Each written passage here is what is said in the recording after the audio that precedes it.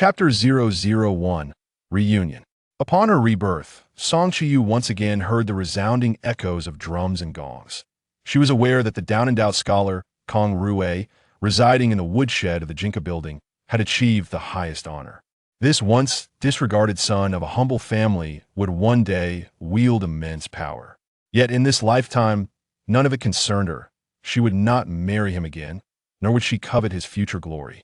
In the elegant chamber of the Jinka building, the 16-year-old Chuyu quietly lowered her head, her youthful visage devoid of any curiosity towards the bustling festivities that on the same day in her past life, she had grown weary playing with her friends and waited for her family to arrive at the Jinka building. Suddenly, the atmosphere below erupted in commotion, prompting her to peek outside, where she laid eyes upon Kang Rui, as graceful as jade among the throng. He emerged, surrounded by admirers, and the descriptions of noble men from books became vividly real. The proprietor, with an air of superiority, personally wrapped silver and graciously offered it to the young man for him to distribute among the crowd.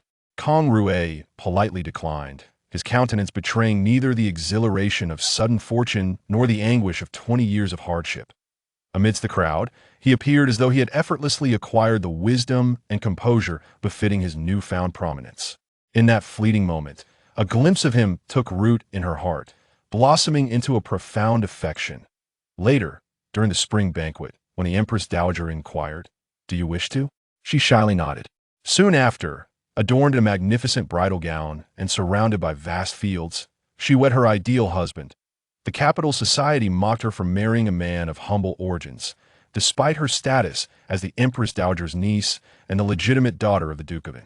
Yet she believed Kang Rui to be a dragon among men, deserving of such a union. Moreover, she cherished the notion of a devoted partner for life. History would prove her foresight. Kang Rui ascended from a 7th-rank scholar to a 2nd-rank official, achieving remarkable feats that silenced his detractors. In time, people began to acknowledge her discernment, praising her ability to recognize talent. They noted not only Kang Rui's capabilities, but also the affection he showered upon her. Former companions regretted their failure to see her worth. Chuyu regarded them with disdainful amusement, pondering their audacity to harbor such thoughts. The court was rife with intrigue, and many sought to tarnish Kang Rui's reputation, alleging he relied on the Yu family for his rise. Although he had indeed benefited from his father's support, she firmly believed in Kang Rui's relentless diligence. For over a decade, he had toiled without respite, diligently pursuing excellence, earning every accolade he received. Even without her, given time, Kang Rui would have achieved greatness. What truly moved her was his steadfast loyalty during the tumultuous times when the Empress Dowager abdicated and the Duke of An faced tribulations. He disregarded the counsel of others advising him to protect himself and resolutely rescued her gambling-addicted elder brother and her insubordinate second brother. Even when he transitioned from a straightforward loyal minister to a schemer shielding his brother-in-law, he remained unwaveringly by her side. This unwavering loyalty was the root of envy among the women of the capital, his unyielding devotion. Chuyu, grateful for his sacrifices, believed that had the unfortunate incident not occurred, she would have deemed her marriage blissful and without regret. Yet she was painfully aware of the truth. Kang Rui's rescues of her brothers had been conditional, facilitated by the Duke of N's wealth, with her brothers essentially bartering her for favor. It was all a grand performance orchestrated between Kang Rui and the Emperor. How ironic. She was to be grateful. Her sister-in-law, whom she revered like a mother, resided in the back courtyard, but she was, in truth, Kang Rui's former wife. The esteemed scholar she had engaged to mentor her nephew turned out to be Kang Rui's own son. A splendid farce indeed. On the day Kang Sahayan achieved his degree, Lin Qingyuan knelt behind Kang Rui, looking at Chuyu with an expression of sorrow as she trembled. "Sister, I concealed this for your sake. Why must you rage so? Surely you understand the Lord's feelings for you. That I have already taken a step back. If you continue to create a scene, are you honoring the years of affection he has for you?" Affection? How had she never noticed Qin Liangxia's eloquence and her alluring beauty? She spoke with such conviction, as if the past calamities had not plagued them, and despite the devastation in Kang Rui's hometown, he had not been able to find anyone who could verify his background. Yet those few who could attest to it confirmed he had never been married. Even before their marriage, She had asked Kang Rui if he had someone he loved, to which he replied no. What did it mean now, with a son and a wife present before her, as a sister-in-law? Was she to express gratitude for her generosity? She had provided for her sister-in-law at the highest level, not for a lowly woman. How foolish she had been to pity her once, fearing the disdain she might face as a refugee. She had sought guidance for her, worried about her self-esteem, and had even arranged accommodations at the princess residence. What a worthless person she had nurtured. Sister, how can you speak so harshly? The Lord has never wronged you, and Sahayan has always called you aunt. You come from a noble lineage, one that cannot be slighted. How could the Lord dare to disregard you? Now you are the matriarch of the Kang family, respected by all. Even if your son lacks ambition, the Lord is willing to sacrifice my son's future for yours. What more do you want? Must you cause a scene for all to witness? Chuyu almost laughed. Who was causing the uproar? She merely wished that her life's efforts would not benefit another's child. And as for her son lacking ambition, he was Kang Rui's firstborn, the nephew of the Duke of An, yet he was nothing but a waste, free to choose any official position in the capital. Did she need anyone to pave the way for her son? My heart aches. My lord, resolve your matters privately, Lin Qingyuan said, departing with a feeble demeanor. Chuyu was nearly faint with rage. She had never known this woman to be so fragile. Yet, she understood all too well why Lin Qingyuan dared to endure in silence for 2 decades before inadvertently revealing the truth that it was because Kang Rui had sought favors for her brothers in the palace. No matter her reluctance, she had to swallow her pride, for otherwise, she would be deemed ungrateful and blind to kindness. She indeed swallowed it. Kang Rui had saved her brothers, and she could not cause a scene against someone who had greatly helped her family over a mere woman and child. Despite her anger, she could not direct it at Kang Rui, only at her incompetent brothers. When her brothers grew weary of her complaints, she realized they had purchased their favors from Kang Rui. They had sold her out. Chuyu could not suppress a laugh. How delightful! The grievances she thought she could endure, only to see them unravel at the hands of her brothers. Wiping her tears, she contemplated that since her glory was preserved by her own means, she might as well adopt her son, allowing him to inherit the Duke of An's title. As long as either her son or daughter someday became the Duke of An, she would not destroy them. Her sister-in-law and brothers vehemently opposed this idea. If they disagreed, they could leave. What right did they have to refuse her after trading their misdeeds for a future? In her family's presence, she vented her frustration, but her brothers resorted to threats, warning her that if she continued to stir trouble, Kang Rui would take multiple wives, and it would be her fault. They declared that had it not been for Kang Rui's current power, she would not have even set foot in the Duke's residence. They warned her that any further attempts would not be met kindly. So now she had to consider Kang Rui's face upon returning to the Duke's residence. But Kang Rui was no longer the man he once was. He exuded an aura of authority without raising his voice, his gaze commanding. He had someone abduct her, saying, Anan, at your age, do not cause further trouble. This was trouble? Indeed, he regarded these matters as trifles. I want the Duke of An's estate. If they wish to sell, let them do so decisively. We shall reclaim the Duke's estate for our son. Kang Rui chose to embrace villainy wholeheartedly, ensuring all benefits returned to his household. Such nonsense. What will the world think of me? What do you care for the world opinion? It is not the first time you've acted thus. Such outrageous talk. Hypocrisy. He lacked the courage to fully embrace his villainy. Chuyu turned away, sorrow weighing heavily upon her, leaving her with nothing in the end. She resolutely barred Kang Rui from entering her courtyard again. Long's sister-in-law came to her hesitantly, saying, Sister, you are truly fortunate. Just a few tears, a little fuss, and my husband pays no attention to my newly acquired maid, only concerned with your happiness. You ought to show more consideration for your husband. Get out. Lin Qingyuan retorted fearlessly. Her son had achieved scholarly success, and her husband held power. Why should she fear a toothless princess? Fine, I shall leave. But why are you so irritable? You used to listen to me. Without question, have you forgotten, princess? Get lost. That was an affront. Lin Qingyuan waved her sleeve and departed. As if I care. Chuyu collapsed onto the couch, her gaze vacant, struggling to recall the image of Lin Qingyuan, who once bowed and scraped, seeking her favor upon her arrival in the capital. She had indeed spoiled her too much. Chuyu fell ill. The imperial physician declared it a heart ailment. Though it sounded like a mere affectation, she was genuinely bedridden, lacking the strength to preside over her son's wedding. Her son believed she was feigning illness to provoke Kang Rui and urged her not to burden her father. Many things were kept from her for her own good. Looking at her son, clad in red garments, she suddenly felt his voice was distant. Her elder and second brothers insisted she should be pragmatic, claiming it was for her benefit. Lin Qingyuan asserted that withholding the wedding details was also for her good. Her son, too, claimed it was for her own sake.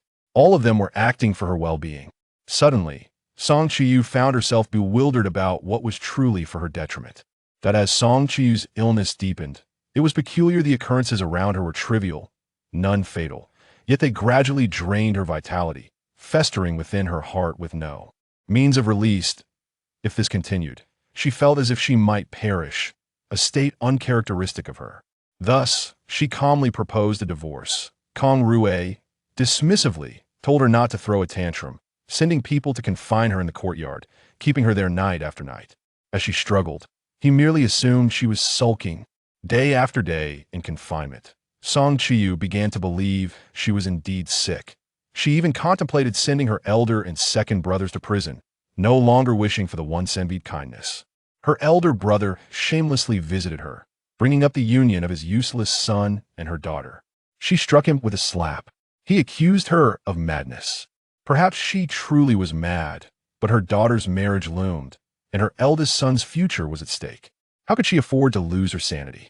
In the depths of winter, heavy snow blanketed the streets of the capital. In her twilight years, Chuyu donned a fur coat, standing beneath the long corridor, gazing at the desolate courtyard, understanding more clearly that in this household Kang Rui was the ultimate authority. Her thoughts held no weight. If she wished to leave her children with a semblance of dignity, to appear less ridiculous herself, she must obediently appease Kang Rui and become a thoughtless automaton. Yet, as a dignified princess of An Guo, how could she acquiesce? After her youngest daughter's wedding, Chuyu, under the guise of longing for her aunt, petitioned the emperor, shaving her head to become a nun, dedicating herself to the prayer for the country by the light of a lamp.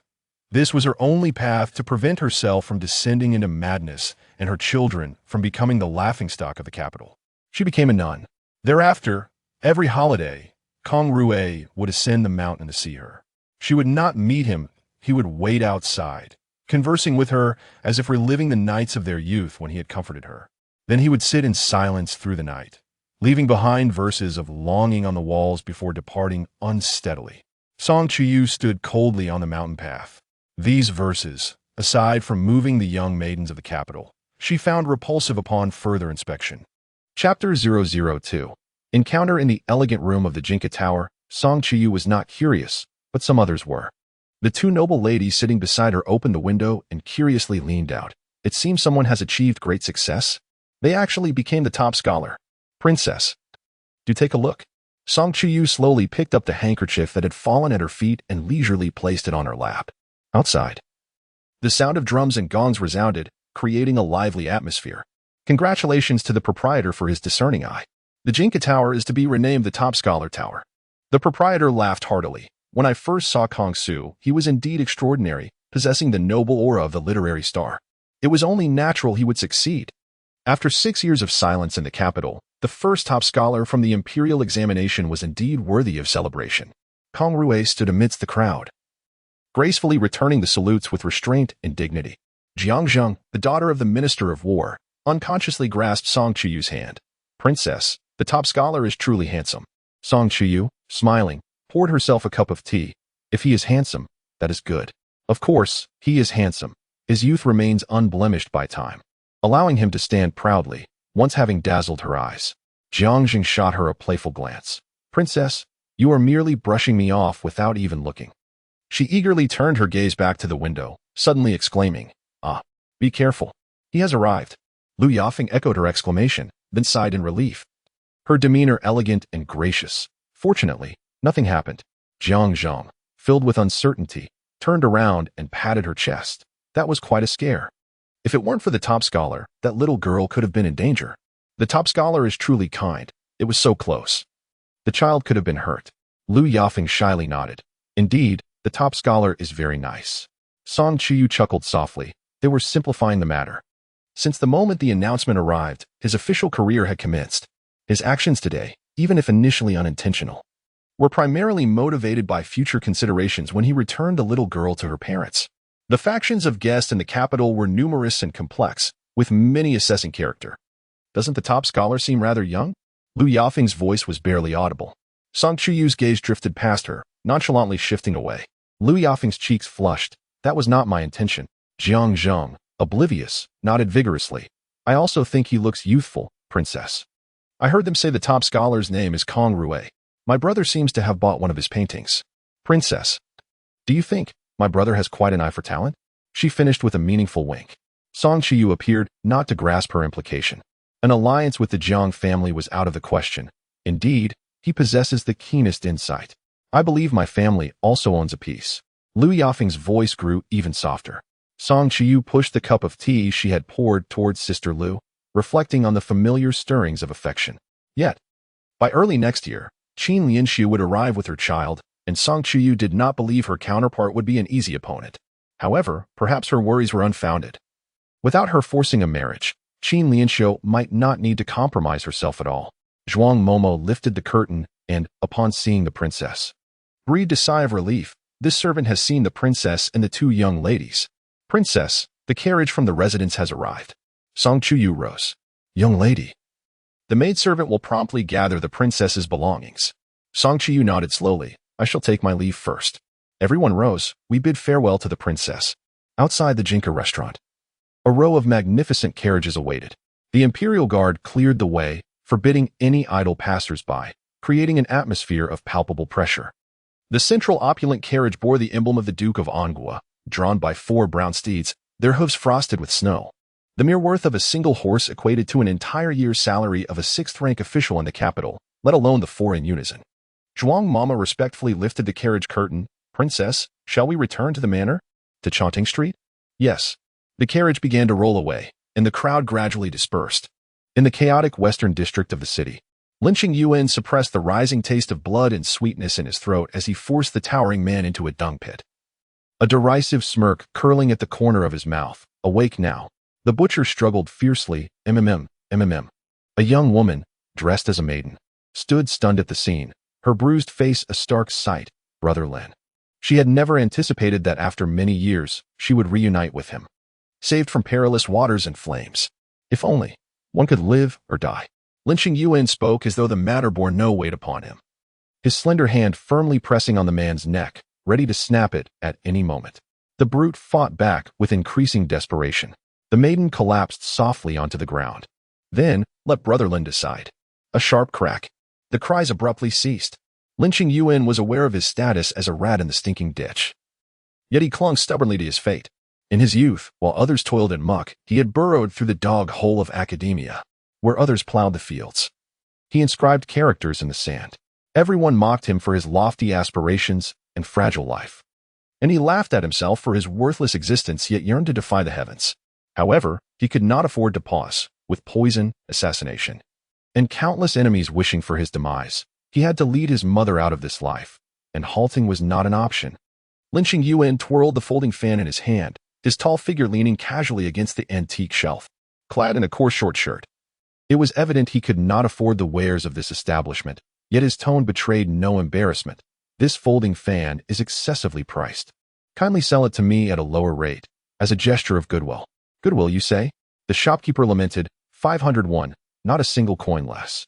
This young man visited daily, unwavering as a thunderstorm, and the Wafang Tower had never sold such inexpensive items. Were it not for the lad's seemingly sound mind, he would have been dismissed long ago. Lin Qingyuan smiled. How about 381? I shall take it without further ado. You might as well take me instead. Leave, and stop causing a ruckus. A woman's voice resonated softly. Shopkeeper, give it to him for 381. Lin Qingyuan turned, and through the gaps in the antique shelf, he beheld a lady standing at the entrance, clad in a flowing gown of snow-white gauze. Golden threads entwined around her skirt, shimmering with every movement. The exquisite filigree bracelet on her wrist was a marvel of craftsmanship. Her complexion was as flawless as the finest white jade, and her eyes sparkled more beautifully than the bright moon. Lin Qingyuan was momentarily taken aback. Even the room's treasures paled in comparison to her beauty. He averted his gaze. The innkeeper had already approached respectfully. I have the honor of meeting Princess An Guo. May the princess enjoy longevity and prosperity. Is the item I requested ready? The reply came, yes, it is ready. Please, princess, ascend to the upper floor.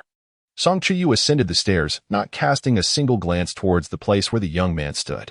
Lin Qingyuan's smile had faded, and he returned his folding fan to the antique shelf, his demeanor languid. Though he did not consider himself particularly remarkable, he certainly did not believe himself to be so inconspicuous as to be unworthy of a second glance. Chapter 003. The distance between you and me. The waiter approached, saying, Consider yourself fortunate. The princess has interceded on your behalf. You may take it for 380 coins.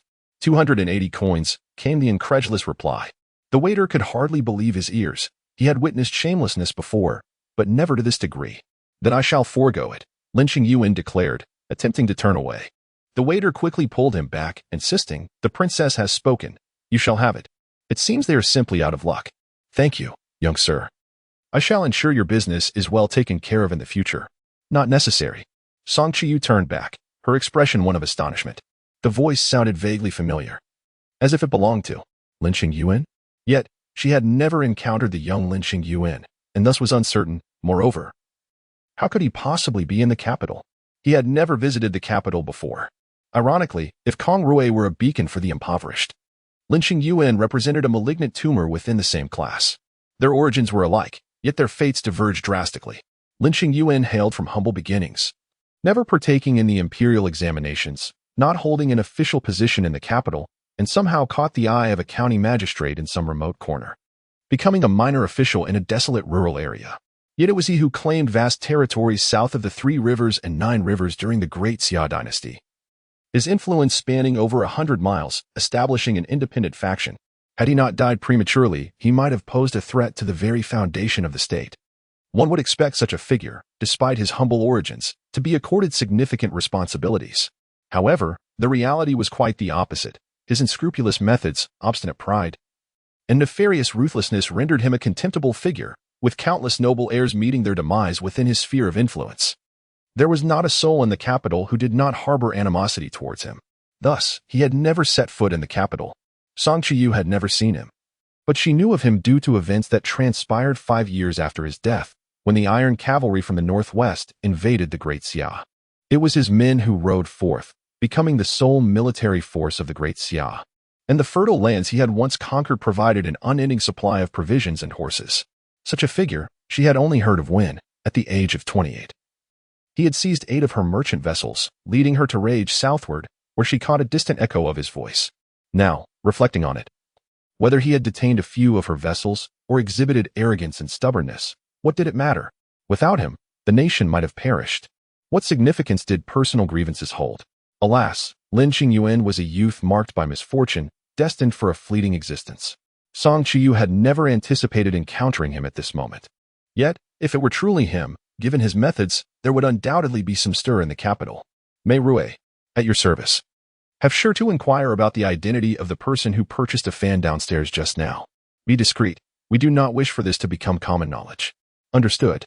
Madame Zhuang couldn't help but glance back. The princess suddenly inquired about the purpose of a young man. What did he look like? Outside the building, Lin Qingyuan tapped his folding fan, which he opened with a flourish, revealing a picturesque scene of a small bridge over flowing water. He turned to the direction of the 2nd floor, inquiring, Is that the esteemed Princess An Guo? Suddenly, a richly dressed man yanked him into an alley, barely containing his excitement, exclaiming, This is it. I have never seen my father so proud. I am about to assume the post of magistrate of An Guo County. In a mere span of 3 months, he transformed from a mere scion of privilege into a distinguished jinshi, poised to be appointed as the magistrate of a county. Congratulations. His tone was rather indifferent. Why are you not the least bit excited? This is all due to your efforts. After a 6-year hiatus from the imperial examination, just before the grand test, news of leaked examination questions emerged, sending shockwaves through the court and the populace alike. There was a tightening of scrutiny, with the invigilators replaced by esteemed scholars. Yet, who could have known that the very scandal of examination fraud was orchestrated by the individual before them? Amidst layers of oversight, he boldly engaged in deceit, achieving success as a jinshi. Who would dare to question his merit? How could Xiao Zhao not feel exhilarated? This was his first close encounter with the tumult of the court, leaving him so agitated that sleep eluded him. Lin Qingyuan gradually closed his fan. Young Master Qiao. With your esteemed family background and upbringing, your success as a jinshi is entirely logical. What does it have to do with me? Xiao Zhao nodded in acknowledgement, recognizing that he had brought shame upon his brother. What shall we do next? If I truly take up my post, it will be in a desolate place where not even a bird would linger. Why not embrace a position earned through one's own merit? Countless jinshi aspire to such opportunities yet find them elusive. Xiao Zhao should be grateful for his father, who holds the rank of 4th-grade official. Reflecting upon this, Xiao Zhao concluded, then I shall go. Brother, here is 100 taels. Please, do not stand on ceremony. From now on, we shall be like true brothers. Lin Qingyuan glanced at the offered money before accepting it. You are my elder. What does that matter? Let us speak on the basis of merit. Come. Let us celebrate with wine. It is my treat. Lin Qingyuan, nearly stumbling from the sudden pull, couldn't help but glance upstairs. Yet saw nothing. Do you know Princess An Guo? I do. Xiao Zhao suddenly cast him a sidelong glance, although he regarded his brother as formidable. There were some matters beyond mere prowess. Brother, why do you inquire about the princess? Nothing significant. I merely noticed the carriage of the Duke of An Guo and thought to ask. Xiao Zhao sighed in relief. Indeed, for someone he dared not even dream of. His brother had even less chance. Chapter 004. Delusions. The morning light filtered through the broken beams of the dilapidated temple, accompanied by the sweet melodies of birds and the awakening of insects. Lin Qingyuan opened his eyes, recalling a dream wherein a pair of delicate hands, holding a folding fan, lifted his garments with the question, do you deserve this? Deserve it? Lin Qingyuan leaped down from the beam, splashing cold water onto his face to shake off the remnants of slumber. The dream felt distant, a luxury far beyond his reach, not a matter for his contemplation. The temple door creaked open. A ragged child, even more tattered than Lin Qingyuan, stood before him with an upturned gaze, demanding, you need to settle your debt, 100 copper coins, quickly. Lin Qingyuan glanced at him, tossing his towel onto a bamboo pole. We agreed on monthly settlements.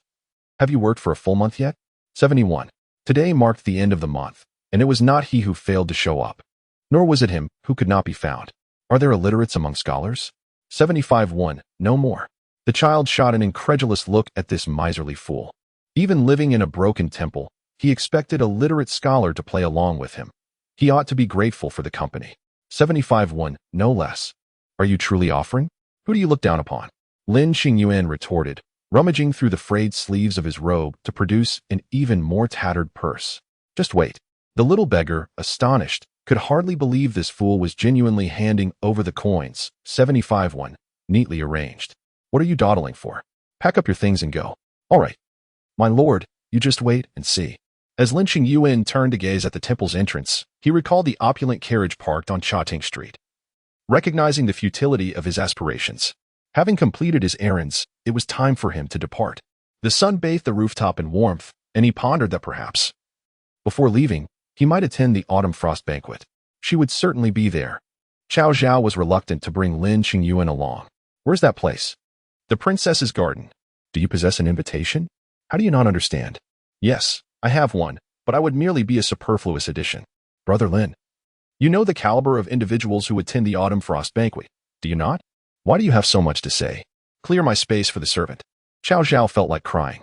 Brother Lin, you are indeed going to see the princess, are you? I merely wish to observe your future rival. One cannot remain a county magistrate forever. Xiao Zhao immediately perked up. Who do you intend to focus on? Which suitor do you think stands a chance? His brother did not disappoint him. Let us discuss this further. Should we perhaps drag someone into our scheme? I hear the autumn frost banquet is organized by the princess on the Empress Dowager's command to seek a husband for the An Guo Princess. Attendees are all esteemed families from the capital. Surely, there are a few suitable wastrels among them. Lin Qingyuan shot him a glance. Xiao Zhao nodded emphatically. The eldest son of the general's household, the heir of the marquis's estate, all are exceptional candidates. Is that so? Given her age? It is indeed time for her to consider marriage. Of course, after all, they have all partaken in wine. The grandeur of the autumn frost banquet is comparable to that of the emperor's selection of a consort. Lin Qingyuan's brow furrowed. Exercise caution. Be wary of the perils that may arise from careless words. Xiao Zhao immediately fell silent. Within the An Guo Duke's residence, Wei Rui lifted the jade curtain, revealing a pair of slender hands slowly withdrawing from the water's surface. With a flick of her fingers, the spring water and flower petals plummeted back into the depths, droplets cascading from her fingertips, as white and smooth as jade, momentarily captivating. Song Chuyu cast a glance at her. Wei Rui immediately regained her composure, secretly chiding herself for her lack of resolve. Your Highness, I have inquired thoroughly. Song Chuyu accepted the towel, saying, You may all leave now. Yes. Wei Rui stepped forward, reverently taking the princess's hand to wipe it clean. Your Highness. The individual who appeared at the Wafang studio that day is named Lin Qingyuan, and he hails from a distant land. Song Chuyu paused for a moment. A smile gracing her lips. Indeed, it was he. Is the young servant's attire truly so unseemly? Xiao Zhao responded with exasperation. It is already quite satisfactory. Do you recall what you used to wear? It's acceptable, I suppose. Acceptable? Your last garment was riddled with patches. The maple leaves blazed like fire. Carpeting the outskirts of the capital, the ginkgo trees, dressed in golden hues, resembled a resplendent tapestry of bright prospects. Even before dawn, the estate of the Grand Princess buzzed with activity, a steady stream of stewards and servants bustling about. Xiao Zhao sat in the carriage, unable to suppress a fidget to adjust his attire. After all, he was now partly a man of the court and wished to maintain his dignity. Stay close to me once we enter, do not stray. Lin Qingyuan lowered the curtain, revealing the East Mountain, where opulent villas stood in abundance. Each mansion more extravagant than the last, a testament to their lavish reputation. The carriage came to a halt. Taking a deep breath, Xiao Zhao felt a flutter of nerves. This was his first attendance at such a gathering, and how could he not feel anxious? He was accustomed only to mingling with the scions of noble families. Do you think my hairpin is askew? Lin Qingyuan directly assisted him in alighting from the carriage. Status. The exterior grounds of the estate were vast, with the main gate fully opened, capable of accommodating 8 carriages simultaneously. 6 stone lions stood majestically, exuding solemnity, while the throngs of people adorned in silk and brocade signified wealth and grandeur. There was no sight of decay or ruin. Xiao Zhao, my brother. Shun, my brother. Xiao Zhao straightened his posture. In the past, Shen Haosan had never deigned to acknowledge him, yet now they addressed each other as brothers. Shall we go together? After you. Shen brother. I have heard that you have already secured a position. Xiao brother? A small place. And what of you, Shen brother? My father wishes for me to remain at the Hanlin Academy for a few years before determining my path. You know the newly appointed top scholar? He has secured a position there as well.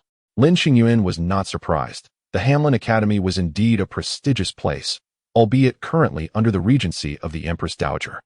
Has he arrived yet? Xiao Zhao had yet to meet the top scholar. I have heard he comes from humble beginnings. Shen Haosan lowered his voice when the messenger arrived. The scholar was still working as a helper in a tavern. His background is truly quite ordinary. Upon finishing his statement, Xiao Zhao reflected on his own equally modest origins, which had caused quite a stir in the examination world, and promptly fell silent. Chapter 005. I recite, you write in the secluded garden of the manor. Resplendent with blooming flowers, the delicate guests had already gathered. The elder ladies congregated with their daughters-in-law to watch the performance, while the younger sisters flitted about the garden, chasing butterflies. In the main hall, the Grand Princess held Song Chuyu's hand, speaking earnestly. You and the Emperor have grown up together. A closer bond would be most fitting. Yet the Empress Dowager insists. Song Chuyu smiled, but remained silent, daring someone to voice their thoughts. Her aunt was not the Emperor's biological mother. The Empress Dowager entered the royal family when the late Emperor was already 50, and her aunt had never borne a child. In my opinion, you are the most suitable match. If you are persistent, the Empress Dowager will likely accommodate you. Is the Emperor's desire for autonomy merely an idea to marry the Dowager's niece? Such a notion is utterly futile. No wonder he was later supplanted by Prince Qi. Sister, what are you saying? The Emperor has always regarded Chuyu as a sister. The Grand Princess's face flushed with embarrassment. Look at me. I am growing old. Oh, why is it so lively outside? Your Highness, it's because the kites from the front courtyard have drifted to the back. The elder ladies present chuckled. These children cannot wait for even a moment. The Grand Princess also laughed, releasing Song Chuyu's hand. These pursuits are for the young. Go and see if there are any kites that catch your fancy. You need not keep us old bones company. The Grand Princess was certainly not old. You are quite charming with your words. It's no wonder the Empress Dowager favors you, and I do as well. In the backyard, separated from the front courtyard by a wall, a variety of kites were already spread across the ground. Some were caught in the treetops, others nestled among the flower beds.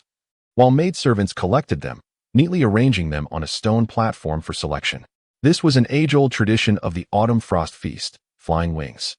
Unmarried men would attach their unwritten poems or paintings to the kites, which would soar over the high wall for the unmarried women within to appreciate. The women could select their favorites and pin a silk flower to the kite they liked, with each woman adorning her kite with 3 silk flowers. The kite that received the most flowers could take home a pot of the finest blooms from the garden. This was a mark of honor for the men and a testament to the discerning taste of the women. The arrival of Song Chuyu momentarily hushed the garden. The young women felt a mix of emotions, anxious that she might choose the kite they admired, yet equally fearful she might overlook it. It was well known that although the princess of An Guo was self-assured, she had grown up beside the Empress Dowager and possessed an exceptional eye for beauty. If she found nothing to her liking, it would reflect poorly on them all. Jiangzheng, playful and spirited, approached with only 2 silk flowers remaining in her hand. Princess, have you found any that you fancy? Song Chuyu gently plucked a petal from her hair. They are all quite nice. How perfunctory, the princess replied, just as another kite drifted over. In an instant, Cao Zhao lost sight of Lin Qingyuan and hurriedly searched for him. What are you doing? You frightened me to death. Upon realizing where he was, she understood. The ground was littered with a plethora of kites, each adorned with ink and brush strokes. Let us go. The newly crowned top scholar has arrived. I'll take you to see him. Lin Qingyuan remained immobile. Cao Zhao glanced at the kites on the ground. Then back at him. You want tea? And suddenly jumped up. I refuse. Lin Qingyuan seized Cao Zhao and urged her forward. I recite. You write. No. His handwriting is embarrassing. Lin Qingyuan did not mind and had already dragged him over. Suddenly, a commotion erupted at the entrance of the chrysanthemum garden. Several individuals paused their writing, and discussions arose in a cacophony. It was Kang Rui, accompanied by the esteemed Mr. E. More people ceased their writing to greet Mr. E. Cao Zhao attempted to flee but was invited back by Lin Qingyuan. With a wry expression, Cao Zhao lamented, Brother Lin, the top scholar has arrived. Even if I write, I will merely be a filler. Moreover, my calligraphy is truly unworthy of your poetry. Lin Qingyuan insisted, yet glanced towards the entrance, well aware of this individual. Having studied all those who participated in the imperial examinations, he withdrew his gaze, prepared the ink, and placed the brush in Cao Zhao's hand. Lin Qingyuan recited a line, and Cao Zhao, with a pained expression, wrote a line in a scrawl that resembled a dog's pawing, smudging the paper in the process. Kang Rui stood amidst the crowd, a gentleman like jade, exuding warmth and elegance. Mystery looked at him earnestly, advising, do not always focus on the scrolls, engage more with your peers. After imparting his wisdom, the elder entrusted his proud pupil to a close friend's son and took his leave. They respectfully bid farewell to Mystery. Cao Zhao hurriedly completed the final few characters, his face turning pale. Now, the ladies of the capital would surely know of his poor penmanship. As the newly crowned top scholar, his literary talent ought to be exceptional. Amidst the crowd, someone issued a challenge. It seemed Kang Rui had not heard. Graciously clasping his hands in a polite gesture, I am unworthy. Master Jiang from the Chanho mansion appeared somewhat displeased as Kang Rui was under his tutelage. The speaker, undeterred, retorted, who among us is not from a prominent family in the capital? We have long admired Scholar Kang's talent. Why not compose a poem for us to behold? Just as Master Jiang was about to speak, Kang Rui stepped forward gently. I shall humbly present my work. Cao Zhao cast a glance at Lin Qingyuan. Deeply feeling the contrast between himself and the composure of others, he observed them and then looked back at his own subordinate, dressed in shabby gray, and found no comparison. Lin Qingyuan, with an indifferent expression, queried, What are you staring at? Is the ink dry? I shall blow on it immediately. Lin Qingyuan nodded. Cao Zhao had one merit. He was obedient and perceptive. This was also the reason Lin Qingyuan had chosen him. Not far away, a new kite had already been prepared. The ink and brush well soaked. A crowd had gathered around. Lin Qingyuan also approached. Kang Rui lifted his brush, moving with grace and precision. Fallen leaves do not wither. Neither do they fade. Lonely and lofty, I stand by the abyss, enduring the frost. Not hidden in the verdant world beyond, yet still. I behold the splendid landscape of rivers and mountains. Excellent. A splendid verse. Lonely and lofty, I stand by the abyss, enduring the frost. Not hidden in the verdant world beyond. A beautiful poem. Cao Zhao emerged from the crowd, feeling despondent. Are we finished? Chapter 006 Insights of the ex-husband Lin Qingyuan gestured for him to return to his previous position. Have you dried it? You've certainly taken the time to join the fray. If Kang Rui lacked skill, How could he have distinguished himself among so many? Yet, it appeared that his proficiency in poetry had notably advanced. Young Master Jiang provocatively glanced at young Master Yin. I wonder if young Master Yin has prepared a poem or a painting. There is no need for young Master Jiang to concern himself with that. My only worry is for Scholar Kang. I cannot fathom how he will manage to carry the Flower King back later. Laughter erupted around them. Kang Rui slowly set down his brush. Feeling rather indifferent to the surrounding commotion, having occupied a high position for so long, he had grown unaccustomed to such merriment. He recalled his journey to the Hugua Temple, a time when he had been so engrossed in state affairs that he had not seen an end for an extended period. He had hastily arranged a carriage to meet her. Upon opening his eyes, he was surrounded by people informing him of his success in the imperial examination. It was utterly absurd. His life had been untroubled and free of regrets, and he had long since ceased to dwell on his youth. However, when it came to regrets, there was one, An, his wife, who had grown increasingly tempestuous with age. Although communication between them had become strained, since she seemed to care, there were matters she would never need to know in this lifetime. Reflecting on his troublesome wife, Kang Rui felt a mix of exasperation and amusement. It was merely a matter of Lin Qingyuan, yet she made such a fuss, truly regressing as time passed. Which matron of her age would behave as she did, creating such turmoil over a woman, indulged beyond measure? Especially on the day An entered the monastery, he had been so furious he nearly fainted.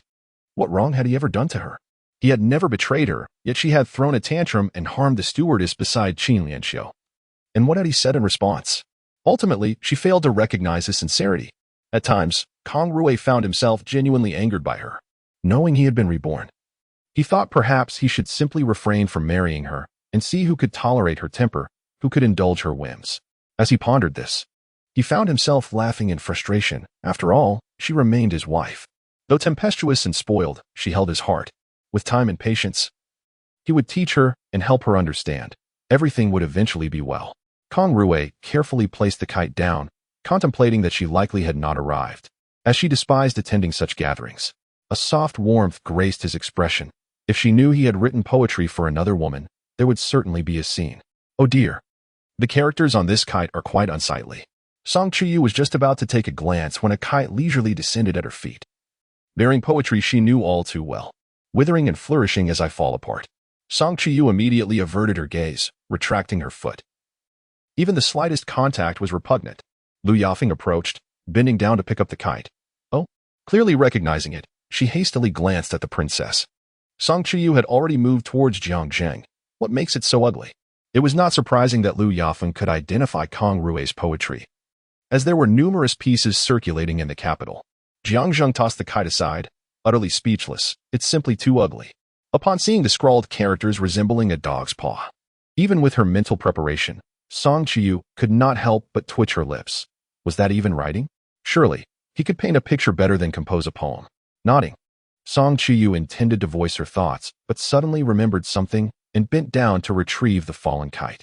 The fragrance converges into the branches. While the spirit of the wind does not yearn for spring, it slays myriad colors, yet singularly honors one's soul. My lady, do discard it. You need not fear soiling your hands. Chuyu's gaze lingered upon this poem, her expression gentle. Who would have thought that he had also attended the autumn frost banquet? The noble families of the capital should indeed feel fortunate, for at this juncture, he had yet to spread his wings and stir up trouble. His poetry was commendable, nonetheless. Jiang Zheng, risking the peril of blindness, deciphered once more, converging fragrance into the branches, singularly honoring. Surely, osmanthus and hibiscus are equally delightful. How could one claim supremacy? Perhaps it is merely his own perception. However, I hold a different view. I find it lacking. Of course, you are entitled to your opinion. Chuyu turned away, taking the silk flower from the maid, breaking the mark of her own identity upon it, and adorning the kite with the flower. This must be pinned by Cao Zhao, the rather inarticulate county magistrate. In hindsight, it seems that it was not Cao Zhao who chose Lin Qingyuan, but rather Lin Qingyuan who selected Cao Zhao in the capital, leveraging his father's influence to swiftly navigate the local terrain. Had Lin Qingyuan entered service himself, with his status, establishing a foothold in the capital or implementing his policies locally would have been a protracted endeavor, one he could not afford given his physical condition. Jiang Zheng could hardly believe her eyes. What are you doing? Chuyu carefully placed the kite. The rider was fortunate. His father had reached the pinnacle of his official career, ascending due to another's rise, not to mention his own stature. Those who once looked down upon him later refrained from speaking boldly in his presence. Jiang Zheng stamped her foot. The lady would not divulge it, for it would be too embarrassing. Such writing hardly befitted the lady's silk flower. Song Chuyu perceived it differently, for Lin Qingyuan may not have intended to draw such attention. Thus, she removed the mark. Otherwise, the fact of his visit to the capital would be hard to conceal. Let us go over there and take a look. Hurry, lest we be seen. When Song Chuyu circled back, she discovered another silk flower nestled beside her own. Chapter 007. Meng Jianyang. Song Chuyu smiled. The capital city was never short of discerning women. Jiangzheng also noticed and, in astonishment, tugged at the princess's sleeve, exclaiming, "It's the flower of Sister Meng." Song Chuyu nodded in acknowledgement. Meng Jianyang, the eldest daughter of General Meng, was well versed in the 4 books and 5 classics, her talents rivaling those of men. She was also the noblewoman who underwent the most significant transformation before and after marriage. General Meng, a man of martial prowess, preferred not to have his daughter wield swords or practice martial arts, choosing instead to nurture her delicately within the confines of the boudoir. Yet, Meng Jianyang proved her worth, never parting from her books, possessing both beauty and intelligence.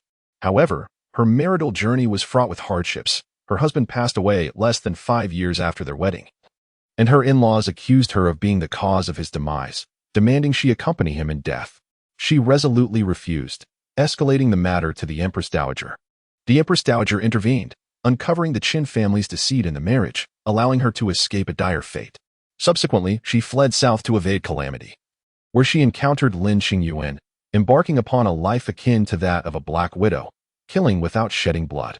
It was said that Lin Qingyuan was indeed a rebel. He employed female officials, blurring the lines between genders. Whoever was capable stepped forward. Meng Jianyang ranked among his top 10 confidants, a title conferred upon them by the capital, which Song Chuyu believed acknowledged her prowess, even if it bore a somewhat mixed connotation. In retrospect, Miss Meng had always possessed remarkable discernment. Had it not been for their disparate social standings, she would have gladly acted as a matchmaker, wishing to secure happiness for the one who ensured the tranquility of the great Xia for a century, and to see her descendants flourish. Princess, there are many flowers on that kite too. Where? Song Chuyu, recognizing it was Kang Rui's kite, swiftly averted her gaze, wondering if it was not delightful to simply enjoy the scenery. The grand racetrack had already erupted into a clamor. The heir of the Yin family, adorned in a jade crown and elegant garments, led his steed amidst a throng, immediately spotting his rival, Kang Rui, behind him. Kang, your horsemanship must be quite exceptional, otherwise Jiang would not have claimed you could capture the flower of the realm. Jiang Huaiming frowned. Who among them was unaware of Kang Rui's humble origins? He had never even owned a horse, let alone mastered equestrian skills. Was the Yin heir still unwilling to accept defeat in poetry? Is it premature to declare a loss? Have you seen the outcome?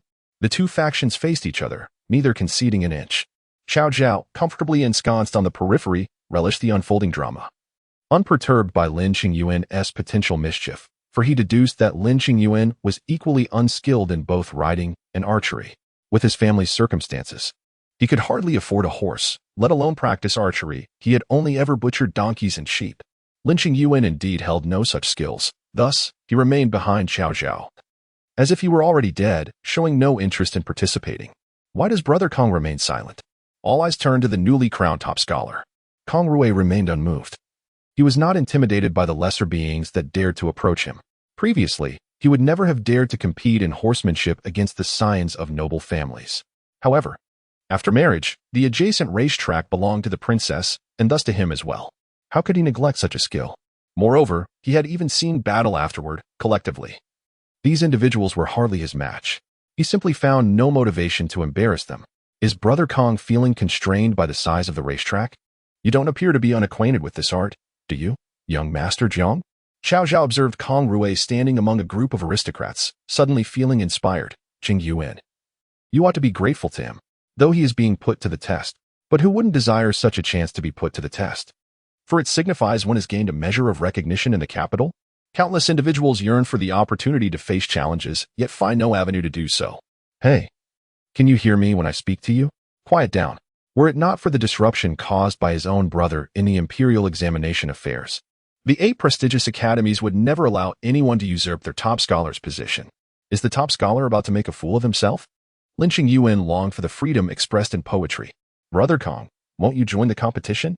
Many aspire to champion the cause of the young Master Yin. Who says Brother Kang will not participate? Xiao Zhao eagerly anticipated the spectacle, exclaiming, "Here they come." He pulled Lin Qingyuan forward. The top scholar is about to compete. Don't fall off your horse, or it will be quite a show. Lin Qingyuan pried his hand away. Can you guess how many times the top scholar will fall? What a trivial pursuit, he mused.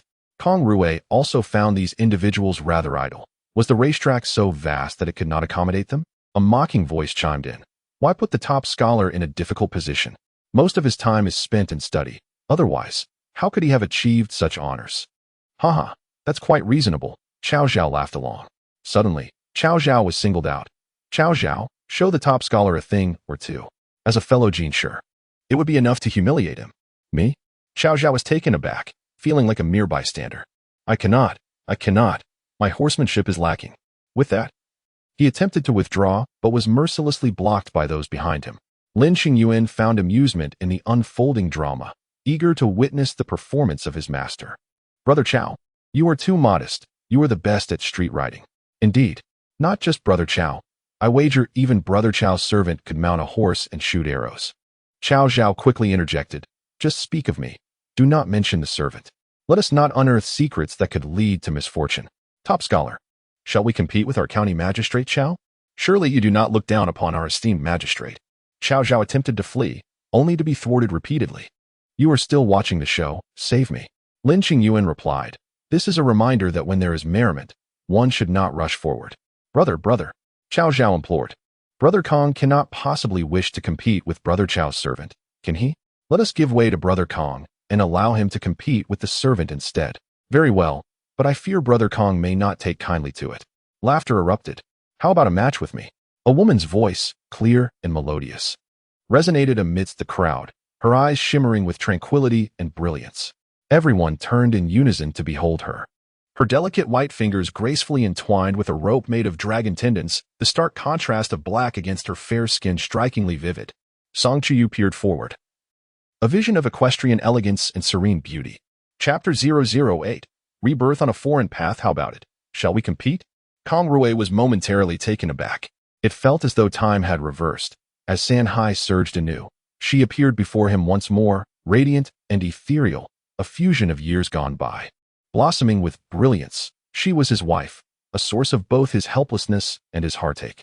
Kang Rui's brow instinctively softened, and just as he was about to speak, Jiang Huiming and the young Master Yin stepped forward, smiling courteously. We pay our respects to the princess. You jest, Your Highness. How could we dare to compete with you? Only then did Kang Rui realize that Anin was not addressing him. It was indeed inappropriate for him to speak at that moment. However, Anin must have come here because of him. In his previous life, he had not attended the Qiu Shuang banquet, but this time, he had reluctantly come at the repeated invitation of Elder Yi. Had she heard about it? She remained as bold in love as ever, always striving to place herself before him when she adored him. Regaining his composure, he maintained his gentlemanly demeanor. In this lifetime, he awaited the day when his girl would once again approach him fearlessly. Xiao Zhao attempted to flee, but Lin Qingyuan instantly stood firm, blocking his path while subtly smoothing his garment. She had yet to reveal whom she was defending. After all, he had been mentioned. The young Master Yin, with a friendly smile, took a couple of steps closer to the Princess of An Guo, the two being most familiar among those present, and remarked jovially, "Truly upset now?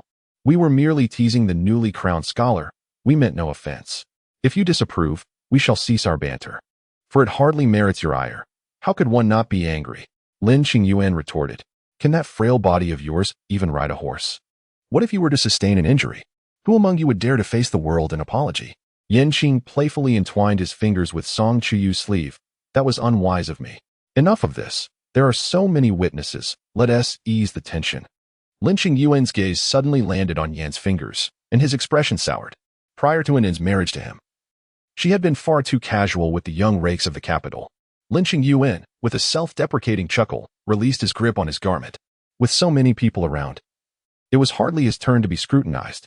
Song Chuyu shot him a reproachful glance. "Should there be a next time, I shall inform your father." Yanqing responded cheerfully. Indeed. We thank you, dear lady, for your mercy. Why are you still dawdling? Get on your horse. Let us race." With that, he mounted his steed, a magnificent red horse, and called out, "Hurry, or I shall break your horse's legs." Yin Qing, with a resigned sigh, mounted his horse and took off in pursuit. "Princess, that is a tribute from the northern regions." Song Chuyu glanced back, the wind tousling her hair, a radiant smile on her face. "I'll let you have a head start. You said it. Go." Seeing this, Jiang Huaiming promptly followed suit, and many others streamed out. Who still remembered who Kang Rui was? Could he even ride? Lin Qingyuan was eager to join, but he only knew how to ride a cow. He had never felt so foolish, arrogantly dismissing the importance of horsemanship. Meanwhile, Kang Rui observed the figures in the field, leading his horse out. Since she wished to ride, he would accompany her. Giddy up. What? The scholar can ride? Qingyuan, are you able as well? It seems even humble origins are now so discreet. Lin Qingyuan's face darkened. No, there is no need to shout so loudly. The young master Yin shared a close rapport with the princess? Quite so. The young master Yin was well acquainted with the heir of the An Guo County residence, thus naturally familiar with the princess. Lin Qingyuan fixed his gaze on the galloping horse in the arena and observed her draw the bow, his body tensing in response.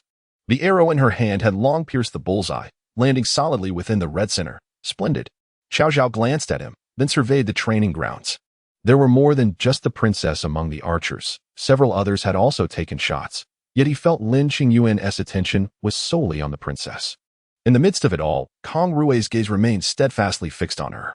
With a bow drawn and arrow knocked, he released in one fluid motion, the fletching still quivering delicately in the air. Song Chiyu's expression grew slightly serious. At this moment, Kang Rui was hardly proficient in equestrian skills. Moreover, that last arrow had been delivered with precision and force. Such mastery could not be achieved without decades of practice. Furthermore, she was acutely aware of Kang Rui's archery techniques at various stages. Yet he executed them now. Could it be he was just like her? Song Chuyu was momentarily taken aback. But her technique remained unwavering as arrows flew one after another. Soon, she regained her composure, releasing her final arrow and making a sharp turn. There was nothing astonishing about it.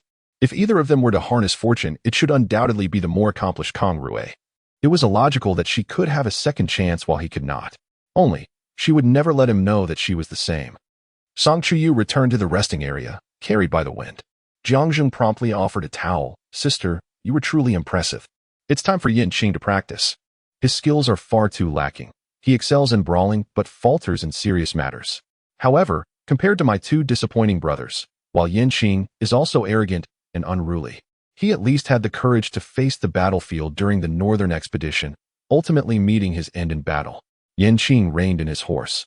Undeterred by victory or defeat, youthful camaraderie shining through, the princess has truly inherited the essence of the duke. I admire you. You are not lacking either, Song Chuyu replied.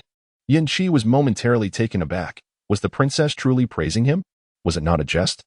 Song Chuyu cast a glance at Xiao Zhao in the distance. His calligraphy is also commendable. Xiao Zhao could hardly believe his eyes. Did the princess truly look at him? She must have. Lin Qingyuan stood there, dazed, unable to find a reason for her gaze upon him. Yin Qing felt a bit elated. Does the princess truly think my equestrian skills are commendable? Surely, one knows their own strengths and weaknesses. Missing the target 6 times, beginners would surpass him. General Yin must not have been infuriated, surely due to his generous heart.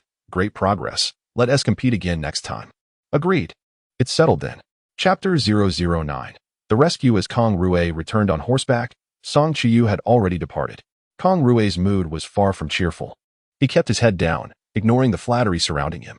He had nearly forgotten the insurmountable chasm that existed between them before their marriage. This realization was profoundly disheartening. He had always believed that such disparities had long since vanished, only to be confronted with them once more.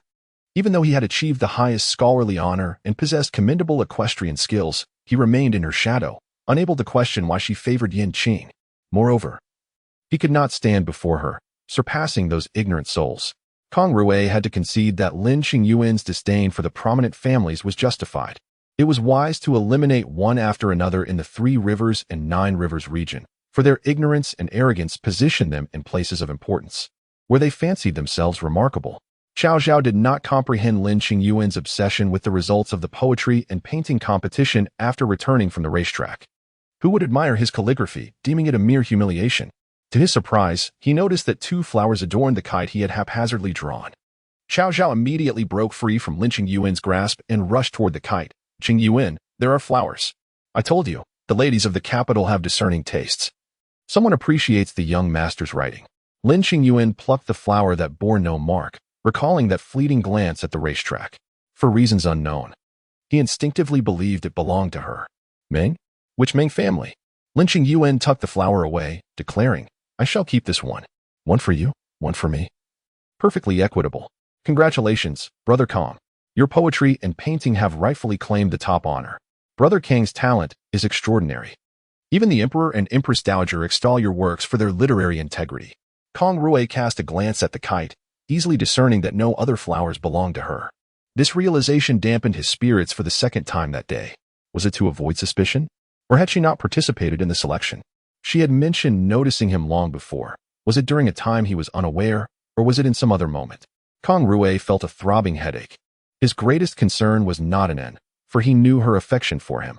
He needed to contemplate his colleagues. Some would need to tighten their skins, for he might not be as accommodating as in his previous life. As Song Chuyu prepared to return to her residence, she was summoned by the Grand Princess, who relentlessly inquired about Yin Qing, subtly suggesting a marriage proposal for him. The implications were unmistakable. It seemed the emperor was growing anxious. My lady, it is getting late. Perhaps you should stay at the estate.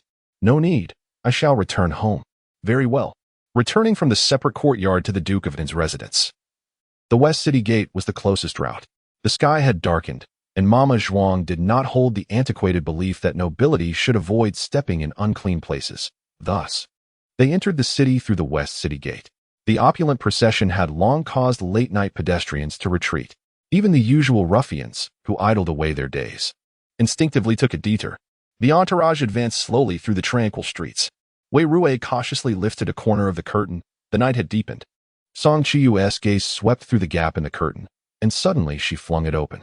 Wei Rui gasped, my lady. Song Chiyu's complexion darkened as she swiftly opened the carriage door. Lu Ping, send someone to investigate what has transpired in the alley and bring them here. Yes. The carriage came to a halt, and with it, all ceased their activities. The solemn street fell into an abrupt silence, and the pedestrians, already wary, hastily distanced themselves. Granny Zhuang cast a glance towards the dark alleyway. Your Grace, what is amiss? Song Chuyu remained speechless, hoping that her perception had been misguided. Yet, she distinctly recalled the attire worn by Lin Qingyuan. Before long, Lu Ping dragged a bloodied figure towards them, accompanied by 7 or 8 martial artists who had not managed to escape. Noble one, spare my life. It was this man who stole from me, compelling my hand. Indeed. Noble one, please show mercy. It was truly this ruffian who initiated the attack. We merely retaliated, I assure you. Song Chuyu gazed at Lin Qingyuan, who was barely clinging to life, now carelessly discarded on the ground by Lu Ping, rendered speechless. It was no wonder that Lin Qingyuan's health was frail. In such a state, a slight mismanagement could lead to lasting afflictions. What profound grievances warranted such a brutal response? Eliminate these individuals. Lu Ping was momentarily taken aback. The kneeling men were equally stunned, instinctively attempting to flee. Yet, Lu Ping and his companions were swifter, their blades delivering fatal blows. Song Chiyu's expression remained indifferent. Regardless of the rationale, it did not justify the assault on Lin Qingyuan. Wei Rui trembled slightly. You and Lu Ping take the injured man to see a physician, and ensure his wounds are tended to properly. Yes, Your Grace. Lin Qingyuan awoke amidst the fragrant aroma of medicinal herbs, his consciousness still hazy, as he heard the faint rustling around him. You are awake, esteemed doctor. 3 or 4 physicians entered in an orderly fashion, each taking turns to diagnose the patient before adjusting the medications accordingly. A young apothecary remained to change the dressings. As Lin Qingyuan fully regained his awareness, he surveyed the exquisite chamber adorned with silk, a sense of disorientation washing over him. Where was this place? He remembered that he had not yet reached home before being ambushed. Wei Rui, having heard him, dismissed the steward and hurried inside. You are awake. Is there anywhere that you feel discomfort? Having been unconscious for 3 days and nights, she feared that the noble one might hold her accountable. Lin Qingyuan recognized her instantly, his brows furrowing in confusion at how he had ended up in her presence. Do not move. Your body has yet to recover. Why do you not heed my words? The young attendants, tasked with changing his dressings, quickly restrained him. You must not move. Your wounds may reopen. Chapter 010. Decision. Wei Rui anxiously exclaimed, What are you doing? This is my master's private estate. There is no danger here. You should focus on your recovery and not act recklessly. Lin Qingyuan's complexion grew paler, his expression marked by bitterness. In the midst of a brawl in the western part of the city, under such circumstances, how could she think of him as anything but a petty thug? A hopeless case? I feel much better. I want to go back. He insisted on leaving. How can you? Do not move. If you do, all the princess's efforts will be in vain. To her, it was merely a casual act. But for him, it meant so much more. Yet, Lin Qingyuan, exhausted, collapsed back down. The apothecary hurriedly administered acupuncture to him. Wei Rui stamped her foot in frustration. I told you not to be stubborn. Within the Duke's residence, a tranquil corridor wound around stone steps, leading to a crystal-clear pond. At the pond's end stood a pavilion encircled by an 8-panel screen. The Duchess of the Duke, fanning herself gently, looked affectionately at her daughter, surrounded by elegant servants. Chuyu, did you see any suitable young man at the autumn frost banquet? Chuyu gazed at the array of treasures before her, picked up a string of eastern pearls. Found them too plain, and set them down. I told you there was no one. The young man from the Yin family seems quite good. Not suitable. What makes him unsuitable? He cannot be a son-in-law. The Duchess laughed. You, with so many brothers and sisters at home, need to find someone to be a son-in-law? What about the newly appointed top scholar? I heard he was present as well. Not interested. You don't know what's good for you. I think he is quite admirable, talented, and well-mannered. Chuyu adorned her wrist with a delicate hollow wooden bracelet, fair as a painting. But mother said I should choose. And if I feel he is not suitable, then he is not. The Duchess waved her hand, dismissing the jewelry attendants. Whoever is suitable. You should consider someone from your estate. It is absurd to have someone from the western city lingering at your estate. What will people think? Send him back to the Chow family. Suddenly, Chuyu halted, her mother's words leaving her heart heavy. Did he not deserve a place at the estate? What was inappropriate about residing in the Duke's household? Yet, whether now or after pacifying the 3 rivers and 9 rivers, the capital deemed him unworthy. Unfit to be mentioned in their ranks, unworthy of recognition from the esteemed families. No matter what he accomplished, they viewed it merely as cunning, a means of deceit. Even when he nearly became a pariah, they merely muttered, at least he hasn't committed any heinous acts. Chuyu felt an indescribable ache in her heart. Was this his fate? To traverse this destiny over and over again? She had never considered altering Lin Qingyuan's path. For even the slightest deviation in his fate could spell disaster for the great Xia. Yet, precisely because of this, was it justified for him to tread the same weary road of his past life?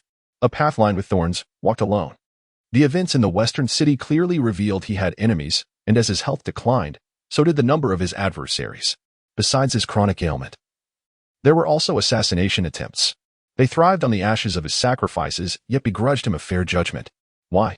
Their peace and comfort were built upon his achievements. Now, as fate rewinds, why must he still bear these burdens? He once single-handedly turned the tide. He deserved to bask in glory and command respect from all. Madame Song gently prodded her daughter. What troubles you? I merely speak casually. Mother, you have reminded me. She had never contemplated such a possibility. What is it? She never considered that a hero should bask in glory, even if it meant the suffering of the masses. He ought to enjoy the splendor of prosperity rather than yearning for Lin Qingyuan to exhaust himself in protecting them once more. If he is unwilling to witness the river's collapse and the people displaced, what efforts can she make? She would tread his path and ensure his comfort. Mother, I shall marry him, Chuyu declared resolutely. Madame Song had never thought her daughter to be unwell, yet now she spoke such nonsensical words. You jest. I speak earnestly. Chuyu fixed her gaze upon her mother, the wooden bracelet slipping onto the back of her hand, its fragrance dense. She would offer her glory to him, attempting to walk his path. Madame Song, startled, grasped her daughter's arm. I misspoke just now. If you do not fancy the young man from the capital, we shall find another. Mother, Chuyu was not jesting. Please consider it. Consider what? I cannot agree. Your father and your aunt will not consent either. If the emperor were to learn that you chose a servant over him, he would be furious. But the Empress Dowager would surely be incensed first. But what if I publicly declare that he saved me while I was passing through the western part of the city?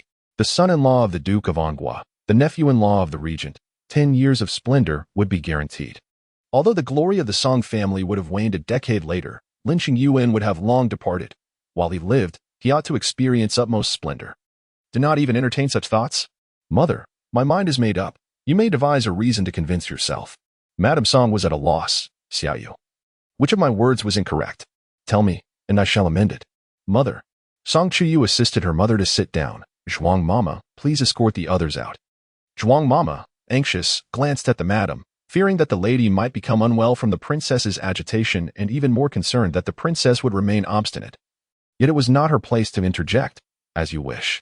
Does mother believe that aunt will return power to the emperor? Chapter 011. The Empress Dowager's attitude. You are audacious, daring to speak recklessly about state affairs. Do you not fear the consequences? Of course I do. After all, my aunt is not a tyrant. But what of the emperor? What are his thoughts? After my aunt returned power to him, she always suspected that he held back, restricting her actions as soon as she gained a semblance of authority. When the Prince of Qi rebelled, my aunt did not hesitate to support him as emperor. However, by the time she grasped the situation in the court, she had already lost her real power. The emperor is not her own son, after all. Madame Song immediately became alert. Do not attempt to deceive me, even if the emperor is not her son. It is not your place to lower your status to alleviate his suspicions. Even if you did, it would not be to such a degree. Indeed, it is not. Mother, do not try to persuade me. Mother, do not call me. I am leaving. Madame Song stood up decisively. From a humble background, I have achieved success akin to that of a top scholar. How could a mere servant be worthy of such a connection? That is a servant. Zhuang Momo also felt uneasy. Your Highness, I too feel this is inappropriate. Is that so? I shall enter the palace. I wish to see the Empress Dowager. Your Highness, please reconsider. Upon coming to a realization, Song Chuyu found no cause for concern. This is my matter to address. I shall live as I please. What of my elder brother? Replying to your Highness, the heir has left. Where has he gone? Zhuang Momo hesitated. Song Chuyu took a deep breath. Her elder brother was perpetually enmeshed in gambling, having squandered the family's century-old fortune, yet he took pride in it. Bring him back. But the heir, bring him back. He must enter the palace to see our aunt. It is futile to discuss this with mother. She will persuade the Empress Dowager. The majestic palace loomed, solemn and imposing. The emperor had yet to assume power, while the Empress Dowager held the reins of the Daxia administration. The atmosphere in the Qian palace was particularly grave. The chief eunuch had long awaited outside the hall. Upon seeing the swollen eyes of the An Guo Princess, he felt a pang of sympathy. My little master. What has befallen you? Why are you weeping? Song Chuyu grasped the arm of Lord Da. It is merely a disagreement with my mother. The chief eunuch dared not speak further. The Empress Dowager lifted her gaze from the burdensome state affairs and, upon noticing, felt a jolt of concern, dismissing the attending officials. As they departed, the eunuch could not help but glance back at the young princess, wondering who had offended her to cause such distress. With a fierce determination, Song Chuyu clenched two peppers, her tears reflecting her resolve. And, I have something to convey. The Empress Dowager, in her 50s yet remarkably well-preserved, was known to treat the orphaned children of the late emperor kindly. However, the entire court was aware that her greatest affection lay with her own niece, who was cherished more than any princess, bestowed the title of An Guo. Had it not been for the requirement that only a direct daughter of the late emperor could be titled eldest princess, the Empress Dowager would have conferred upon her niece the rank of Long Junqiu. Kneeling, Song Chuyu's expression turned earnest. Aunt, I seek your guidance. What manner of woman must I become for you to approve of my marrying the one I love? Regardless of their status? The Empress Dowager paused for a moment, her hand raised to assist Song Chuyu halting mid-motion. Straightening herself, your inquiry leads me to believe I have gained another nephew. Aunt, Song Chuyu gazed intently at the Empress Dowager. The Empress Dowager gazed at her niece with perplexity, for her niece had always been indulgent and capricious since childhood, possessing a lofty spirit. Apart from her striking beauty, she was merely another noblewoman commonly found in the capital. Yet today, something seemed amiss. The suitor's status was exceedingly humble. How could one expect to marry someone of such lowly standing? It was true he had suffered much in life, and many had betrayed him. Indeed, there are many pitiable souls, but few have garnered the sympathy of her niece, and even fewer desire to have her protect them. Has the other party agreed? Song Chuyu was momentarily taken aback, having never contemplated this question. Is their consent necessary? The Empress Dowager pondered. Not necessarily. If Chuyu consents and her own approval is secured, the thoughts of the suitor become inconsequential. However, Song Chuyu held a different view. It is indeed crucial. She had entirely overlooked this point.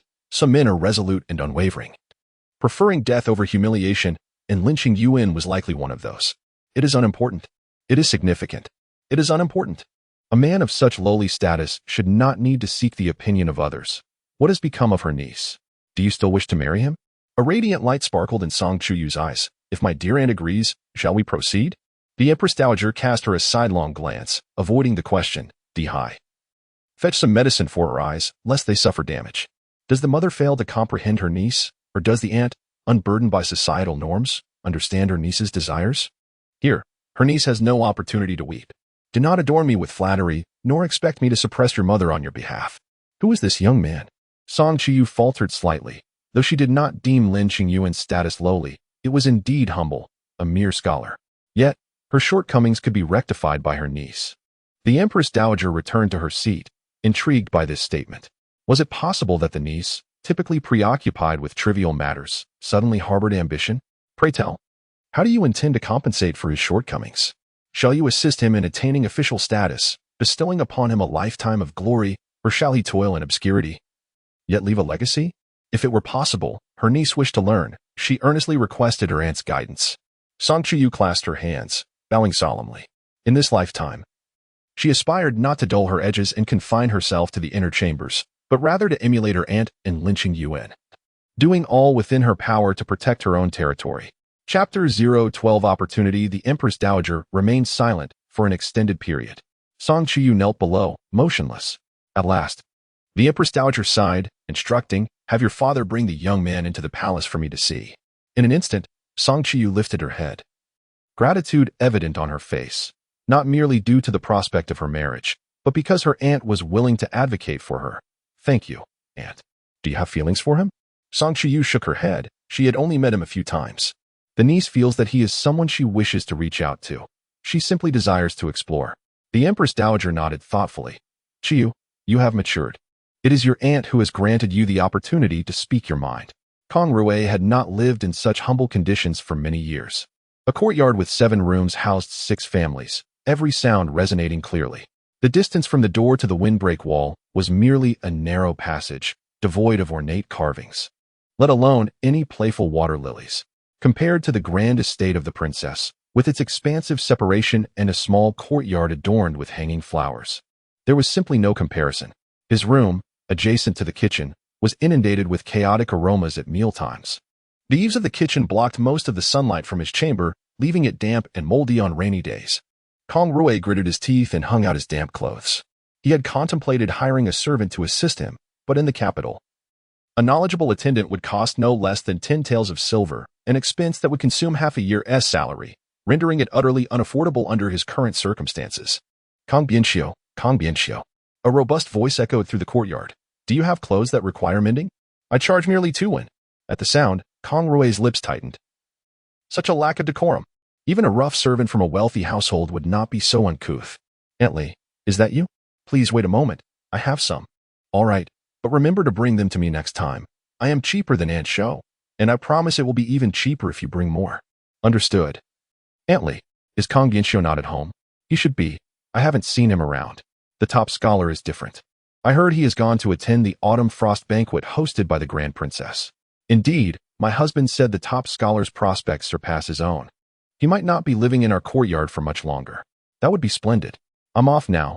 Remember to seek me out for any work. My skills are unmatched. Kang Rui felt a headache coming on. The courtyard was as noisy as a bustling marketplace, filled with daily calls for laundry and the sound of fans. Yet, despite such conditions, this courtyard was the best accommodation he could secure after being appointed to the Hanlin Academy. Previously, while in service, he often heard colleagues lament that it was unwise to bring their families to the capital, as the living conditions were unbearable. He had thought they merely sought peace and quiet to indulge in drinking, preferring to have congenial companions nearby. Now, reflecting on the current housing situation, he was relieved he had not brought his family to the city. It was high time to improve the living conditions for officials, at the very least. Not everyone should be allowed to shout in the courtyard. Song Chuyu had gone to the other garden, believing it necessary to inquire about Lin Qingyuan's opinion. What if he disagreed? She would not force him. How's his health? Wei Rui was on the verge of tears as the princess finally arrived.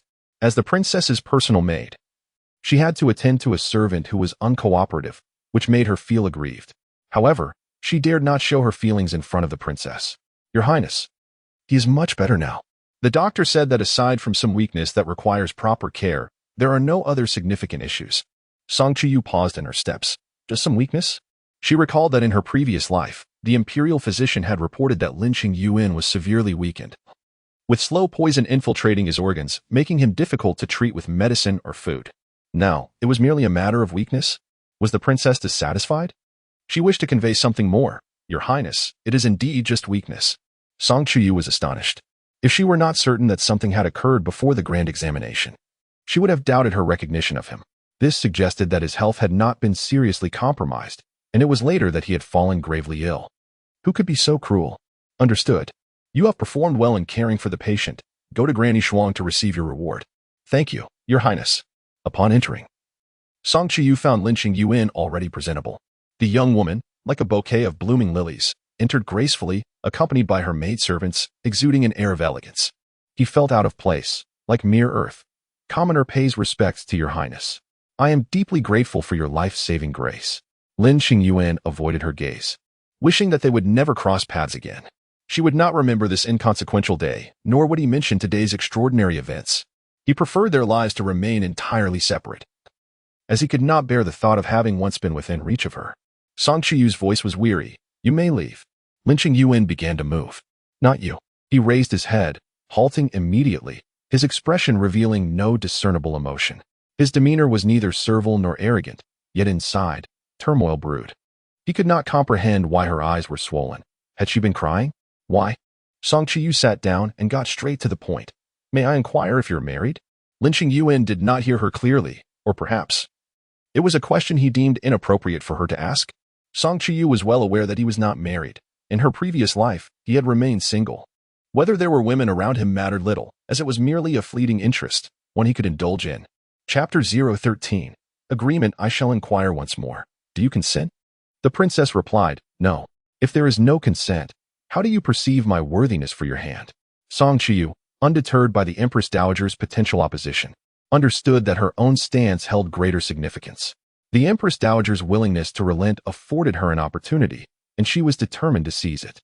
Lin Qingyuan, taken aback, raised his gaze and met her still swollen eyes.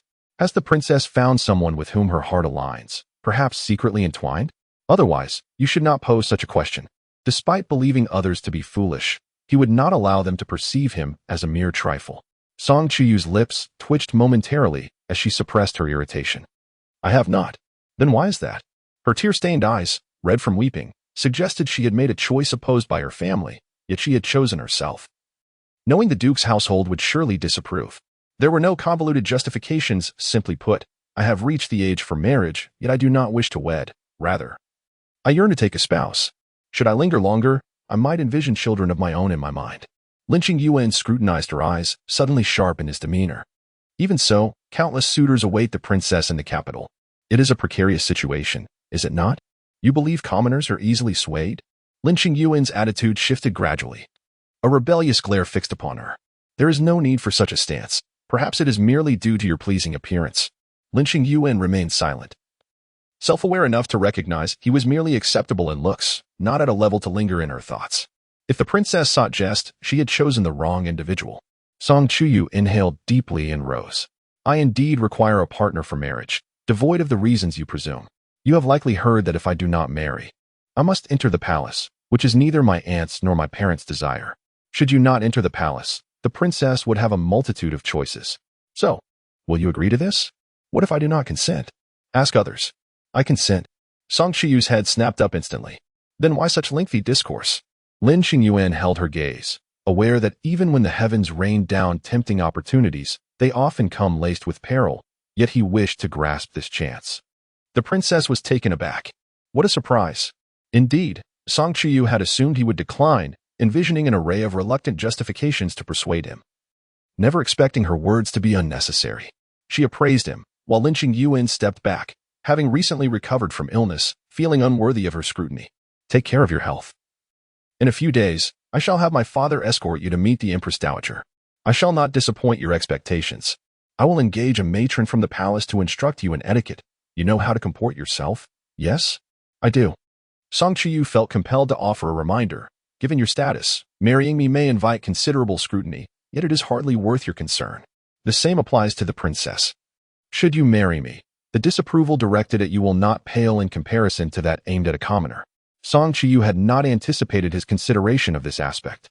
First, prepare yourself to contend with the Empress Dowager. I shall not squander the opportunity the princess has fought for. Rui, at your service. See to Lord Lin's care. Though it may not be immediate, he shall surely attain an official position upon meeting the Empress Dowager. Yes, at the onset of the Song dynasty. As Song Chuyu contemplated departure, she hesitated and returned. Although Huang Mama was not the Empress Dowager's personal attendant, she held the Dowager's trust. The commoner understood this. Yet he had another query. Pray speak. Does the princess truly wish to marry? Indeed, she does. Lin Qingyuan comprehended. I wish the princess a safe journey. As Song Chuyu turned away, she sincerely hoped that those who genuinely sought to benefit the common folk would lead peaceful and prosperous lives, devoid of excessive hardship. If fate decreed that he would achieve nothing, then a life of carefree enjoyment would suffice. If he aspired to ascend higher through the support of the Duke of N's household, may his future be bright and promising, even if this marriage ended in chaos. If it allowed him to soar higher, the well-being of the people would be a worthy outcome. After all, having endured one failed marriage, it would be unreasonable to expect another to fulfill every desire. Besides, who can claim to have perfect contentment? The Hanlin banquet before the Qian Hall was the pinnacle of gatherings, a rare opportunity for newly appointed officials to present themselves before the Emperor and Empress Dowager. A poor performance could result in a lifetime relegated to the Hanlin Academy, for even among the top scholars of past imperial examinations, not all were granted official titles of the third rank. Yet, many soared to great heights. Kang Rui retrieved the brocade robe he had worn during the autumn frost banquet, recalling that in his previous life, it had been the same garment worn at the Hanlin banquet, lacking any jade adornments or a distinguished lineage. He had captured the Dowager's attention with his excellent calligraphy and wed the princess. This time around, he would excel in all aspects, avoiding entanglements in the factional strife of the Hanlin, rising swiftly while sparing in from unnecessary scrutiny. The Empress Dowager exhibited little enthusiasm for this banquet, as it coincided with the day her restless niece had chosen her suitor. Furthermore, the Dowager harbored intentions of returning power to the emperor, diminishing her interest in the gathering of old ministers and newcomers. The prearranged poetry and debates were not presided over by her personally. She entrusted everything to the emperor. In the future, they shall be your subjects. You ought to observe them closely.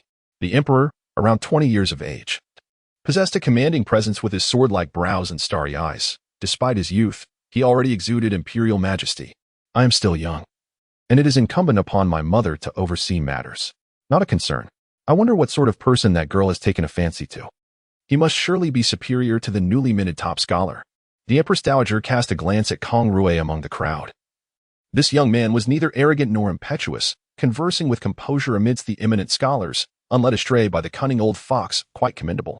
Alas, that girl, never mind. The Dowager rose to see for herself the kind of person he was. Kang Rui suddenly looked up. Why has the Empress Dowager departed? My essay remains unfinished. In his previous life, the Dowager had lavished praise upon his composition. Now, why had she left prematurely? Could there be an urgent matter? He could not recall whether the Dowager had ever departed early before. The Dowager, feeling unwell, declared, I shall oversee the matters on behalf of my subjects. Long live our emperor. Chapter 014. Filling a vacancy at the ministry, the atmosphere of the banquet shifted. Once incisive opinions dulled into mediocrity, the tense ambience eased. A sense of alarm gripped Kang Rui's heart. Perhaps, the Empress Dowager truly was unwell, for age brings susceptibility to illness. The emperor's expression turned frosty. These were his subjects, yet they were not entirely his, but rather the subjects of the Empress Dowager.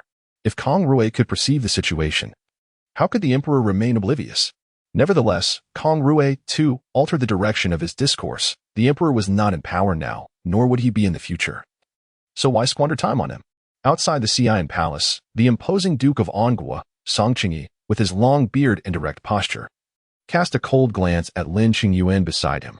What could his daughter possibly see in this man? A pretty face? He could hardly lift a burden, and his frail frame could be extinguished with a mere pinch. Utterly useless. The more Song Qingyi observed Lin Qingyuan, the more he found him displeasing. The young man's attire. He certainly knew how to dress, undoubtedly chosen by his daughter. The sole redeeming aspect was that he had not signed a contract of servitude with the Chao family. Otherwise, he would have dispatched this individual without hesitation. Lin Qingyuan maintained a respectful demeanor. Yes, Duke. The Empress Dowager cast a glance at Song Qingyi. Where is the person? As Song Qingyu was in the midst of performing his courtesy, he faltered upon hearing her query. Very well, bring the person forth. If you could not bear to see them, you would not have brought them here in the first place. Since you have, why maintain such formality? Song Qingyu disagreed. It is not the same. Upon hearing the news, I wished to personally rid the world of that young man. Yet my daughter did not weep and wail to marry him. She merely wanted to evaluate him. Moreover, I have sent people to investigate. And it appears he has no significant connection with my daughter. Importantly, having observed him closely for several days, he is rather agreeable. He speaks little, endures hardships, and avoids the pretentiousness of scholars in the military, able to converse with anyone, which aligns well with my temperament. Yet, he does not possess the stature for high society, mingling instead with the common folk, far too inferior for Xiaoyu. Who is worthy of Xiaoyu? Bring him in. She is more concerned with the recent changes in Chuyu. The political landscape in court is no longer a mystery to her, and she has developed long-term plans for her ships. Compared to finding a man for support, she desires that Chuyu establish herself. Announced Lin Qingyuan's audience. Lin Qingyuan knelt within the hall. The Empress Dowager conversed with the attendant beside her. Lin Qingyuan remained in his kneeling position. After a brief interval, the Empress Dowager turned her gaze upon him. Lin Qingyuan extended his hands forward and bowed. You are Lin Qingyuan.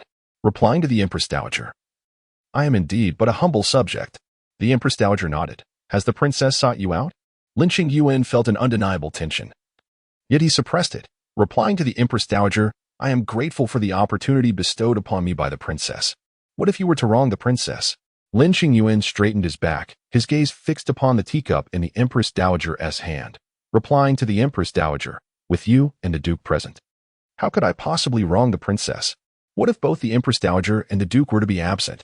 The Duke intends to remain, yet is restrained by the Empress Dowager. Lin Qingyuan bowed deeply. The Empress Dowager and the Duke may take me away first. There is no need for such concern, however. Should the princess marry, she may find herself too preoccupied with familial matters, particularly if her union is of a humble nature. Her frequent appearances could potentially tarnish your reputation. In response to the Empress Dowager, the princess presides over the palace. Thus, domestic trivialities are of no consequence. It is natural for the princess to manage affairs, as complexities are inherent in her duties. The reputation of a commoner, while significant, is ultimately shaped by one's own journey. One must be aware of the path ahead from the very beginning, understanding the destination and the companions along the way, friends who share in the vastness of one's world. Even if others do not acknowledge it, this world is nonetheless mine, a reality that cannot be evaded. Once the journey has commenced, the aim is to broaden the path, not narrow it. Those who criticize from the sidelines should remain in their place. I too have, at times, judged the paths of others while standing on my own. Such discourse is permissible, for freedom of speech exists. The Empress Dowager regarded him with interest, pondering his thoughts on her governance. The Duke suddenly tensed, rising to his feet. But she cast him a glance, urging him to remain seated. After all, she held no power to execute him. Lin Qingyuan, bewildered, replied, Your Majesty, given your ascension to power, what thoughts could a commoner possibly have? Naturally, governance is governance. Have I not yet returned power to the emperor? The concept of a nation is vast and weighty, entailing the responsibility of caring for the people, supporting the populace, and managing officials, all resting upon a single individual. The reality of the nation is grand, while its dreams are fraught with external and internal strife. The focus is on territorial integrity, yet the management involves navigating conflicts. Ironically, the calamities of the 3 rivers and 9 rivers are severe, and the common folk, lacking resources, must take detours. Thus, I dare not frivolously comment on state affairs. In essence, with the time spent contemplating such matters, it would be more prudent for both parties to engage in tangible pursuits. How audacious! The Duke rose, intent on reprimanding him. Enough, enough. Who are you trying to impress? Disasters in the South have persisted through generations. They are not resolved overnight, and they shall pass in due course. Lin Qingyuan remained silent. There was no necessity to reason with those in power. What you say is indeed accurate, Empress Dowager. Moving forward, he should lead a good life with Chuyu. Additionally, he ought to fill a vacancy in the Ministry of Works. His status is unseemly. Lin Qingyuan was taken aback and immediately bowed. I thank your Majesty for your grace. May you live 1,000 years. Song Qingyi retracted his foot, considering him perceptive. Chapter 15. Engagement outside the palace. Through the gap in the curtains, Song Chuyu observed her father escorting Lin Qingyuan from a distance.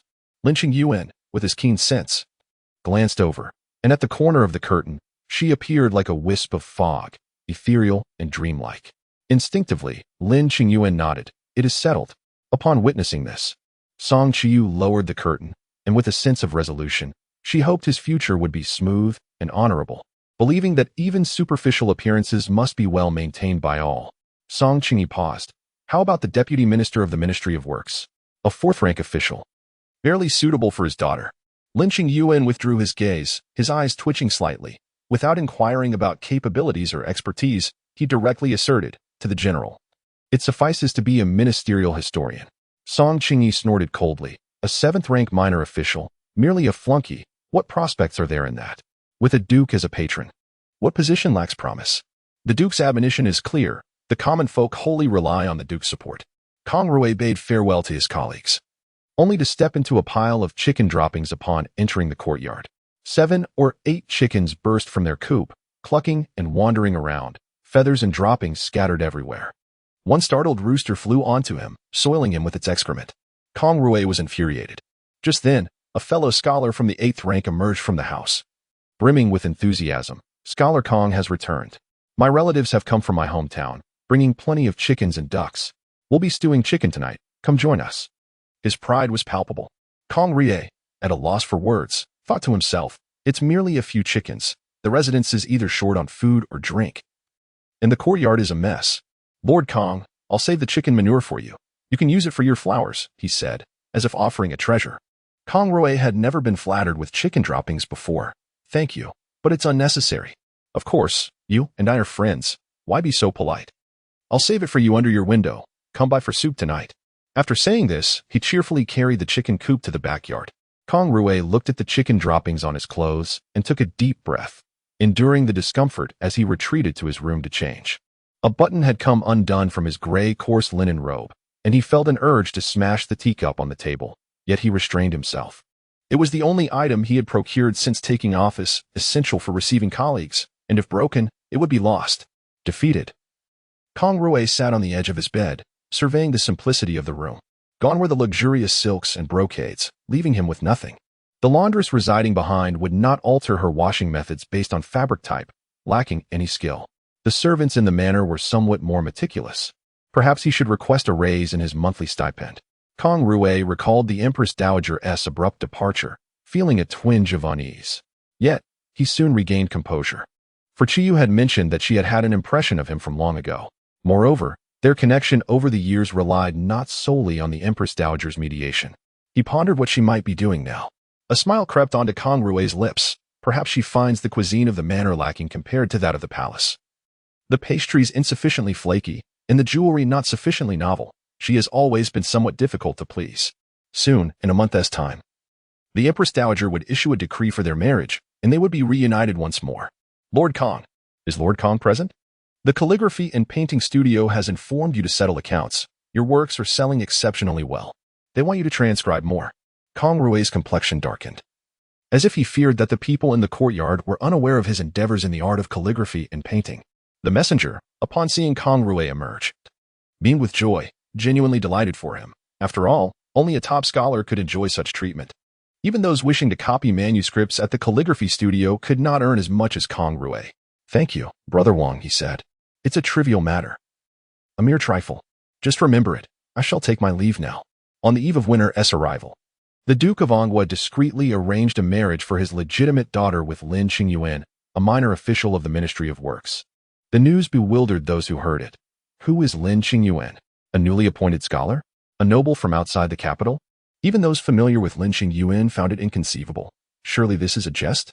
The Duke of An Guo disseminated the news through the corner gate, stating that on the day of the autumn frost banquet, the princess had encountered danger and was fortuitously rescued by Lord Lin.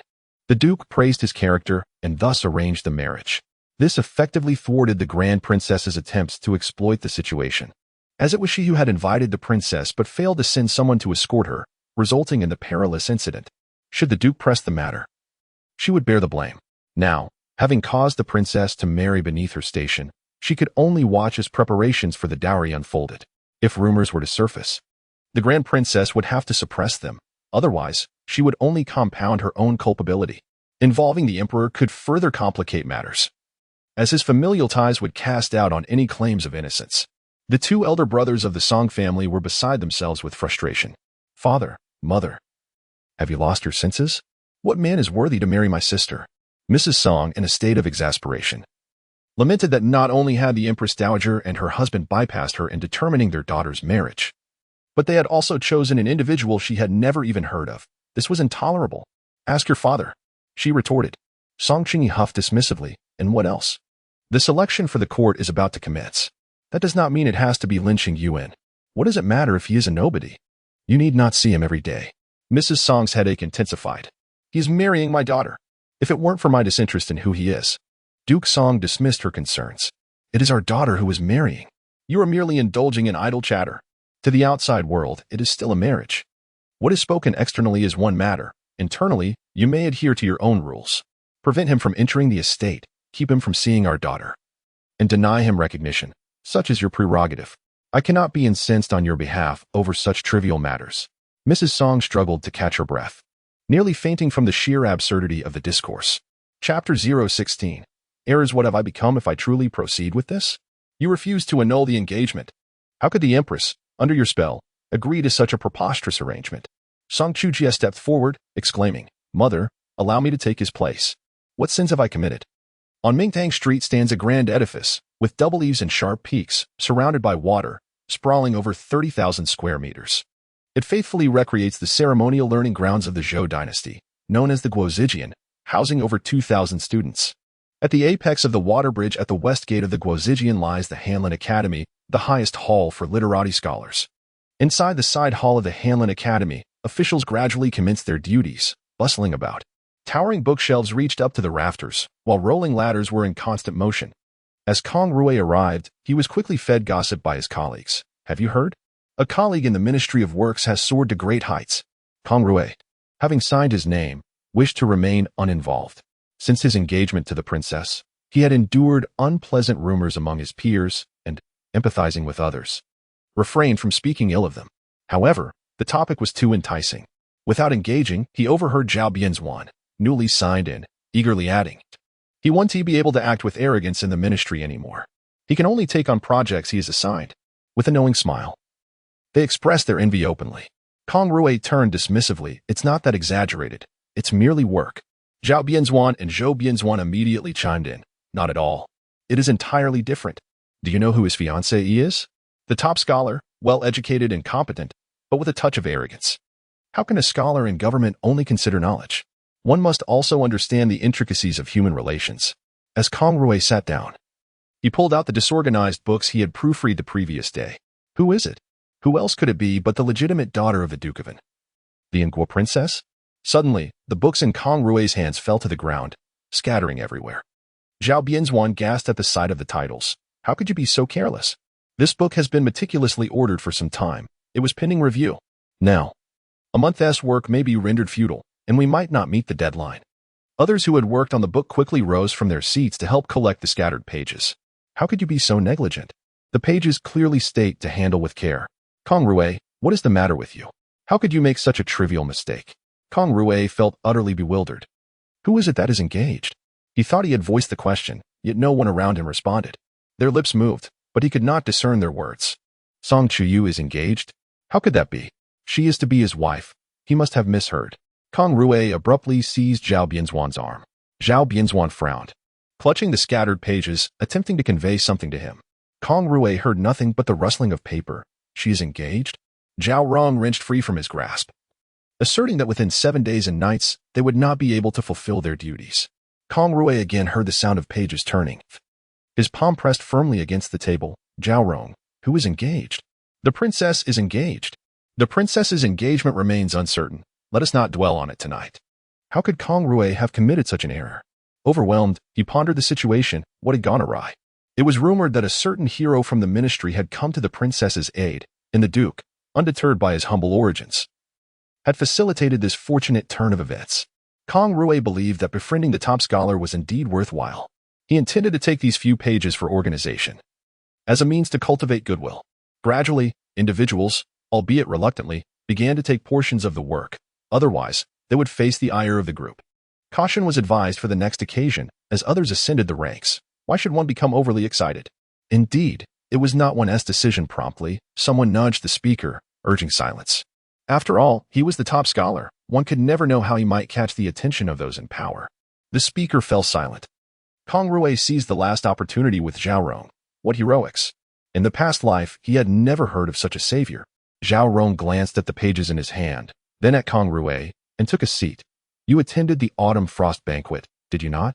After the banquet, the eldest princess retained the princess for a conversation, causing her to leave later than intended. Upon reaching the western gate, she encountered a brawl. It was the man from the ministry who saved her. Had I known, I would have gone to the western gate that day. Kang Rui, numb, released his grip. The autumn frost banquet? In his previous life, she had not attended, nor had he. This time, both he and Chuyu had gone. And the eldest princess had indeed retained her for a conversation, yet such an unforeseen incident had transpired. This was no mere accident. This was Kang Rui felt as though his entire life had been turned upside down. How could such a deviation occur? How could there be discrepancies? Chuyu was his wife. He was her husband. How could there be unexpected events? Kang Rui had never fathomed that predetermined matters could deviate. Did she not wish for it? Was she being pressured by the Duke? She clearly favored him. Yet, Kang Rui realized that even if Chuyu cherished him, she was powerless against parental authority. But there must be something amiss. If Chuyu loved him, would she not strive for his affection, knowing he reciprocated? In an instant, Kang Rui rose. Nearby, a group member suddenly inquired, "Do any of you know Lin Qingyuan? The Lin Qingyuan from the ministry?" Chapter 017. Who was taken whose life? Kang Rui suddenly turned his head. That name struck like a heavy hammer upon the heads of all who had heard it. If Song Chuyu's engagement left him feeling dizzy, Lin Qingyuan appeared more like a malevolent specter, baring his sharp teeth at the grandeur of the great Xia.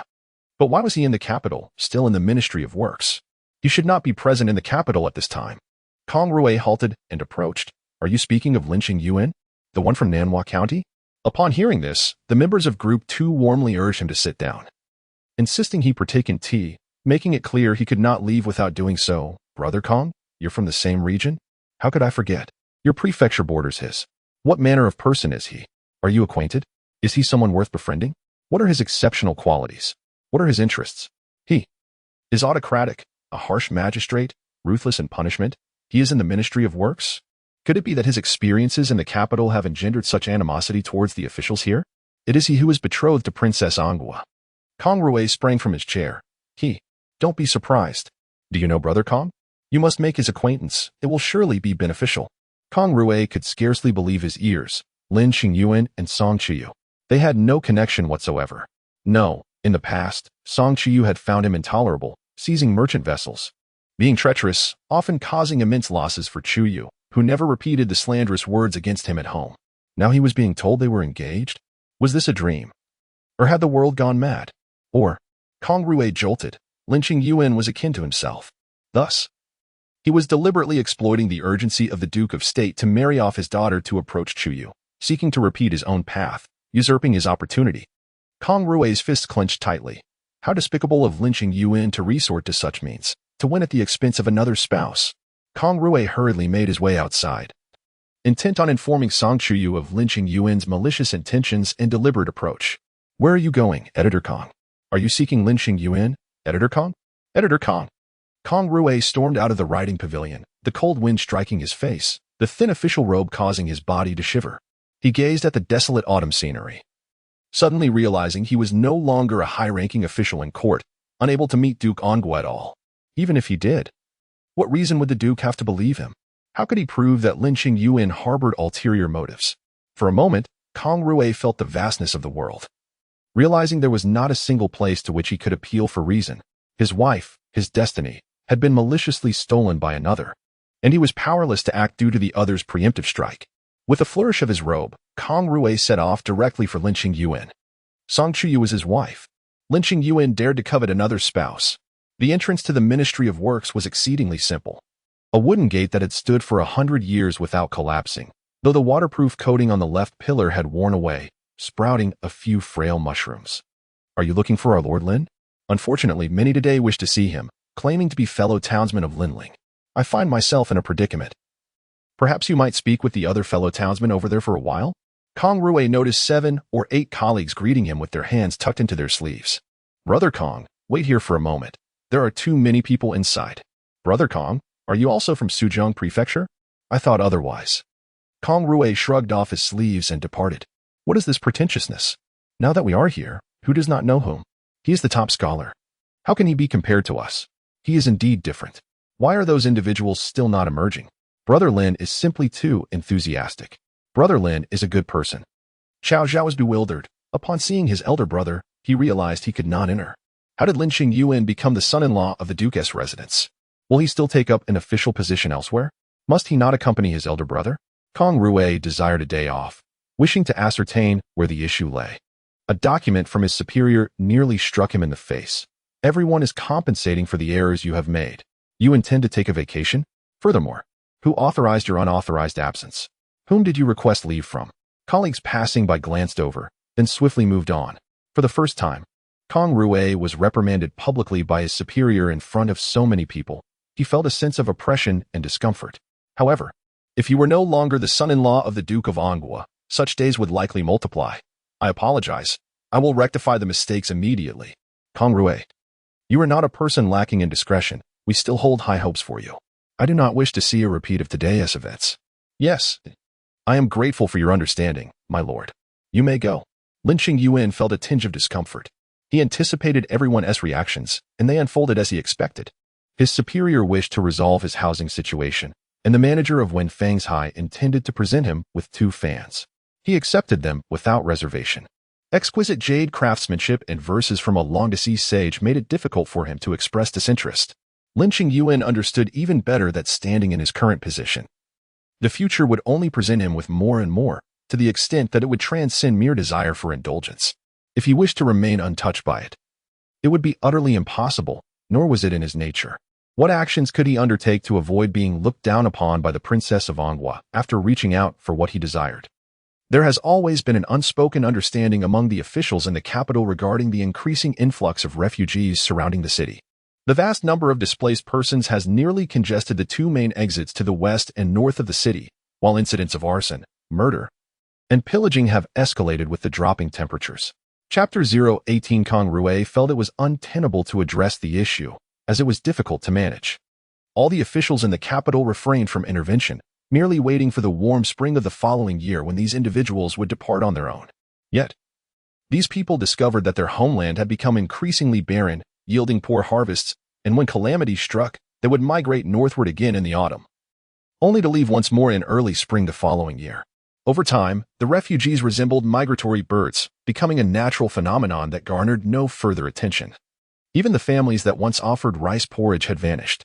Nevertheless, these individuals continued to proliferate, occupying more and more space, and inevitably, over time, they would encroach upon the capital. Kang Rui understood this predicament, yet he was acutely aware that this was not the opportune moment to tackle the matter.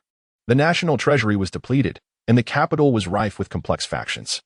The right moment would arise only when the Empress Dowager returned power to the throne and the emperor urgently sought political achievements. In his previous life, he had been hastily appointed to a precarious position when the emperor had just begun to govern. At that time, no one trusted the emperor's policies, nor believed he possessed the capacity to rectify entrenched issues. Countless officials shunned the responsibility. Upon reluctantly accepting the post, he anticipated formidable challenges, but to his surprise, the emperor was resolute in addressing the water management issue, issuing 7 or 8 edicts and mobilizing the nation to achieve results, which led to some progress with the refugee crisis. Later, Lin Qingyuan seized control of the Sanha and Zhejiang regions. Kang Rui was reluctant to dwell on him, feeling vexed.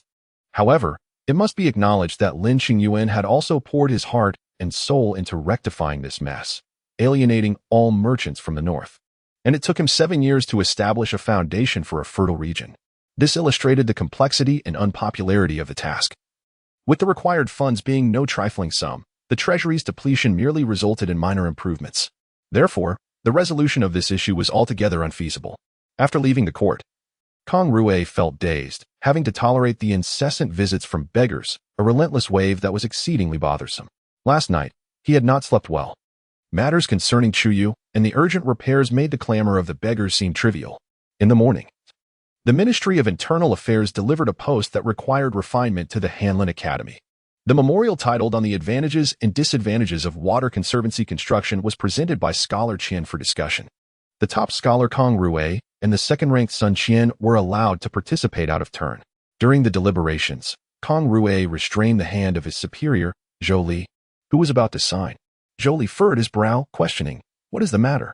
This memorial is well-founded and could be refined. Moreover, it is beneficial for the state and the people." Kang Rui felt that Zhou Li's swift demise in his previous life was not without reason. The Empress Dowager did not endorse it, and the Emperor was not focused on this matter. A series of joint petitions would only displease the Empress Dowager, and he dared to assert that none of the seasoned officials in the Hanlin Academy would sign. Kang Rui lowered his voice. Not even the scholars are willing to take it. Zhou Li, though somewhat pedantic, was a decent person who valued scholarship and had confidence in him. If Kang Rui could not encounter Chuyu, he would still need Zhou Li's support. After a moment of consideration, Zhou Li conceded and relinquished the excellent memorial. However, after circulating the document, no one was willing to take it up. Zhou Li looked at Kang Rui in disbelief. Kang Rui shook his head, indicating that this was not a suitable venue to discuss the matter. Upon exiting the discussion chamber, Zhou Li hastily pulled Kang Rui aside. "What is happening? The treasury lacks funds. Even if there were funds, implementing the measures would be problematic. Throughout history, this has always been a thankless endeavor. Layers of exploitation make it a perilous undertaking for anyone who dares to address it." Zhou Li fell silent, refraining from conversation. Meanwhile, Lin Qingyuan respectfully invited the Minister of Works, Gong Shiqing, to partake in some wine. It was not customary for the minister to drink casually with just anyone. But the situation was different when dealing with someone of humble origins who happened to have a distinguished father-in-law. With enthusiasm, Minister Gong took Lin Qingyuan along for drinks, saying, "The Duke visited me just a couple of days ago. Little Lin, should you encounter any issues in the Ministry of Works, do not hesitate to seek out old Su. He shall assist you." "Thank you, Lord Gong. I have often heard Lord Song speak highly of you, praising your noble character and exceptional abilities. When he mentioned the various departments, you were the first to come to mind. Upon my arrival, I realized how far-sighted Lord Song truly is. The Ministry of Works is indeed an excellent place for honing one's skills. Indeed, we are quite busy. Every project in the capital and its surroundings, large or small, is our undertaking. Be it carriages, spinning wheels, or siege engines, we are responsible for their creation." Did Lord Song truly express such sentiments? Lin Qingyuan nodded solemnly. "The craftsmanship of the war bows is exquisite, resilient to bending." Minister Gong chuckled heartily, filled with pride. "That is our traditional craft. Do you recall that old fellow from the Ministry of War who looks down on others? His skills are unmatched. Despite several offers from the Ministry of War, I have yet to release him. We should engage with him more in the future. Thank you for the information, Lord Minister. As allies, let us proceed to enjoy our drinks." After several rounds, the atmosphere was harmonious, with one party seeking to curry favor and the other aiming to elevate his companion. Lin Qingyuan glanced toward the door and poured another glass for Minister Gong, saying, "This is a 30-year-age brew. I find it beyond my comprehension. Do taste it, my lord, and let me know if it is authentic." Minister Gong, invigorated by the topic of wine, declared, "When it comes to alcohol, there is nothing I do not understand. You are still too young. When you reach my age, you will merely need to take a whiff." He took a deep breath, attempting to savor the aroma. "And you shall know, what is all that noise outside? Is it never-ending?" A flustered attendant rushed in, exclaiming, "I apologize, my lord." A group of beggars barged in, but we have just managed to escort them out. Please forgive us. Chapter 019. The feasibility of Lin Qingyuan out. This group of beggars has become increasingly unruly. Nanxing is not a place for them. Lin Qingyuan promptly nodded and poured another cup for the minister. "It is becoming more outrageous, Uncle Gong. You haven't finished discussing the imperial tombs yet. What happened afterward?" "Of course, I secured the main project. Who dares to contest me? Do you know that the emperor's sleeping palace extends 15 kilometers? Lin Qingyuan gasped in astonishment. "Such grandeur. If you, Sir Gong, can overcome the span issue, you will undoubtedly be the foremost scholar of our time. However, it seems that the first order of business for every emperor upon ascending the throne is to construct their mausoleum. Naturally, other than matters of life and death, nothing else holds significance. The secrets to longevity lie within the imperial tombs. May I be so bold as to inquire, have you chosen a burial site, sir?" Gong Shiqing fell silent. Lin Qingyuan, seemingly oblivious, leaned in closer and lowered his voice. "Uncle, I speak to you as if you were family." As he spoke, Lin Qingyuan cautiously surveyed the surroundings, rose to inspect the doors and windows, and then sat back down. Gong Shiqing's body was tense, half awake from the effects of alcohol. "What are you doing?"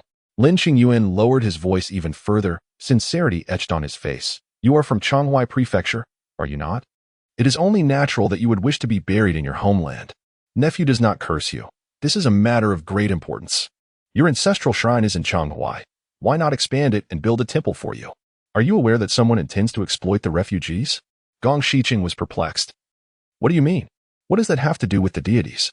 "My nephew has heard that someone has set their sights on the confluence of the 3 mountains and 2 rivers in Changhua Prefecture. It is an auspicious location in terms of geomancy. They plan to establish graves there. I believe this is trivial. But what if we were to construct a temple there instead, uncle? Have you considered the matter of incense offerings?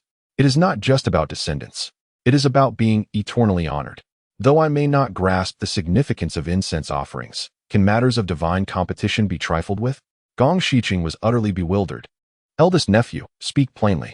"Uncle, consider this merely my immature thought. What is currently troubling Changhua? A disaster. The entire south is in turmoil. While we cannot influence the southern regions, can we not at least contemplate something for Changhua Prefecture? For instance, we could inform the refugees that they have offended the deities by disturbing the idol, leading to divine retribution. All they need to do is restore the idol, and the deity will protect them from floods for life. We could even carve the idol in your likeness, and when you grow old, you could be buried beneath it. Is that not as splendid as an imperial mausoleum?" Gong Shiqing considered that the boy was gravely mistaken. "Do you think I am being fanciful? Not at all. What truly matters to the deities is their efficacy. I have observed that Changhua is situated upstream of Zhejiang. A simple canal dug on the side could ensure 50 years without significant flooding. Given your years in the Ministry of Works, you can ascertain the truth of my words. When the local populace comes to regard you as the most efficacious deity, will they not offer their devotion for generations? Furthermore, should this matter come to the attention of the higher-ups, will they not require manpower when they visit? Does Changhua not need a land deity? We cannot focus solely on current official positions. If conditions permit, we must also consider future prospects. Securing a position in advance is not a loss. This is a once-in-a-lifetime opportunity." Gong Shiqing felt a slight stir in his heart. Who wouldn't desire to become a deity? But what of the original priest? All had been lost in the flood, yet the task remained unfulfilled, leaving opportunities for those beneath him. How could they not seize this chance? Gong Shiqing abruptly turned serious. "What are the chances of success in this endeavor?" 100%. My lord, upon your return, you may peruse the blueprints. No one possesses a greater understanding of this matter than you. But how can we convince the populace? Lin Qingyuan readily shared a tale. In Changhua, the law is often disregarded. Numerous wrongful convictions abound. Having offended the water god, his wrath prevents the righteous river god from descending to save the people. First, the citizens of Changhua must kneel every 10 paces to move the water god to allow the river god to descend. Then we shall see if the refugees will beseech you for intervention. Descend? Mortal. Gong Shiqing felt somewhat lightheaded, as if he were truly becoming a deity. Now tasked with comforting his people, it seemed as though the future had suddenly broadened before him, offering boundless clarity. In his current official capacity, he had reached the apex, with no prospects ahead. Yet what of the afterlife? One must prepare for what comes after death. Why hesitate, uncle? Changhua is your homeland. You strive for the welfare of its citizens. Who could deny your noble intentions? The people of Changhua should remember you for generations to come. You are not merely exploiting the local advantage. Rather, you are performing a virtuous deed. 500 years hence, the court may have seen several dynasties rise and fall. Yet the temple shall remain. Even if the name of the deity within is forgotten, who would pass this place without offering you sustenance? Gong Shiqing envisioned such a scene. And in an instant, it became vivid. Indeed, 5 centuries later, his grave might lack descendants, yet the temple would endure, even if it were merely a local shrine. As long as it stood, there would be incense burned in his honor. He suddenly felt that the citizens of Changhua were indeed his people. Their suffering from hunger and cold was his own, and it was utterly intolerable. Yet financially, though he possessed resources, they were not boundless. Uncle, surely beside your statue there must be a few soldiers. Who wouldn't he wish to be near you and show their respect? Gong Shiqing experienced an epiphany and heartily patted Lin Qingyuan on the shoulder. My dear nephew, you are truly a good nephew. Lin Qingyuan felt a twinge of shame. Not at all. It is you, uncle, who cares deeply for your fellow townsfolk. Chapter 20. Reaction. Gong Shiqing placed great importance on this matter. He summoned his affluent subordinates overnight to provide porridge and set up shelters for the refugees of Nanhua Prefecture, registering their details. 3 days later, he ordered his subordinates to lead the first batch of Nanhua refugees back home with ample supplies to rebuild their lives. Following Nanhua Prefecture, the faction led by Elder Yu swiftly organized the evacuation of the refugees from Yushui Prefecture from the capital. Within the Qian Hall, the Empress Dowager sat solemnly in the foremost position, while Duke Song wore an expression of discontent. Lin Qingyuan unfurled a map with a swift motion, kneeling respectfully. Your Majesty. As you can see, the land of the 3 rivers and 9 rivers comprises 5 major perennial flood-prone water systems, inundating 12 prefectural cities, encompassing millions of acres of land and a population of 10 million.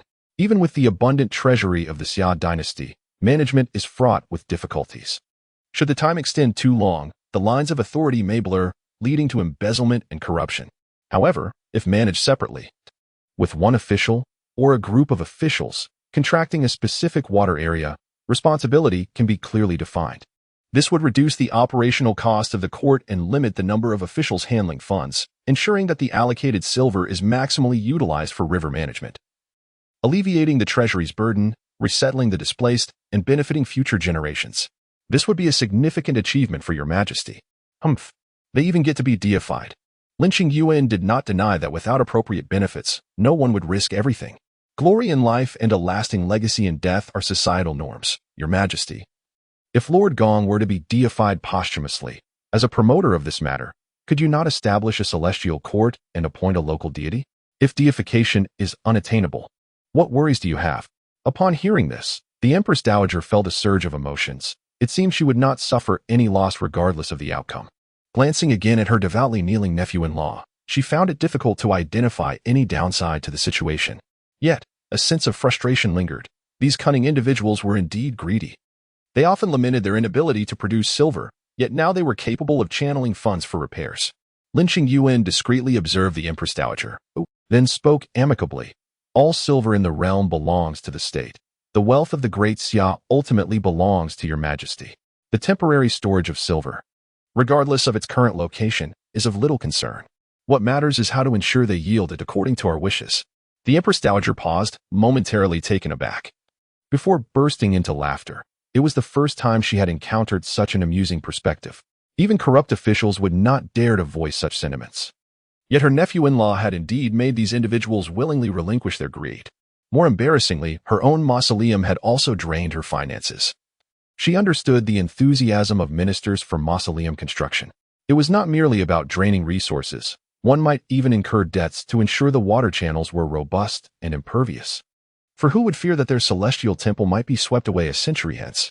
Moreover, Qingyuan, do you think I should also construct a section to seek auspiciousness? Lin Qingyuan glanced at the Empress Dowager, then swiftly pointed to a segment. Your Majesty and the Emperor might consider securing the midpoint that could control the vital flows of the 3 provinces. The cost would be exorbitant. The areas I reserved for the 3 major factions have limited blessings, making it difficult to allocate divine temples. I have hesitated to respond, worried that should the matter fail, they would first contend for an elusive divine position. The Empress Dowager surveyed the area, finding the location acceptable. Let it be so. The Imperial Mausoleum has been at a standstill for 2 years. If one is in a hurry, there is a small province for temporary residence. Long live our Emperor. May the Empress Dowager be blessed with boundless fortune for generations to come. That suffices. It can be regarded as a beneficial act for the nation and its people. And I shall not pursue accountability. Upon witnessing this, Duke De chuckled, having waited patiently for quite a while before daring to interject. Your Highness. The princess is still waiting outside. Lin Qingyuan immediately straightened his back in reverence. The Empress Dowager, observing this, scoffed. Do you fear that I would devour her heart? At her words, Lin Qingyuan felt a wave of embarrassment, his ears turning crimson. He had scarcely met the princess and should not have employed such an intimate term, which was inappropriate towards her. Let her in. Song Chuyu arrived swiftly, accompanied by a flurry of maidservants profusely apologizing. They had not acted with malice, for the Empress Dowager had prohibited the princess's entrance. Even if they had 10 times the courage, they would not dare offend her. Upon seeing Lin Qingyuan kneeling on the ground, Song Chuyu felt a surge of dissatisfaction. What fault had he committed? Were all his good deeds for the common folk to be blamed upon him? Was it truly right for him to disregard everything? without hesitation. Song Chuyu lifted her skirt and knelt beside him. "Aunt, this matter was my idea. If anyone is to be blamed, let it be me." Were it not for her certainty of Song Chuyu's clarity of mind, the Empress Dowager might have suspected Lin Qingyuan had bewitched her. Your idea was quite commendable. Song Chuyu paused, quickly grasping the situation, and rushed to her aunt on the platform. "Aunt, it is my fault. I have wronged you. I acted out of haste. Overly concerned for him. I wish for him to be free of worries, to enjoy all the splendors, yet unbeknownst to me. He was engaged in what he believed to be the right course of action. It is always he who remains devoted to the welfare of the people, and I feel it is unjust for him. How few among the populace recall his efforts. Thus my impatience arose. Aunt, I am at fault. I shall self-impose the penance of writing 10 essays on the comprehensive mirror to aid in government." "Is that what you said?" "With a word that holds weight. How kind of you." "Aunt, were it another ruler, Lin Qingyuan would be in dire straits. Lin Qingyuan should be grateful to the Empress Dowager. You are fortunate to be born in an enlightened era. Otherwise, with such overreach, your life would be forfeit." Lin Qingyuan immediately adjusted his posture. "This humble subject is deeply grateful to the Empress Dowager. Your virtues are boundless, and may you enjoy enduring blessings and longevity." "I thank the princess. May the princess be blessed abundantly." Chapter 021. "Just want to see you, Aunt. Why not let him repair a section? If he fails, you can have a good laugh at his expense." Duke Song cleared his throat with considerable force. "Father, is your throat bothering you?" Duke Song's discomfort extended far beyond his throat. Who would bear the expenses for Lin Qingyuan's canal repairs if not the Duke of An? He still desired to undertake another section. Yet, he had not even covered the costs for the previous 2. Song Chuyu found her father's obstinacy quite unreasonable. "Father, are you planning to move the ancestral shrine to the capital? What folly is this? Who would dare to relocate their ancestral hall to another estate and invite ridicule upon themselves?" Dukan was undeterred. He insisted on proceeding with the repairs. He even wished to cast a golden statue of his deity. Such matters, he believed, were better left to faith and skepticism. Moreover, should he pass away and find that Gong Shiqing truly had a flourishing incense offering from the populace while he did not, it would surely be a disgrace. Not to mention, if Gong Shiqing's offerings were so abundant that Yama decided to grant him an official title, he would be left without a ghostly visage to present to the world. Therefore, he must repair a section. If he could not succeed, then none shall. Song Chuyu was aware of her father's penchant for stubbornness. "Very well, let us repair a section at the residence of Lin Ling. Perhaps it will be amusing." Lin Qingyuan immediately turned to the Princess of An. "Why should I go to his hometown?" "Absolutely not. I refuse to help this fellow gain notoriety in his own land. You won't understand the local dialect, and if the villagers make wishes, you would be at a loss for words. They might think you are inept and dismiss you." Dukan found this reasoning compelling. He quickly moved to support his son-in-law. "Little Lin, you are too courteous. We are family. No need for such formalities." The Empress Dowager does not concern herself with such trivialities. The Empress Dowager thought her nephew rather foolish. If it were not for his prowess on the battlefield, what use would he be? "Enough, enough. Do not parade before me. Your presence irritates me. Withdraw." The Empress Dowager was not one to be trifled with. Her niece felt a fondness upon seeing her, longing for her presence, and had never shown any displeasure. "Hurry along. Sweet words will not elevate him." On the grand avenue leading out of the palace, Lin Qingyuan gazed at the princess for the 10th time. Dukan once more pulled his future son-in-law closer. "Do you truly believe that the repairs in Sujiang Prefecture are not arduous?" "Not difficult at all." "How much silver will it require?" 50,000 taels? Perhaps even less.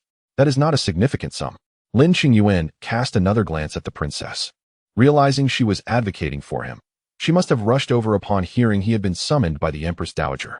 Was she worried for him? Dukan seized his prospective son-in-law once more. "How many people reside in your estate?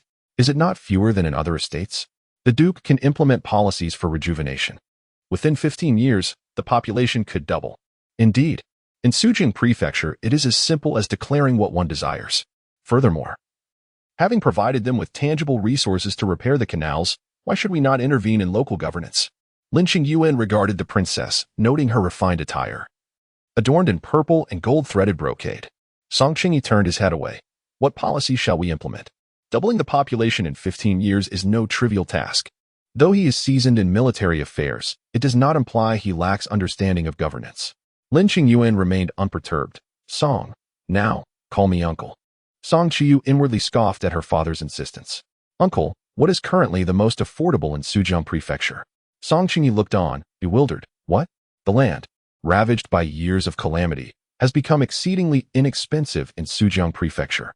Yet, despite its low price, most of this land remains in the hands of wealthy landlords. My uncle could take advantage of this situation to acquire land, subsequently distributing it to select reputable households in a manner that renders it unsaleable. With no disasters to contend with and the populace engaged in productive endeavors, no one would abandon their homeland, thereby securing the return of the common folk. It is not a given that the commoners would thrive on land that sustains their livelihoods. Should my uncle find the process too slow, he might procure additional parcels of land and summon the destitute from neighboring prefectures to Sujiang. At that point, the amount of land he possesses would determine the influx of displaced individuals seeking to settle, making the prosperity of Sujiang Prefecture nearly inevitable. How ingenious! Why hadn't he considered this? Why should I part with so much land for free? My uncle is no longer reliant on offerings, thus he requires less. Yet, he must ensure that the population of the prefecture where his temple resides surpasses that of others. How much land must he acquire? Duke Song became pensive. Lin Qingyuan discreetly cast a glance at the princess. Song Chuyu was also observing him, contemplating whether he had spoken these strategies inadvertently or had deliberated upon them countless times. If her father were to implement such measures, neighboring prefectures would undoubtedly follow suit to attract population, leading to an outflow of lands predominantly held by landlords. All without the need for reform or consensus, the local landowners' shares would be redistributed among the populace. He had truly grasped the psyche of the noble families, an eternal posthumous honor. What a tremendous temptation this presents. She had aged, and for those wielding significant power, this path is akin to the pursuit of immortality. Throughout history, emperors have gone to great lengths for this cause, let alone ordinary individuals. He was destined to be extraordinary. A smile graced Song Chuyu's lips at his gaze. She realized her narrow-mindedness. Time had never been an impediment to the maturity of his policies. Rather, the lack of a suitable platform had been the true barrier. Lin Qingyuan abruptly turned, flustered. Uncle, where were we just now? Is there anything else you wish to inquire about? I am at your service. Chapter 022. A most favorable match. Song Chuyu stood resolute, while Lin Qingyuan halted before his horse. I bid farewell to my esteemed uncle. He slowly turned, casting a glance at the princess, then bowed his head. I bid farewell to the princess. Song Chuyu remained motionless, the cold wind teasing her earrings, her skirt swaying gently. Golden threads shimmering like the fins of a koi. And you? Lin Qingyuan was taken aback. I am merely headed to the government office. It is quite near. Duke Song, noticing the carriage ahead had not moved, curiously lifted the curtain. Why do you still linger? Song Chuyu continued to regard Lin Qingyuan, noting the absence of pride in his countenance, nor the spirited demeanor one might expect. It was as if his task held little significance. As natural as eating or drinking. It is chilly. Sir, please take my carriage for your return. It will be more convenient for you in the future. No need. It is but a few steps. Song Chuyu gestured for her father's carriage to proceed. There is no need to consult my father regarding Sujiang's matters. It is illogical to traverse 1,000 miles for a grave. Those funds, let Linling's lord manage them. Saying this, she handed him the warming stove. Duke Song snorted, lowering the curtain. Outrageous. Lin Qingyuan glanced at the plump copper stove, then raised his eyes to the princess. Princess. Yes? Perhaps you have misunderstood. The refugees can return home due to my future connection to the Duke of An. Without the Duke, not even the most eloquent of pleas would compel Lord Gong to intervene, given the risks of retribution from the Empress Dowager. Therefore, there is no need to gift him the copper stove. If he were to take on this task himself, it would take him a decade or two to accomplish. If credit must be allocated, it is you, Princess, who has afforded him the opportunity to engage with figures such as Lord Gong. Song Chuyu's expression grew awkward. Was her concern so evident? Lin Qingyuan perceived it was unmistakable. She seemed keen to look after him due to this matter, yet he felt he had done nothing remarkable. If you wish to gift it, then accept it. It is unreasonable to walk every day. Song Chuyu pressed the stove into his hands and turned to depart. The warmth spread from his palm to his limbs. Lin Qingyuan looked down at the rounded little stove, adorably plump, adorned with a cord woven with gems. Exquisitely crafted and undeniably costly. Was this indeed a hand warmer? It suited her well. Shall we depart now, my lord? Much appreciated. During his afternoon respite, Zhao Rong recalled something. Recently, a considerable number of refugees have departed. It seems Lord Gong, in his compassion for the folk of his homeland, has dispatched provisions to escort the refugees back to their homes. Such a benevolence? How much silver would that entail? Is Lord Gong truly so charitable? It sounds quite absurd. Absolutely true. I have heard that several officials from the disaster-stricken regions have banded together, lacking the capacity to act alone, to jointly facilitate the return of a group of refugees. Sun Qian passed by, casting a glance at Kang Rui. Kang Rui frowned, having also heard whispers of this.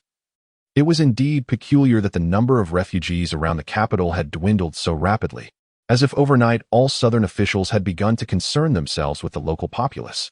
Yet, he had recently advised his superiors that such measures were impractical, and now it appeared to have been resolved in a most inexplicable manner. Zhao Rong, evidently privy to more information. Do you know who is overseeing this matter? The Ministry of Revenue? The Cabinet Elders?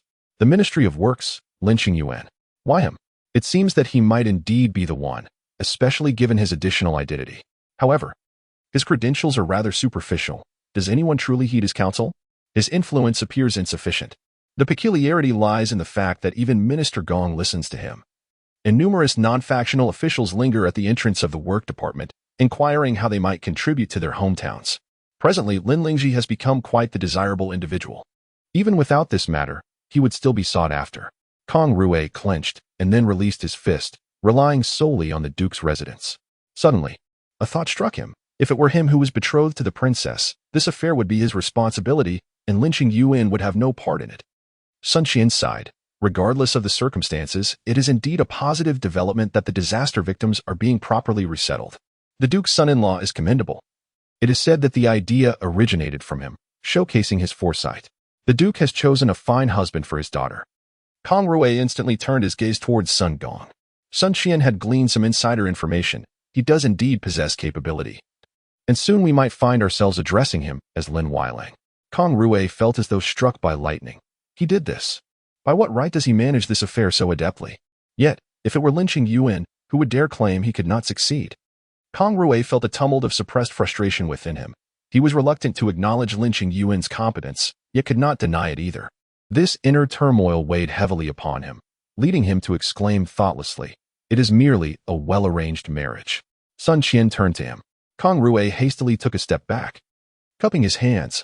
"I am in error. I did not mean that. There is nothing that cannot be said. His engagement is indeed a fortuitous one. One must maintain a clear mindset. Even if he were to take shortcuts, his handling of the refugee situation demonstrates his greater capability. Let not prejudice cloud one's vision, for it serves no benefit in the pursuit of an official career, such as the lesson imparted by Master Sunday." Chapter 023. The new residents at the An Guo mansion. Madame Song meticulously examined the phoenix crown and ceremonial robe sent from the palace. Not a single thread or fastening could be overlooked. The golden threads embroidered a phoenix with an elongated tail, its eyes fashioned from two exquisite gemstones. Beside it, the matching headdress exuded even more opulence. The pure gold crown stood 30 centimeters tall, adorned with 9 sapphires and 18 rubies, shimmering brilliantly. The longevity lock around her neck featured a single tassel that extended a full meter, with each tassel tip curling around a yellow gemstone. Countless golden hairpins and bracelets completed the ensemble. The entire bridal attire was valued at 90,000 taels of silver, equivalent to a year's salary of the National Treasury. "Did you take a look when you returned? Are you satisfied?" Madame Song inquired. "If it weren't for the imminent wedding date, I would have prepared 10 or 8 more sets." Song Chuyu's fingers grazed the phoenix crown, and she winced at the thought. Has mother prepared for Linling's attire? Madame Song cast a glance at her daughter, remaining silent. Song Chuyu chuckled. "Mother, your disapproval is exceedingly evident. If you haven't prepared anything for him, then so be it. Imagine, I'll be dressed like a princess while he resembles a mere oil vendor. It's quite amusing to think about. Do not provoke me. His attire has already been sent. That child is indeed quite practical." Song Chuyu pursed her lips and grasped her mother's hand. "What merit does he possess? With you as his doting mother-in-law, if he fails to show you respect in the future, I shan't forgive him." Madame Song shook off her daughter's playful grip. "Spare me the sarcasm. Nurturing a man does not yield benefits." "What do you mean by that? Do you believe that when he was destitute he relied on me, and now that he has risen to wealth, he will lavish his affections on another woman? It is indeed the case. Well, it's not so bad. I enjoyed his youthful talent through my influence, and in the future, he might attract youthful beauty through his achievements. Have I not benefited as well? Father has a concubine too." Mentioning this made Madame Song irate. "If he dares, I will break his legs. I'll assist you." "No, I must clarify with him. Unless you bear no children, he cannot take a concubine. Decisive. But mother, since you are already imposing on him, why not bestow the residence intended for your daughter to Lord Lin? He has a long journey to the court each day, rising before dawn. Moreover, since he will not take a concubine, should you not send a few servants to monitor him, to ensure he does not deceive you with false pretenses? Wouldn't you agree? Mother, should I also provide him with a few lovely maidens? Perhaps with the allure of fragrant companionship, he might find more motivation to study. As long as you desire it, he would not dare refuse. I have yet to succumb to the vexations from you and your father. It is solely due to my generous disposition. That evening, after finishing his duties at the court, Kang Rui inadvertently took a detour past the princess's residence. The entire street lay quiet and solemn, devoid of human presence. No ox carts traversed this path, and no beggar dared to solicit alms here. He recalled that even the itinerant vendors would call from the back door, wary of disturbing the noble guests at the front.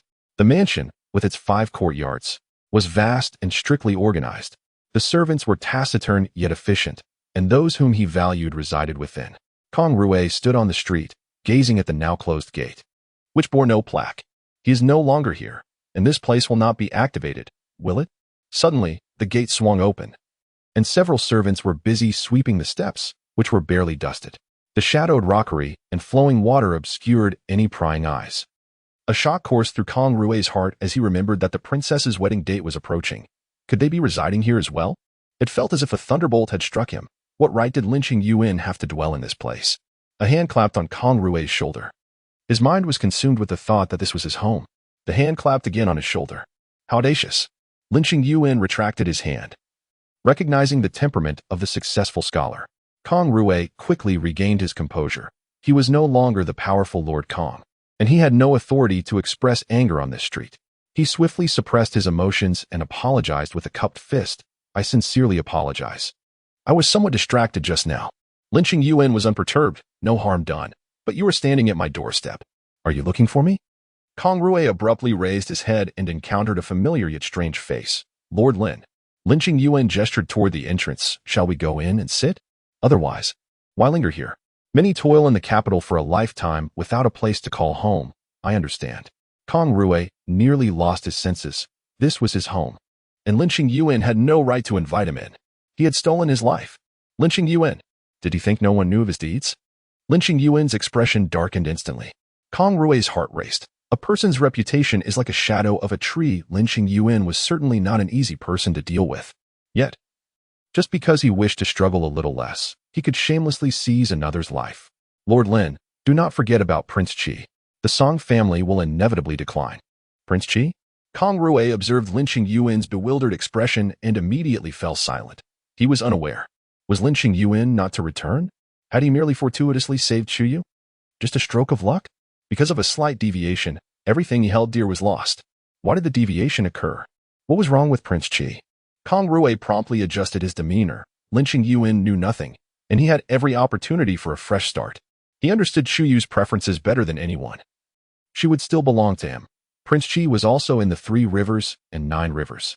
Lin Qingyuan regarded him with interest. If he remembered correctly, the individual before him was the newly appointed top scholar, specifically here to remind him.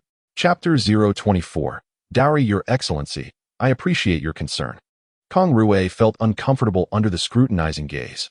I must take my leave. Will you not join us for a moment? Lin Qingyuan observed his departure, lost in thought. His earlier demeanor hardly resembled that of someone seeking counsel. The Prince of Qi? Indeed, the prince harbors ambitions. Who does not? Your Excellency, you have returned to the residence. The stables have just been tidied. I shall lead the horse inside. Lin Qingyuan had never resided in such an expansive estate.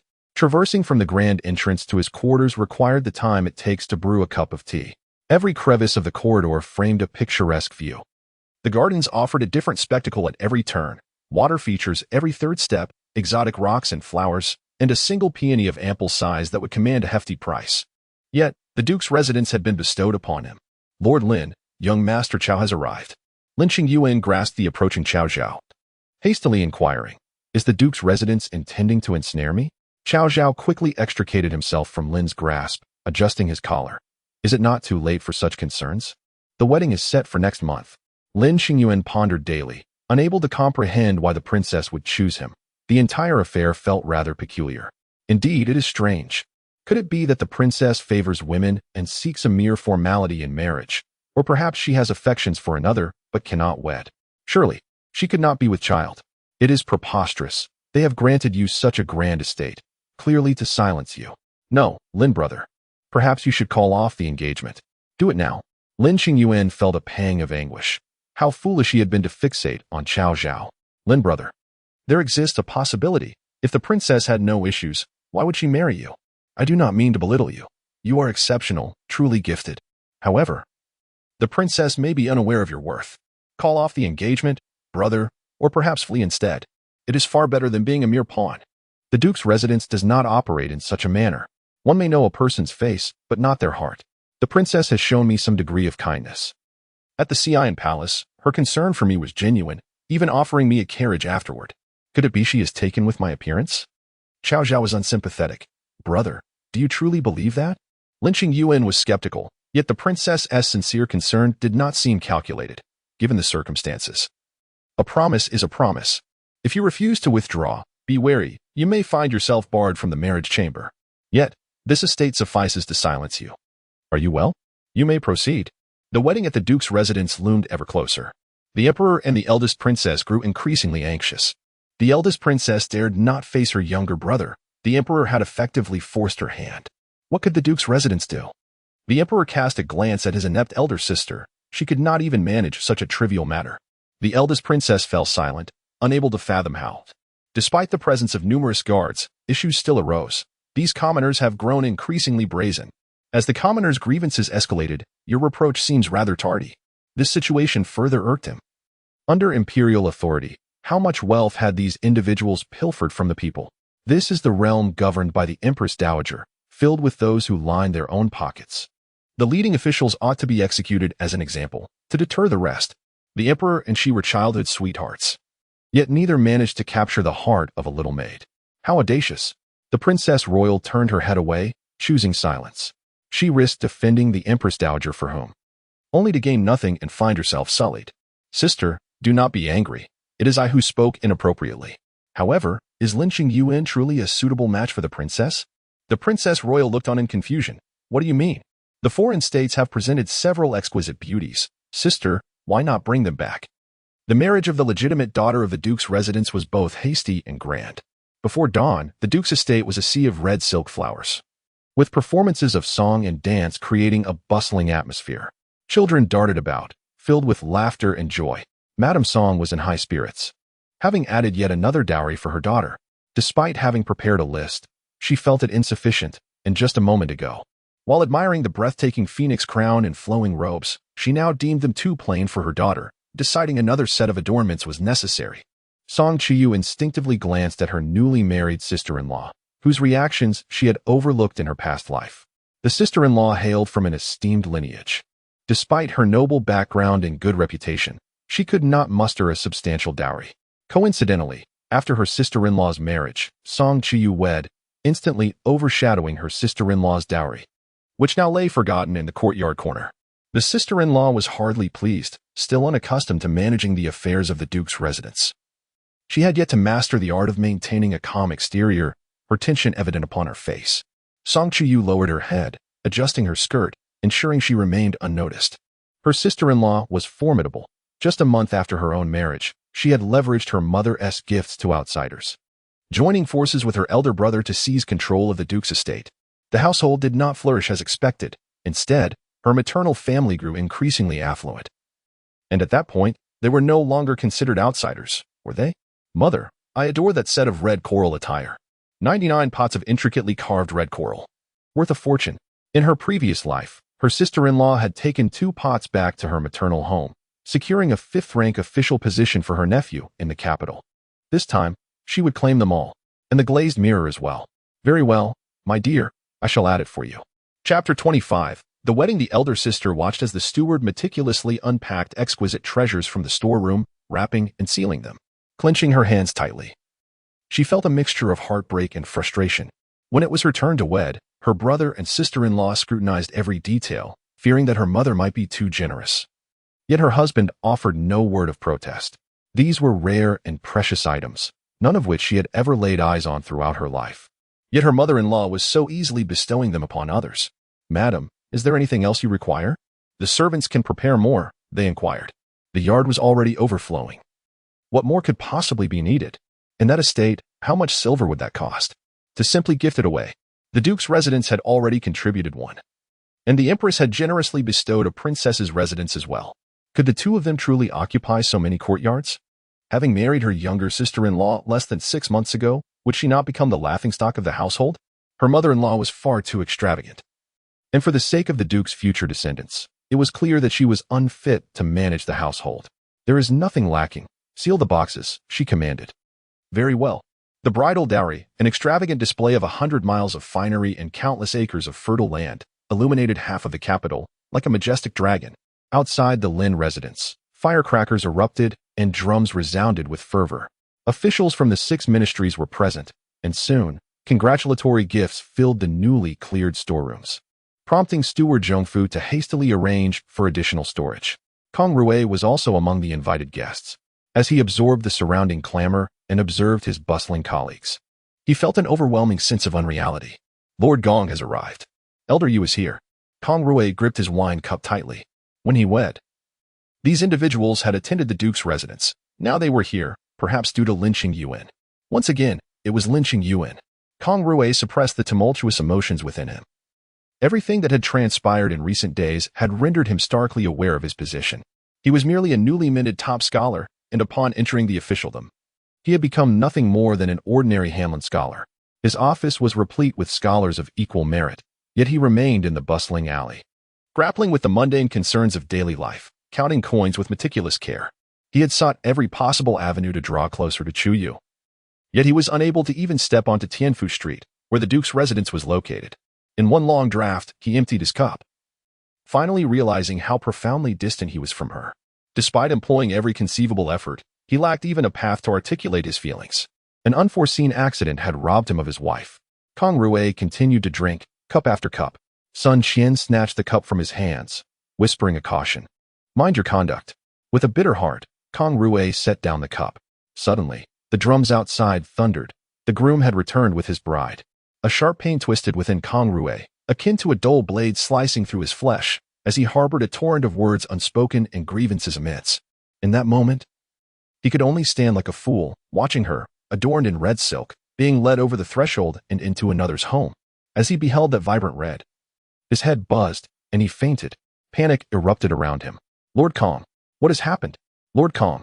Lin Qingyuan remained still, casting a glance at Zhongfu, who promptly understood and quickly summoned assistants to carry Kang Rui away, calling for the imperial physician. Song Chuyu peered through the red silk toward Lin Qingyuan, inquiring, "What is amiss?" "Your Highness, it has been taken care of," he replied. Lin Qingyuan let out a sigh of relief, his previously taut nerves relaxing due to this minor interlude. Regardless of the princess's intentions, the truth would be revealed tonight. There was no need for him to rush. The princess invited him in.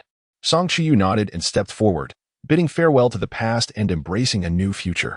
The dragon and phoenix red candles, as thick as a man's arm, illuminated the vibrant decorations. Longan and peanuts were strewn across the bed curtains, and a lock of hair had been fashioned into a double knot. It was time for the groom to lift the veil. Indeed, the groom surely wouldn't he forget. Lift the veil. Lift the veil. Lin Qingyuan, urged on by the crowd, felt a slight perspiration in his palms as he picked up the chopsticks to lift the veil. As he did, his vision momentarily blurred. He had never beheld such wide earrings, nor had he seen a phoenix crown so dazzling that it left him in a daze. Years later, he would still remember that he had brought home a mountain of gold. Years later, Song Chuyu would complain that he only recognized gold and never looked at her face. Lin Qingyuan dared not gaze at the princess's visage. He looked up at the glaring phoenix and down at the resplendent peace lock resting on the bed. The layers of bangles on the princess's wrist sparkled even more brilliantly. He could only fixate on his own toes, his cheeks, and ears aflame, eliciting laughter from the surrounding young wives and elder matriarchs. Song Chuyu raised her head, amused by Lin Qingyuan's bashfulness. She had never seen him so reserved. The banquet gradually dispersed, with Kang Rui having been sent away early. The others, thoroughly intoxicated, were supported by their respective attendants as they boarded their carriages. Inside the room, the candles had burned halfway down. Song Chuyu removed her phoenix crown, replacing it with a light red satin undergarment, her long hair cascading like water upon the carpet. Mei Rui gently massaged the princess's shoulders. If you're tired, my lady, do take a moment to rest. Zhuang Momo assisted the princess in loosening her hair. You have worn the phoenix crown and jeweled hairpin all day. It must have been exhausting. The young maidservants lowered their voices, bustling in and out. Song Chuyu, with her eyes half closed, reclined on the couch for a brief nap. Indeed feeling quite fatigued. Chapter 026. The return outside the courtyard. Lin Qingyuan was somewhat apprehensive. What would she say to him?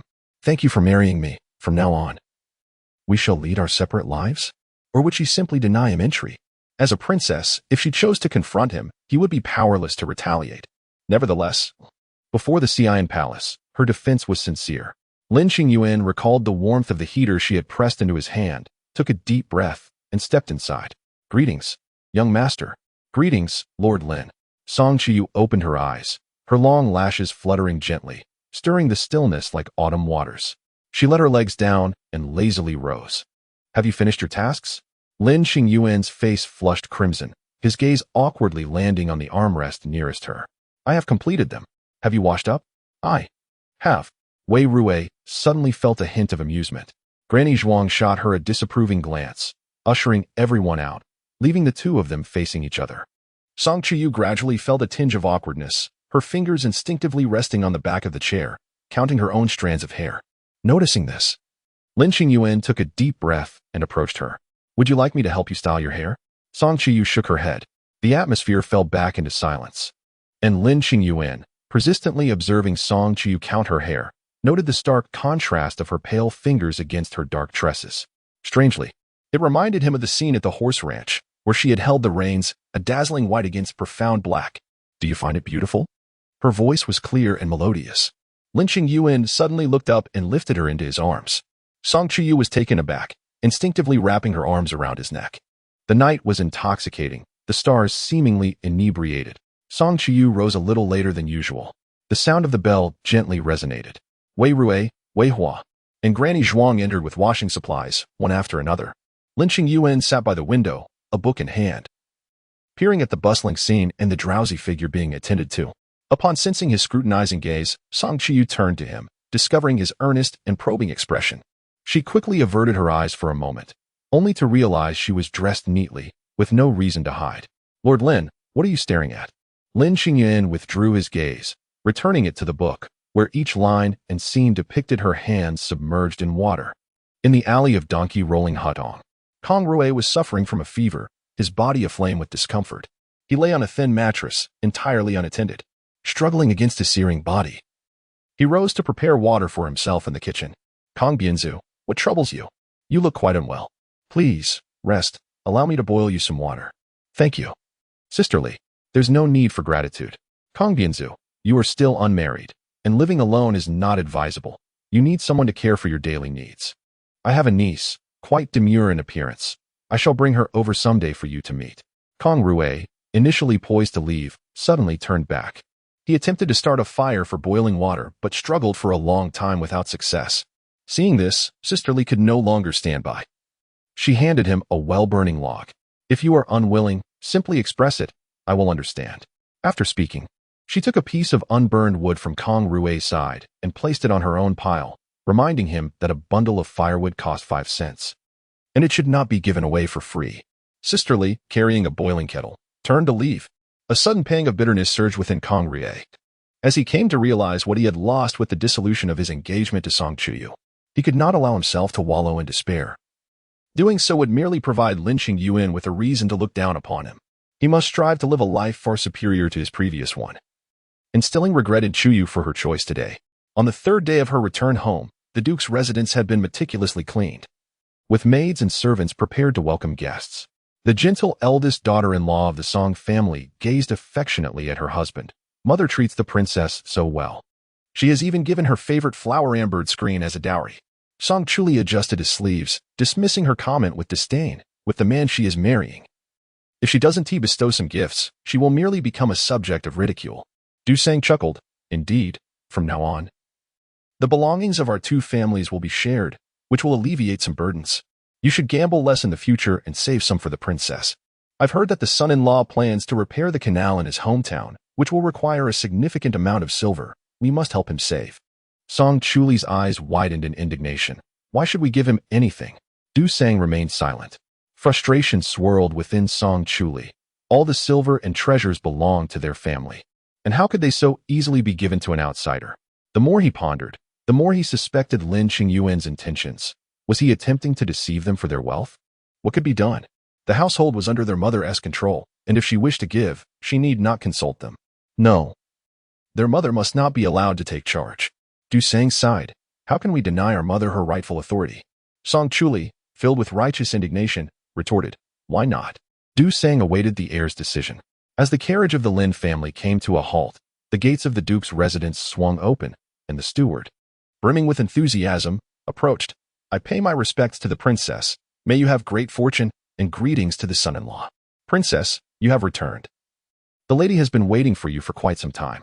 He gestured for the princess to enter. As Song Chuyu stepped through the threshold, she noticed Lin Qingyuan trailing behind. She turned back. Lin Qingyuan was being led toward a side gate. Song Chuyu halted. Husband.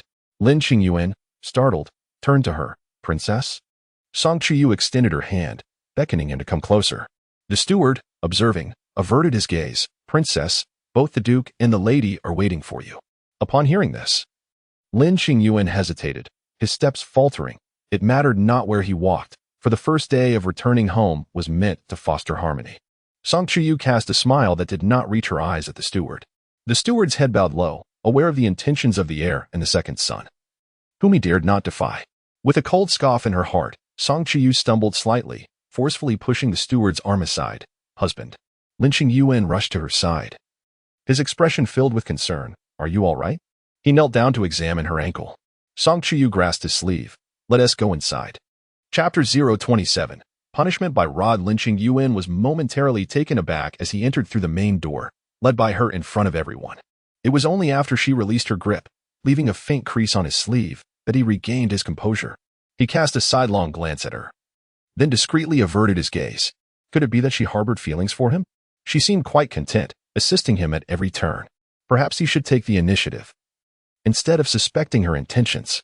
After all, the night before last. Darling? Darling? Lin Qingyuan snapped back to reality. Princess. His ears flushed slightly. Song Chuyu smiled. My parents are quite easygoing. There is no need to be nervous. He understood that the Duke was sincere, at least towards his family. As for his two elder brothers, as long as he could get along with them, that would suffice. Lin Qingyuan was taken aback. The steward, feigning deafness, exclaimed, Princess, young master, please come inside. Du Sang greeted them enthusiastically. Princess, you have finally returned. Father and mother have been waiting for you for quite some time.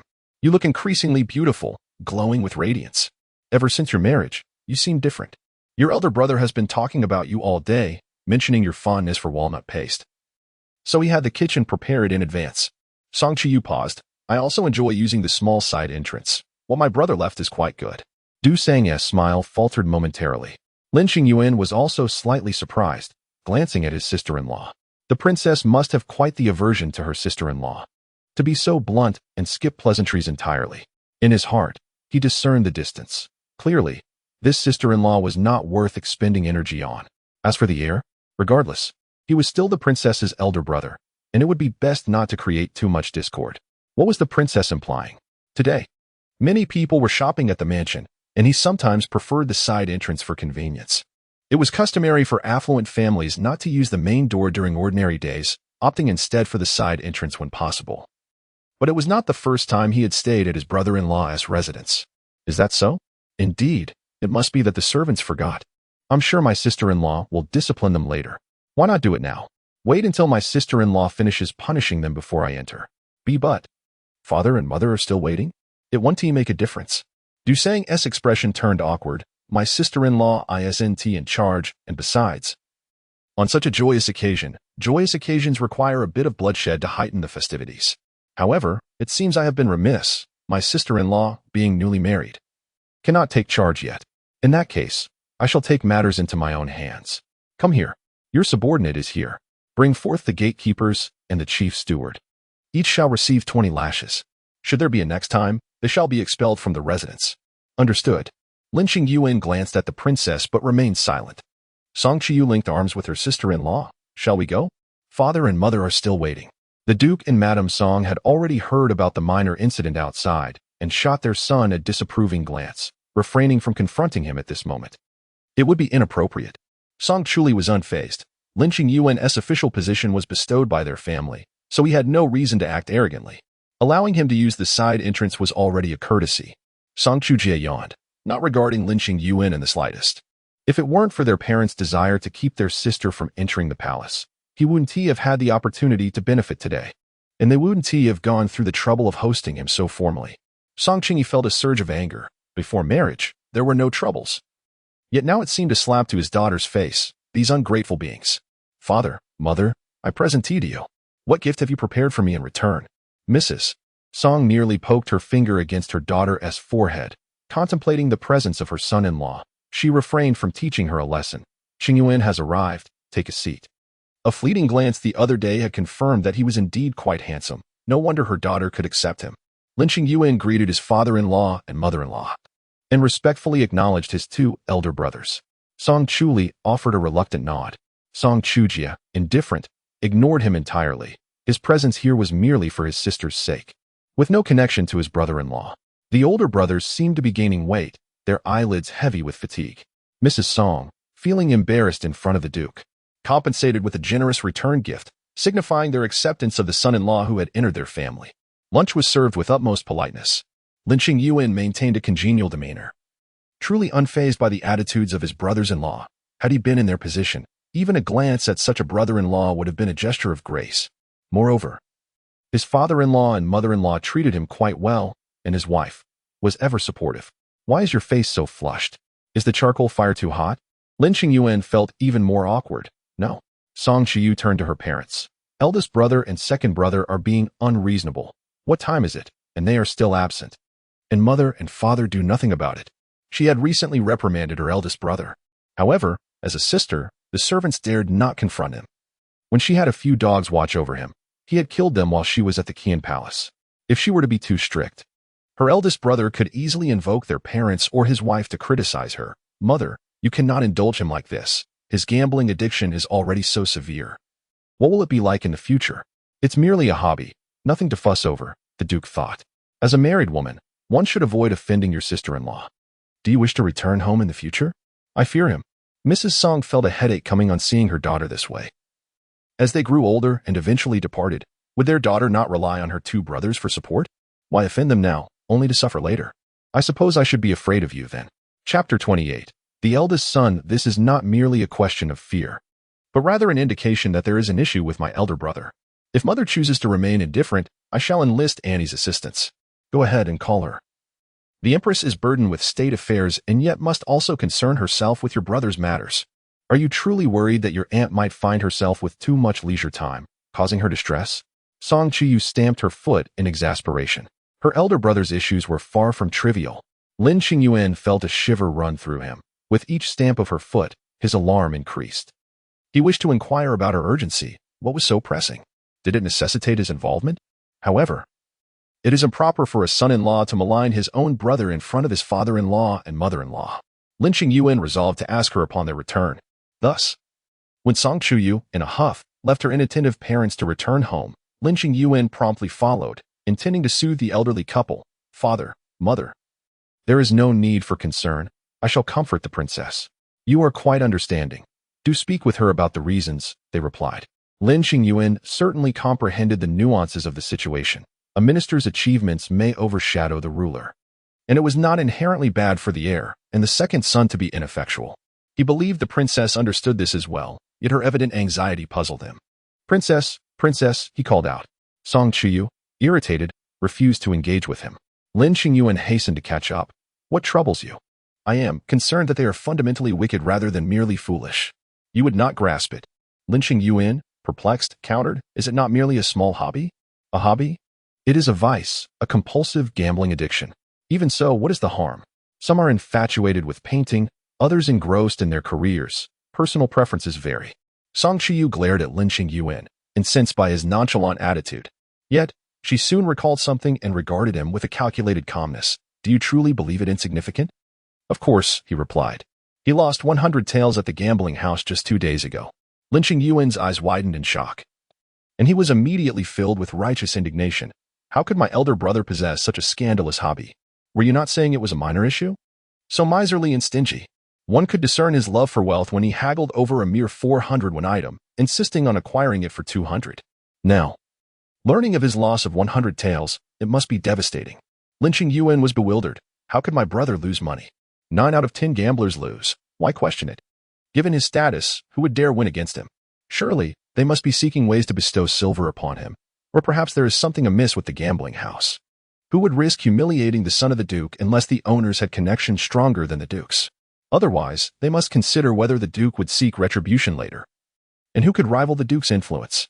Lin Qingyuan gazed at Song Chuyu, who returned his stare. Is there something amiss behind the gambling house? I shall have someone investigate discreetly. It is best for silver to flow in but not out, barring significant matters. Thank you for your diligence. As Song Chuyu spoke, she felt a sense of assurance settle within her, suddenly realizing that she subconsciously trusted Lin Qingyuan's capabilities even more than she did Kang Rui's. Song Chuyu abruptly halted, causing Lin Qingyuan to nearly collide with her. She glanced at a figure in the distance and pulled Lin Qingyuan to stand beside her, insisting he no longer trail behind. Who is that? The man approached, tall and robust, bearing a striking resemblance to the Duke. Appearing taken aback by the presence of the princess, he promptly took a step back, saying, "Your servant pays his respects to the princess. May she enjoy long-lasting fortune." Song Chuyu regarded him for a moment before slightly bowing. Addressing him as elder brother, Lin Qingyuan followed suit, offering his greetings, "Elder brother." Song Shi, astonished, hurriedly stepped back, unwilling to acknowledge the connection. Song Chuyu chose not to elaborate further and departed with Lin Qingyuan, leaving Song Shi contemplative as he watched the princess retreating. In this household, no one recognized him as the legitimate eldest son. Raised by Uncle Lu in the stable, he had long believed himself to be the child of a servant. Though he later learned of his true parentage as the Duke's son, he remained aware that none in the residence regarded him as such. He did not perceive himself as such either. The princess and the heir largely ignored him. Yet, the princess had just addressed him as elder brother. The sensation was akin to being struck by a falling star, leaving him dazed. Song Shi scratched his head, oblivious to the fact that he was grinning while carrying a bow. In the carriage, Lin Qingyuan glanced at the princess, hesitating to voice his inquiries. He had gathered some knowledge regarding the members of the Duke's household. The princess had several half-brothers and half-sisters, and while their relationships were not particularly intimate, they maintained a respectful distance. The only exception was this half-brother, whose existence was a source of animosity between his birth mother and Madame Song. Not only had she conceived a child before Madame Song's marriage, but she also attempted to lead the Duke to annul the marriage and elope with her. The resentment of a usurped husband was not unfounded. Consequently, after Madame Song entered the household, she paid no heed to this eldest son, nor did the Duke. He was raised as if he were a servant. There were no reports of any misconduct attributed to him, on the contrary. He was known for his considerable strength and had held a position in the military, yet his demeanor was quiet, and few knew who he truly was. Those who did assumed him to be merely the son of Lu from the stables, and out of gratitude toward the Song family, they called him Song Shi. Chapter 29. Half-brother. It appears that the princess holds a favorable regard for her half-brother, at least more so than she does for her sister-in-law.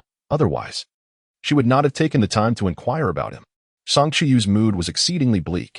In her previous life, she had paid little attention to this elder brother, and until his death, she never cast him more than a fleeting glance.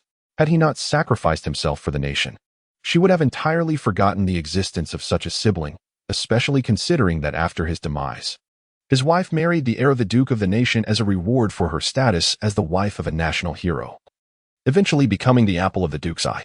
What filled her with even greater shame was that it was precisely because her half-brother's life was a tragic tale that it remained etched in her memory. The woman he was to wed was also of illegitimate birth, a truly extraordinary beauty, learned and accomplished. However, she harbored affections for her cousin, the Duke's heir. Yet, due to her lowly status, she could never aspire to be his legitimate wife, thus she wed her half-brother instead. Her half-brother spent many years stationed at the frontier, and after sacrificing himself to save the Duke of the nation, he was posthumously honored as a great general. His widow's status subsequently soared, elevating her beyond compare. Coincidentally, upon the demise of the Duke's first wife, 3 years later, the Duke's heir married this heroic widow. With her background and her mother's generous dowry, she began a life marked by unbroken fortune and success. Song Chuyu admonished herself not to indulge in conspiracy theories regarding others. Yet she could not shake the feeling that something was amiss, or that perhaps her half-sister-in-law's connection to the death of the Duke's first wife was suspicious. Nevertheless, they could not extend their influence to the battlefield. Her half-brother had indeed died in the act of saving his father, and no evidence could substantiate the notion that her sister-in-law had chosen to marry him solely for his solitary status. Moreover, upon reflection, if there was anyone from the Song family capable of upholding the family name in the absence of their father and the Empress Dowager, it would be Song Shi. In contrast to his two ineffectual elder brothers, Song Shi was pragmatic and capable. Had he not died prematurely, the Song family might not have fallen into such rapid decline. Got a headache? Allow me to massage it for you. He had studied this art and leaned closer to Song Chuyu. Suddenly, she queried, "Do you know my half-brother?" Lin Qingyuan looked perplexed, but soon provided a vague response. "Not well. Just somewhat acquainted then." Song Chuyu pressed, sensing that he must have known more than he let on. "What do you think of him?" she inquired, eager to hear his thoughts. Lin Qingyuan regarded her, his demeanor growing serious as he articulated each word. "What is it that you wish for him?" In that moment, Song Chuyu glimpsed a self-assuredness in his eyes, as if he could transform her half-brother into the person she envisioned him to be. Feeling uneasy, she averted her gaze to the window. Objectively speaking, his capabilities are indeed commendable. With proper guidance, he could become a fine general. Song Chuyu was aware that Lin Qingyuan valued civil affairs and military prowess. His assertion that her half-brother could be a capable general suggested that he indeed possessed such potential. Yet his earlier comments hinted that her half-brother need not necessarily fulfill that expectation. Lin Qingyuan continued, "If you worry that he might pose a threat to your two elder brothers, it would be of no consequence. If that day were to come, it would simply reflect their own shortcomings. Furthermore, he may not even have an interest in the Duke of the Nation's estate. The glory of earning the title of general through one's own merits surpasses that of inheritance." Lin Qingyuan nodded, acknowledging that Song Shi was indeed quite remarkable. In the early days of the Song dynasty, Song Chuyu had come to a resolute conclusion, regardless of any conspiracies from her past life. She was determined to disrupt her half-brother's marriage. If one's heart belonged to another even before the wedding, there was no need to compromise and marry her half-brother, who deserved unwavering devotion. Given your high regard for him, why not engage with him more? Lin Qingyuan lowered his gaze to the floor, deep in thought. Did she know? Indeed, he had recently interacted with several individuals, yet Song Chuyu grasped his hand firmly, encouraging him to rise above his reservations. Lin Qingyuan suddenly lifted his gaze to meet hers. Song Chuyu smiled gently. "As you suggested, the Daxia has a history spanning 3 centuries, and in the annals of history, it is a time of both prosperity and decline, with internal and external troubles emerging incessantly. Who could bear to witness its gradual decay? My princess." Song Chuyu winced as his grip tightened around her hand. Lin Qingyuan quickly released her. "I apologize. It's nothing, merely a bit reddened." He hastily placed his palm over hers, gently massaging it. "If you were to engage with him, would your mother mind? She doesn't even know who he is." Song Chuyu observed her hand resting in his. His hands were large and calloused, in stark contrast to his delicate face. "In truth, my mother does not mind. It is my father who harbors unresolved feelings, believing he has been deceived. It was only after my elder brother's death that he exhibited a semblance of regret. Nonetheless, my father has never regarded the children born out of wedlock with the same importance. An additional child or the absence of one is of little consequence to him." "Well then, there is something I must disclose." Lin Qingyuan hesitated, holding her delicate hand, feeling somewhat guilty. "My mother will soon arrive in the capital." "And so?" "I understand. It is expected. As long as she is not a sister-in-law, my mother would be at ease. She holds a certain aversion to that title, both within and beyond the household." Lin Qingyuan felt that perhaps he had not articulated his thoughts clearly enough. "My mother's mental health is rather poor." Song Chuyu looked at Lin Qingyuan, having never heard of this before. By the time she learned of it, his mother had already departed from this world. What is amiss? At times, she fails to recognize those around her, lost in her own delirium. "Have I not mentioned my family?" Lin Qingyuan chuckled bitterly. "You never inquired." Thus, if she were to marry him, who would not suspect ulterior motives? Chapter 030. Trust. Song Chuyu felt a twinge of guilt, as she believed she understood him deeply and objectively, which led her to refrain from asking questions. In hindsight, this perception proved misguided. For instance, she had thought his deceased mother was no longer alive, while in reality, she was. Furthermore, his health was not as dire as she had imagined. If by chance his family fell into disgrace while he remained alive, it would create an awkward situation. Lin Qingyuan bore no ill will towards the princess. He merely reminded her to inquire more in her future endeavors, assuring her that there was no need to worry about any ulterior motives. What seemed monumental to him might be trivial to her. There is no need to defend me. You should inquire about your mother-in-law, he stated. As Lin Qingyuan observed the gentle sway of her earrings, he suddenly felt compelled to touch their lustrous surface, wondering if they were as cool to the touch as he imagined. Rest assured, I am not a bastard child. I do not, you may say. My mother was that man's legitimate wife. However, her lineage was humble. At that time, he was in poor health, and a master foretold that he needed a strong spirit to counterbalance his misfortune. My mother's destiny aligned perfectly, and thus, they brought her into their household. Yet, they scorned her background and were reluctant to accept her. Once his health improved, he married a woman of his choosing and left my mother and me at the estate. I grew up there, which was not without its merits, but the lady of the house harbored a disdain for my mother and me, leading to some unspeakable actions against us, which drove my mother to madness. The estate, though referred to as such, was merely barren land, desolate, and a haven for exiles. His mother. Chuyu gradually leaned closer, wishing to embrace him. Suddenly, Lin Qingyuan looked up. Their eyes met awkwardly for a brief moment before they both withdrew, returning to their respective seats. Despite having engaged in more intimate acts previously, they now felt shy. How disappointing. Chuyu chastised herself for not being more decisive earlier. Pressing his head onto her shoulder would have sufficed. Lin Qingyuan cleared his throat. You need not worry. My mother is mostly quite stable, but she may exhibit extreme behaviors when provoked. Chuyu had witnessed such episodes, realizing she had not succumbed to madness because Kang Rui was unworthy of such a fate. Did she come alone? No, I had a few friends accompany her. My friends come from humble beginnings. Since we are sharing, let us continue. Chuyu inquired. What do you mean by humble? Lin Qingyuan raised his eyelids to regard her for a moment. They are bandits. Oh. Chuyu felt perplexed by his gaze. Lin Qingyuan found her confusion equally baffling. They are thieves, and you do not ask about that? Ask what? Since he entrusted his mother to them. It signifies his trust in them. Those he trusts must be reliable. He then queried, by the way, have you ceased communication with them? I have had no contact. Were those who attacked you in the west of the city affiliated with them, or merely your enemies? It was likely that woman. Is your father's newly married wife of high status? She is the daughter of the governor of Sujiang Prefecture. That grants her considerable influence. Would you like me to persuade my aunt to remove her father from his position?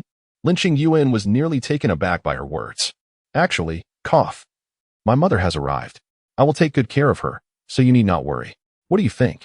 I will ask the imperial physician to examine her. And I will also request a few experienced matrons from my mother to assist her. My mother has several knowledgeable in pharmacology and skilled in their craft, which will facilitate her care. Lin Qingyuan felt a stir in his heart. Such servants are not easy to come by. Yet she was willing to provide them for his mother. My lady, I appreciate your thoughtfulness. Chapter 031. Are you satisfied? The moonlight stains the frost flowers. Little Mosquito quietly pushed open the study door, adding coal to the fire. Lin Qingyuan, hearing the movement, looked up, setting down his brush to check the time. What hour is it? Little Mosquito's demeanor was now respectful, shedding the arrogance he once displayed. Who would have thought that he, merely accompanying a down-and-out scholar in a child's game, would truly become the adult's page boy? He was illiterate, surrounded by numerous servants who could read. He feared that the adult would disdain him and dismiss him. Returning to the adult, the sun has set for quite some time. Little Mosquito's voice grew increasingly faint. He had yet to grasp the concept of time, and he was certain the adult would no longer want him. Lin Qingyuan thought of the princess. She had said that since he had ascended, he should follow his own wishes.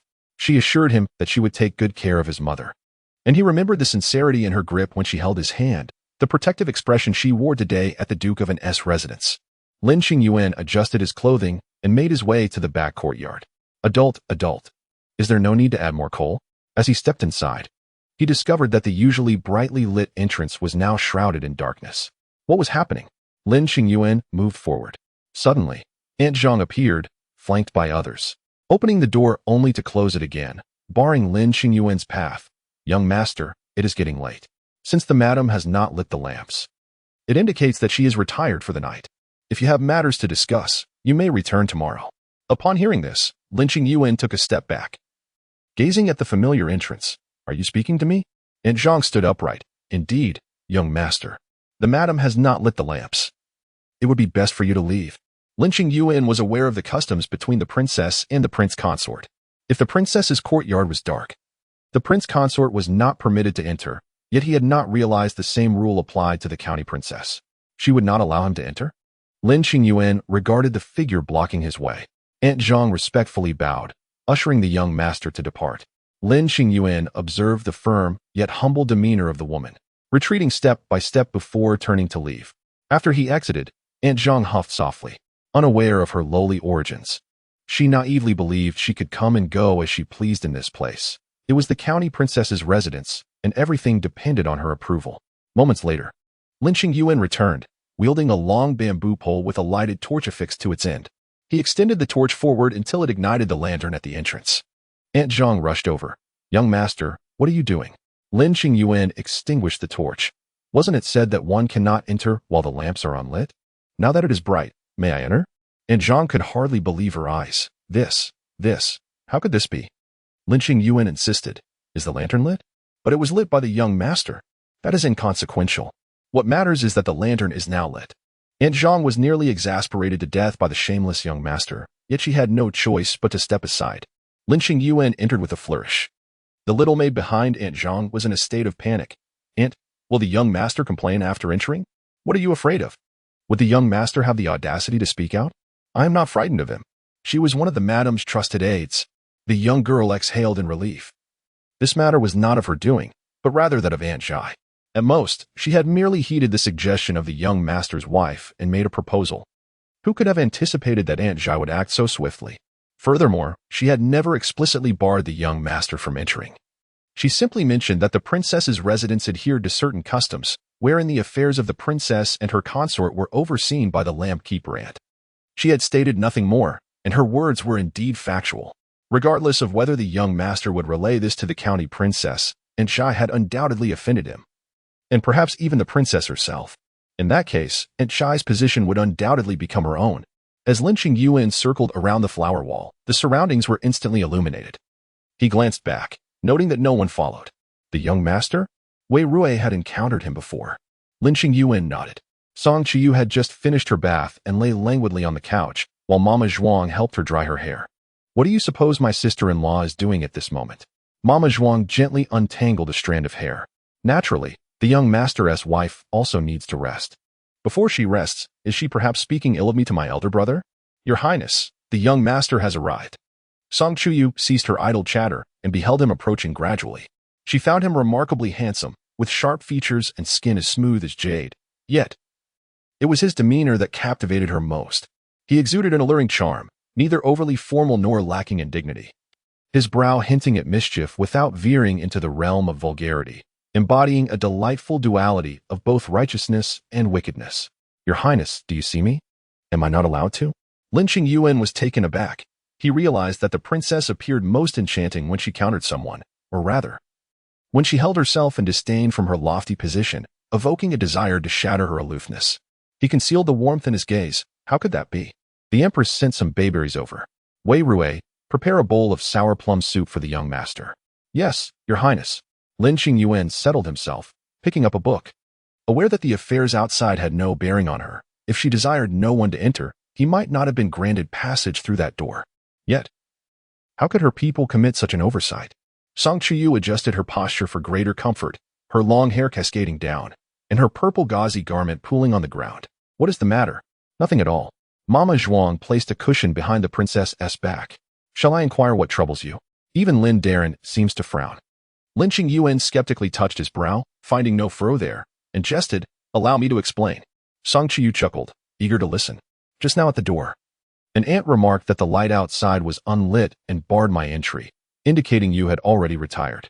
I merely lit the lamp at the entrance to come in." Chuyu erupted into laughter, covering her mouth, her mirth light and carefree.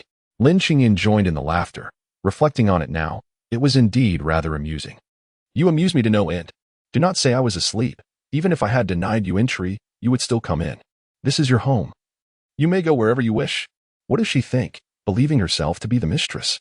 Mama Zhuang, retrieve Aunt Zhai's contract of servitude for the young master. She then turned to Lin Qingyuan. "Once matters settle, let us sell Aunt Zhai." "No need. It would be entertaining to keep her around." Mama Zhuang presented the contract to the young master, who accepted it without hesitation, the thin sheet of paper bearing the weight of a person's fate. Some individuals remain oblivious to their own thoughts. This holds true in both the Gugong mansion and the Lin residence. Even I, here, must gauge your mood and strive to delight you, while they exhibit a certain capriciousness. Have you been appeased? Otherwise, what am I presently engaged in? Am I to discern whether I have satisfied you? Lin Qingyuan set down his book and rose to approach. What is to be done? Zhuang Mama handed over a small stove used for warming hair to the young master. Lin Qingyuan accepted Zhuang Mama's task, seated himself behind her, his somewhat rough fingers gliding through her half-dried hair. Observing the damp strands slipping through his fingers with a refreshing chill, I shall convey to the princess through action whether I am content. Song Chuyu tilted her head back, her pair of shimmering eyes gazing at him, her elongated arms encircling his neck, the purple gauze cascading down. Husband, are you satisfied? Her voice was intoxicating. Lin Qingyuan's fingertips brushed against her head, instantly lifting her up and drawing her toward himself. Chapter 032. Clouds over Wushan today. Lin Qingyuan rose early to attend court. After completing his morning exercises, he returned to find a lavish breakfast laid out in the dining hall. With an air of nonchalance, he washed his hands in a basin that appeared to harbor darting fish. Aware of the opulence befitting the nobility, Lin Qingyuan endeavored to remain composed, accepting a scented towel with a serene expression and taking his place at the head of the table. Two young maidservants approached dutifully to serve the dishes. Among the dowry of the princess were renowned chefs from various regions, and this morning's offerings included a splendid array of 59 dishes, complete with bowls, plates, pots, spoons, and chopsticks. Song Chuyu would not rise so early, leaving Lin Qingyuan to dine alone. He attentively observed the movements of the servers, noting which spoon was used for each dish, how the tofu was presented to best showcase its color, and the proper way to consume each item. Throughout the process, silence reigned, and Lin Qingyuan watched with utmost seriousness, relishing the exquisite fare that justified the chef's esteemed reputation. After finishing, he rose to wash his hands under the attentive gaze of the maidservants, tidied himself, and prepared to leave. Before stepping outside, Lin Qingyuan instinctively glanced back. The once empty abode felt alive with the gentle sway of beaded curtains, infused with lingering fragrances due to her presence. A sudden desire to see her surged within him, even if it was merely to witness her peaceful slumber. He made his way next door. Song Chuyu had already awoken but was reluctant to rise. Lin Qingyuan, his expression softening, settled beside her.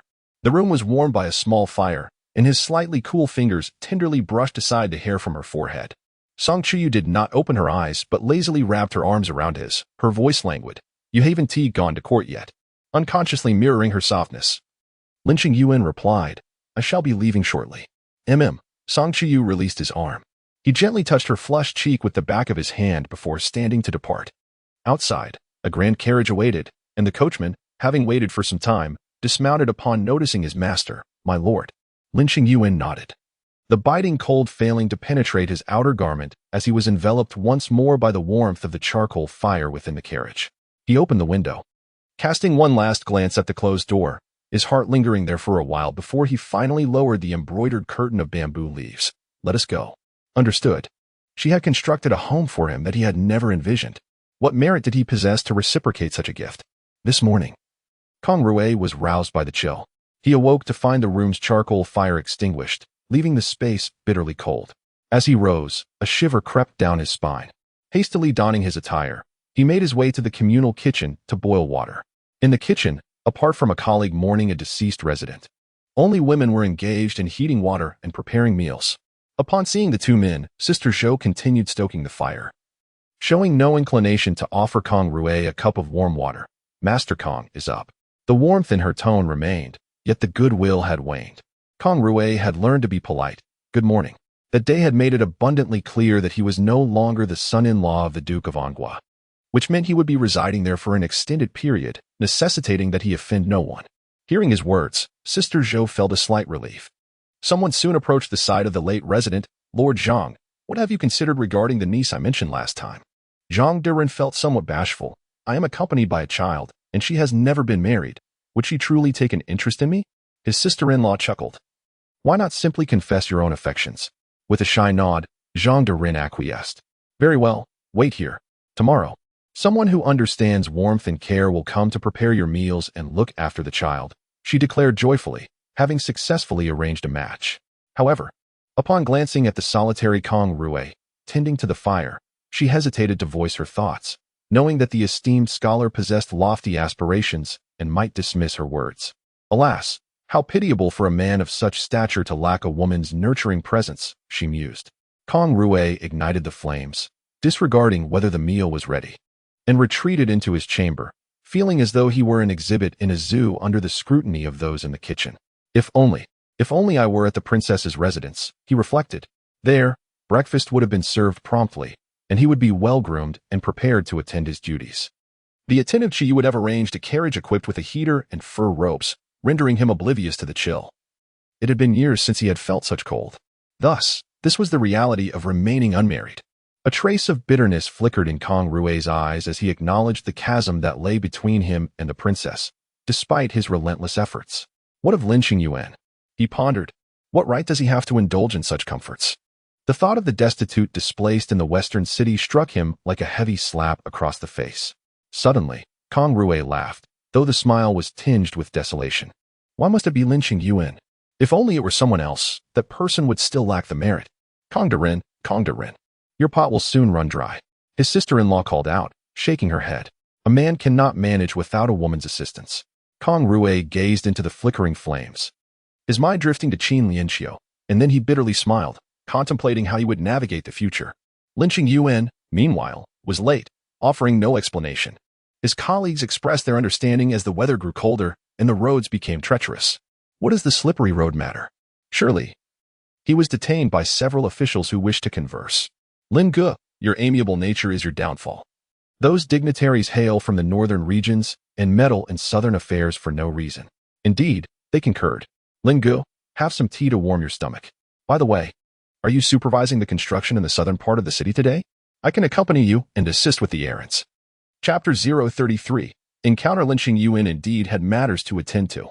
After a perfunctory roll call, he left the government office early and headed to the most renowned gambling den in the capital. Chuyu, having donned male attire and adorned with a faint semblance of a beard, awaited him in a nearby tea house. Upon seeing her, Lin Qingyuan could not suppress a smile. Her fair visage betrayed the fact that something was amiss, yet she had the foresight to bring several guards, signaling her formidable nature. Chuyu was acutely aware that her disguise was not entirely convincing, but beneath the emperor's watchful gaze, there was no need for perfection. His laughter irked her, and she playfully pinched his arm, just enough to convey her threat. What are you laughing at? Lin Qingyuan quickly begged for mercy. Laughing at myself. Chuyu too chuckled, albeit awkwardly releasing his arm, realizing that their recent interactions had fostered a degree of intimacy between them. Lin Qingyuan's smile remained undiminished. Let us go. He reached out to take her hand, but reconsidered, instead resting his arm around her shoulder, then releasing it, acknowledging her true identity. Let us be off. At that moment, Kang Rui was about to depart when a familiar figure caught his eye, causing him to stare in disbelief. Having spent so many years with her, how could he not recognize her countenance? Yet, she was no longer beside him. Kang Rui clenched the pen in his hand, bitterness welling up as he watched. In the past, only he had the privilege of walking alongside her. It felt as though his heart had been wrenched from his chest. A pain so acute it incited violent thoughts. That was his wife, the mother of his children. How dare Lin Qingyuan flaunt such familiarity with her in public? What was he but a despicable buffoon? Kang Rui. He jolted back to reality, hastily lowering his gaze, continually admonishing himself to maintain composure. This was reality. He must remain grounded, for the daily grind was genuine, and the harshness of life was real. He could not afford recklessness, lest his career be jeopardized. Steady. He must remain steady. What are you looking at? Zhao Rong had also turned to gaze, his astonishment palpable. Is that Lin? He quickly silenced himself. Realizing that Lin Qingyuan was not in the Ministry of Works at this hour, what could he possibly be doing, especially accompanied by a young man? Zhao Rong's eyes widened in surprise, as if he had stumbled upon a hidden secret. Kang Rui cursed under his breath. It must be the princess of An Guo. The princess? Zhao Rong immediately fell silent, straining forward for a better view. Is it truly the princess? Is she as beautiful as they say? Even disguised as a man, she looks so fair. She must be even more stunning in her true form. Naturally, Kang Rui replied, seemingly nonchalant. Is it not a bit inappropriate for her to be out at this hour? He had learned to temper his temper. Having wed the princess, What could be inappropriate? Zhao Rong ventured. Upon closer inspection, they do seem to be a match made in heaven. Kang Rui tightened his grip on the pin. Jealousy gnawing at him as he envisioned them in close proximity, it felt as if countless ants were biting at his insides, urging him to intervene. Kang Rui restrained his gaze, feeling like a mere shadow of his former self. Then they ought to exercise caution. Initially, he had never dared to falter, never once arriving late or leaving early, lest he provide others with leverage against him. Kang Rui, are they headed to the gambling den? Kang Rui immediately looked over, astonished. How could Lin Qingyuan taken into such a place? What business did they have at a gambling den? The phrases lost in indulgence and lacking ambition flashed through his mind. It was not impossible for someone like Lin Qingyuan, who had suddenly married into a prominent family and effortlessly acquired everything he desired, to become lost in power and consumed by greed. Such circumstances could indeed alter a person's mindset, and this thought made Kang Rui's heart race uncontrollably. If Lin Qingyuan had changed, would Chuyu regret her choice? Would there still be a chance for him? Zhao Rong insisted on following them. Kang Rui quickly regained his composure. If Lin Qingyuan were truly that kind of person, he would not have achieved such success in his previous life. Yet, what was his reason for visiting a gambling den? Zhao Rong urged Kang Rui to keep up with him. Kang Rui's gaze remained fixed on Song Chuyu. It had been so long since he had seen her.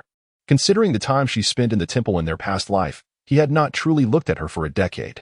After arriving here, he had sought every opportunity to meet her, but as the esteemed princess of An Guo, she was not easily accessible.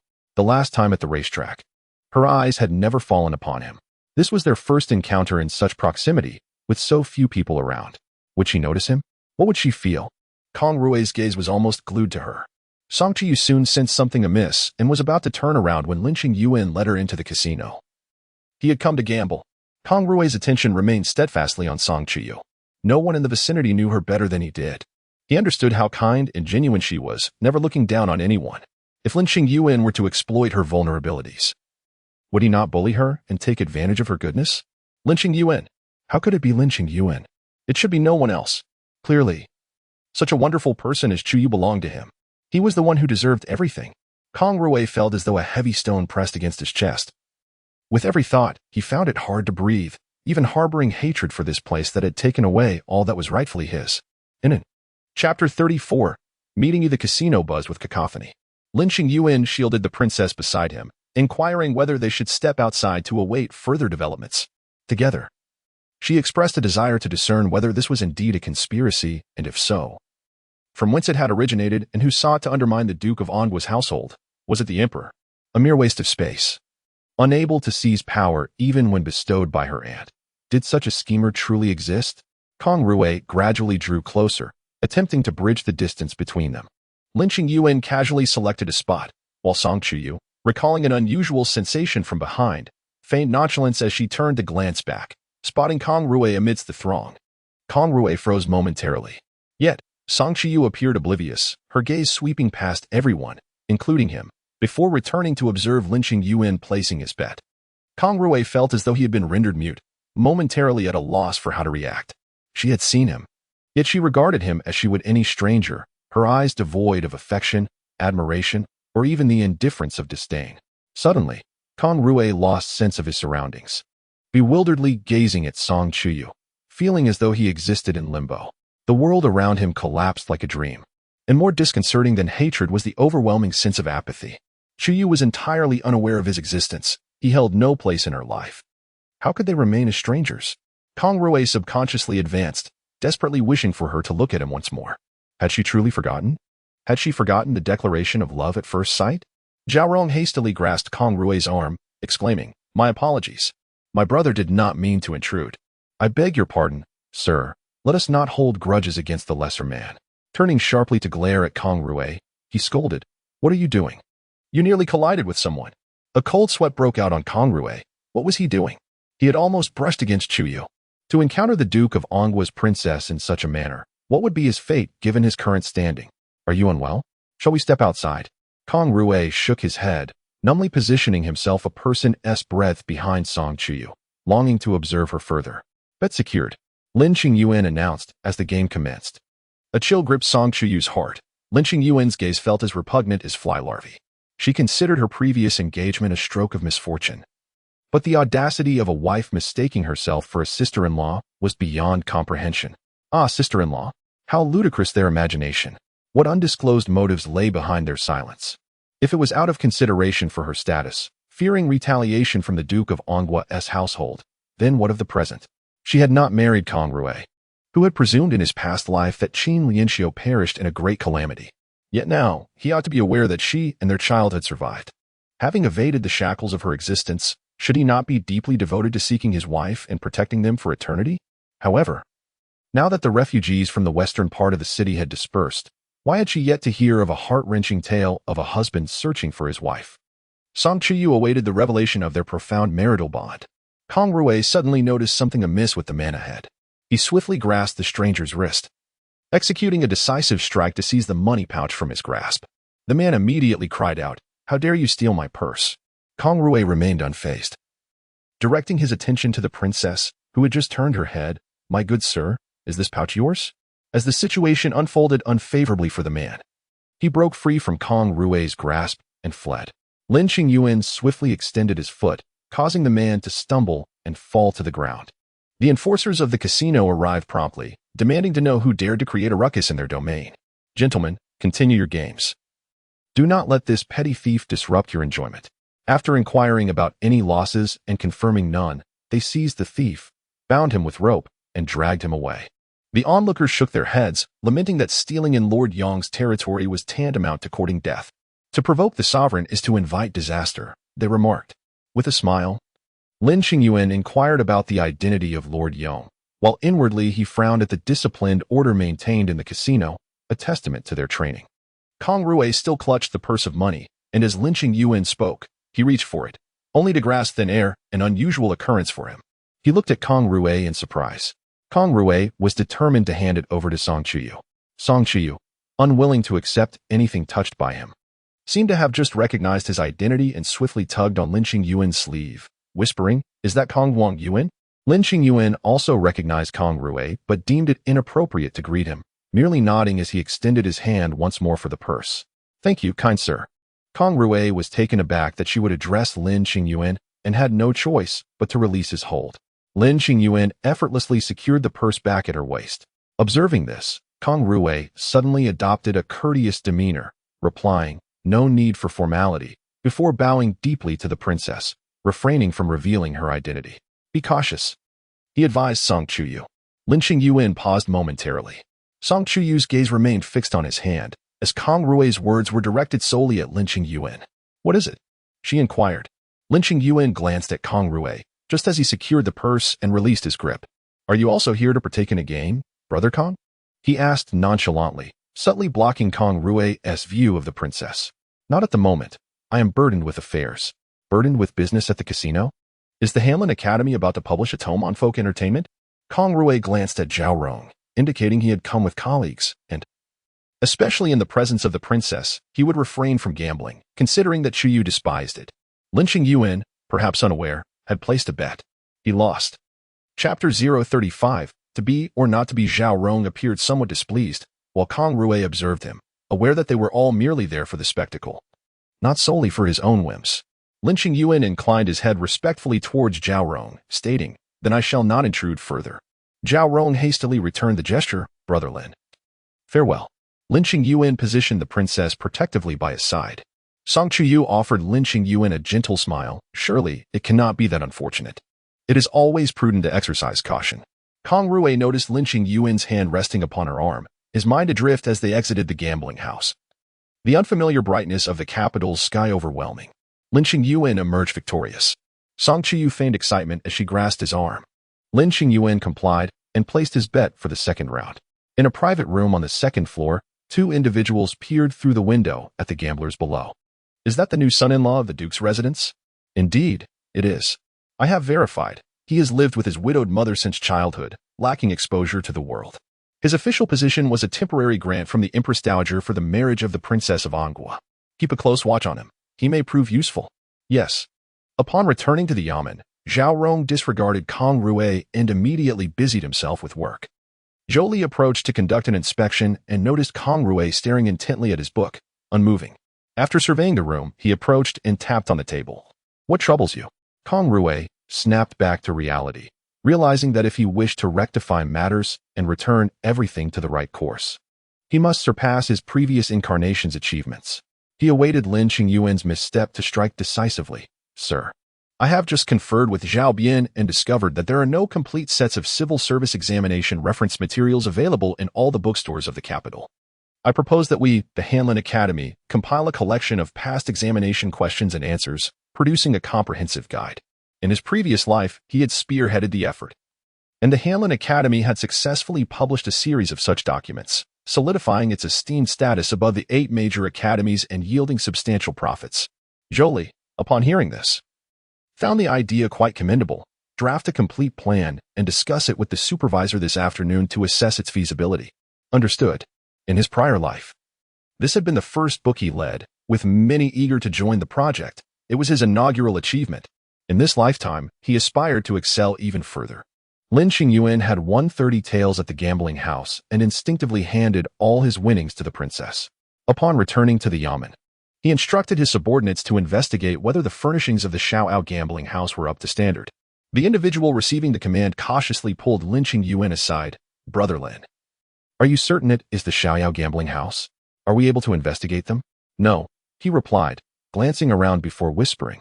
The leader of the Xiaoao gambling house operates in the shadows of the capital, gesturing with a thumbs up. Are they under the protection of the Military Affairs Office? Not at all. Then let us proceed with the investigation. But Brother Lin, why would we want to investigate them when everything is fine? Lin Qingyuan's expression turned significant. The new year approaches. The listener instantly grasped the implication. Understood, I will gather people to go.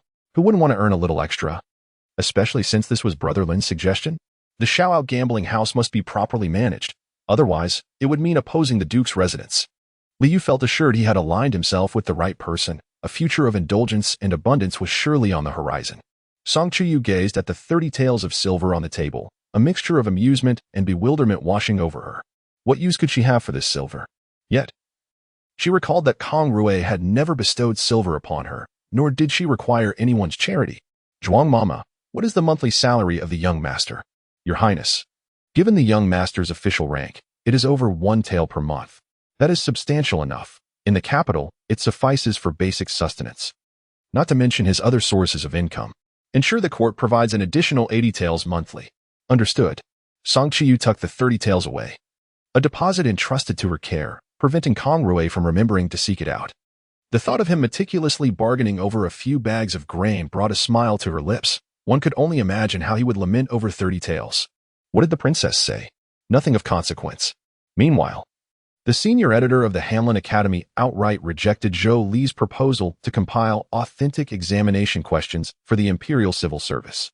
The Hanlin Academy, being directly accountable to the emperor, was tasked with drafting and revising his edicts and documents. It was beneath their dignity to engage in such trivial matters. Moreover, the National Academy and the 8 great academies had their own opinions. Aside from state documents, other publications were their domain, and it would be unwise to offend other offices for the sake of minor gains. Jolie argued passionately, but this concerns the future of every student. You referred to them as students. Why not discuss this with the scholars of the National Academy instead? Jolie fell silent. Kang Rui had not anticipated that his suggestion would be so readily dismissed. In his previous life, this matter had proceeded smoothly, receiving widespread acclaim and yielding remarkable results. How could it now falter at the proposal stage?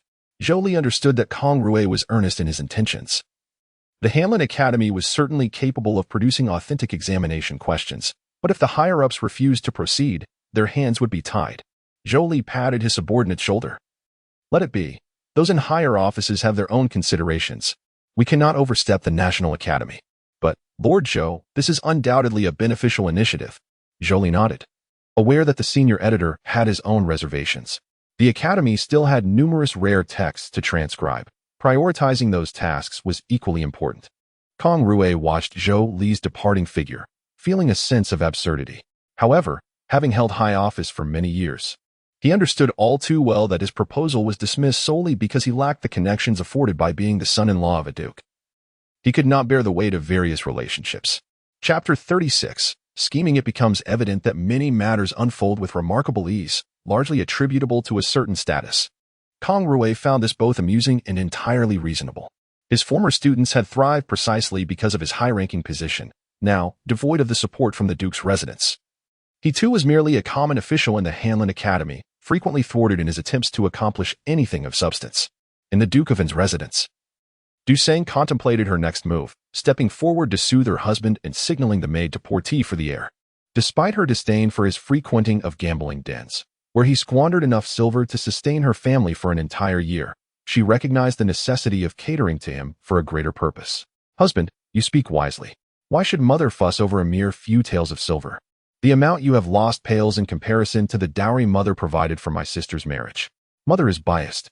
She refuses to give me any silver, complained Song Chuli, suddenly realizing that even after 6 months of marriage, his mother had yet to bestow upon him his share of the family estate. He rose abruptly. I shall go seek mother. Dusang immediately grasped his arm. What will you say upon your visit? Naturally, I shall demand what is rightfully mine. Foolishness, my dear husband. No matter how dearly mother loves you, you must not break her heart. At your age, it is time to shoulder responsibilities for her. When you go to her, inquire what you can do to assist her, and whether any funds are necessary for your undertakings. Should she decide to grant you something, it would be her goodwill, not a claim of yours. How could you say it belongs to us? That would surely sadden her. Upon hearing this, Song Chuli tenderly cradled his wife's face. You are truly remarkable, my dear, always thinking of our family. Dusang gently removed his hand. If you are well, then I am content. Your happiness brings me joy. Just wait. I shall ensure you enjoy prosperity. By the way, have you discussed the household matters with mother? Dusang lightly tapped him. I only mentioned it because I see how hard she works. Not long ago, my sister's wedding nearly exhausted her. It was not to facilitate your spending. Now that she is feeling better, I have chosen not to bring it up. Song Chuli only perceived her comment as an opportunity for him to manage finances. Rest assured, I shall keep this in mind and bring you good news. Dusang gazed after him with fervent anticipation. The Duke's residence had an abundance of resources. It mattered little where they were cast aside. Her own family, however, was different. Her brothers pursued education, and rather than squander resources in frivolous pursuits, they should be directed towards meaningful endeavors. Upon hearing her eldest son's words, Madame Song furrowed her brow, recalling her daughter's warning when she returned home. Mother, believe me or not, my sister-in-law is encouraging my brother on how to wrest control of the household from you. Within half a month, he will surely bring this matter to your attention. You may wait and see. In the present day, Madame Song truly heard this and felt an immense joy within her heart. Her original intention was to hand over the household management to her eldest daughter-in-law after her daughter's marriage, but due to a slight delay, her daughter-in-law grew impatient. While Madame Song lamented her daughter's departure, she did not hesitate to set traps for her. Had her daughter not mentioned it, these troubles would not have arisen. Yet her daughter had unwittingly guessed the truth. Unwilling to relinquish control, Madame Song rationalized that it was not a matter of fatigue, for it was the subordinates who toiled. It is indeed your responsibility, she conceded with some justification, so I shall grant you 2 shops and a farm. Surely, such gestures of goodwill will suffice. Thank you, mother. Truly, you should take a break from household affairs. I wish for you to enjoy some peace and relaxation. Madame Song feared she could not afford such indulgence. Well aware of her eldest son's character, earning silver was unlikely, yet spending it came all too easily. Once the household management fell into their hands, it was uncertain how quickly it would be squandered. Your wife hails from a distinguished background and is unfamiliar with many matters. I believe it would be beneficial for her to stay by my side for a while. This will assist her in the future and serve as support for you as well. Mother only considers what is best for you and your wife. Once she has learned the ropes, I shall entrust the household to her, and then I shall await the enjoyment of your shared blessings. Mother, you have worked so hard. It is no trouble at all. It is all worth it for your sake. Mother, how old are you? Still calling you that every day? Return home, and have your wife move in with me starting tomorrow. Mother is so kind to Sang. She will surely understand. All I ask is that you understand. By the way, take Chun-Lai back with you to serve, lest she comes here, leaving you without someone who understands your needs. Thank you, mother. Let us depart. Those who dare to covet what is in her hands should not be surprised if her reach extends far. After her son departed, Madame Song felt an inexplicable surge of anger, which only intensified with each passing moment. Call that wretched girl back. She is sowing discord. If my relationship with my daughter-in-law deteriorates, it is all due to that insufferable girl. Let her return and quell my fury. Chapter 37. The selection of worthy individuals. My dear mother, You have exhibited remarkable wisdom by thwarting the enemy's schemes. Upon hearing her daughter's words, Mrs. Song's head buzzed with confusion. Who is the enemy? Whose machinations are you speaking of? Are you unaware of whom you should align with? You can no longer rely on your elder brother. Enemies, indeed. Song Chuyu quickly soothed her mother. Aside from father and you, everyone else is an adversary. My loyalty lies solely with you. Besides, I must have guessed correctly. Otherwise, you wouldn't be so irate. Has my sister-in-law incited my brother? Mrs. Song neither confirmed nor denied the allegations. Our household will inevitably fall into their hands. Who claims that the family should be entrusted to those capable of safeguarding it? Such nonsense. You doubt my words? Just this morning, your sister-in-law did not come to pay her respects. She sent a woman to my brother instead. It would be absurd for her daughter-in-law to find favor with her. The very thought is exasperating. Her lack of composure indicates she still requires experience. Mother, I believe that whoever can reclaim the silver lost by my brother at the gambling house should manage the family finances. Mrs. Song nearly burst into laughter. Are you suggesting that you would shamelessly demand it? Aren't you afraid of losing face? A married daughter returning to manage the household? Off with you. Go where it is cooler. How could it possibly be me? I was speaking of your son-in-law. Mrs. Song nearly grabbed a broom to shoo her away, her chest heaving with indignation. Why on earth did I allow this little ancestor to return? I should not care if others laugh. Is there truly no one left in the An Guo County residence? Have they all perished, leaving it to an outsider to oversee the household, especially a man? Ridiculous. Go. Leave at once. Yet, Song Chuyu did not budge. Instead, she moved even closer to her mother. Aunt Liang, if you wish to laugh, please do so without restraint. But help me consider this. Does my reasoning hold any merit? What does my brother enjoy? Gambling. Father has intervened, but to no avail. I have tried as well, with equal failure. Is it possible to truly end my brother's lifestyle? No, but allowing him to continue down this path will lead to our family's ruin. In less than 50 years, perhaps even 10, it could all be lost. Do you believe it, mother? Mrs. Song remained silent, evidently in agreement. What will your grandson eat then? What will your great-grandson eat? Should they resort to begging like those nobles? Do you know how Lin Qingyuan intends to resolve my brother's issues? By breaking his legs? That would be the least favorable option. The true solution is to ensure that the gambling house bears the Song name. This is a matter my brother need not be privy to. From now on, he can gamble as he pleases, and the money will circulate within our family. Mother, doesn't that sound reasonable? My brother's inclinations cannot be altered. But we can transform the environment. Mrs. Song pondered this. It does make sense. But what of your second brother? Upon hearing the name Song Chujia, Song Chuyu's expression darkened. If her elder brother merely indulged in criminal activities and squandered the family fortune, her second brother posed a far graver threat to the stability of the Great Xia. He disregarded the law, mobilizing troops for personal feuds, leveraging his status to wreak havoc across various regions, committing unspeakable acts. He deserved whatever fate awaited him. Seeing her daughter fall silent, Mrs. Song tugged at her sleeve. Aunt Liang gazed at the princess, aware that although the heir enjoyed gambling, it was hardly a matter of great concern. It was the second son who truly caused the Duke and his wife much distress. Speak up. Break a leg. Let us end this once and for all, Mrs. Song exclaimed, delivering a sharp slap to her head. Mother, you struck me. Look at the nonsense you're uttering. If I don't discipline you, who will? If I were able to take action, would I need my daughter to suggest such foolishness? Should we entrust the second brother to Lin Qingyuan for some guidance? Song Chuyu pondered. She was uncertain, yet in her previous life, Lin Qingyuan had been a well-regarded official, well-liked by local ruffians and idle youths. Even the most unscrupulous characters could engage him in conversation for hours, and his respect for the worthy attitude was rather indiscriminate. Surely he could manage to straighten out the second brother. Mrs. Song expressed her doubts. Can he truly handle it? He holds a meager position in a minuscule locality. If he fails to educate little Jia, it would be you who ends up lamenting. Should he fail, we can simply dismiss him without loss, of course. My second brother is of greater importance, family is paramount, and you, dear mother, are the utmost priority. Aunt Liang pushed her away, sensing a headache coming on. If I were to expel someone, you ought to feel concern. Song Chuyu turned to her mother. Will you grant it? If you and father do not approve, it would save us the trouble with Qingyuan. You certainly trust him. Otherwise, I wouldn't be able to marry him. Very well, let him guide your second brother. If he resolves matters concerning your elder brother and the second brother, I shall not boast. I will double your dowry. Mother, you've spoken. A gentleman's word is his bond. I also wish to retain the right to decide on my elder half-brother's marriage. Mrs. Song was momentarily taken aback. Him? Has he found someone he fancies, seeking you out? There was neither disdain nor affection in Mrs. Song's gaze. She held no particular feelings toward any of her illegitimate children, hardly considering them worthy of her attention. She did not advocate for a familial bond between legitimate and illegitimate offspring. Her own sons and daughters did not associate with the illegitimate ones. Even in encounters, there was a clear distinction, with the illegitimate children formally greeting their legitimate counterparts, each maintaining their respective places. Chapter 38.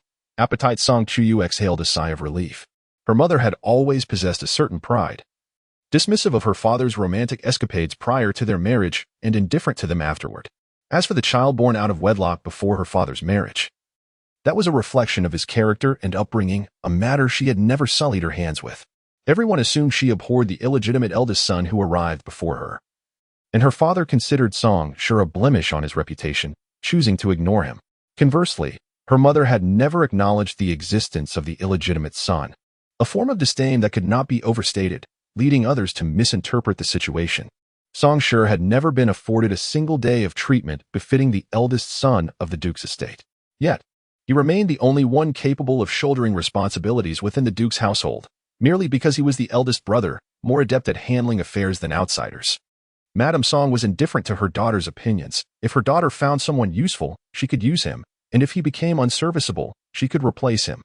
There were a few capable illegitimate offspring, after all, who could still prove useful. Trifling matters that could be traded as conditions, take it if you desire. Song Chuyu found herself both amused and exasperated. Discussing her half-brother's marriage as if it were merely an object to be freely given away was absurd. Thank you, mother. You're the best. I promise to ensure that all your wishes are fulfilled, she mused, pondering the implications of offending the eldest daughter-in-law. The headaches this would cause. Upon exiting the Duke's residence, Song Chuyu composed her expression and glanced at the sky before instructing her attendants to head toward the palace. Beyond familial matters, she had more pressing concerns. The Empress Dowager, mindful of the late emperor's benevolence, was wholly devoted to the royal family, and her power would inevitably be relinquished. However, the emperor harbored no affection for the dowager, which was the root of the most troubling predicament. Lifting a corner of the curtain, Song Chuyu's alabaster fingers pressed against the heavy fabric as she peered outside momentarily before lowering it again, her jade-like visage marred by worry. During the dowager's reign, she could come and go from the palace at will, as if it were her own backyard, free from restrictions and warmly received by the maids, eunuchs, and guards alike. Yet, after the shift in power, the palace had become an unreachable domain, and the invitations for audiences took over half a month to return, breeding her anxiety. With the emperor perceiving her aunt as a puppeteer of state affairs and the Qi Wang lurking with predatory intent, the impending winter only exacerbated the situation. As nomadic tribes at the borders stirred restlessly, stability seemed a distant dream.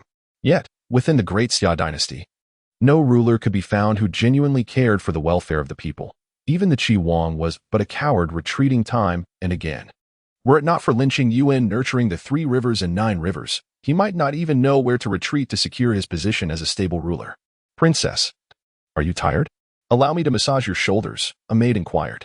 Song Chuyu remained still, contemplating a potential course of action. Perhaps she could cautiously inquire with Lin Qingyuan, as her instinctive trust in his responses lingered in her mind. Meanwhile, Kang Rui pondered his own path. His legitimate position had been thwarted, leaving him without the swift ascent he once anticipated. He now occupied a role that could easily become a lifetime commitment for many. With promotions following a slow and methodical pace, at best, he would have to wait another 5 years for advancement. Can he endure a 5-year wait? Without the An Guo public residence, everything returns to square one. He must discover a way out. Kang Rui contemplated the Qi Wang, for in the fierce struggle for power, the ultimate victor is the Qi Wang. With this foresight, he must commence his schemes forthwith to achieve something significant. He recalled the Xiaoao Casino, one of the Qi Wang's enterprises, a fact known to very few. Yet, this already indicated that the Qi Wang had long begun his strategic maneuvers. It was time for him to meet the Qi Wang as well, for the loyal ministers were acquainted with one another, were they not? Lin Qingyuan had ordered the Xiaoao Casino to cease operations, citing multiple venue facilities that did not comply with regulations. The casino's chief manager, Guang Yi, who had spent tens of thousands of taels and bribes over the year, nearly laughed himself to death upon hearing the news. As if he had stumbled into the underworld seeking his demise, a mere 7th-rank clerk, unaware of how many eyes the Horse King possessed. His subordinate promptly interjected, "My lord, this is different. Does he possess 3 eyes?" Guang Yi responded with a calm demeanor, his plump figure exuding no hint of ferocity, instead resembling a benevolent Maitreya Buddha, presenting an image of a good-natured benefactor. Yet, those familiar with him knew of his cunning ways. Almost the husband of the An Guo Princess, he mused, his expression softening considerably at the mention of the An Guo public residence. He was more acquainted with the 2 young masters, who had frequently lent their patronage to several of his casinos. Thus, it could be said he had not been subjected to tribute. A man of modest stature yet with grand aspirations, having just assumed his position, he dared to peel away his skin. Should he be labeled a brash youth, or merely someone unafraid of death? However, Guang Yi's thoughts turned to the vanished refugees in the western part of the city, heightening his wariness of this individual. Could one person truly eradicate years of hidden dangers in the capital? Might he be a greedy and lustful fellow? If he were merely a petty individual relishing his newfound fortune, it would suffice. But what if he were to take 200 taels of silver to first scout the way? 90, isn't that a bit excessive? Go if I instruct you to go. A 7th-rank clerk dares to bite off such a large piece? The 3 great camps of the capital might not even have such an appetite. Chapter 39. Inquiry at the department. Upon hearing that the visitor was not the head of the department and had not made an appearance, Lin Qingyuan instructed his subordinate, Chun-Li, to receive them. Chun-Li, eager to please and believing he understood his superior's intentions, met with the manager of the carefree gambling house at a tea house, where the 2 engaged in a prolonged exchange. Ultimately, Chun-Li accepted 200 taels of silver without protest. Lin Qingyuan observed the substantial amount of silver and took an ingot, handing it to Chun-Li with the instruction that as long as the visitor arrived, he should be met, and whatever they offered should be accepted. Chun-Li had never encountered such a sum before. He was tempted to bite the silver out of curiosity, but quickly dismissed the thought, aware of the embarrassment it might bring. In their position, they usually dealt with mere coins. Who had ever handled such a significant amount?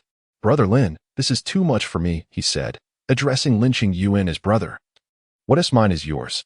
Lin Qingyuan maintained a calm demeanor, showing no signs of the gravity of the hundreds of taels before him. Chun-Li admired Lin Qingyuan's composure. After all, 200 taels could purchase a small courtyard in the suburbs of the capital. Lin Qingyuan's unflinching reaction made Chun-Li feel fortunate to be associated with such a remarkable individual. "Thank you, brother. I shall dedicate myself to serving you diligently," he declared, realizing that the sum amounted to 10 times his annual salary. "Come here, brother, you have orders," Lin Qingyuan instructed. "Investigate the carefree gambling house every 3 days." Chun-Li was left dumbfounded. Every 3 days? Such a fortune is only to be monitored for 3 days?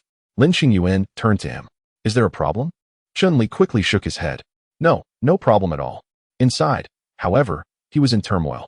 200 taels, and yet there was discontent. Would they require another 200 taels upon the next inspection? Would the carefree gambling house even manage to earn 300 taels in 3 days? It seemed that Lin Qingyuan intended to drive the gambling house to its demise. Upon returning home, Lin Qingyuan placed the silver in the public treasury. Outside the storeroom, he observed the steward meticulously organizing the princess's dowry. The steward inadvertently placed a box of silver into the storeroom, his expression indifferent. "Sir, is there anything else?" Lin Qingyuan glanced at the locked storeroom. Nothing else. He felt assured. Compared to the princess's wealth, his silver was but a mere drop in the ocean. He had known this since the time of their marriage, but now it was merely more vividly illustrated. Regardless, he found a certain vulgar pleasure in seeing his own silver accumulate. If the carefree gambling house could produce 200 taels, it could certainly yield 2,000 or even 20,000. "Where's the princess?" Lin Qingyuan turned to inquire. The little mosquito hurriedly squeezed past the newly assigned young servant who could read and write, and spoke up. "Sir, the princess is in the study at the back." Lin Qingyuan glanced at the 2, said nothing, and proceeded to the study. Chuyu, adorned in a light blue strapless long dress, had her long sleeves draping over the table as she wrote. Rui quietly ground the ink stick, and the study was filled with the unique fragrance of the exquisite inkstone. "You're back," Chuyu said without looking up, her tone gentle, breaking the oppressive silence of the room. "Sit." Only then did Lin Qingyuan step forward, as her voice transformed the surroundings from ethereal to tangible. "What are you working on?" he asked, approaching her and noticing her elegant handwriting and powerful strokes, evident of her diligence. In the early Song dynasty, Yu Bifeng, with a tone of playful reproach, remarked, My aunt has instructed me to transcribe last year's memorials from the southern regions. It was not the act of transcribing itself that she lamented, but rather the sheer volume of the documents. Upon hearing this, Lin Qingyuan's gaze immediately fell upon the stacks of memorials. Song Chuyu chuckled, "See, even the Empress Dowager has allowed me to bring these back. How could I possibly deny you the right to view them?" Wei Rui joined in the laughter, saying, "The princess has lifted her head. How would she know if the young master has looked at them?" Song Chuyu then noted, "You adults are burdened with the welfare of the people, destined to be perpetually busy. Go and check if the physician summoned to attend to the young master has arrived." Wei Rui complied, taking along all the serving maids from the study. Lin Qingyuan cast a glance at the princess, casually opening one of the memorials. Leaning slightly towards her as he inquired, "Do you have something to say to me?" Song Chuyu set down her brush and gazed at him. Instinctively, Lin Qingyuan closed the memorial, standing a little straighter. Song Chuyu furrowed her brow gently. Lin Qingyuan, youthful and without power, was not the illustrious Lord Linevere from the southern regions. He had just begun to navigate the political landscape, still finding his footing. Could she bear the weight of his aspirations, or would it be less than when he held influence? "My husband, how will the Empress Dowager return power to the emperor?" Lin Qingyuan looked at the princess, but there was no hint of testing in her eyes. She was merely voicing her inner uncertainties, posing a question of great significance. The question itself was her acknowledgement. What does the princess wish to do? He suddenly felt that whatever her intentions might be, he would not be surprised or taken aback. In fact, he would willingly accompany her on this gamble once more. Taking a deep breath, Song Chuyu rose. Immediately, like all those in attendance, Lin Qingyuan steadied her arm. She clasped his hand in return, guiding him to sit upon the couch. The Empress Dowager, devoted to the late emperor, will undoubtedly seek to restore power. As for the ministers in court, they will only expedite this process. And the emperor, he is certainly a good emperor. If not for Prince Qi, maintaining stability might not be impossible. However, it would not bode well for the princess. Lin Qingyuan understood all too well the implications. The difference between his aunt's ascendancy and that of her nominal cousin was vast. Much like today, he effortlessly acquired 200 taels as a tribute from the gambling house. If the emperor were in charge, such matters would not be so easily resolved. Chapter 040. The illusion of power. "I have an idea," Song Chuyu said, her gaze fixed intently on Lin Qingyuan, unwilling to miss a single expression on his face. If he disagreed, it would signify the impracticality of her proposition, and she trusted Lin Qingyuan's judgment. "I propose to render the imperial authority a mere facade." Upon uttering this, her eyes remained unwaveringly locked onto Lin Qingyuan. Since none seemed suitable for the throne, and with the Empress Dowager intent on relinquishing power, it would be preferable to allow the emperor to become a mere ornament, thus altering the nature of imperial power, thereby reducing the likelihood of a rebellion from the Prince of Qi. Lin Qingyuan paused momentarily, having always believed that the noble lady aspired to uphold the An Guo Duke's household. After all, marrying someone as devoid of influence as himself and meddling in the affairs of the Duke's estate would benefit her control over it. Yet, it appeared her ambitions extended to the entirety of the Dixia Empire. If this were the case, he would need to reconsider some of his plans. Suppressing her anxiety, Song Chuyu feigned a casual demeanor as she regarded him. "But is it feasible?" Lin Qingyuan observed her, noting the seriousness in her expression, which dispelled any notion of jest. His countenance grew somber. Song Chuyu's heart raced. She too perceived the weight of their discussion. "How long can you delay the Empress Dowager?" "What? To render the imperial authority illusory is no trivial endeavor. The Empress Dowager's intentions of returning power must remain concealed from the emperor. If you can stall her efforts, I shall devise a means to earn the emperor's trust, compelling him to reinstate the system of dual prime ministers, thereby distributing the Empress Dowager's authority. Subsequently, the prime ministers could assemble a political cadre of 13 individuals, allowing for a broader participation in governance. In this manner, as the emperor seeks to diminish the Empress Dowager's power, she will inevitably become wary, and he will believe he can easily reclaim the authority held by the ministers, while the Empress Dowager will feel she has fulfilled her promise to the late emperor. However, with so many ministers involved, the emperor could be restrained. Initially, we will use 13 individuals to render the emperor's power and military command ineffective. When the emperor later desires to reclaim authority, the ministers may resist, making the process exceedingly arduous. This is the swiftest method to decentralize power without implicating you in any controversy.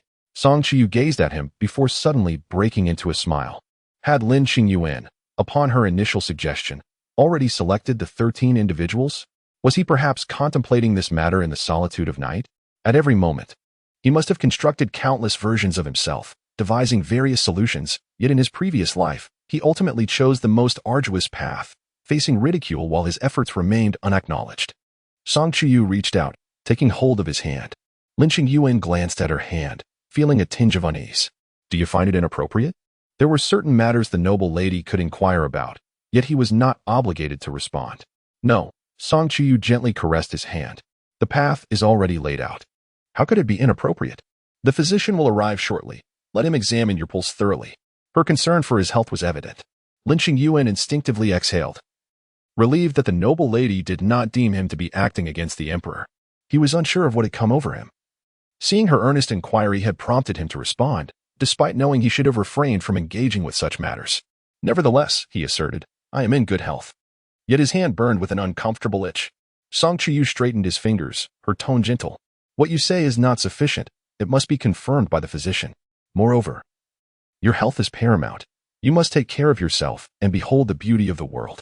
Lin Qingyuan shyly withdrew his hand, feeling somewhat embarrassed. Song Chuyu smiled, contemplating whether it was time for him to meet the emperor. She harbored no doubts about Lin Qingyuan's ability to earn the emperor's trust. His actions were always backed by a measure of confidence. My second brother may trouble you for a while, he mentioned. Second brother? Within the duke's residence. Du Sang gritted her teeth in frustration, allowing the maid to massage her legs, yet the pain remained excruciating. She had endured an entire day at her mother-in-law's place, which was tolerable, but now, so late in the evening, the heir was spending the night in that vixen's chamber. Who was she waiting for outside? To make matters worse, that woman had been sent by her mother-in-law, leaving her feeling utterly constrained. Du Sang felt the urge to shatter the teacup on the table but managed to suppress it, her heart fluttering with fear. Did her mother-in-law know something? Otherwise, she meticulously reviewed her own words, feeling a wave of relief wash over her. She had not uttered a single misstep, and it was indeed the heir who had brought up the matter of household management. At her mother-in-law's, she had continuously declined. So it was only logical that suspicion would not fall upon her. Instead, it was her sister-in-law. What had their mother-in-law said to her in the morning? Had she been sowing discord? If only she applied a bit more force, had tea she eaten? Du Sang caressed her sore legs, reminding herself that all of this was in pursuit of power, which somehow made it more bearable. Once she assumed control of the household, what fate awaited that vixen? How could her sister-in-law possibly seize so many benefits? Meanwhile, Song Chuli was promising an endless array of advantages to his newly acquired beauty. Chunlai stifled a laugh, saying, But as the master said, I shall rely on you in the future. Song Chuli playfully pinched the young beauty's nose, replying, Who else could you rely on if not me? With that, he pressed her onto the bed. Chapter 041. The Master the following day. After Song Chuyu had finished her breakfast, Lin Qingyuan had already departed.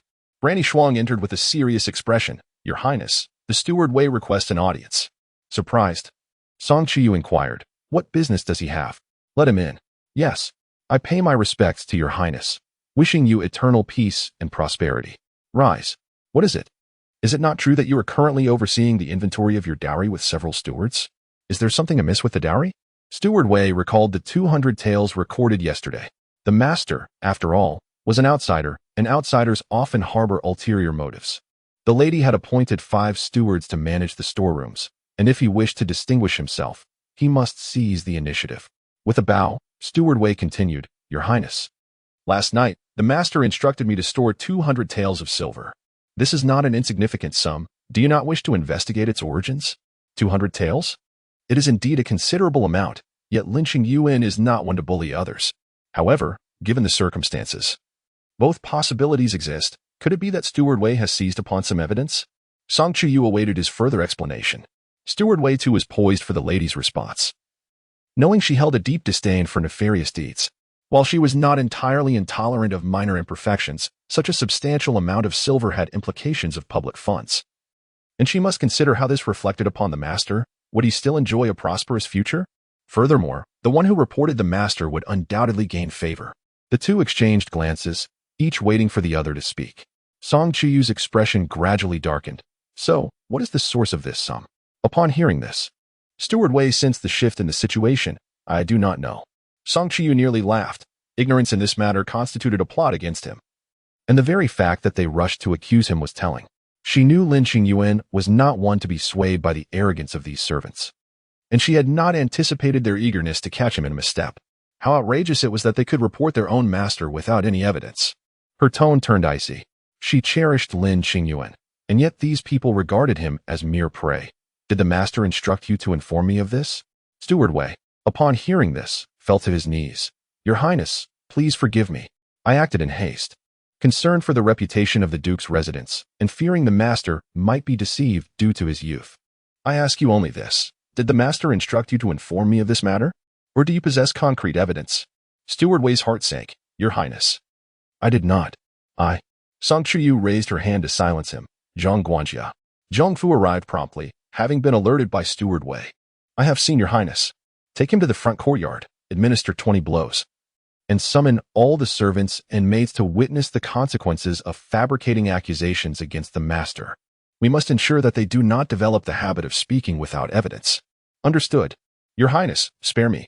I bear no ill intentions. Indeed, there were none. But the desire to rise at Lin Qingyuan's expense was evident. Zhongfu swiftly silenced him and dragged him away. Zhuang Mama could not help but feel a tremor in her heart. Was the princess being excessively kind to her husband? Even if Steward Wei had erred, the princess consistently defended him, always exhibiting humility. Take, for instance, the matter of the lantern. The princess had not once laid blame upon him. Now, she seemed to have acquired a substantial sum of silver from an unknown source without so much as a query. Was she placing too much trust in him? If it were my brother who produced 200 taels, would Steward Wei not bring the matter to my attention? To put it plainly, it was a matter of disdain. Hence, no investigation was deemed necessary, and he dared to speak without evidence. I am but a foolish servant. Where has the master gone? This is the Lin residence. She resolved to mention her husband less in the future. Zhuang Mama immediately clasped her hands and replied, to the princess, he has gone to find the second young master. Song Chuyu felt a surge of frustration at the thought of her second brother's reckless demeanor, wasting time in the company of a group of idlers. She rose to contemplate the selection of the 13 individuals, naturally wishing that one of them would be Lin Qingyuan. No, it was imperative that Lin Qingyuan be among them. At Tingyin Tower, Song Chujia lounged unceremoniously on a soft couch, cradling a beautiful companion in his arms, entirely dismissive of Lin Qingyuan. A man who relied on his sister for sustenance, and who had once served the Chao family, was hardly worth his attention. However, with his sisters speaking up and their mother urging him to look after that soft-spoken fellow, he begrudgingly agreed to do so, in order to avoid embarrassment when they were out. Second young master, your medicine is ready, came the soft voice. Song Chujia grasped his companion's delicate wrist, and, using her hand, swallowed the medicine. Reclining on the couch in the tea house, he soon left his clothing ajar, his eyes half closed, swaying languidly. The surrounding companions, indulging in their own pleasures, were equally entranced. Second young master, why hasn't that brother-in-law of yours arrived yet? Are we to wait for him indefinitely? Let him be. He is hardly noteworthy. When he does arrive, do extend him some courtesy. Do not make a scene, as we still have to answer for our actions upon returning. With a restless demeanor, Song Chujia further unfastened his clothing, burying his head against the bosom of his lovely companion. We understand. That fellow truly stumbled upon good fortune. To marry the princess, and not just any princess, but the princess of An Guo, is something only their elder brother could aspire to. Yet, he ends up with a commoner. What a disgrace to their noble lineage. Chapter 042. The plan. The princess ought not to blame them for not showing her husband any respect. After all, that young man had little dignity to speak of. He failed to pass the imperial examinations and only attained his position through the influence of the Duke of An's household, essentially marrying into mediocrity. The speaker, with an indiscreet hand, reached into the clothing of the person beside him and took a sip of wine infused with 5-stone powder, all appearing exhilarated. As the door swung open, Lin Qingyuan was immediately struck by a distinctive aroma, bodies intertwined in a lavish display of indulgence. Choosing to feign ignorance, Lin Qingyuan donned a smile, politely greeting everyone present before taking a seat beside his second brother. The assembly regarded him with varying degrees of interest. Song Chujia, in high spirits, casually indicated a spot for him to sit. He found the experience insufficiently thrilling and had the lovely attendant serve him 3 or 4 more doses.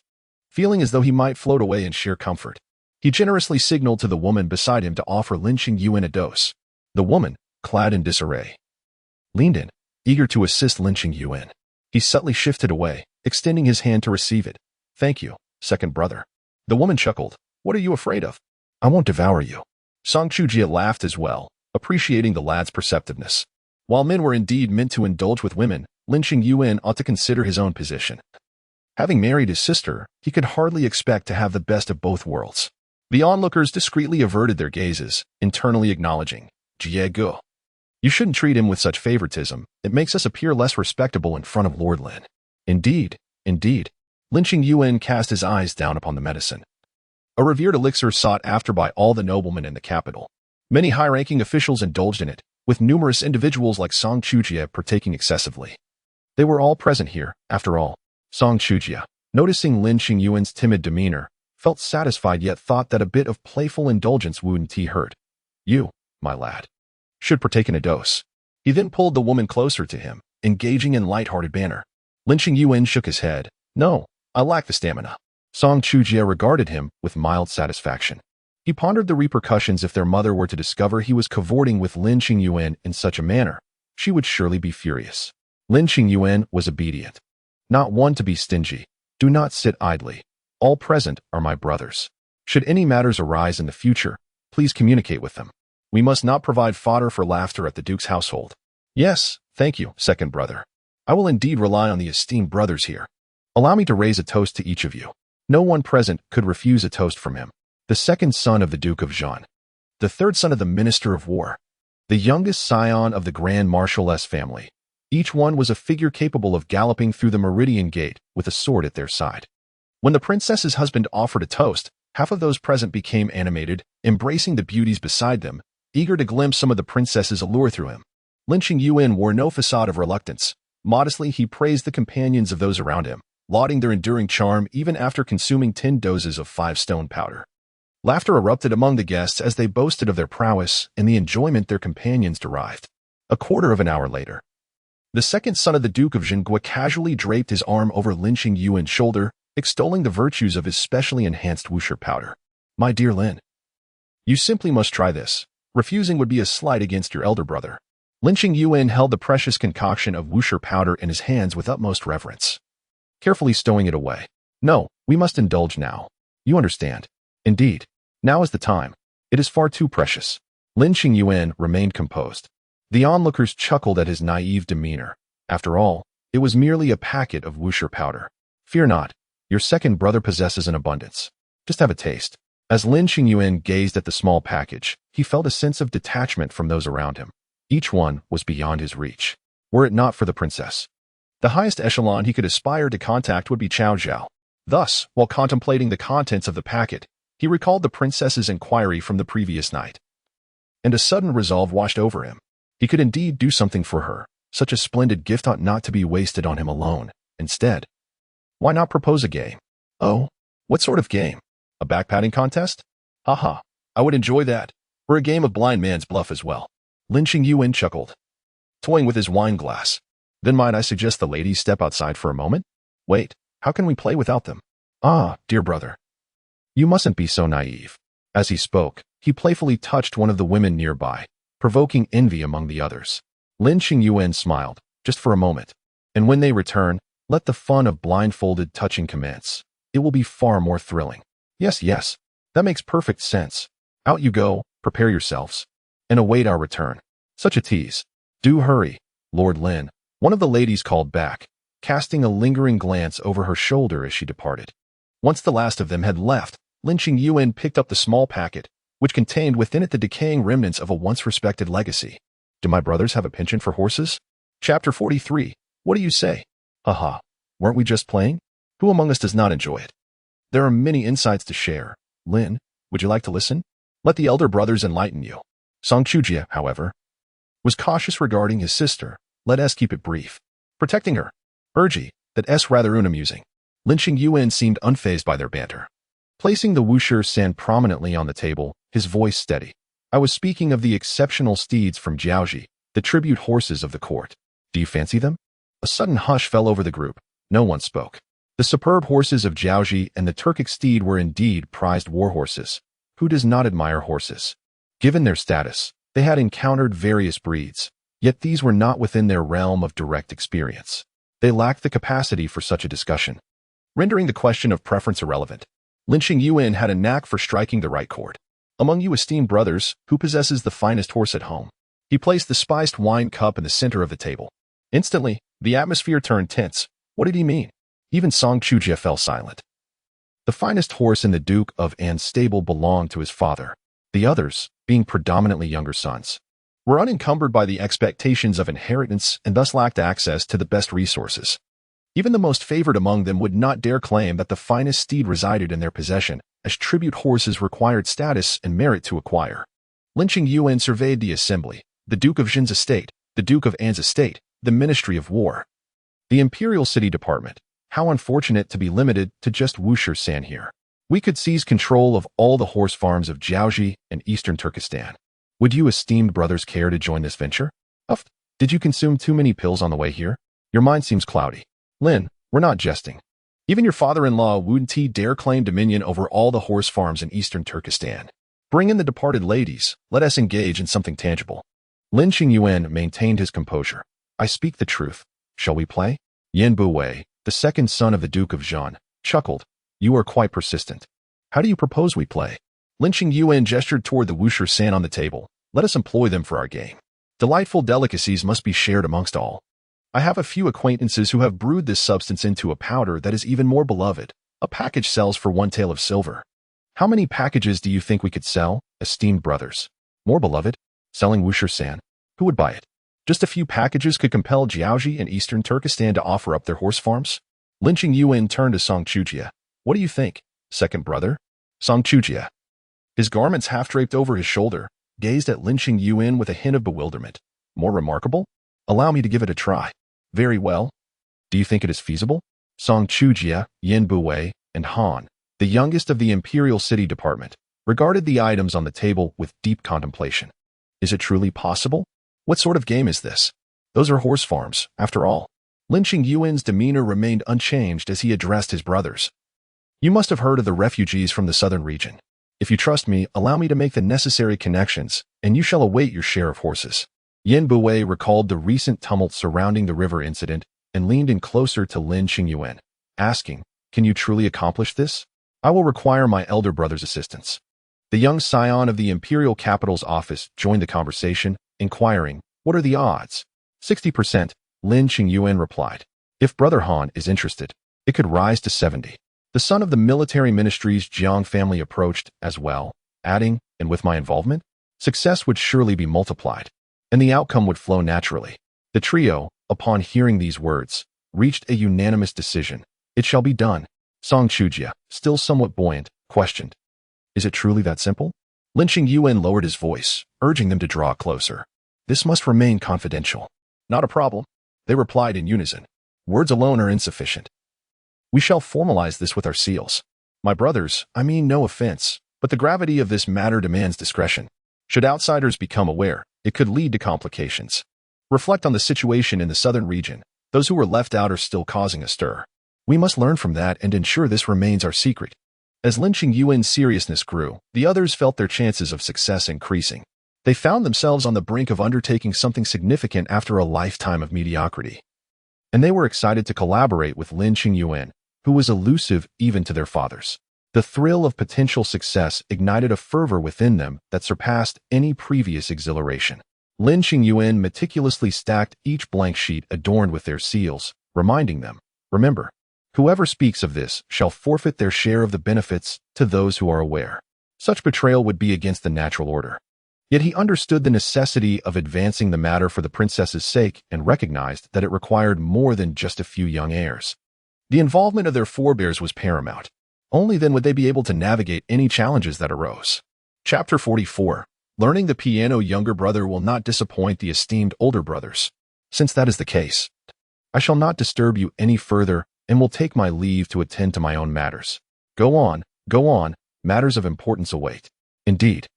Lin Qingyuan rose. Farewell. Yan Buwei gazed after Lin Qingyuan as he departed, still somewhat dazed. Have we truly succeeded? Is it really possible? My father mentioned that Shaolin handled the affairs of the southern waterways exceptionally well. If this comes to fruition, they shall hold their heads high at home. What an honor it would be.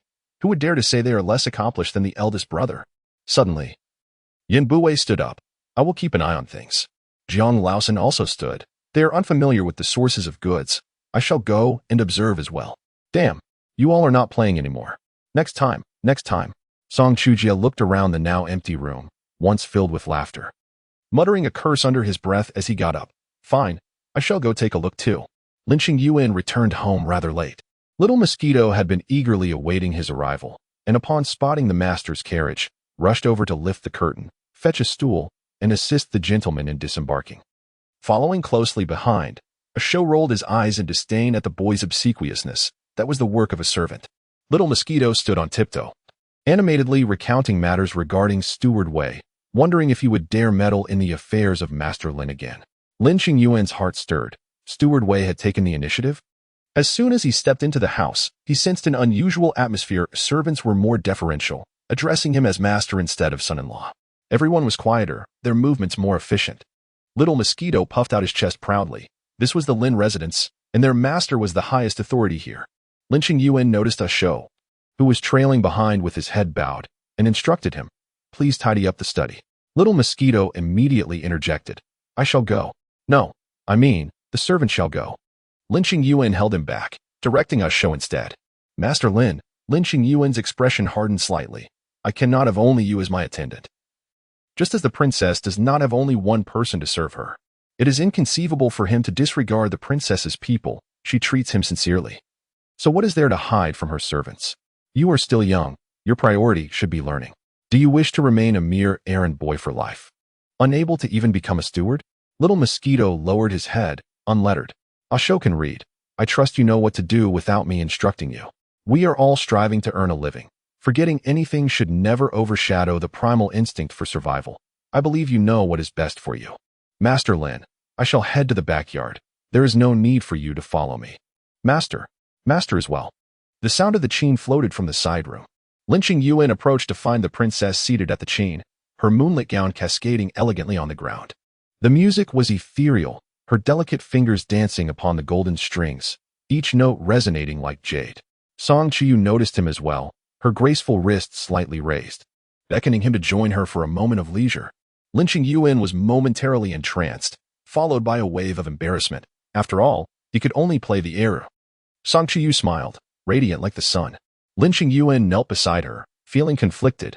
Whether to be angry or not seemed inappropriate. Had he known, he would have refrained from telling her. In the early days of the Song dynasty, Yuzhen was utterly unaware of his shortcomings. She believed that he had mastered all 18 martial arts from the moment of his birth, for in her previous life, she had never heard him falter in the art of music. Thus, it must have been a skill he had cultivated later. Reflecting on his efforts to maintain a flawless persona, fearing social encounters due to his lack of proficiency in the gentleman's 6 arts, she couldn't help but chuckle. Come, let me teach you. Lin Qingyuan, however, was reluctant. You play. I have no fondness for the lute. Come on, let us do it together. Song Chuyu tugged him down to sit, wrapping her arm around his back, guiding his fingers to rest upon the strings of the instrument. Her breath brushed against his ear as she whispered, It begins. Lin Qingyuan felt a flush spread across his back, his fingers instinctively following her lead as they traced a note upon the strings. The sound penetrated his ears like fine wine, igniting a warmth that coursed through his body. Unfazed, Song Chuyu curled her pinky finger, resting it on the strings, which also grazed his palm, inching closer to him. This is the first note. Do you understand? Breathe in as if inhaling orchids. Suddenly, Lin Qingyuan turned to her, his cheeks tinged with crimson meeting her playful smile, the intimacy of the moment palpable. Song Chuyu shot him a reproachful glance. Focus, we are playing music. In response, Lin Qingyuan withdrew his hand, pinning her to the ground. Chapter 045. The sound of the guqin hum. The guqin I have mastered at my breath is slightly heavy. Song Chuyu, like a blooming violet, lies beneath him. You cannot. Lin Qingyuan stubbornly asserts, I can. Song Chuyu entwines her fingers around his belt, loosening it. Tell me, what can you do? I can. Lin Qingyuan tidies his clothes, glances at his surroundings, and his lips twitch. Perhaps this place is not suitable. Song Chuyu, wrapped in a snow-white fox fur, turns over, exuding warmth and comfort. Too weary to move, Lin Qingyuan suddenly catches sight of her exposed snowy shoulder, marked with traces, and hastily leans down to pull the fur higher. Song Chuyu protests, it's too warm beside them. The guqin lies quietly. Lin Qingyuan surveys the scattered books and then the instrument, his face flushed. Your Highness, Your Highness. Chuyu rises, enveloped in the fur, her snow-white feet touching the carpet as she strides toward the window. The brazier burns too fiercely. Observing this, Lin Qingyuan swiftly picks up the clothes from the floor and rushes over to drape them over her shoulders, leaning softly against him. Chuyu murmurs, I do not wish to move. I shall carry you back. In the stillness of midnight, Chuyu faintly hears the intermittent sounds of the guqin before succumbing to sleep once more. Today, Lin Qingyuan is on leave. However, many desire him to be working. Yan Bue sent a servant early to knock on the door, inquiring why Lord Lin has yet to depart. Minister Gong is even more anxious. Embroiled in a heated dispute over a waterway issue with Minister Wen, who is currently absent from the southern territories and is determined to hinder Minister Gong and his associates. Not only Minister Wen, but all those who have not reaped benefits from this matter are reluctant to see others succeed. Frustrated, Minister Gong seeks out his nephew to vent his grievances. Before dawn breaks, he comes to discuss the matter of Lin Qingyuan's elevation. Lin Qingyuan, still hazy from sleep, realizes he has only just lain down. Chuyu awakens as well, nestling closer to him, her head resting upon his shoulder. Her eyes drifting shut again. Just send those intruders away, they disturb my sweet dreams. Lin Qingyuan takes a deep breath, rising. You rest a while. I shall return shortly. Chuyu opens her eyes, rises, but her delicate garment slips askew. Lin Qingyuan quickly averts his gaze. Wei steps forward to assist the princess in dressing. Unfazed, Chuyu asks, I didn't get to inquire, where did second brother take you yesterday? Nowhere in particular? Oh, but where is nowhere? Lin Qingyuan hastily makes his exit. I have organized everything.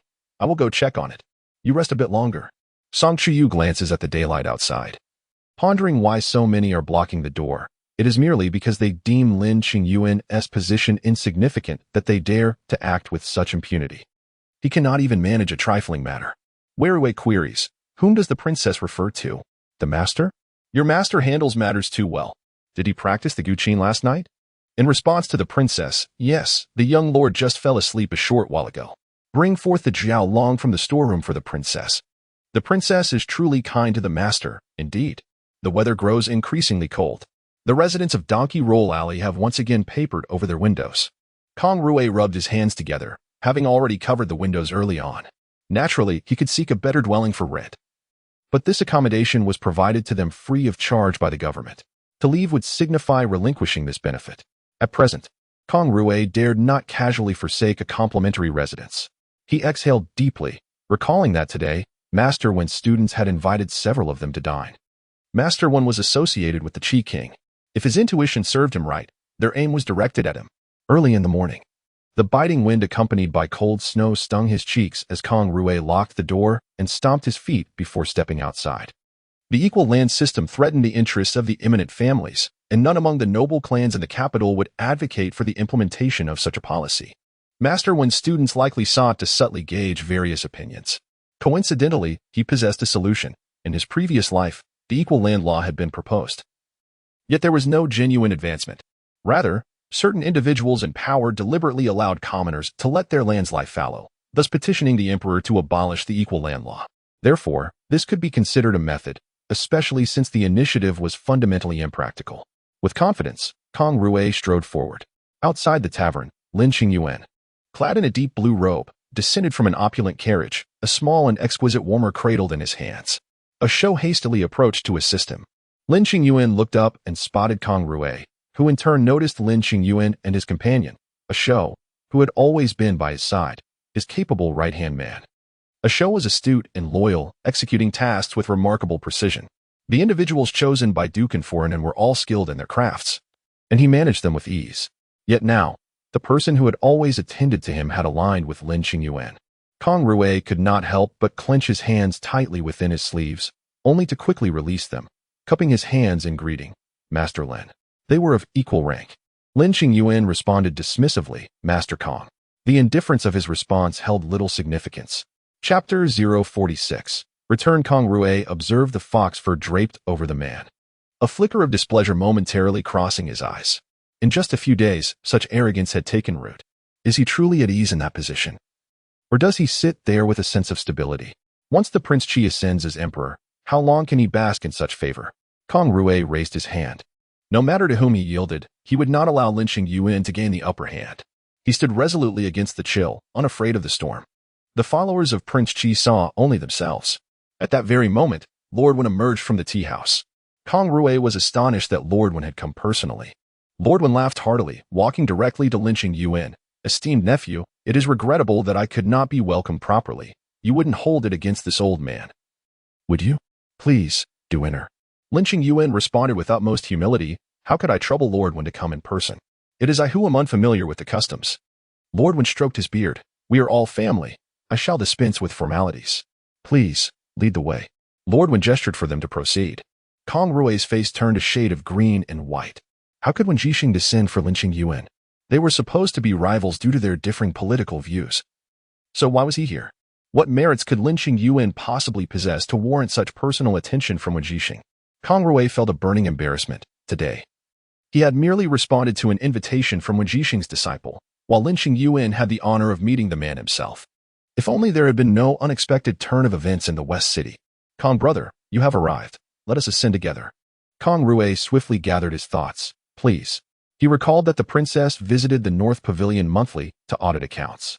Inside the private room, Lin Qingyuan quickly spotted the manager of the Xiaoyao casino, who was accompanied by a slightly plump, amiable middle-aged man, pouring tea for him. Lin Qingyuan's gaze flitted over the manager. Master Guang, the man smiled warmly. Lin Qingyuan immediately returned the smile, exuding an aura of springtime warmth, devoid of ulterior motives. Master Guang felt a twinge of annoyance. This young man visited his casino every 3 days, yet now pretended to be a congenial fellow. Indeed, Lord Wen had business with Lin Qingyuan. Esteemed nephew, allow me to introduce this gentleman, the proprietor of the Xiaoyao casino, Kang Guang. Kang Guang clasped his hands in greeting.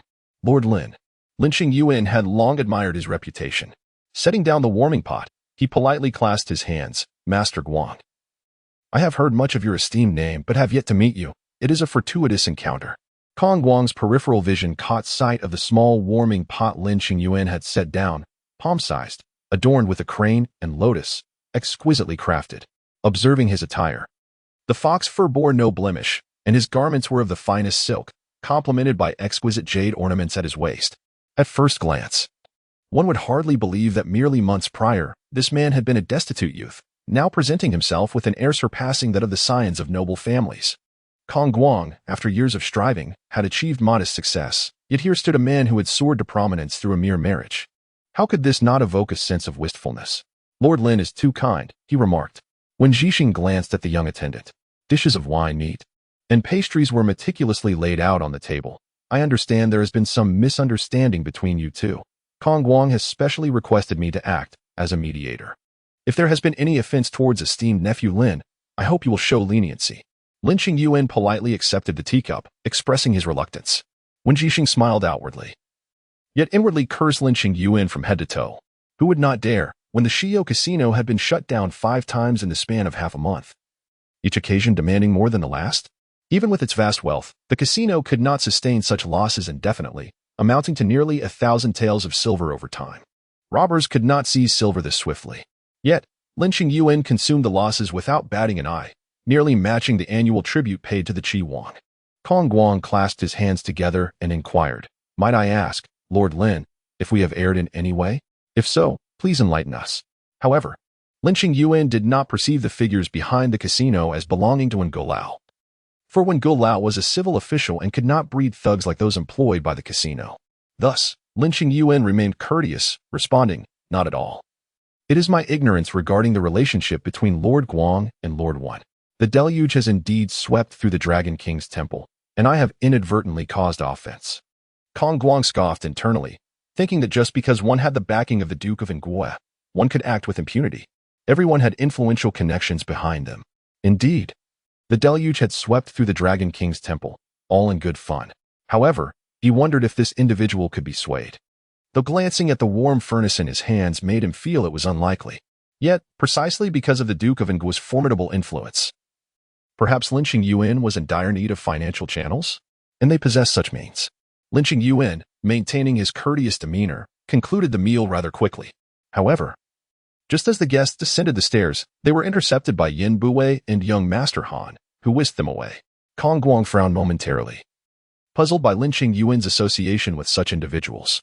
When Gu Lao had advised him to refrain from prying, Lin Qingyuan had previously mingled in the West City, often dealing with ruffians, and now, having entered the officialdom, it was no surprise he would associate with these young scions.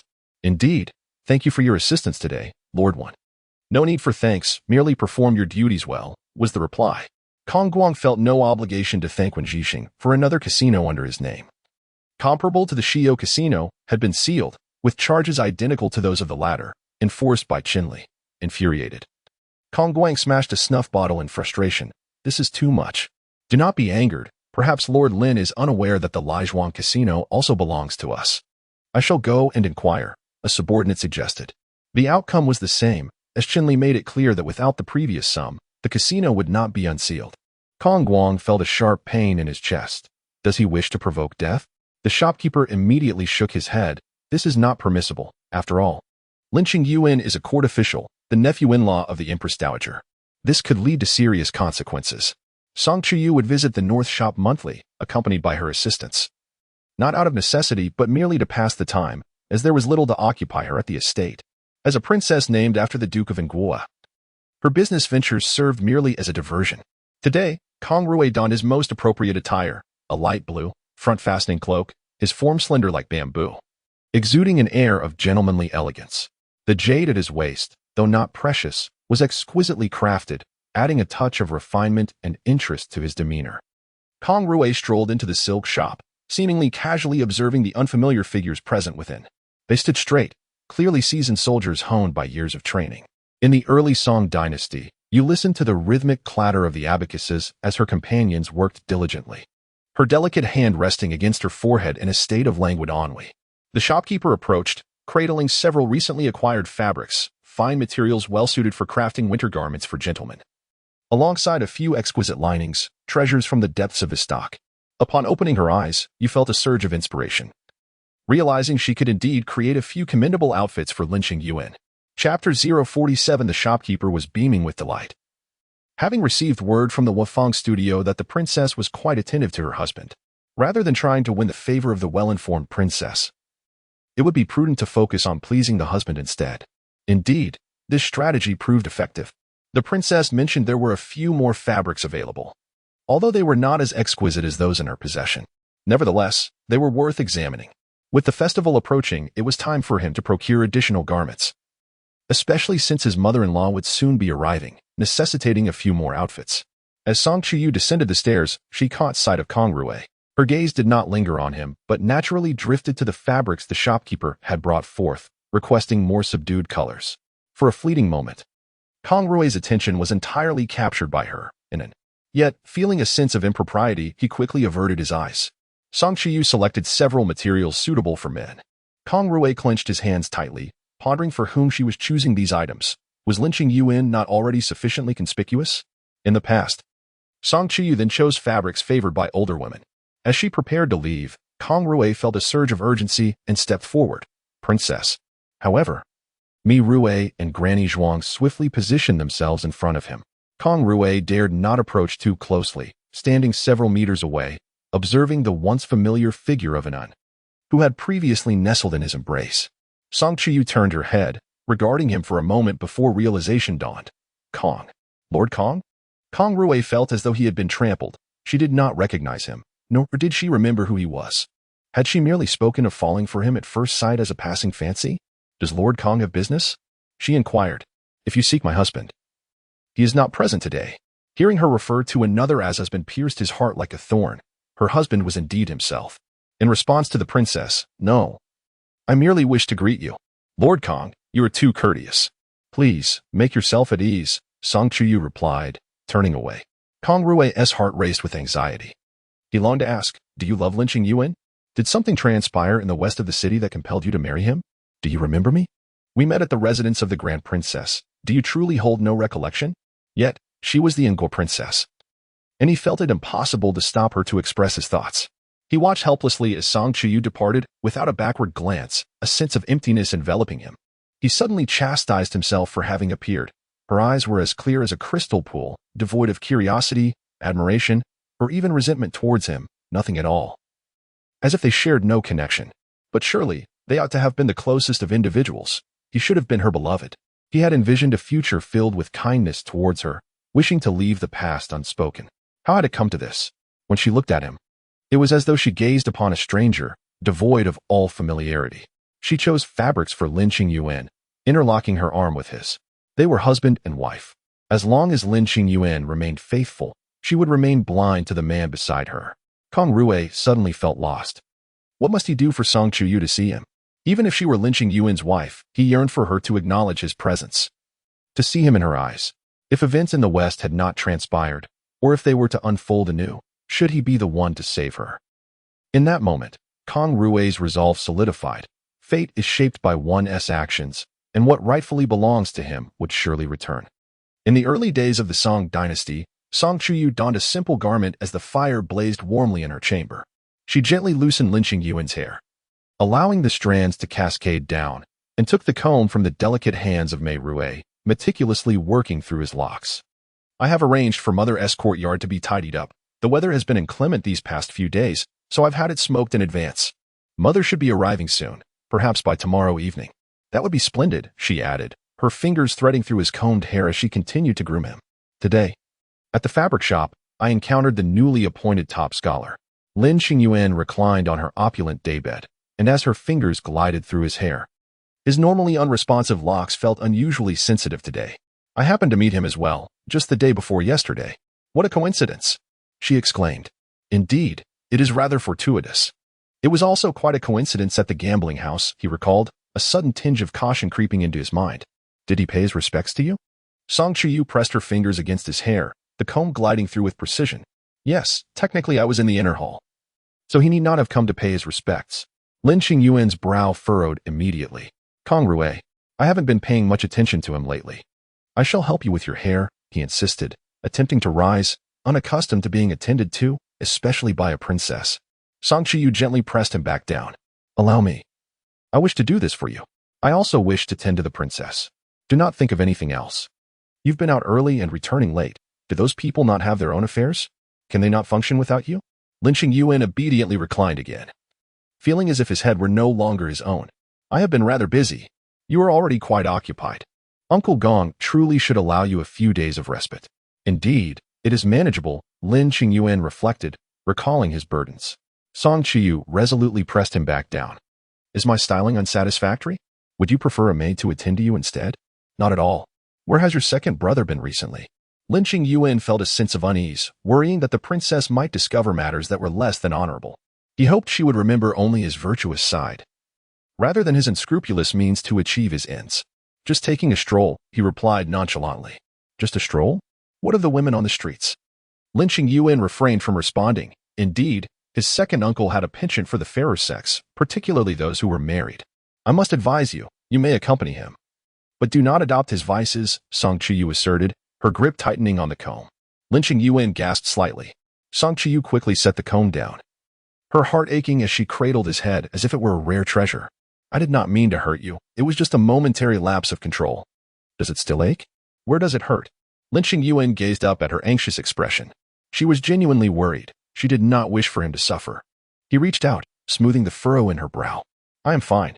Really? You just need to apply a bit more pressure. Song Chuyu remained concerned, cautiously massaging him. But you must still be careful. Lin Qingyuan looked at her, his heart suddenly softened. Do not worry, I shall not emulate him. Your well-being is of utmost importance.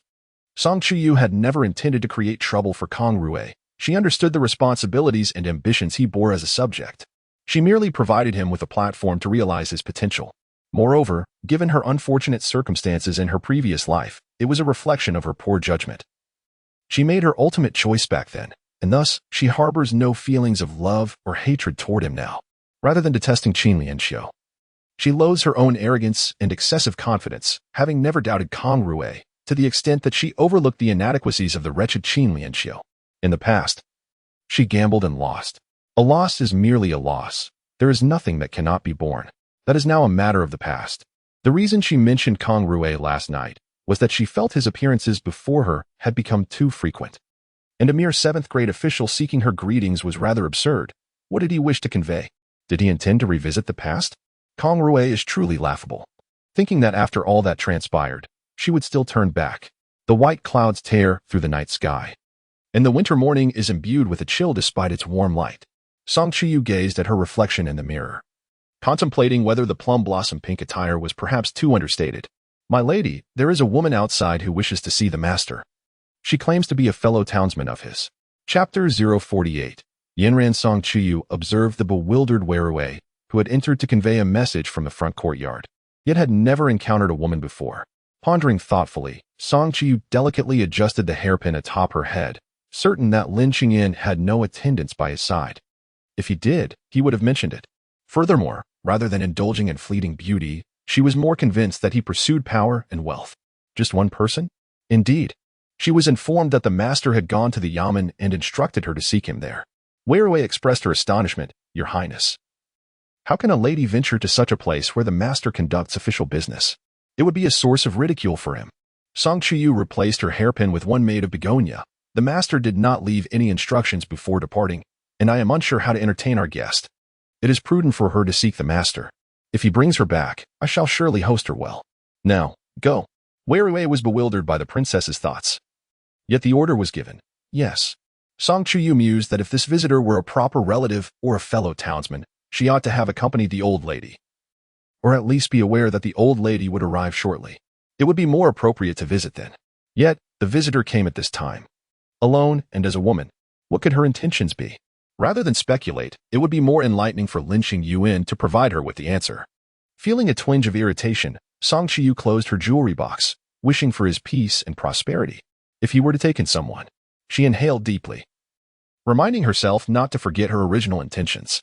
It was she who had once said that if he favored someone, he would undoubtedly bring her to the residence, wishing him a house filled with children and grandchildren. She should not take advantage of his current leniency. "Your Highness, I shall assist you with the hairpin and matching ring," a maidservant offered. Suddenly, Chuyu rose. "No more pins. What need have I for them?" The young maid startled and retreated, silent. Yanran cast a pitiful glance at the little mosquito behind the door before addressing the steward. "Thank you for the information. It is I who am reckless." With reluctance, she gazed at the grand entrance, watching as the little mosquito scampered away. She recalled how, just days prior, he was a gaunt, unkempt wild child. Now, he appeared respectable, with a rosy complexion and white teeth, a servant of a wealthy household. In this biting winter chill, he was clad in luxurious cotton garments.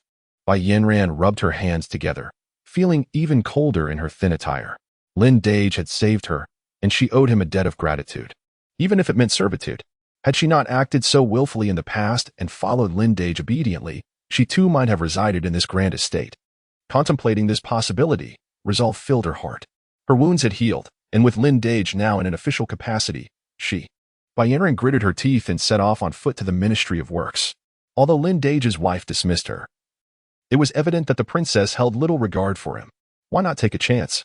After all, it was the haughty princess who had barred her entry. Outside the Ministry of Works, the gatekeeper scrutinized her closely.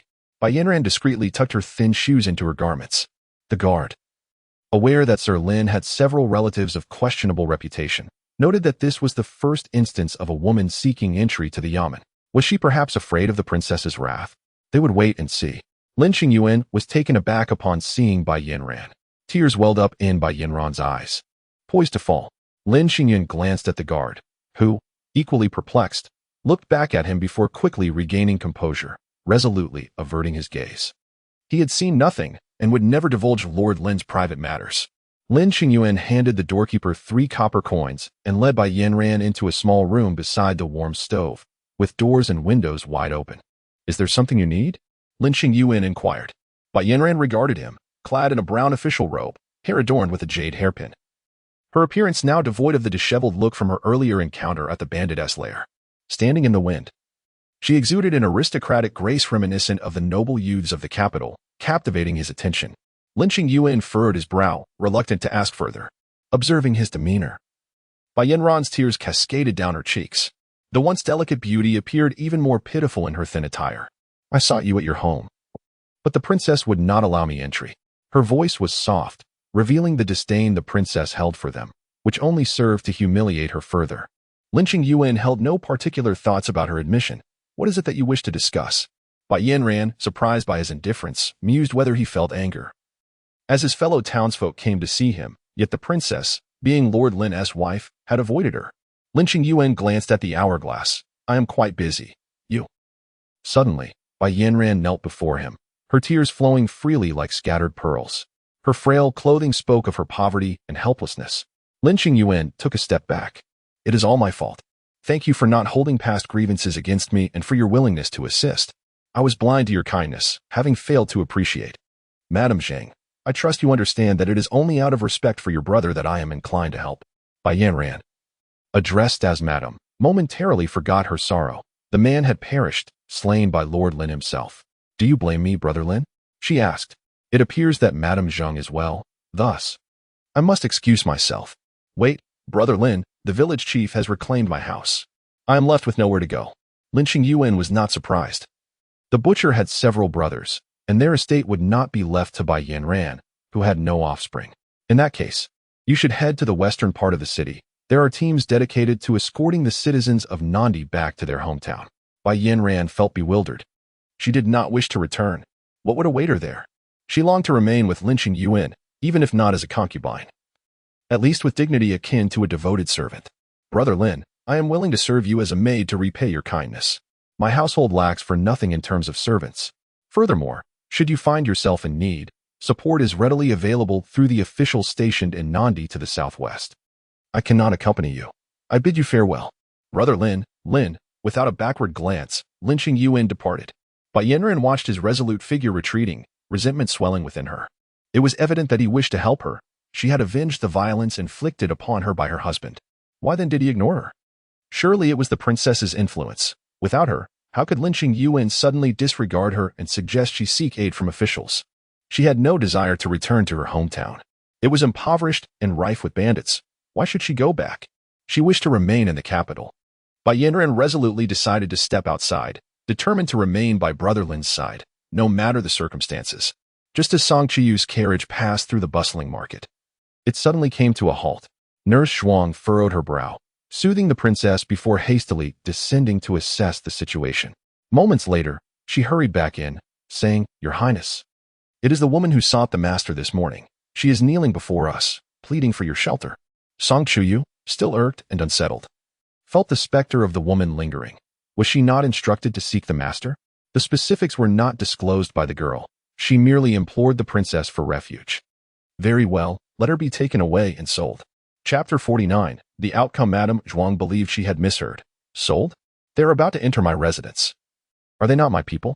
How can this princess not have the authority to deal with my own subjects? Observing the earnest expression of the princess, Madame Zhuang felt a semblance of reason in her words and reluctantly exited to convey the princess's original statement to the kneeling woman. Bai Yanran could hardly believe her ears, staring at Madame Zhuang in shock. Madame Zhuang, feeling helpless, acknowledged the princess's recent transformation. She had become decisive and unyielding. Those who could be executed would face no idle chatter, and those who could be sold would not receive mercy. It was unfortunate for the young lady that she had not arrived at a more opportune moment. But I am a fellow townsman of Lindage. So, are you not seeking the master? Why are you here? Bai Yanran found herself at a loss for words. She had presumed that by kneeling publicly, the princess would grant her an audience out of consideration for her dignity. To her astonishment, the princess intended to sell her instead. Why should she be sold? She simply could not accept it. I am innocent with Lindage. Oh. Madame Zhuang silenced her, ordering her to be taken away while reminding her, do you understand why? Before death, no one dares to curse their master? It's not that they cannot, but they fear being torn apart and having their entire clan implicated. I only wish to protect you from such fate. Take her away. Madame Zhuang returned to the carriage, and the vehicle resumed its journey. Song Chuyu lifted a corner of the curtain, observing the bewildered crowd dissipating, and let out a cold snort. Who would have thought he has a few admirers? Madame Zhuang dared not respond. When the master returns, I shall inform him. If he wishes to redeem her, he may. Madame Zhuang glanced at the princess and quickly added, the master has never taken an interest in her. How could he redeem someone? Your Highness has wronged the master. Humph. When Lin Qingyuan returned, he was informed of the situation and suddenly felt a pang of guilt. Is the princess at home? Yes, my lord, she just returned. Upon hearing this, Lin Qingyuan did not bother changing out of his official attire and hurried towards the inner chambers. Song Chuyu was seated in her study, perusing the documents. The tasks assigned by the Empress that day were rather intricate and required considerable thought. My lord, my lord. Song Chuyu looked up and was momentarily taken aback by his presence in official robes, studying him a little longer. The purple crane-patterned robe suited him well. She lowered her gaze. Lin Qingyuan waved for everyone to leave, stepping closer to her side to assist in grinding ink. She is the sister of a friend. Married far away, her husband is not a good man, so I helped her once. As Song Chuyu regarded his hands, she felt a twinge of sympathy. They bore no signs of the pampered life often associated with nobility. However, what difference would it make for a woman to remain? It was also well planned. Yet here she was, acting on impulse. Song Chuyu grasped his hand that was grinding the ink. It is my fault. I brought her back to you. Lin Qingyuan looked at her hand, feeling a sudden strangeness. Was she being overly kind to him? She is inconsequential. Yet, he felt resentment towards her for seeking him out. Driven by selfishness, hastening her to find him without properly attending to her. He acknowledged his own shortcomings. Lin Qingyuan gazed at her. Song Chuyu sighed. It seems you are a bit displeased. Otherwise, I would not have spoken so harshly. Could you refrain from being unhappy? Lin Qingyuan suddenly laughed. What are you laughing at? I too am discontented. If someone seeks you out, it brings me no joy. Song Chuyu chuckled. Then you do not hold it against me? Lin Qingyuan shook his head. Do you not harbor thoughts of me being petty or lacking in generosity? You are wonderful. I am not. I permit you to manage the affairs of my elder brothers, yet I quibble over trifles, lacking the demeanor of a true matriarch. You are my wife. There is no need for you to embody such a role. Any lingering confusion in Lin Qingyuan's heart dissipated upon hearing her subsequent words. I like it. Song Chuyu shyly lowered her gaze. Lin Qingyuan clasped her hand, tenderly soothing each finger. She visited me today, and I instructed her to return with the southern expedition. Yet, she sought you out instead, indicating her intentions are less than pure. If you choose to sell her, then so be it. It is her due recompense. Do you not feel sorrow? Lin Qingyuan teased, gently tapping her nose. Do you wish for me to feel sorrow? Song Chuyu wrapped her arms around him. I hope that besides me, you feel no pity for anyone else. Very well. Embracing him, the study was enveloped in tranquility, save for the crackling of the fire. Du Sang abruptly hurled her teacup against the ground, shattering it. The maids and servants knelt in dismay. Her mother-in-law taught her naught but rules. She had never even glimpsed the account books. The princess had begun to use the household funds to support Lin Qingyuan and his entire family, while she had nothing to her name. Upon entering, Song Chuyu saw the remnants scattered on the floor. What has transpired? Du Sang rose, clutching her wrist, her voice soft. It is nothing. Perhaps I have been winding thread for too long and my wrist is sore. I accidentally dropped the teacup. Be careful and clean this up. Yes, young madam. Song Chuyu approached with concern. You care too much. There are plenty of people serving mother. There is no need for you to involve yourself in everything. Be a bit more discerning. Now, it seems she is the one lacking discernment. For whom does she toil? While he enjoys himself with those shops. She is the one suffering. This demonstrates my sincerity, does it not? I do not wish to disappoint mother. By the way, she intends to teach me how to manage the accounts, and I fear I shall fail and let her down. Could you possibly lend me a shop to practice on? My husband, I do not wish for mother to think me foolish. You are the best to me. Surely, you will assist me? Song Chuyu contemplated his own shop, which he had labored hard to secure. Husband, Du Sang rubbed her wrist. I am not as fortunate as my second sister-in-law. My family has not provided us with any assistance. Du Sang's head drooped, lamenting her own plight. Very well, it is merely a shop. I shall allow you to practice. Thank you, my husband. You are the best to me. You are my wife. If I do not treat you well, who else shall I treat kindly? Du Sang's resentment softened somewhat. Regardless, she needed to secure something for herself first. Yin Buwei acquired a moderately sized pasture in the eastern Turkic nation, boasting a total of 1,700 horses and over 5,000 cattle and sheep. This was made possible because Lin Qingyuan had sold the refined 5-stone powder mixed with tea leaves, and thus, the deal was sealed. Yin Buwei could hardly believe such an astonishing bargain existed. It was merely a matter of 5 stone of powder. Lin Qingyuan, dear brother, you have truly outdone yourself. We have reaped the rewards, an entire horse ranch. Song Chuyu was equally exhilarated, envisioning the potential of a cavalry regiment with the 1,700 horses available. Lin Qingyuan wore a calm yet sincere smile, simply stating, as long as brother Yin is satisfied. Satisfied? Oh, profoundly satisfied. Yin Buwei could almost envision himself ruling over the entirety of eastern Turkestan. What a sight that would be. Aha. His father and brother would certainly regard him with newfound respect. Lin Qingyuan poured the 5 stone of powder into a cup, saying, "Brother, knowing your taste, let us indulge in a drink." Chapter 050. Kang Rui seeks employment. Yin Buwei experienced a rare moment of trepidation as he gazed at the wine cup held by his younger brother, feeling an instinctive chill akin to the presence of a venomous serpent. For a month, they had transported 5 stones of powder to the east, witnessing their wealth accumulate incrementally. With an increase in their output, they could easily demand whatever they wished. Lin Qingyuan observed him, and with a smile, Yin Buwei pressed down his brother's hand. "Today we shall drink tea in place of wine, to celebrate this special occasion." Song Chujia glanced at the cup, feeling an unsettling mixture of desire and apprehension coursing through him. It was merely a longevity tonic he often consumed, yet, considering the substantial amount of silver he had devoted to it over the years, along with his irresistible fondness, he swallowed hard, deciding that perhaps he could partake in some tea. Noticing this, Lin Qingyuan set down his wine cup and signaled the attendant to serve tea, though he remained cautiously optimistic. He did not believe that this single gesture would lead them to reform. Rather, it was merely a measure of caution, a step towards further actions down the line. "My dear brother," Yin Buwei continued, "you have treated your elder brothers well, and I cannot let you go unrewarded. There is a group of young ladies at the Hongyan building making their debut tonight, and I have prepared one for you." Song Chujia nodded. Although his thoughts were with his sister, Lin Qingyuan, as a comrade in adversity, was far more significant than a mere brother-in-law. Lin Qingyuan, perplexed, inquired, "Have you purchased her outright, or is it merely for one night?" Yin Buwei relished Lin Qingyuan's naive sincerity. "How could I neglect you? Of course, I have purchased her. And furthermore, I have arranged a residence for you outside, ensuring that the princess remains blissfully unaware." Song Chujia nodded in agreement.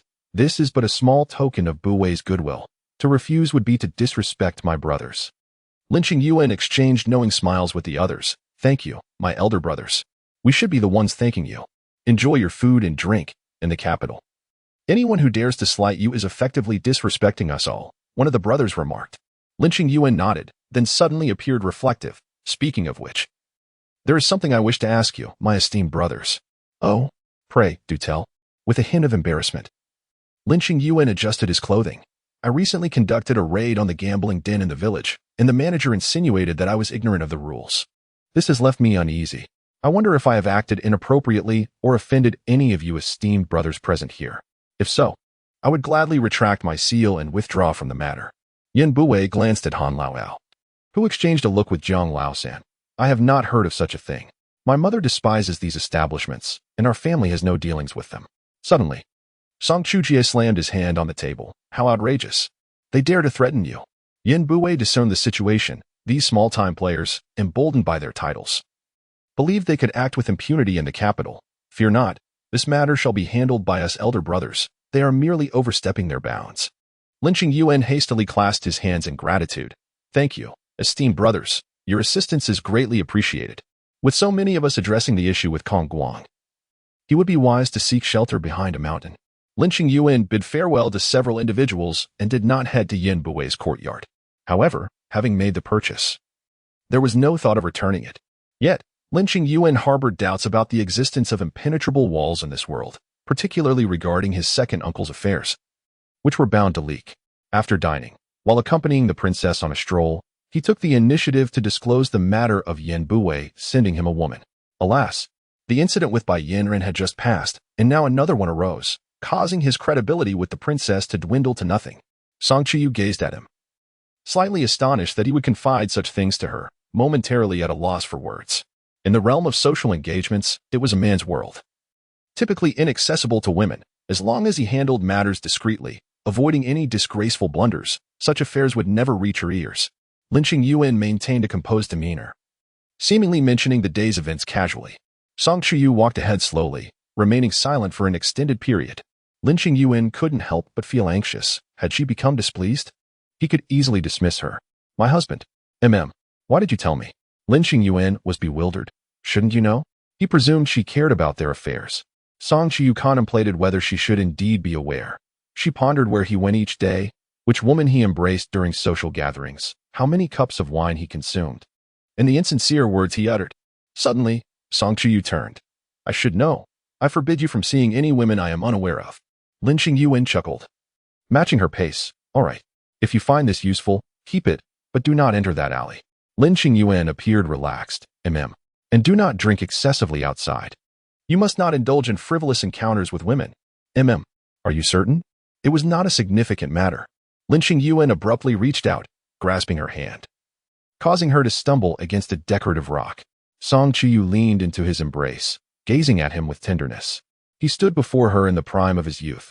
How fortunate I am to have met you. What? Chuyu halted, wrapping her arms around his waist. I think I have started to like you. Lin Qingyuan immediately froze, his lips twitching. You mentioned this a few days ago. Liking him, Chuyu smiled. A little more each day, just a tiny bit. Lin Qingyuan's ears flushed. Walk carefully. Kang Rui was introduced to Minister Wen Zhixing of the Ministry of Revenue through a colleague.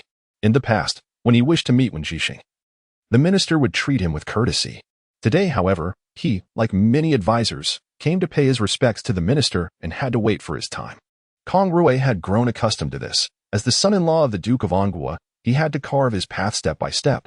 Wen Zhixing arrived late.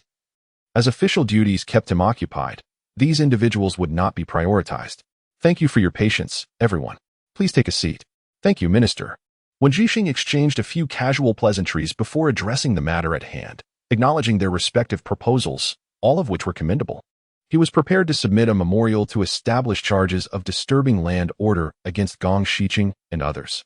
Suddenly, Kang Rui stepped forward. Minister, I have something to say.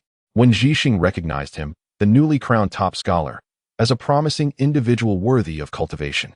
Pray, elaborate, he urged. Kang Rui inhaled deeply, aware that while he could dismantle the equal land distribution system, it might not align with Lord Wen's interests and could easily alienate all officials in the southern region. My lord, may I inquire about your perspective on the equal land distribution system? He ventured. When land is bestowed indiscriminately, calamity surely follows. However, what if it were granted with compensation? Surely, such a rationale cannot be so frivolous. That represents a significant fortune. What would become of their family's foundation if it were carelessly squandered? However, the subordinate continued, I have heard that the southern region is not in turmoil.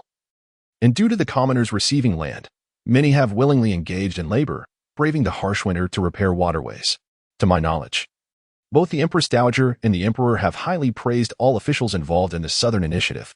Lord Wen, although the northern region differs from the southern, might there not be an opportunity to elevate northern officials in a similar manner? Chapter 051. Blindness. Everyone instantly turned their gaze towards Kang Rui. Wen Zhixing also looked at him, fully aware of why Gong Xiqing and others were so willing to lavish money on the ancestral land without hesitation. It was the location of the ancestral vein. Ordinarily, ordinary officials would have no authority to choose burial sites based on such energy lines. Yet the court, unable to bear the immense costs of constructing embankments in the southern region, turned a blind eye, granting them this opportunity. Although Wen Zhixing thought their actions were reckless, considering that the emperor had remained silent, who could tell if their graves would be uprooted in the future? The money thrown away could very well be a waste. However, as long as the deities erected would be remembered, it was possible that the uninformed common folk might even cast statues for them. They were wagering on a possibility. The officials of the southern region couldn't even find a board to place their bets. Kang Rui maintained a composed demeanor and uttered two words, barren land. Not only would there be no need for Lord Wen to spend a single coin, but it could also resolve the issue of population loss in the northern region due to the equal land distribution policy, along with the wealth in Lord Wen's hands. To the west of the northern region lies a vast expanse of barren land. They could easily unite the three main camps to cultivate the land, using sandy crops to fill the gap in grain supplies, dividing the reclaimed land into thirds, 1/3 for the three camps to solve their logistical issues, 1/3 for the cultivators, and the remaining third, or however much was left, would be entirely managed by Lord Wen. Wouldn't that mean solving 4 problems in the court without spending a penny, rather than fixating on the meager interests of the southern region? Upon hearing this, Wen Zhixing regarded Kang Rui with newfound respect. Is there a detailed plan? Kang Rui retrieved a booklet from his sleeve. Please take a look, my lord. Wen Zhixing perused the contents of the booklet for quite some time before bursting into hearty laughter. Excellent. Excellent. If this succeeds, I shall no longer need to heed the opinions of others. Kang Rui, stay at the residence for a meal. Let us share a drink together. Kang Rui clasped his hands in gratitude. Thank you, my lord. I shall certainly be seen in the eyes of the future. After the morning court session, Lin Qingyuan quickly discerned who had proposed this matter, Although the memorial was from Minister Wen, it was not initiated by him. Kang Rui? Gong Shiqing sipped his tea and poured a cup for his esteemed nephew. This move caught us off guard. He is indeed quite cunning. However, Lin Qingyuan did not perceive it as merely clever. It was a brilliant strategy that could be applied in both the northern and southern regions, yielding numerous benefits without any detriment, merging civilians with military forces. The three main camps could clear the barren lands of beasts and bandits, while the common folk would cultivate the land, dividing the profits, an arrangement that could not be more flawless. His uncle could also follow suit, saving a considerable sum of silver. Gong Shiqing was well aware of this, yet the actions they were currently undertaking could easily provoke disdain from above. Furthermore, if he were to proceed as suggested, the Empress Dowager would first eliminate this potential threat. My dear nephew, I cannot mobilize the military forces of Sanha and Zhejiang, and even if I could persuade them, I cannot step forward myself. With grain supplies secured and public sentiment on their side, what do they intend to do, rebel? Yet Lin Qingyuan remained unconvinced. It is indeed inappropriate for my uncle to take the lead. Gong Shiqing nearly choked on his tea. Who else could be suitable? No one was appropriate. It was an unthinkable notion. Lin Qingyuan shook his head. There is one person who is suitable.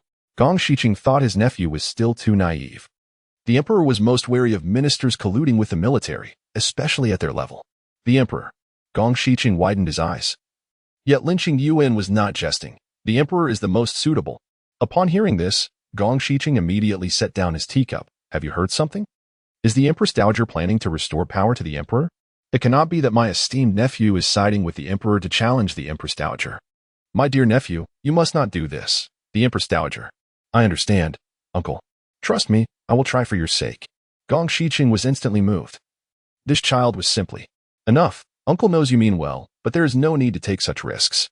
Lin Qingyuan had originally intended to provide the emperor with an opportunity to strengthen their bond, which he did not consider a risk.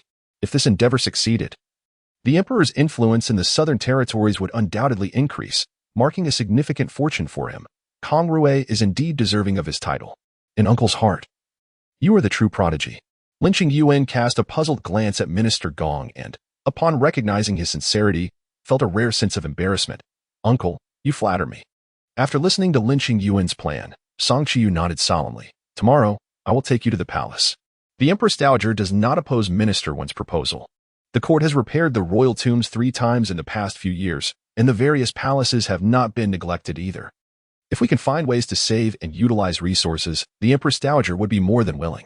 As Lin Qingyuan listened, he instinctively reached out to brush her long hair.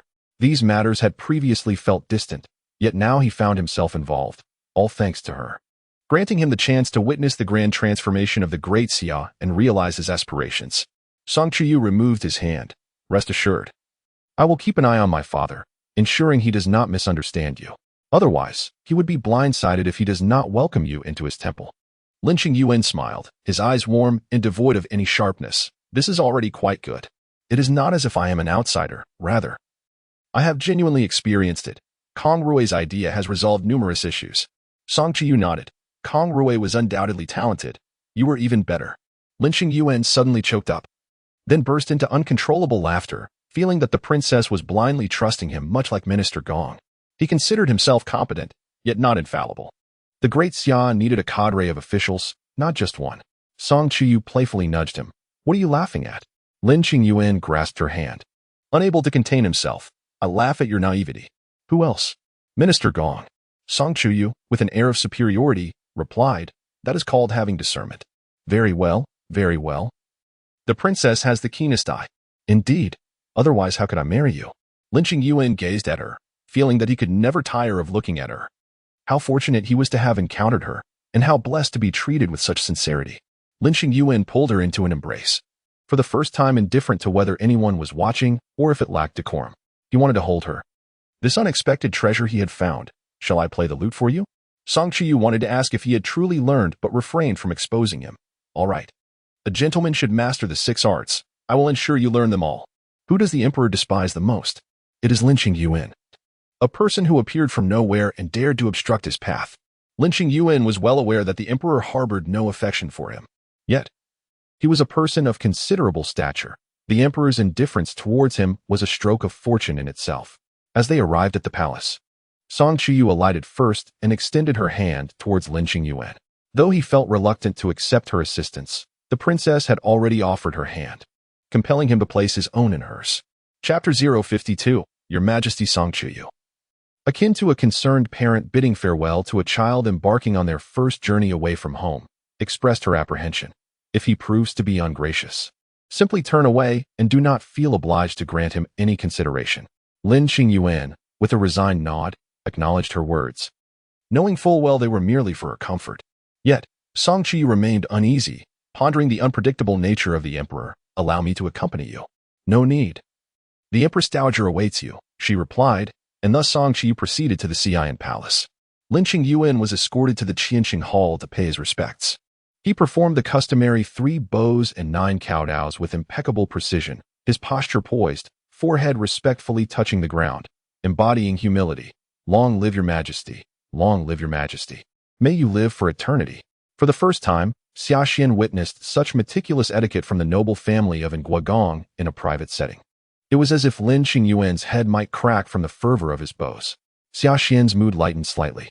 If only every member of the An Guo family possessed such discernment, life would be considerably easier. Raise your head. Yes, your majesty, Lin Qingyuan replied, his hands clasped. His gaze fixed on the 3rd step. Xiaxian, perplexed, noted that Lin Qingyuan was not particularly remarkable. The princess has gone to see the Empress Dowager. Yes, your majesty. Your ancestral home is in Sujiang Prefecture? Yes, your majesty. It is adjacent to the home of the newly appointed top scholar. This humble servant dares not compare with the newly appointed top scholar, Lin Qingyuan responded, filled with trepidation. Xiaxian nodded. Indeed. There was no basis for comparison. Kang Rui has recently proposed the system of uncultivated land. I find it quite commendable. Lin Qingyuan, cupping his hands, replied, Your Majesty. Kang is indeed a man of great talent, and your majesty possesses a discerning eye, yet I have a matter to beseech your majesty. Xiaxian, intrigued, wondered why he did not seek the Empress Dowager for his request. Did the An Guo family truly believe that the entire realm belonged to them? Rendering any plea unnecessary? Pray, do tell. Lin Qingyuan's expression was earnest. This matter can only be addressed by your majesty. The southern lands possess vast stretches of uncultivated fields, and I implore your majesty to issue a decree to oversee their reclamation. Xiaxian regarded Lin Qingyuan. This was a matter within the Empress Dowager's purview. Lin Qingyuan's demeanor remained steadfast. This humble servant understands that your majesty is preoccupied with affairs of state and should not be burdened with this concern. Yet the southern lands have suffered for a century, ever yearning for a wise sovereign. I hope your majesty will consider the heartfelt sincerity of the southern populace, who toil for sustenance and act to cultivate the lands for their benefit. The Empress Dowager should not oppose this. However, the Empress Dowager is not the emperor. The people of the realm are subjects of the emperor, and they place their faith in the emperor's benevolence. Ah, a fine assertion that the subjects of the realm belong to the emperor. How many within the court hold this belief, knowing only the Empress Dowager, yet oblivious to the emperor? Yet, the one uttering such words was precisely one of the Empress Dowager's people. What was the intention behind this? A test of my resolve. Xiaxian scrutinized Lin Qingyuan. This matter you shall report to the Empress Dowager. The reclamation of uncultivated land surrounding the capital is also at her discretion. Lin Qingyuan appeared bewildered, seemingly perplexed. Your Majesty, report to the Empress Dowager? Why? Xiaxian, observing his demeanor, felt a tinge of embarrassment. Indeed, those from lesser regions often remained oblivious to the emperor's authority, mistakenly believing that the emperor wielded unbounded power over all matters. He contemplated rebuking Lin Qingyuan, yet simultaneously reveled in the expectation of being consulted. As emperor, it was only natural that all matters would be referred to him for resolution. The Empress Dowager was but a hen crowing at dawn, an affront to propriety. Xiaxian, rarely feeling any fondness for those he despises, expressed a modicum of appreciation for talent. You should inform the princess of this matter. She will surely assist you. Lin Qingyuan furrowed his brow, seemingly apprehensive that such an action might be ill-advised. Several times he attempted to speak, hands cupped in a gesture of respect, yet found himself at a loss for words, ultimately resigning with a hint of frustration. Xiaxian sighed inwardly. My dear minister, the southern lands are your homeland, and I understand your desire to protect it. However, the complexities of land reclamation may not be suited for the southern regions. Xiaxian, unusually verbose, continued. Lin Qingyuan's eyes brightened. Is your majesty referring to the coastal regions? I fear you may not have considered it, he stated directly. But the court has prohibited maritime activities for many years. Xia Xian, with a heart full of intent, affirmed, indeed, the southern landscape is interlaced with intricate waterways and interconnected lakes, not to mention the vast chasms of water. Lin Qingyuan, filled with gratitude, declared, Your Majesty's unwavering concern for the people serves as a role model for us all. Following this, he performed a deep bow, his forehead kissing the ground, showing no regard for the pain it might cause. Xia Xian felt a pang of concern. There was no need for such extremes. He merely spoke casually, as he too wished for the prosperity of his subjects. With so many thoughts in mind, why were they not being realized? Xia Xian opened his mouth, momentarily speechless. Was this man in his right mind? Why was there no action taken? Was there anyone advocating for him? The emperor has always instructed me to consult the Empress Dowager. Have you approached her? He asked. Does she disapprove? Xia Xian opened his mouth again. But no words came forth. Lin Qingyuan, visibly moved, bowed his head once more. I beseech your majesty to intercede on behalf of the displaced citizens of the southern lands, who are suffering and fleeing from calamity. I implore you to advocate for them. He prostrated himself on the ground. Xia Xian observed him and suddenly realized that he was imploring the Empress Dowager for something. His people were enduring hardship, and if the Empress Dowager remained inactive, could he not propose a solution? Rise, he commanded. I shall take action on this matter. Long live the emperor. I dare to express gratitude on behalf of countless commoners. May the emperor be blessed with peace and prosperity. Xia Xian sat upright, a figure of authority, embodying the will of the people as the ruler of the great Xia. Lin Qingyuan, having bowed deeply, remained kneeling on the ground, exuding respect and reverence. You may stand, Xia Xian said. Thank you, your majesty. Xia Xian watched as he rose dutifully and stood quietly to the side, as silent as a quail.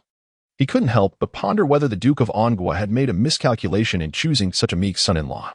At the very least, this son-in-law was far more agreeable in demeanor than the Duke's haughty disposition.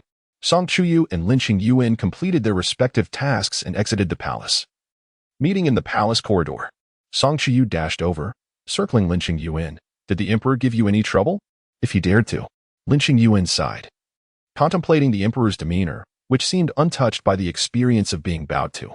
Observing the princess's reaction, it was evident that her usual indifference toward the emperor was perhaps just that, indifferent. No, in fact, I believe the emperor is quite capable. Upon saying this, he realized it might have been an inappropriate statement and quickly glanced at the princess. Song Chuyu paused, taken aback. This was a sentiment she had never encountered before. Why do you say that? Lin Qingyuan replied. It seems he has not reached a point of no return, but he has indeed lost his kingdom. Lin Qingyuan felt relieved that she was not angry. He is a ruler who is open to advice. In his list of 13 individuals, a question mark was placed after the emperor's name, indicating a belief that assistance could be rendered. Song Chuyu, lost in thought, realized that although she had not spent time with Emperor Tianda and knew little about him, Lin Qingyuan's assurance was comforting. That is indeed favorable. Did the princess manage to persuade the Empress Dowager? They were aware that the Empress Dowager would restore power, yet the emperor remained oblivious to this fact. Furthermore, from the moment the emperor began to harbor doubts about the Empress Dowager, their relationship had become strained. Even if power were returned to the emperor, it would still pose considerable difficulties. Thus, it remained advantageous for the princess that the emperor did not wield absolute authority. Song Chuyu nodded. I apologize for the inconvenience. Not at all. Observing him, Song Chuyu noticed that he truly exhibited no signs of reluctance, which put her at ease. How could he maintain such a good temper? It's the same with my second brother. If you do not wish to involve him, just speak up. He is a good person as well. Chapter 053. The return. Song Chuyu curled her lips slightly, regarding him with the gaze reserved for a deceiver. It was one thing for the emperor, but Lin Qingyuan's unexpected admiration for her second brother was baffling. If her second brother could be deemed virtuous, then there would be no wicked souls left in the world. Song Chuyu discerned a significant concern. Was her husband too accommodating? No, he replied. Yes, they have been bullying you, and you remain unperturbed. This cannot continue. You must distance yourself from them. Lin Qingyuan found himself in a dilemma, chuckling helplessly. Her second brother was genuinely capable, and the emperor was not a dogmatic man. Everyone conducted themselves normally, devoid of any bullying. It's fine, don't worry about it. How could Song Chuyu not worry? With a brother like hers. It was only a matter of time before Lin Qingyuan was led astray.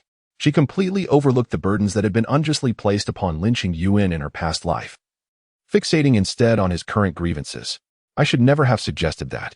Suddenly, she recollected the rationale behind her initial proposal.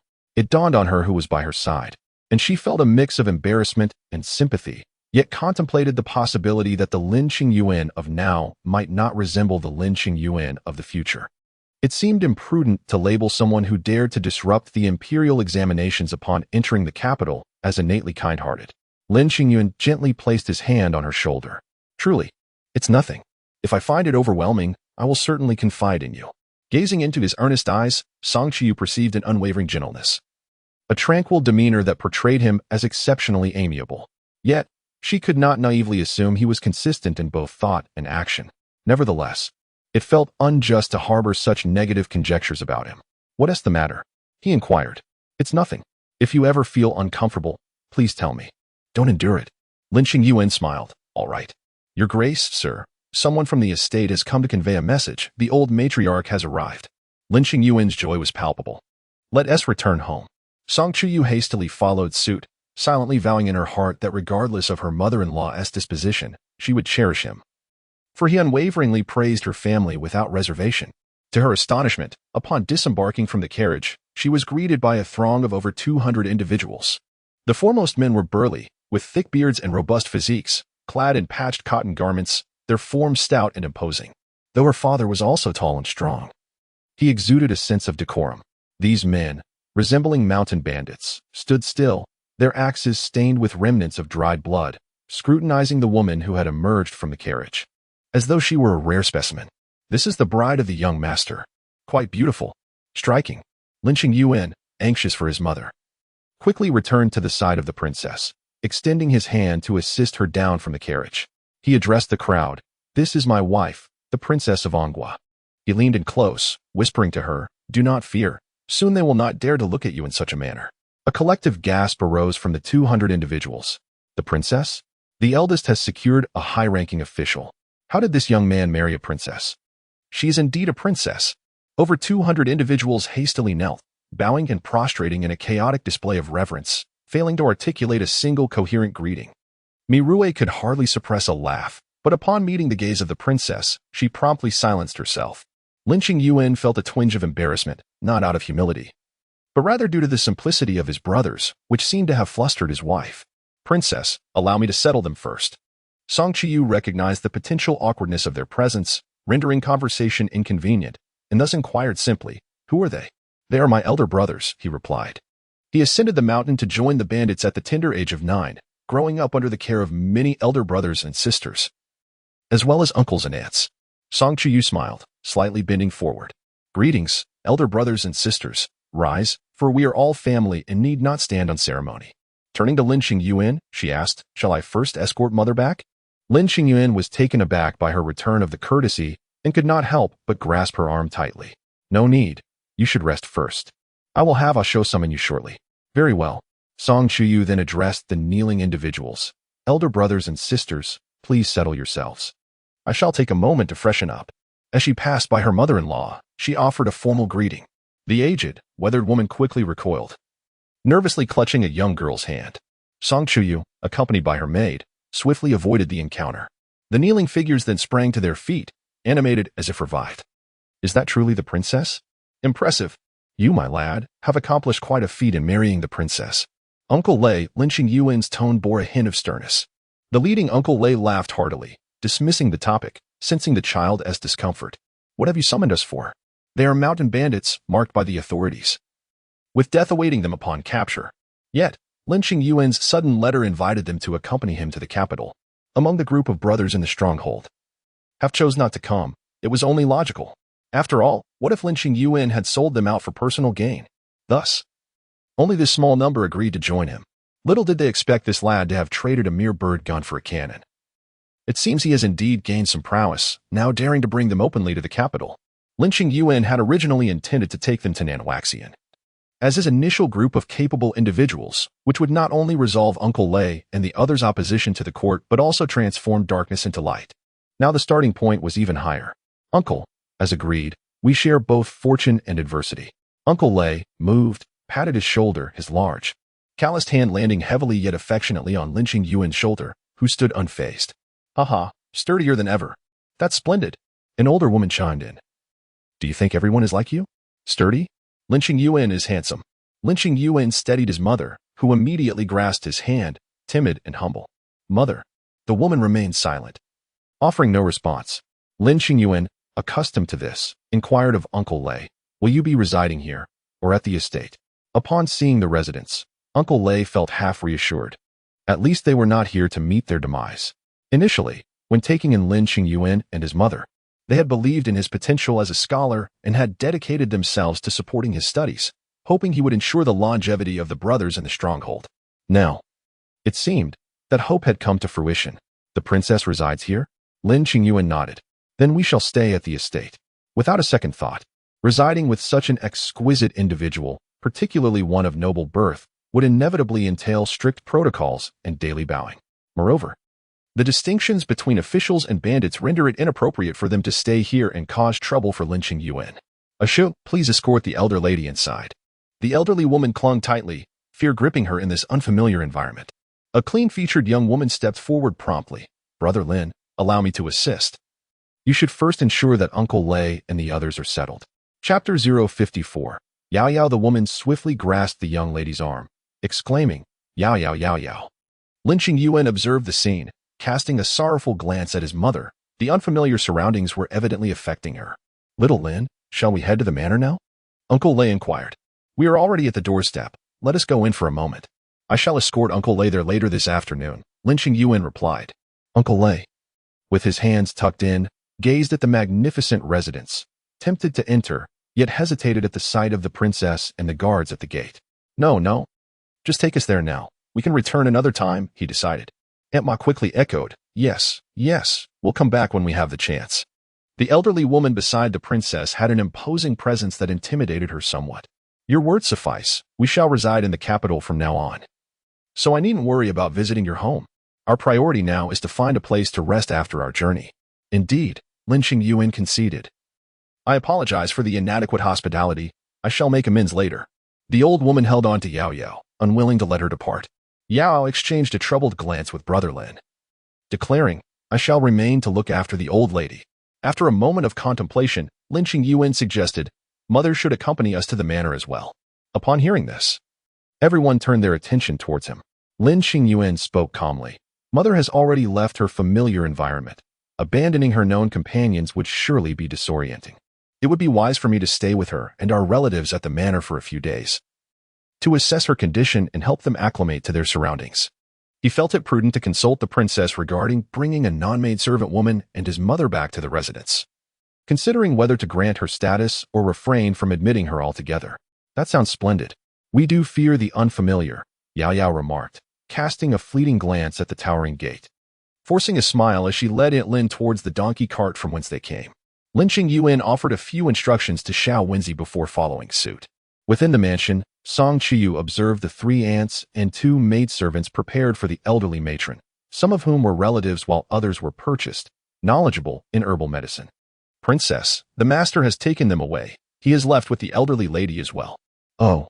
The steward cleverly mentioned the elderly woman's significant reliance on a young girl named Yao Yao. Song Chuyu glanced at Zhong Fu, who felt a tremor within. He had not betrayed the master, he simply.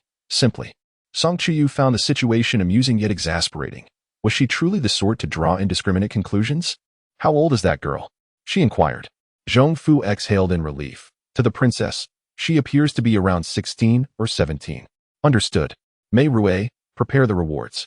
Yes. Thank you, princess. May you enjoy boundless blessings. One moment, please send the 3 aunts and 2 maidservants to the manor to help the elderly lady acclimatize. Yes. Yao Yao regarded the 3 new arrivals, clad in thick cotton garments, and the 2 charming young maidens with trepidation and displeasure. Was the household of Brother Lin's servants so well attired? Yet Aunt Lin had always been under her care, and she favored her above all, never allowing anyone else to come close. 3 kind aunts smiled gently at Miss Yao Yao. Yao Yao returned a smile that barely masked her disdain, pondering the futility of their fine attire, for they were still mere servants. With Lin not present, she felt no obligation to engage with them if she chose not to. The knowledgeable matron was unperturbed. She positioned Yao Yu beside the old matriarch and stepped forward to take the old lady's pulse.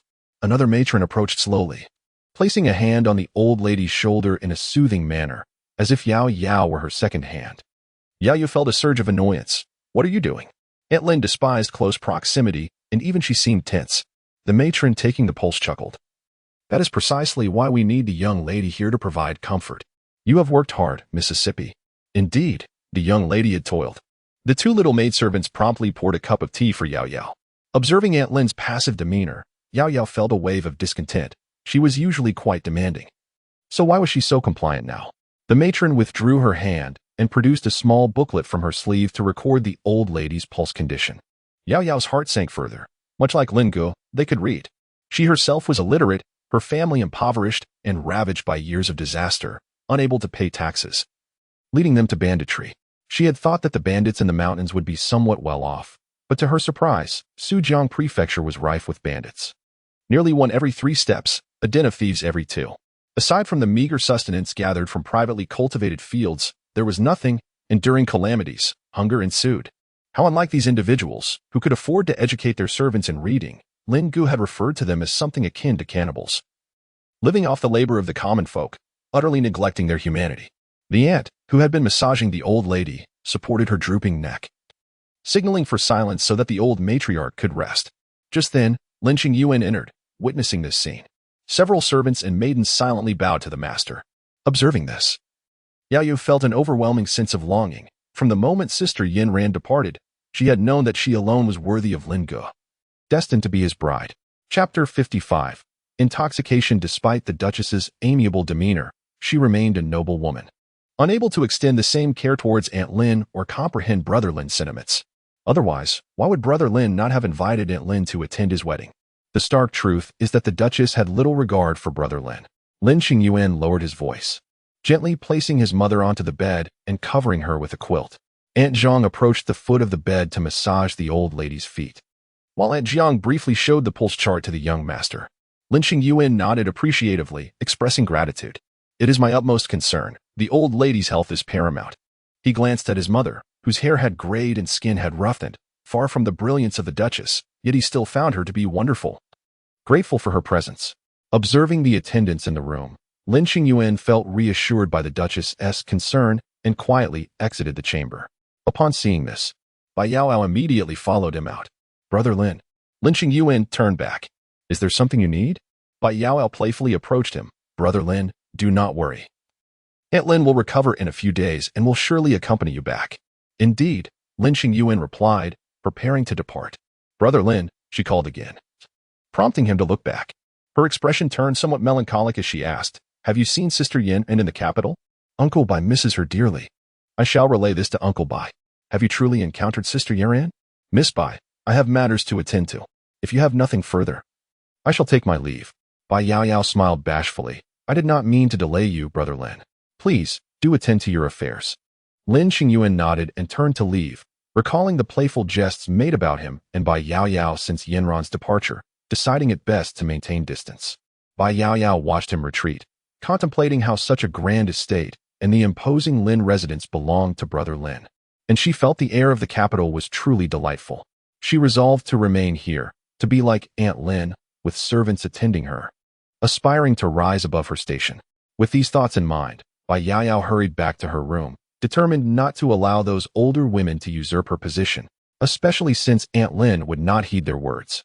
That evening, Lin Qingyuan hosted a banquet for his uncles and brothers, inevitably indulging in a few extra drinks. And the manor had prepared his bedding in advance. Lin Qingyuan, whether from inebriation or sheer intoxication, suddenly insisted on returning home.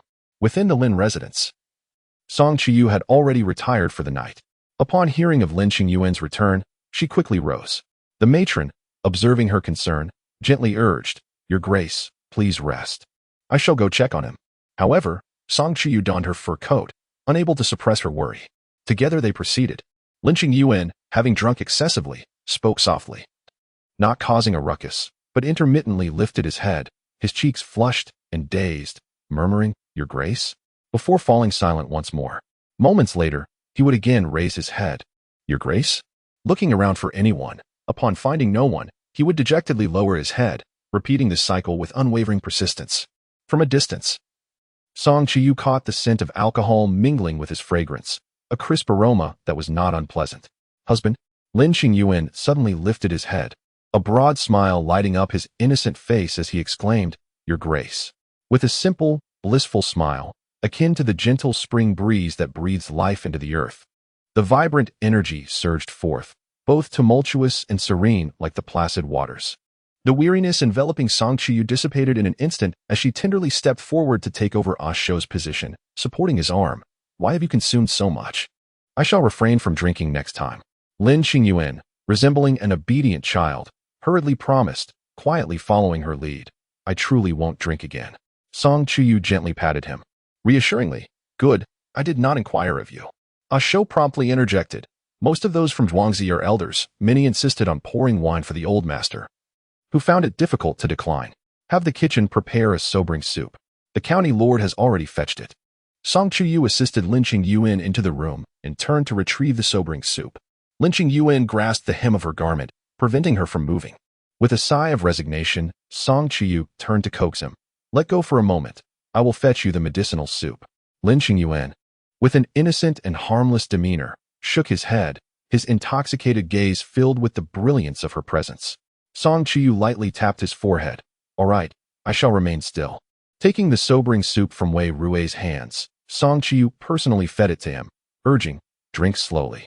Contrary to her expectations of a struggle, Lin Qingyuan obediently accepted it, gulping it down with fervor, eventually turning the bowl over to demonstrate his completion. Song Chuyu laughed. "You are the best, my dear."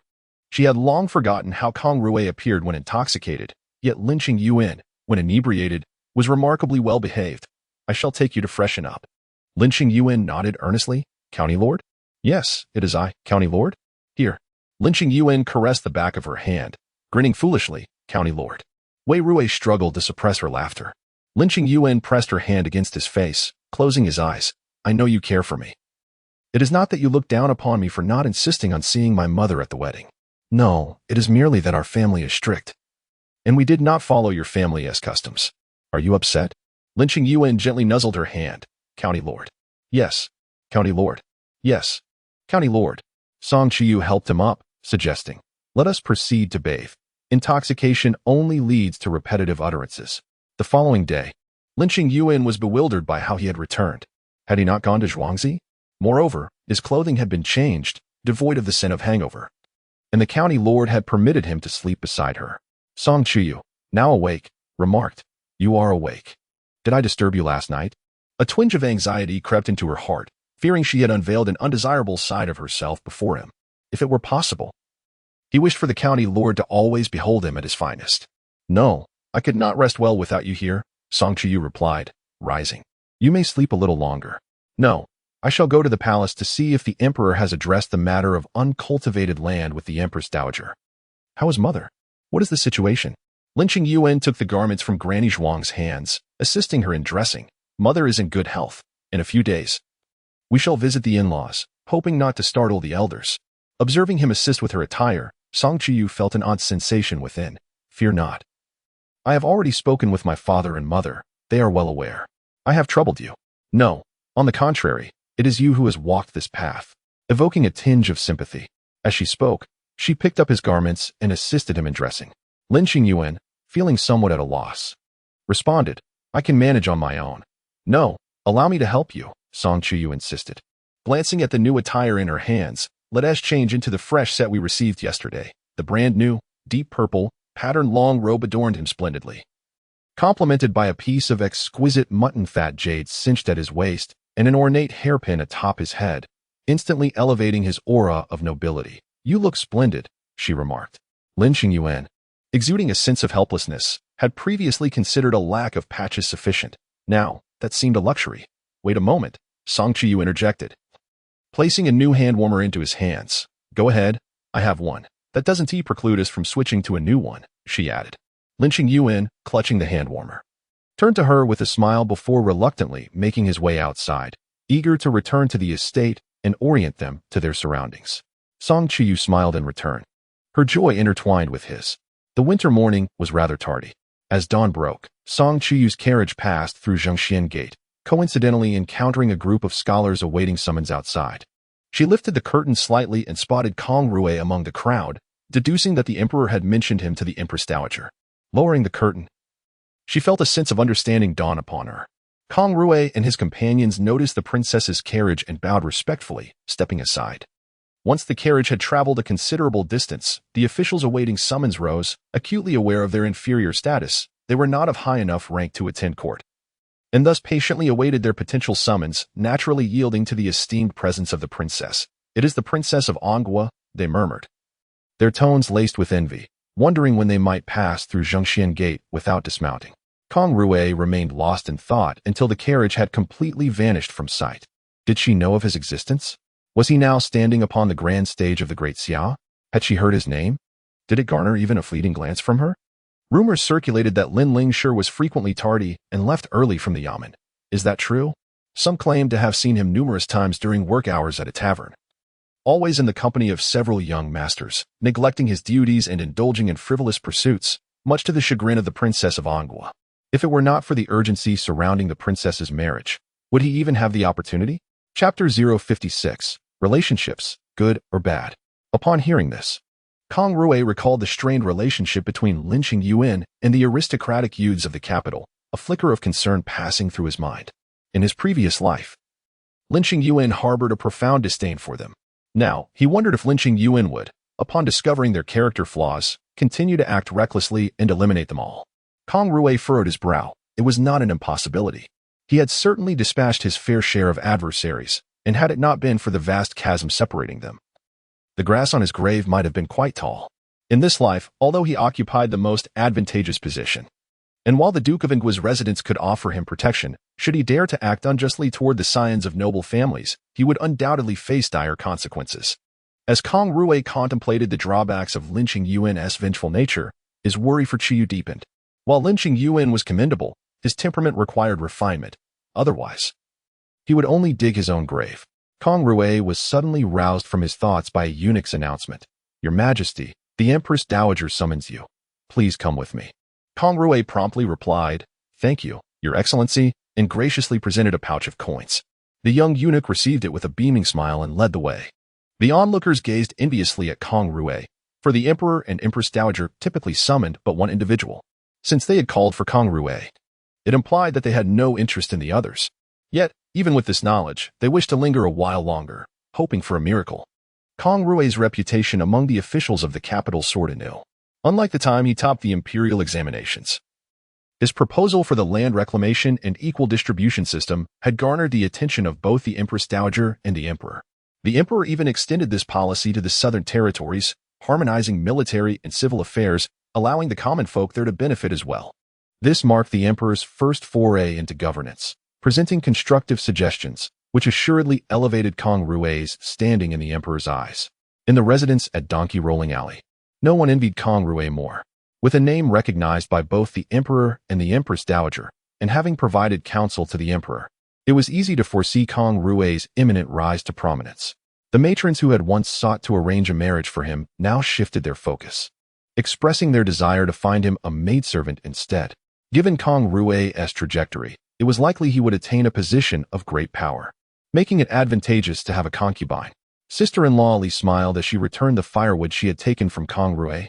"Kang Rui, don't you think it wise to have someone by your side to look after you?" The eldest sister of the Yang family chimed in. "How can one manage without assistance in washing and cleaning?" "Leave it be. I prepared extra food today, and I'll have Taidan bring you a portion shortly." Kang Rui remained silent, contemplating the hypothetical scenario where Lin Qingyuan might offend Yan Buwei and others. Yet, the thought of Song Chuyu not waiting for him, not being enamored with him, but instead marrying another, stirred a wave of discontent within him. However, if she were to encounter adverse circumstances, he sighed inwardly, still wishing to extend a helping hand. She ought to recognize who truly cherished her and remember to temper her temper, avoiding capriciousness. Kang Rui envisioned the days following her marriage, and merely the thought of it caused him immense distress. Meanwhile, the young master Han Jingshan of the Imperial City's military clapped Lin Qingyuan on the shoulder, glancing at the tall, sturdy, and somewhat simple-minded man before him. "Fear not. Leave it to me. The soldiers of the Imperial City's military command are reliable." Lin Qingyuan found himself in a bit of a dilemma. Should I inform my uncle? No need. My father does not concern himself with such trivial matters. The centurion recruited by the Royal City Department this time is my brother, merely a matter of greeting. Lazy, do not forget to thank Shangu. Lei, the son of Uncle Lei and a close companion of Lin Qingyuan, promptly stood up, saying, Thank you, Shangu. I shall diligently fulfill my duties and not trouble you in the future. Please, there's no need for such formality. Lindy's brothers are my brothers, for any matters. Simply mention my name. Thank you, Shangu. As Lazy exited the tavern, he felt a slight exhilaration. Qingyuan, have we truly transformed from bandits into soldiers? Have you ever been a bandit? That was merely a village relocation. Lazy hastily shook his head. No, but still. I cannot shake off the reality of becoming a soldier. Qingyuan, you seem to be faring quite well. They all show you respect. Brother, you understand what it means for you to enter the Royal City Department, right? Lazy's expression turned serious. I understand. Lin Qingyuan nodded, with the princess's scheme in mind. He regretted the scarcity of capable individuals at his disposal. Songshi from the 3 main camps is quite commendable. You should engage with him more. Understood. Lin Darren. Shanli rushed in, panting. You were difficult to find. The palace sent word that the emperor wishes to see you. The emperor? Understood. Lazy was immediately filled with awe. Once childhood companions, now they had both encountered the emperor. Lin Qingyuan instructed him to return alone while he proceeded to the palace. Inside the tavern, Kang Rui observed the departing figure and then turned his gaze to Han Jingshan, puzzled by the latter's purpose for visiting. Moreover, why would the emperor summon Lin Qingyuan, especially given the discord between the emperor and the Duke of An? Did Chuyu know he was to meet the emperor? Han Jingshan spotted Lazy outside and insisted on escorting him home. How could Lazy decline? The other party could easily arrange for him to join the Royal City Department. Han Jingshan warmly ushered him into the carriage. Unyielding in his intent to return him home, Kang Rui furrowed his brow. Han Jingshan's eagerness towards Lin Qingyuan's friend seemed excessive. He could not be foolish enough to believe that this man had taken a liking to Han Jingshan. It must be that Han Jingshan was aiding Wu Jiwu, thus showing consideration for Lin Qingyuan's brother. Their relationship could not be that close, could it? Surely, Han Jingshan was unaware of how he died in his previous life. The more Kang Rui pondered, the more bewildered he became, his frown deepening. Lin Qingyuan harbored a disdain for individuals like Han Jingshan. Could it be that he was more cunning than he appeared? And what of the emperor? Even if the emperor wished to summon someone, it should be to discuss the nuances of the land distribution system, not Lin Qingyuan. What purpose could this serve? Chapter 57, Arrival at Xinxing Hall. Xia Xian rarely wore a benevolent expression while regarding the Empress Dowager's faction, his mood rather buoyant. Recently, the governor of Sanja had submitted a memorial to the throne, explicitly addressed to him rather than the Empress Dowager. Lin Qingyuan mused that it was quite natural for the governor to write to the emperor. Xia Xian appreciated his nonchalant demeanor, finding Lin Qingyuan increasingly agreeable. However, it was curious that the governor, who previously only sent missives of well-being to the Empress Dowager, now inquired about his own affairs. My loyal minister, do you have any thoughts on the troop deployment for Sanha and Zhejiang? Lin Qingyuan clasped his hands, replying, It is entirely at your majesty's discretion. Haha. Xia Xian believed that the son-in-law chosen by the Duke of An was indeed commendable, exhibiting more understanding than their own kin. You, with such a disposition, how could the Duke's family not take full advantage of you? Perhaps it was acceptable for him to offer some protection. Although it was unfortunate that he had married the temperamental princess. Had he known, he would have arranged for his gentle younger sister to wed him instead. Outside the city, the official road was blanketed in layers of heavy snow. A ragged woman, shivering, carried a tattered hemp sack on her back while leading a frail child, her head bowed. Trudging forward in a daze, the little boy's nose was frozen, trembling from the cold, his exposed toes blackened and purple. Mother, I can't go on, he coughed.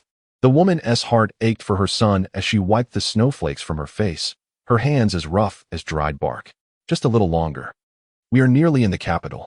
Your father is in the city, and we will have a large house, warm water to drink, and plenty of food. The fire will keep us warm. The child, half convinced, replied, Really? Can mother lie to you? Your father has achieved the highest honor. It is a momentous occasion. Soon, we will see him. The little boy's spirits revived. I want to see father. Yes, we will see father. Chuyu emerged from the Empress Dowager's quarters, making her way directly to the Duke of An's residence. The snow continued to fall, large flakes landing on her fur cloak before swiftly sliding off. The household at the Duke's estate became bustling with activity. The princess has returned. Quickly, bring out the plum wine from under the tree. Song Chuyu was surprised to find her elder brother at home. Brother, you didn't go out today? How rare. Song Chujie glanced at his sister. Thoughts of her husband softening his expression. He was currently held in high regard among friends, thanks to his brother-in-law's formidable abilities. I knew you were returning and wanted to welcome you. Song Chuyu was skeptical, knowing her visit was spontaneous, not prearranged. Moreover, the thought of their sending women to Lin Qingyuan vexed her. Was the inn outside not to your liking? You're a young lady, even if married. Could you be more mindful of your words? Oh, so the girls from Hanyanlu are not beautiful? The lovely ones have all been sent away. Upon hearing this, Song Chujie felt a twinge of guilt. That may not be entirely accurate. Men must engage in unavoidable socializing.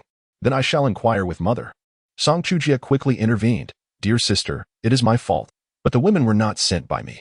Upon encountering him, Song Chuyu felt an immediate surge of anger.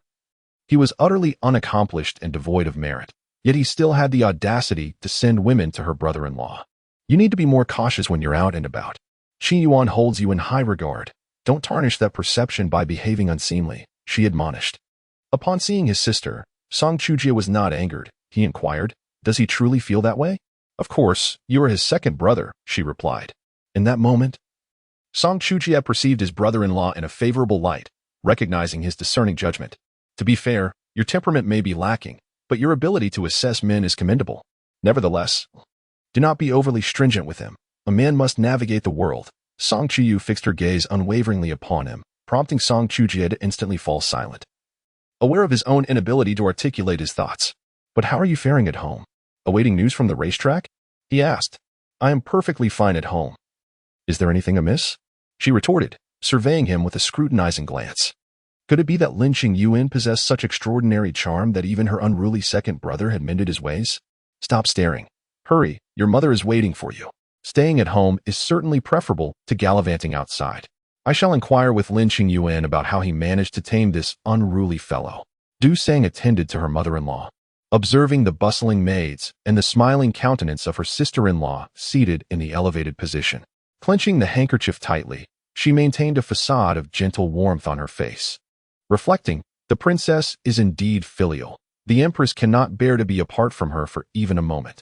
Mrs. Song took pride in her daughter, indulging her with inquiries about her well-being. Has your mother-in-law not moved in yet? No, her health is poor. It may take some time. Do not press her, she added. I understand, replied her daughter. Du Sang smiled outwardly, but her heart was heavy. The topic regarding the empress went unacknowledged, and the remark about not pressing clearly served as a message to her sister-in-law that if they were incompatible, there was no obligation for filial piety. She was expected to establish rules at her mother-in-law's home, yet at the princess's residence, such constraints were unnecessary. The princess was kind-hearted, surely blessed by the heavens. And her mother-in-law must be amiable, akin to her own mother. Song Chuyu cast a glance at her sister-in-law and smiled. What do you mean by akin? Can my mother be compared to a mere rustic woman? It is better to refrain from speaking if one has nothing of substance to say. In recent days, Mrs. Song had grown increasingly vexed by her eldest son's wife, whose manner of speaking was overly affected and whose pride was irksome. She enjoyed putting on airs, displaying one demeanor in front of the maids while harboring a contrasting attitude in private. Mrs. Song had originally advised against marrying a woman of noble birth, foreseeing her haughty nature, but the Duke had disregarded her counsel. Now, as time passed, Mrs. Song became more convinced of her insincerity. With a headache from these thoughts, Mrs. Song declared, You all continue your conversation. I shall take a stroll in the rear courtyard to clear my mind. I will accompany you, her daughter offered. No need. You should return to your room to rest. We wouldn't want anyone to discover any discord between you and your sister-in-law. Du Sang obediently bid her mother-in-law farewell and approached the princess warmly.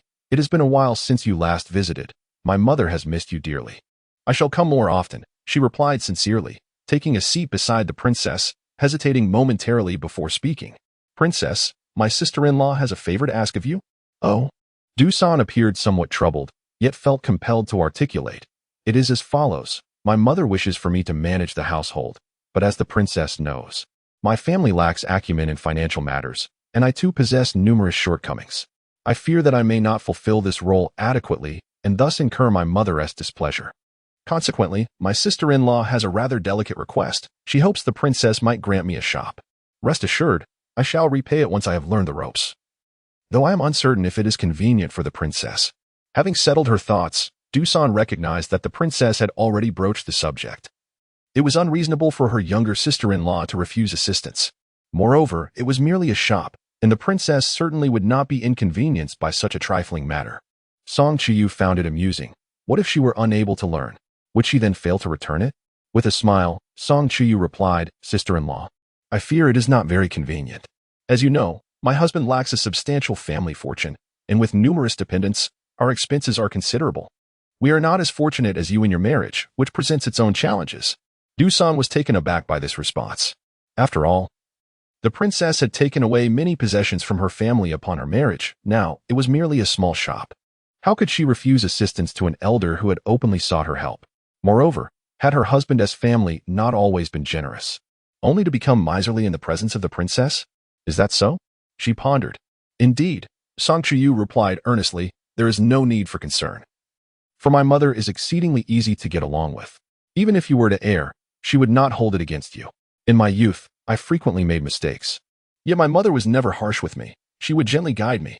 I even incurred losses in several shops during my childhood, and she never expressed anger. Thus, you may rest assured, she will not blame you.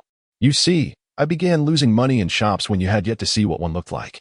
Dusan smiled awkwardly, perplexed by the princess's implication. Yet, she was compelled to suppress her frustration and nod in agreement. "My mother treats me quite well. Indeed, my mother is kind-hearted, teaching sister-in-law step by step. In other families, such lessons are expected to be learned during one's upbringing." Dusan grew increasingly irked, sensing that this insinuated her own family had imparted no knowledge. Their household was modest, with limited resources, serving as the very foundation of the family. How could they afford to squander their assets on the younger generation? "There is no need for sister-in-law to feel anxious. Take your time. I too am weary and shall return to my chamber to rest." Dusan felt as though she might tear her handkerchief to shreds. Yet she still had to maintain a facade of politeness. "Princess, please take care." Chapter 58. Qin Lianxiu enters the city. Song Chuyu was even more anxious than Du Sang. Yet her mother disapproved of Lin Qingyuan returning to manage the household affairs. How could her mother be so oblivious as to not mind a man overseeing domestic matters if he did not return? Suddenly, Song Chuyu had a brilliant idea. What if her parents entrusted all their properties to Lin Qingyuan for management? In the future, wouldn't he, her elder and second brothers, need to report to him about their expenditures? This would effectively place him in control of the household finances without leaving any incriminating evidence. Song Chuyu found this notion quite ingenious and urged her mother to expedite the process. Lin Qingyuan had long been known for his miserly nature. If he were willing to assist, it would benefit her parents immensely. However, Mrs. Song admonished her daughter to be quiet, exclaiming that even the town of Nanhua could hear her scheming. Why not just hand over the Duke's residence to Lin Qingyuan as well and move away, leaving nothing behind? Was her daughter concerned about her parents having nowhere to live? So, having a place to stay now justified her actions? Mrs. Song felt a pang in her heart. It was one thing for her daughter-in-law to be angry with her, but why should her own daughter resent her? The eldest and second sons were both eyeing the family fortune, leaving her with no peace of mind. Song Chuyu shook her mother's arm, recalling their earlier agreement. Besides, how well had Qingyuan been taking care of the second brother? Had he been spending more time at home lately and refraining from causing trouble? Mrs. Song hesitated to respond. Indeed, there had been no complaints lodged against her recently. One matter was one matter. A married daughter should not be preoccupied with the family assets. Who is she doing this for? If you are not my mother, and he is not my brother, why should I concern myself? Mother, since you have enlisted my help, you should harbor no doubts. Enough, do not say another word. I shall grant you 3 estates. Mother, who am I doing this for? Mrs. Song thought to herself that her daughter might as well be doing it for material gain. As for her eldest brother, second brother, and their wives, never mind. It was better to spare Qingyuan the burden. Seeing her daughter retreat from her initial enthusiasm, Mrs. Song became reluctant. Allow me a moment to reconsider. Song Chuyu rose from her seat. Mother, take your time. It is getting late. I shall take my leave. Qin Lianxiu, accompanied by her son, finally stepped into the capital city. The towering West City gate loomed majestically, while outside, a throng awaited their turn to pass through. Inside, the sounds of bustling crowds filled the air. Holding her son's hand, the lavish city gate appeared to her like a dream. She had only seen it on stage before. It resembled a massive beast opening its jaws, evoking both fear and a sense of anticipation within her. The capital city felt like a dream made tangible. Lin Qingyuan grasped her son's hand tightly, striving to provide him with warmth and reassurance. Make way. Make way. A troop of soldiers on horseback approached swiftly. The majority of those waiting to pass hurriedly stepped aside, the horses galloping past, leaving the accustomed crowd to continue their wait for inspection. Little Kang Rui gazed at the receding horsemen, his eyes reflecting both fear and fascination. Mother, look. Lin Qingyuan hurriedly crouched down. Shoo. Everyone is watching us. She longed to remove her clothes, yet this was already her finest attire. The onlookers regarded them as if they were beggars. What is happening? Kang Rui's voice rang clear. Does my father have a horse? Will he teach me to ride? The surrounding crowd turned their attention towards them, engaging in hushed whispers. Horses are a luxury. How could one possibly afford to keep them? Lin Qingyuan hurriedly reassured her son, distancing themselves from the onlookers. Why not? I am the wife of the top scholar, residing in a grand house in the capital. I am a person of stature. I am merely a bit disheveled at the moment. Once I find your father, we shall have everything. My child will not have to forage like those peasants. With unwavering resolve, Lin Qingyuan nodded at her son, affirming that they would indeed have horses. And not just that, but servants as well. Her son, being the eldest of the family, was the scion of a distinguished lineage. These people would never again dare to gaze upon him so casually. As noon approached, Lin Qingyuan led her son through the bustling city gates. The sights within the city dazzled her senses and filled her with joy. This was the capital, a realm of splendor and vibrancy. The streets were lined with grand and spacious buildings, offering a myriad of wares. People adorned in pristine garments carried exquisite baskets, their faces radiating satisfaction. She had truly arrived. Suddenly, tears threatened to spill from Lin Qingyuan's eyes. She had made it. The little boy, his eyes wide with wonder, exclaimed, Mother, does my father have such a home? At last, Lin Qingyuan smiled, looking fondly at her son, feeling as if she had been reborn. As a government official's wife, she could not tarnish her husband's reputation. Yes. Indeed. How could he not? A top scholar, such a high-ranking official. Where does father live? Is it right on this street? We shall find your father. And from now on, the capital will also be our home. Yet, amidst the vast city, with its countless shops and towering buildings, and the throngs of people bustling about, she found it nearly impossible to see the sky, let alone locate one person in the sea of humanity. A horse-drawn carriage passed by. Adorned with a toad-shaped sachet and curtains of fine satin, padded with thick cotton, it looked so warm and inviting. Lin Qingyuan quickly pulled her son aside to avoid it. She could not afford even a cotton coat, yet here in the capital, people used surplus fabric for carriage curtains. She too would have such luxuries one day, once she found her husband. However, locating someone in such a sprawling city proved to be no simple task. A day later, Lin Qingyuan, with gritted teeth, was forced to produce a tattered begging bowl and take her son to solicit alms. This act felt like a slap to her face. She could hardly believe she was engaging in such a humiliating endeavor in a place where she intended to build her life. Yet, Sixian was famished, as was she. And with no other options left, they had to beg. Go away. We have nothing for you, you idle beggars. Who doesn't know that there are no beggars in the west of the city? Even the true beggars have followed the southern caravans. What's left are merely the old who bask in the sun, waiting for handouts. Leave, leave. Lin Qingyuan's face burned with humiliation, as if it had been pressed into the ground. Sooner or later, she vowed to make those disdainful souls pay for their contempt. She would ensure that none of the street vendors would enjoy a good life again. Mother, Sixian is so hungry. Endure a little longer. Make way. The authorities are handling a case. Any injuries are at your own risk. The crowd on the street dispersed in a frenzy, and Lin Qingyuan, unable to evade in time, fell heavily to the ground. A man leaped over her, pursued closely by knife-wielding officers, followed by others who sprang over her one by one, swiftly fleeing the scene. Are you all right? His voice was steady and melodious. Lin Qingyuan, still dazed, turned her head in confusion, her mind clouded, only to behold a visage of ethereal beauty before her. He donned resplendent garments unlike any she had ever seen. In the jade ornament atop his head shimmered brilliantly in the sunlight, complemented by the lavish purple embellishments at his waist, a dazzling sight to behold. He appeared like a flawless jade pendant amidst the chaotic world. Lin Qingyuan had not anticipated encountering someone who failed to evade the tumult. Those from the western part of the city may lack certain skills, yet they were well-versed in navigating such unexpected situations. To be caught off guard was a testament to one's lack of agility and swiftness. Living at the lowest rungs of society, one inevitably acquires the wisdom of the common folk. Chapter 059, The Ally. A commoner. Am not. Andy, please get up. The ground is cold. Upon hearing this, the little mosquito quickly extended a hand to assist, saying, Yes, Grandma, you should rise. Lin Qingyuan felt a wave of embarrassment wash over her. She was hardly older than the other person, perhaps even younger. How could she be referred to as Annie? Yet, recalling the hardship she had endured, her weathered face now seemed even more humble. Lin Qingyuan helped the child to his feet. Lin Qingyuan instinctively covered her aching waist, and sorrow enveloped her. She never imagined that in the bustling metropolis, before anyone had even recognized her, she would make such a spectacle on the crowded street, all while being watched intently by strangers. It felt like a nightmare, yet this nightmare was painfully real and inescapable. Lin Qingyuan crouched down, wearing a gentle smile. His eyes warm as spring. Child, are you all right? His voice was steady and melodious, imbued with a soothing power. Kang Rui stared at him in bewilderment. He had never encountered such a handsome uncle before. This man was clean and tidy, unlike anyone he had met on his journey.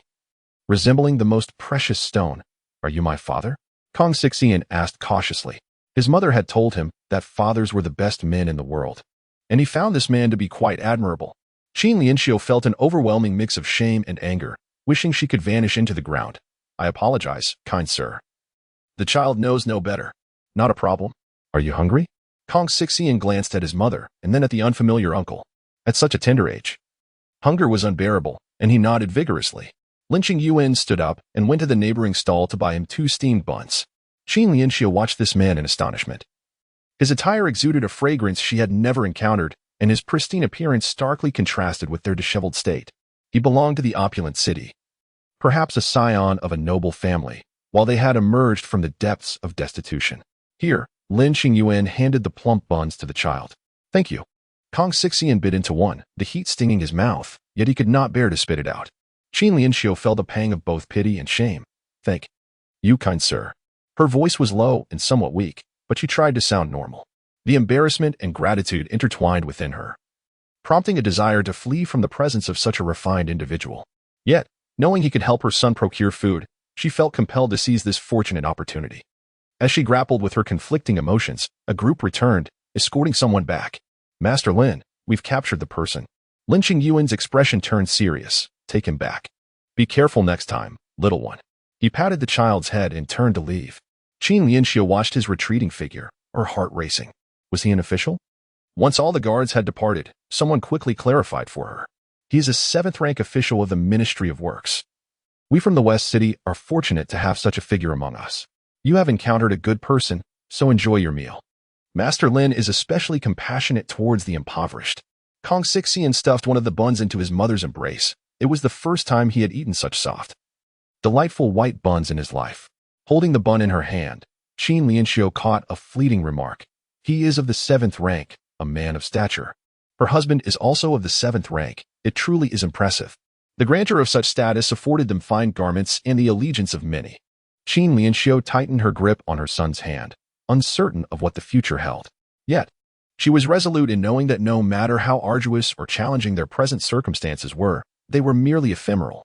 Once she found her husband, the good days would no longer be mere elusive dreams. She would not permit herself and her son to become the subjects of ridicule. However, life showed her no mercy. The opulence of the capital city, upon exiting the western gates, struck her like a hammer, leaving her dazed. The southern part of the city was even more resplendent, while the west stood like formidable walls, shielding her from the ostentatious excesses beyond. The newly crowned top scholar was indeed deserving of his title. His proposal was nothing short of ingenious.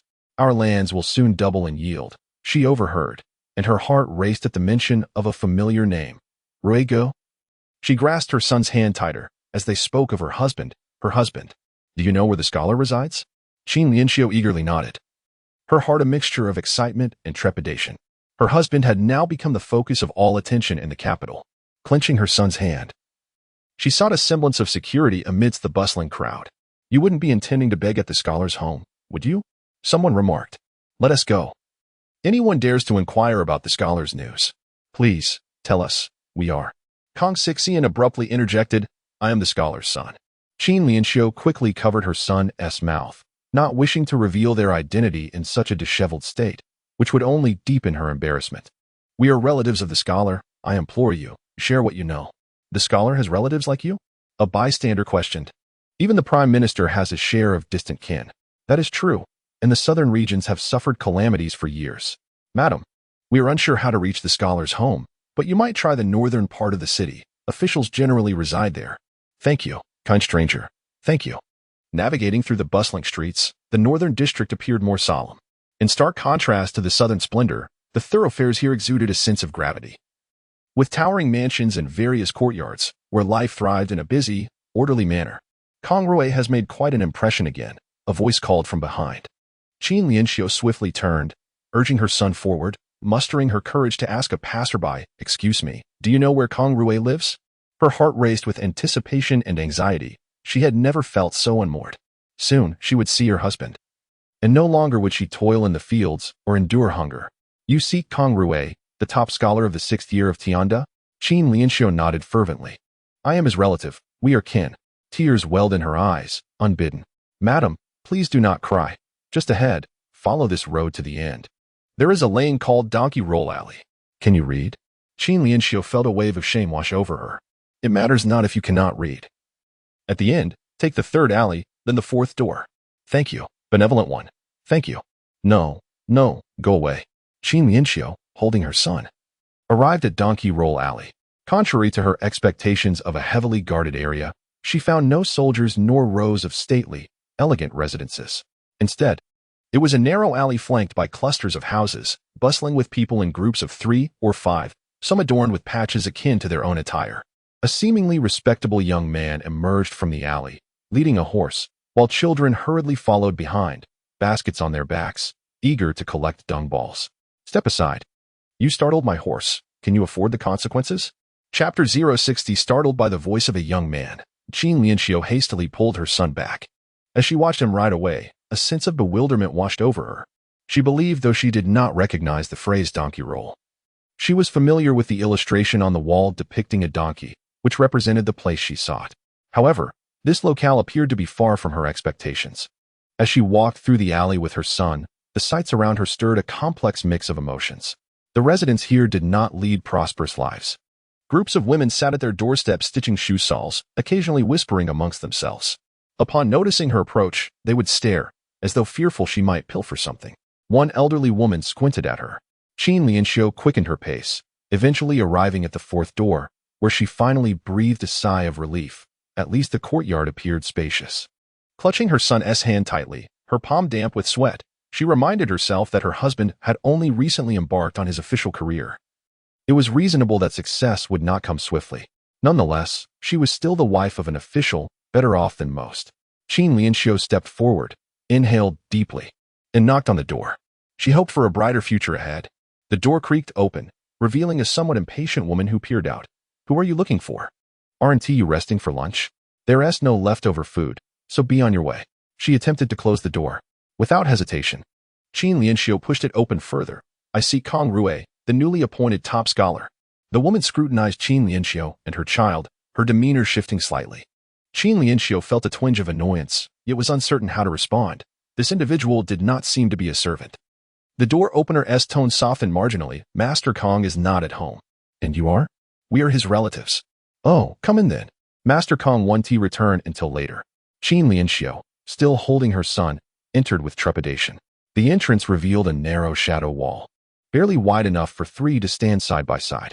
The courtyard was neither large nor small, but it contained numerous rooms. Except for the one adjacent to the entrance, which stood ajar, all others were closed. Aunt Li reminded her, speak softly. Everyone is resting at this hour. Lin Qingyuan felt puzzled. Were there others residing here? Aunt Li could not help but examine her closely.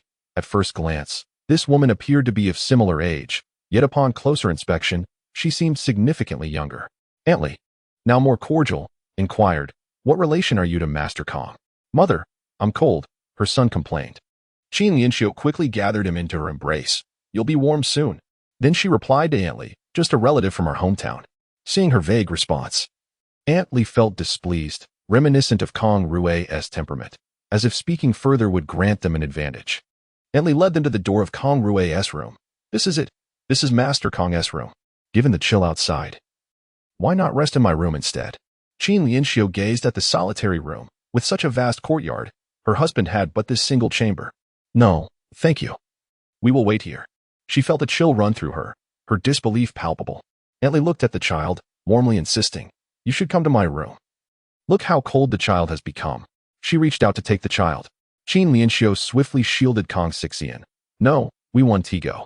Aunt Li observed their demeanor with a benevolent heart, deciding to let it be. She did not seek warmth in her own abode, saying, "You may wait here. I shall take my leave." "Thank you, Aunt," they replied. Aunt Li entered the only room with an open door, shutting it behind her, having forgotten to close it earlier, allowing warmth to escape. Qin Lianxiu gazed at the narrow courtyard and the single room belonging to Kang Rui, peering through the door to see straight to the end. A sudden chill enveloped her. Kang Xixian looked around, somewhat bewildered, and asked, "Mother, is this Father S home?" Her heart sank abruptly, leaving her momentarily speechless. Yet, upon seeing her son's hopeful gaze, she swallowed her disappointment, saying, "When Father returns, we shall know. Does Father S home have horses? A hearth? I am so cold and hungry. I wish to eat something. Mother, let us ask that kind woman for some food." Qin Lianxiu quickly shook her head, holding him tightly. "No, we cannot. Everyone here knows your father. How could we beg?" As she surveyed their meager dwelling, her heart brimmed with helplessness and disappointment. She pulled her son close and sat down, waiting for her husband's return. The newlywed from the Zhang family stepped outside and was startled to see a pair of beggars at the door, just as she was about to inquire. Aunt Li, who had come out to prepare a meal, pulled her aside, whispering while occasionally glancing at the mother and son. Qin Lianxiu felt certain they were speaking about her, pulling her son closer in self-consciousness. As night fell, the biting wind pierced through the air. More and more people emerged to cook, many coming to inquire about their relation to Kang Rui, but Qin Lianxiu remained silent. Kang Xixian leaned against his mother, his eyes slowly closing in the cold. Qin Lianxiu too felt the chill, her heart anxious as she observed her son's weary countenance. As the night deepened, the courtyard gradually emptied. "Sister-in-law, do come and sit with us. Perhaps Lord Kang has a banquet," someone suggested. Qin Lianxiu shook her head, declining the offer. Occasionally, someone would open a window to glance at them, only to quickly shut it against the fierce wind. As the hour grew late, the outer door creaked open once more. A figure emerged slowly through the cold gusts. Qin Lianxiu immediately rose, startling the child who was nearly numb with cold. Kang Rui, holding an umbrella and draped in a large cloak, looked somewhat bewildered at the figures on the steps. Qin Lianxiu gazed at him, tears welling in her eyes. Memories flooding back. She wished to rise, yet her legs felt foreign, making it impossible for her to stand. In contrast to the clean and composed figure before her, she felt like an outsider. Kang Rui was taken aback by her presence. In his memory, she had enjoyed years of luxury, her laughter rarely revealing her teeth, aging yet remaining exquisite. But who was this before him? When had she ever appeared so disheveled? Kang Rui was struck by the realization that she once resembled this. Perhaps upon her arrival in the capital or even earlier, back in their hometown, she had always been akin to those who cooked and cleaned here. Perhaps even more destitute than they. For the first time, Kang Rui truly felt the distance from Chuyu, as if the luster of those around him had dimmed. Qin Lianxiu, mustering all her strength, stood up despite her aching limbs and hurried to nudge the child beside her. Kang Xixian rubbed his eyes in confusion, his small hands swollen and cold like radishes. He glanced at the newcomer and then at his mother, wondering who he was. Tears silently fell from Qin Lianxiu's eyes. She had searched for over a year and finally found the person she longed for. "Quick, call for Father," she urged. Kang Xixian, puzzled, thought, "Father? But this man is far less pleasing to the eye than the one who gave her buns." Hearing this, Kang Rui awoke from his reverie, hurriedly glanced around, and opened the door to let them in. Qin Lianxiu stood awkwardly in the room as Kang Rui lit the oil lamp, its warm, yellow glow illuminating the space. Chapter 061. The present moment the scene within the room left Qin Lianxiu in a state of profound contemplation. She beheld Kang Rui seated at an antiquated table, his gaze gradually drifting into a haze of confusion. The surroundings were replete with various items, ostensibly more appealing than those of her hometown, yet for reasons unbeknownst to her. An aura of decay lingered in the air. The long-anticipated meeting seemed to unfold in an unexpected manner.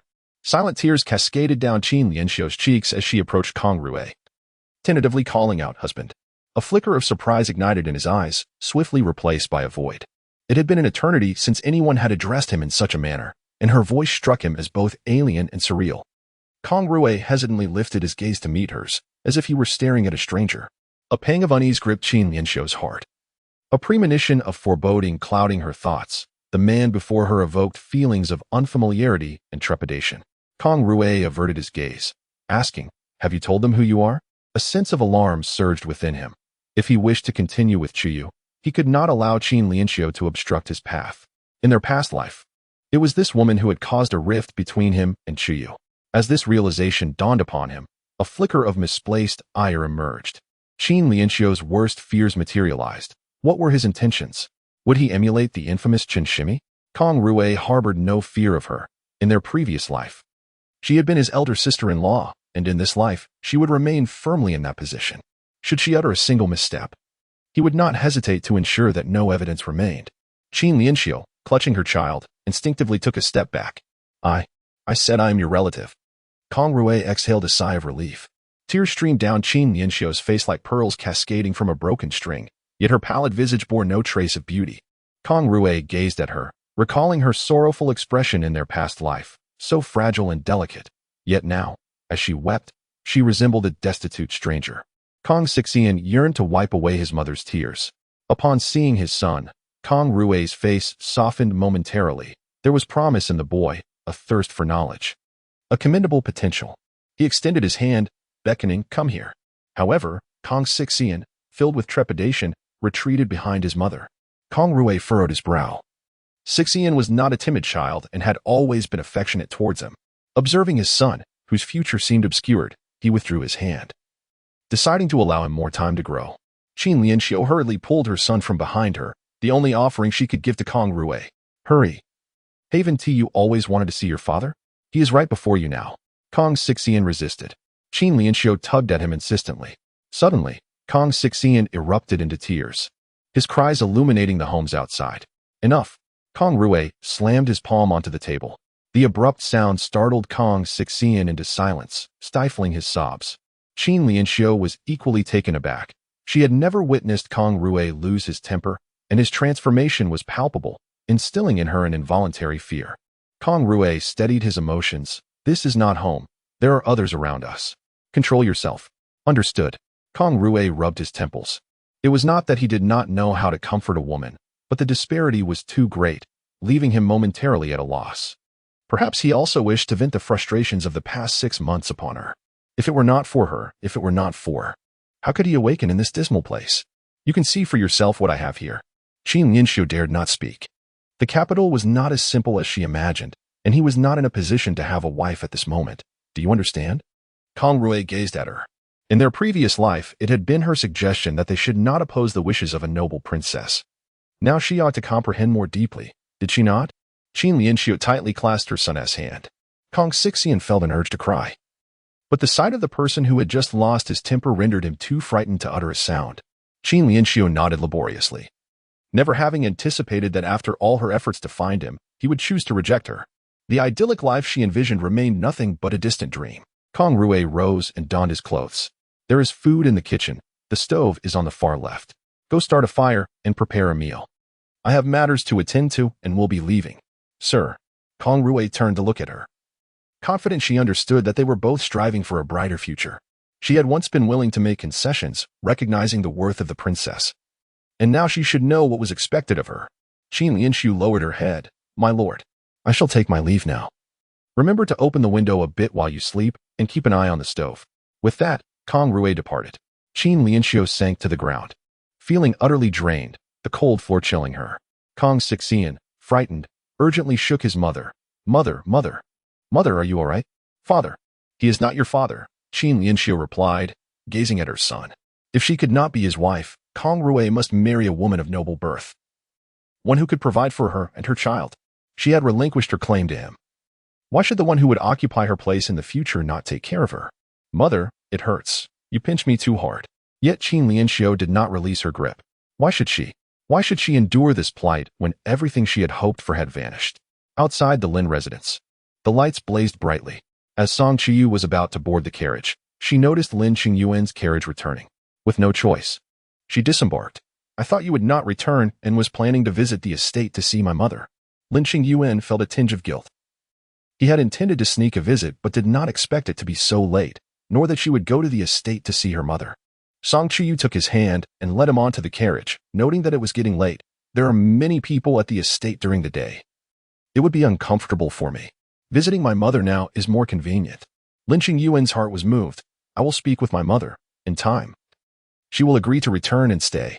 Song Chuyu was unbothered. When she married, people had already gossiped about her mother not residing in the household. Let them talk. A few words did not matter. What was most important was whether her mother felt comfortable. Were the servants attentive? Lin Qingyuan gazed at Song Chuyu, filled with gratitude. The matrons and maidservants were diligent, loyal servants bred in noble families, exceeding his previous narrow perceptions. Lin Qingyuan nodded lightly, expressing his gratitude. I will have a good talk with mother and persuade her to return home. There is no rush. I understand her situation. However, I believe the conditions at the village are rather poor, and she would fare better at home. Do you think my visit would disturb her? Lin Qingyuan could not help but wish to pinch her serious face, but restrained himself, deeming it inappropriate. When I left, mother had not yet retired for the night. The carriage moved slowly under the moonlight, while Song Chuyu and Lin Qingyuan engaged in hushed conversation within the cabin. Lin Qingyuan recounted his recent observations at the village, discussing the current plight of the displaced and the general populace's views on the redistribution of uncultivated land. Their discourse meandered from the scenery of the village to the intricacies of daily agricultural life. Chapter 062. You and I Song Chuyu spoke of the recent developments concerning the Empress Dowager, suggesting the potential establishment of female officials in positions inconvenient for certain male officials, or the formalization of some covert female roles, such as female physicians and the lowest-ranking female prison guards. Lin Qingyuan expressed his opinion on the matter. Song Chuyu chuckled, realizing he had indeed contemplated the inclusion of female officials since his youth, perhaps unwittingly aiding in the fulfillment of his aspirations. Inside the carriage, the atmosphere was filled with ease and delight. Song Chuyu listened attentively, occasionally interjecting a few words. Lin Qingyuan provided her with several suggestions for implementation, advising against emphasizing the righteousness of female officials. Rather, they should frame it as alleviating the inconveniences faced by orthodox officials. He cautioned against any significant extensions of the matter, advocating for a purely rational regulation to ensure smoother policy execution. Song Chuyu nodded, sharing that she had painted a picture earlier that day in the Xian Hall. What? He inquired, somewhat bemused. Lin Qingyuan smiled, promising to see it when the opportunity arose. You may not have the chance, she replied, as they ventured further into the countryside. Tranquility enveloped them. With the carriage gradually approaching the estate, their voices softened, and the moonlight streamed through the window, illuminating their faces, both reluctant to disturb this serene moment. Upon arriving at the entrance of the estate, Song Chuyu placed her hand upon Lin Qingyuan's arm, remarking, "They must be waiting outside." "Indeed," he replied. The two walked forward in silence, Lin Qingyuan marveling at the beauty of the estate as never before. He gazed at her, warmth filling his eyes, in that instant. They seemed like an ordinary couple dwelling in this tranquil abode, rising with the sun and resting at dusk. From a distance, Aunt Zhang spotted the princess approaching and hurriedly greeted her with a bow. The princess gestured for her not to, softly inquiring, "Has the old lady retired for the night?" Aunt Zhang, with a gentle demeanor, replied, "Not yet. The old lady is listening to Aunt Mei sing." The princess smiled, glancing at Lin Qingyuan, who, with a hint of resignation, remarked on his advancing age and lack of sleep. The princess signaled for Aunt Zhang to lead the way. As they passed through the serene corridor, the moonlight filtered through the layered trees, casting a somewhat blurred glow, enhancing the estate's quietude. The cold wind rustled through the leaves, whispering as if the entire world had melted into the stillness of the night. Inside the hall, the light shimmered brightly. Passing through the central chamber and behind the screen of the inner room, they found Aunt Mei seated, her eyes closed as she hummed a melodious tune from her hometown. Her voice resonated softly within the tranquil chamber, enchanting and harmonious. An elderly woman sat nearby in a rocking chair, her eyes narrowed into slits, entranced by the song. Lin Qingyuan and the princess tread lightly. Upon noticing them, Aunt Mei ceased her singing. Song Chuyu gestured for her to continue. However, the old lady had already lifted her head, her clear gaze sweeping over Song Chuyu and Lin Qingyuan's faces, revealing a hint of perplexity. For reasons unknown, Song Chuyu suddenly felt a touch of shyness. Lin Qingyuan gently guided her forward, half squatting before his mother, introducing her. "This is my wife, the An Guo Princess." The old lady seemed to grasp the introduction, albeit incompletely, her bright eyes shifting back to Aunt Mei. Prompted by the moment, Song Chuyu encouraged Aunt Mei to resume her song. Once more, her voice filled the air. The old lady's gaze lingered on the princess's face for a moment before quietly drifting away. In the early Song dynasty, Song Chuyu respectfully greeted the elder. Aunt May sang earnestly. Her voice, though somewhat aged, resonated with a melodious charm, offering a unique flavor. Lin Qingyuan glanced at the princess, who followed the old matriarch's gaze towards Aunt May. Lin Qingyuan also turned to look, feeling a stir of emotion within him. On this tranquil evening, with fragrant incense wafting through the air and a room that felt as warm as spring, he seemed to sense the profound affection and warmth enveloping them. Lin Qingyuan guided the princess to sit down, and they all quietly listened to Aunt May's enchanting operatic performance. Within this lilting melody, the night in the village appeared even more serene and beautiful. Song Chuyu exchanged a knowing smile with Lin Qingyuan, while the old matriarch squinted her eyes in delight. Aunt May sang with great passion. A candle crackled, then returned to calm. Song Chuyu felt the exhaustion of the day soothed by such tranquility. It was as if the moonlight in the village shone particularly bright that night, and Aunt May's voice floated through the air, washing away all disturbances under the moonlit sky. As the night deepened, the old matriarch closed her eyes. Aunt May covered her with a quilt, while Lin Qingyuan gazed longingly at his mother's serene profile. Song Chuyu did not urge her, but quietly waited. The carriage rolled towards the inner city under the moonlight, leaving behind the lights and melodious singing in the village. Mother, why are you sitting by the window? Aunt Jiang went to fetch a silver needle. The old matriarch suddenly said, I will return with you. Lin Qingyuan instantly turned to look at his mother. The old lady's expression returned to its usual dazed demeanor. Yet, Lin Qingyuan smiled. Remaining by her side, she is very easy to get along with. We didn't invite you to the wedding due to time constraints. I should not say it that way. It was my fault. I did not insist on your presence. I was mainly worried that if I waited too long, she might change her mind. Mother, I am sorry. The old matriarch stared blankly at the blossoming plum flowers outside the window, resembling a befuddled old woman. At that moment, Bai Yao Yao bounded over with a bouquet of begonia flowers. Aunt Lin, look what I brought. Upon seeing Lindage in the room, she immediately quieted down. Folding her hands demurely in front of her chest, resembling a young lady from a wealthy family in the capital, I have met Lindage. Lin Qingyuan nodded and stood to leave. Bai Yao quickly added, Lindage, I want to go to the street to buy something, but I do not know the way. She lowered her head shyly after speaking. Duo. The maid Duo hurriedly stepped forward. Master, take Miss Bai out to buy some things. Bai Yao forced a smile, promptly handing the begonia flowers to Aunt Lin. Aunt Lin, spring begonia. There are spring begonias in the village. The old matriarch seemed to understand yet also appeared confused. Opening her mouth to take a bite, Bai Yao quickly stopped her, tenderly using her sleeve to wipe Aunt Lin's mouth. Duo had already stepped forward with a handkerchief, gently helping the old lady clean up, smiling as she said, Old madam wishes to eat flowers. Shall I ask the kitchen to prepare some plum blossom pastries for lunch? Bai Yao gazed at the silk handkerchief embroidered with orchids in the hands of the other, her heart clenching with unease. As the daughter of a respectable family, she found herself overshadowed by even the belongings of a mere maidservant from Lin's household. The maids, adorned in gold and silver, were a stark contrast to her own modesty. Even the young girl before her flaunted several silk flowers. It was evident that they were not merely attending to Aunt Lin, but rather vying for the attention of Brother Lin. Fortunately, Aunt Lin relied on her. And when she followed Brother Lin back to the estate, she would surely take Bai Yao with her. Without Bai Yao, Aunt Lin would find no joy in her meals. No one would usurp her position. In the afternoon, Aunt Jiang busied herself packing for the old lady Lin, while Aunt Jiang flitted about, orchestrating the arrangements. Though their stay had been brief, the old lady had accumulated a considerable number of belongings. As Bai Yao approached, witnessing the scene of Aunt Lin's possessions being packed, fury ignited within her. What are you doing? Brother Lin has only been gone for a short while, and you are already pilfering from the house. Chapter 063. Playful Aunt Jiang cast a puzzled glance at her, yet still approached with a composed voice. Miss Bai, what are you saying?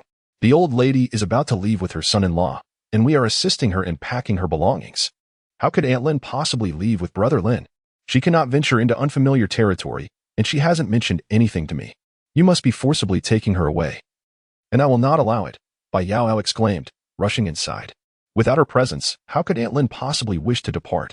Aunt Lin, the old lady Lin, clad in a sapphire blue satin-trimmed cotton coat, sat by the window, a smile adorning her lips as she admired the plum blossoms in the vase. They are truly beautiful. Bai Yao Yao sighed in relief. She knew Aunt Lin would not suddenly leave with Brother Lin. Aunt Lin, please tell them to stop touching your things. They will only make a mess. Old Lady Lin continued to tilt her head, blissfully gazing at the plum blossoms on the table. Aunt Lin, will you not put down your things? I will not go with you. Aunt Jiang glanced at the young lady, perceiving her ailing state, and felt she should not accompany them. Without me, Aunt Lin would never leave with you. You'd never mind. Go ahead and pack my belongings. I will leave with Aunt Lin. Aunt Jiang pretended not to hear. They were servants of old Lady Lin, not of this young girl. Aunt Lin, it is chilly by the window. Do not sit here any longer. She then turned to Duo and Kai. Did you not hear? I instructed you to help me pack. Soon I will be unable to leave, and Aunt Lin will surely cause a scene. Duo and Kai feigned ignorance, quietly arranging the incense. When Aunt Lin creates a fuss, you will regret it.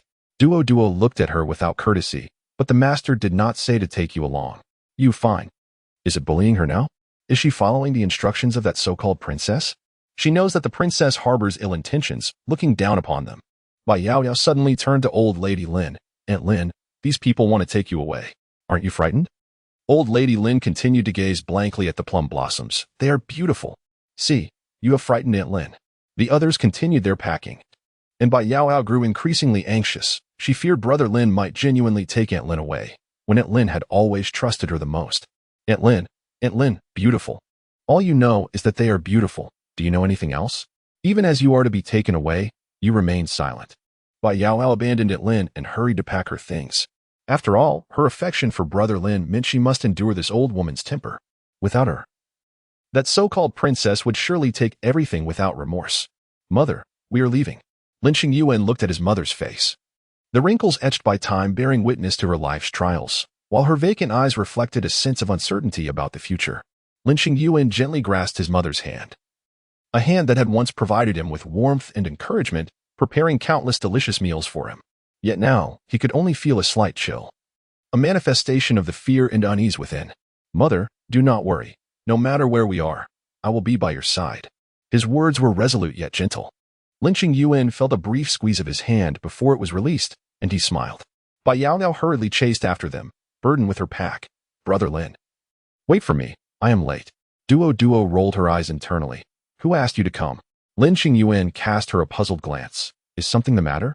Bai Yao Yao awkwardly glanced at the carriage, then at Aunt Lin, but upon meeting Lin Qingyuan's utterly indifferent gaze, she suddenly found herself at a loss for words. Aunt Lin is shy. Why is Aunt Lin by Brother Lin's side? Isn't she usually only with me? Lin Qingyuan appeared even more confused. I will take care of my mother. Is there something in the bundle that belongs to my mother? Bai Yao Yao tightened her grip on her bundle, thinking that she believed the old lady could not do without her, and that the old lady indeed depended on her. Seeing her silence, Lin Qingyuan ceased to wait further and began to assist his mother onto the carriage. Brother Lin, is there still something? Bai Yao Yao pressed on. Aunt Lin might become distressed, suddenly arriving in an unfamiliar place. If there are no familiar faces around her, she may not be able to eat, which would exacerbate her condition. I understand. Don't worry. I will accompany my mother for a few more days. Aunt Jiang and the others have been with my mother for several days. They are experienced. But Yao Yu was not interested in these reassurances. Her heart raced with urgency. How could she not accompany them? If there is nothing else, we shall take our leave. Brother Lin. Duo nudged her aside, squeezing past her with ease, her chatter incessant. Bai Yao Yao, feeling the jolt to her shoulder, was about to speak when she noticed Brother Lin was present, and she turned to him with a pitiful gaze. Lin Qingyuan was helping his mother into the carriage and saw nothing amiss. Bai Yao Yao felt a surge of discontent and was about to collide with Duo. Suddenly, Lin Qingyuan turned around and caught sight of the scene. Duo feigned weakness, falling to the ground. Ah, it hurts. Kai immediately gasped dramatically, rushing forward to assist. Duo, are you all right? Miss Bai, how could you bump into her? Duo is just a child. Bai Yao Yao could scarcely believe her eyes. She had not even touched her, yet she had fallen. And why was Kai's voice so loud, as if fearing others might not hear? How insincere. I did not. Tears welled in Duo's eyes. If Miss Bai says it didn't happen, then it didn't. She rose, seeking sympathy. Kai, recalling her own humble status, felt she should not oppose the young master's friend, and begrudgingly swallowed her grievances. Aunt Jiang, from a vantage point invisible to the young master and Bai Yao Yao, shot a glare at the two. Lin Qingyuan boarded the carriage with his mother. The group slowly departed from the villa, leaving Bai Yao gritting her teeth in anger. They were doing this on purpose. Just wait. When Lin causes a scene, let us see if they will beg her to return. But thinking of her own abandonment, Bai Yao felt utterly wronged. How could Brother Lin treat her this way? Within the Lin residence, Duo and Kai animatedly recounted the amusing incidents from their departure to the princess, clearly describing every expression on Bai Yao's face. Song Chuyu could not help but chuckle. Granny Zhuang wore a stern expression. This is unacceptable. Duo retorted defiantly, isn't it because she is so detestable? As if the old lady cannot live without her. She constantly instructs us to do this and that. Then you all are free to act recklessly. In the early Song dynasty, you expressed a sense of indifference. Well, Duo is still young. We shall exercise more caution next time. Moreover, the individual in question was indeed unsuitable for residing in the manor, not being a genuine relative and incapable of serving as a bonded servant. Keeping such a person at home might inevitably lead to inflated expectations. Additionally, from what Duo implied, the other party might harbor ulterior motives. Let us proceed to visit the old matriarch. Before them stood the elderly Lady Lin, lost in a daze as she gazed intently at a magnificent peony bonsai. Aunt Jiang reported to the princess regarding the old matriarch's health. Your Highness, the old lady is in good health, and her room is adorned with items from the estate, allowing her a necessary period of adjustment. Chapter 064. Mother-in-law and daughter-in-law Song Chuyu surveyed the room, adorned with a Zeton screen and furniture crafted from fragrant rosewood. The display case showcased exquisite jade and porcelain, while a woolen carpet graced the floor. The elderly matron was dressed warmly, and the corners of the table were cushioned with soft pads, complemented by an array of flowers lining the windowsill. The charcoal fire blazed brightly, and the incense burner emitted a gentle smoke. Slowly, Song Chuyu settled into a chair, her gaze tenderly resting upon the elderly flower enthusiast. Lin Qingyuan, her companion, was a man of remarkable courtesy and gentleness, a true gem among men. The matriarch of the Lin family plucked a flower, and Song Chuyu's expression softened. She recalled Lin Qingyuan mentioning that his mother, at 39, was younger than her own mother by a year, yet bore the weathered visage of time, with thickened fingers. For some inexplicable reason, her thoughts drifted to Qin Lianqiu. The first time she encountered her, it was as if she were gazing upon a beggar. Kang Rui had gone to court, and she had come seeking refuge with her child, who was as thin as a bamboo stick, with a large head and hollow eyes. Qin Lianqiu appeared even more destitute, yet was presented before her by a maid who was more attractive and presentable. At that moment, Song Chuyu did not perceive her as a threat, nor did she consider that she might be Kang Rui's wife. Instead, she stood there, both astonished and intrigued by the depths of her misfortune. Are you referring to the master's compatriot? She had inquired. Qin Lianqiu, timid and easily startled, spoke in a faltering accent, pleading for her to take them in as the elder sister of Kang Rui. Song Chuyu believed her, providing them with the finest sustenance, summoning esteemed physicians, and teaching them literacy. They were attended to by maids and servants, receiving respectful treatment upon entering, thus ensuring their dignity. In the end, it became a jest. One could say that the delicate and charming demeanor of Qin Lianqiu was cultivated through the wealth that Song Chuyu had bestowed upon her. It left one to wonder if, without her support, she would still possess such pretentious grace at her age. In 2 months, she would finally arrive in the capital, where their family would be reunited at last. It was imperative that they cherish their time together. Song Chuyu lifted her teacup, savoring a sip. Undeniably, the imperial physician she had engaged, the prescriptions he provided, and the jewels she offered were all nourishing treasures, perfectly suited for the elderly lady. Lin old madam gazed at the elegant woman savoring her tea. Song Chuyu smiled gently, rising to approach. She knelt, her purple skirt cascading to the floor, her gaze softening. Mother, what troubles you? Lin old madam studied her for a long moment, a hint of confusion in her eyes. Song Chuyu remained kneeling, allowing the elder to observe her. Eventually, Lin old madam smiled warmly, extending her hand to offer the flower she held, gently pressing it into Song Chuyu's embrace. Song Chuyu accepted it willingly, the fiery peony blooming vividly in her grasp, its red hue bold and intense. Such a beautiful flower, gifted by Lin old madam, surely indicated a budding affection towards her. Oh. Following the direction indicated by the elder, Song Chuyu beheld a pot of even more resplendent blossoms, vibrant and lush, particularly captivating under the sunlight. Lin old madam beamed with a benevolent and serene smile, exclaiming, beautiful. In the harsh winter, Song Chuyu gazed at the vibrant flowers, reminiscent of the resilient old woman before her, who, like the blossoms, embraced the prospect of flourishing days ahead. The sunlight streamed through the window, illuminating the petals, enveloping the elderly woman and casting a gentle glow upon the scattered edges of Song Chuyu's garments. It seemed to reveal the tumultuous past of this woman, hinting at a brighter future. Lady Lin turned her head, observing her softly lit profile under the sun as a fleeting glimmer of tears appeared in her eyes. She gazed dreamily at the flowers in Song Chuyu's arms, momentarily forgetting that she had gifted such beauty to the young girl before her. With a playful gesture, Song Chuyu tucked a flower behind her ear, and then adorning the old woman with another, she laughed. "We look lovely together." Lady Lin touched the flower at her temple and smiled in return. As dawn broke, Lin Qingyuan tightened her tattered clothing and pushed open the door, only to be met by a brisk gust of wind that made her retreat a step. Nevertheless, she hurried outside to close the door tightly behind her and made her way to the kitchen. Inside, several women were already preparing meals and exchanged knowing glances upon her entrance. "It's her," they silently communicated. A relative of the esteemed Kang. She appeared youthful, yet there was a child in her company. Had she stayed here overnight? If so, where did Lord Kang reside? Indeed, what kin is she to the Kang family? How should I know? Why not ask her? The women's eyes turned towards Aunt Li, who was well aware of the situation. With a shake of her apron, she called out, "Look at me." Noticing the tremor in Lin Qingyuan's hands, Aunt Li kindly offered her a sturdy piece of firewood. "Sister, are you settling in well?" Lin Qingyuan accepted it gratefully, nodding shyly. "Lord Kang must have stayed out last night, yes?" She nodded again, silently tending to her fire. As she watched the flames dance, unease washed over her. She felt a disconnection from her surroundings, as if her presence here was surreal.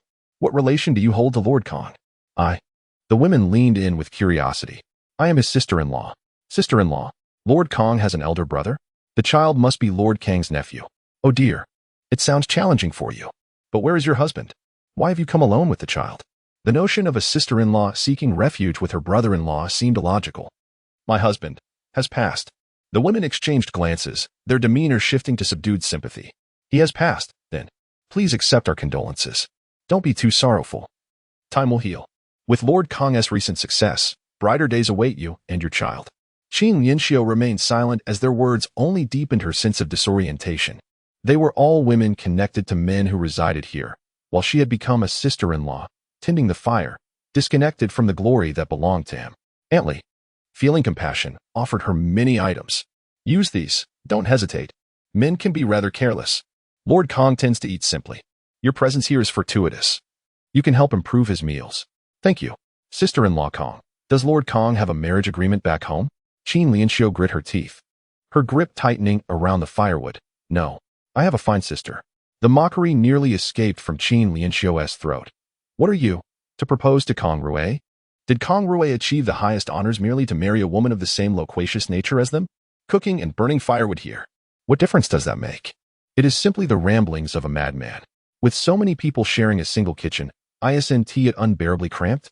As Lin Qingyuan gazed upon the ever-growing clutter on her stove, a sudden wave of inexplicable disdain washed over her. She must not remain here. She cannot become like them. Chapter 065. Who is the fox spirit Kang Rui? A distinguished scholar, a precious talent. Their lives are bound to be different. These people, blinded by ignorance, dare to suggest all manner of disreputable women for Kang Rui. Such a disgrace. Lin Qingyuan mentally rehearsed all the venomous words. If she herself could not attain him, then neither could women of her ilk deserve him.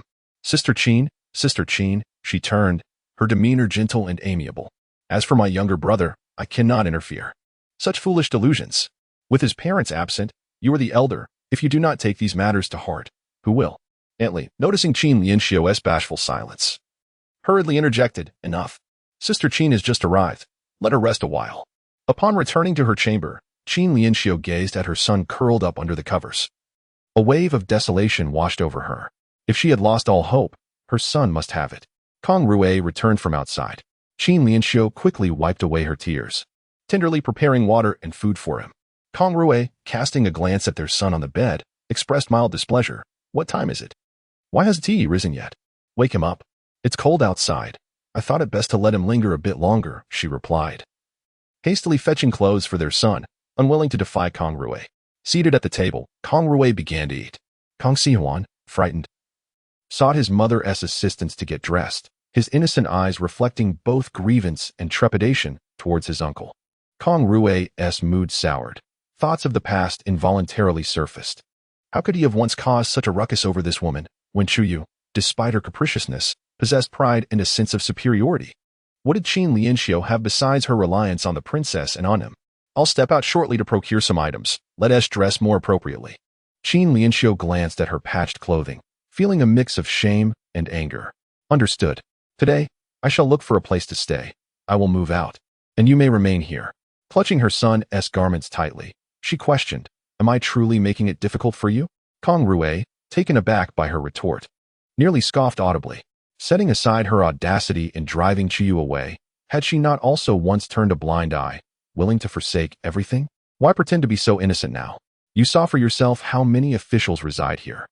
Next door lives the top scholar from the 18th year of the late emperor's reign. Do you wish to remain here indefinitely? Lin Qingyuan suddenly fell silent. Kang Rui was not surprised. She had borne a fine son, and he must remember to guide Siwan well in the future.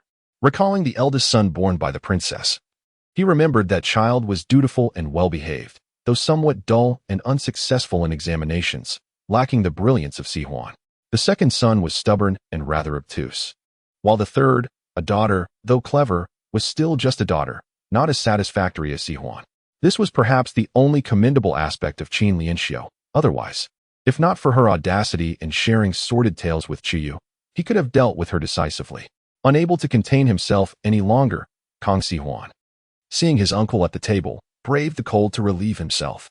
Lin Qingyuan, folding the blankets, suddenly asked, Do you have a suitable candidate in mind?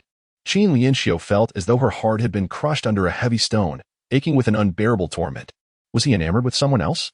A young lady of noble birth, well-educated and graceful, had captured his soul, leaving him in a state of unrelenting yearning.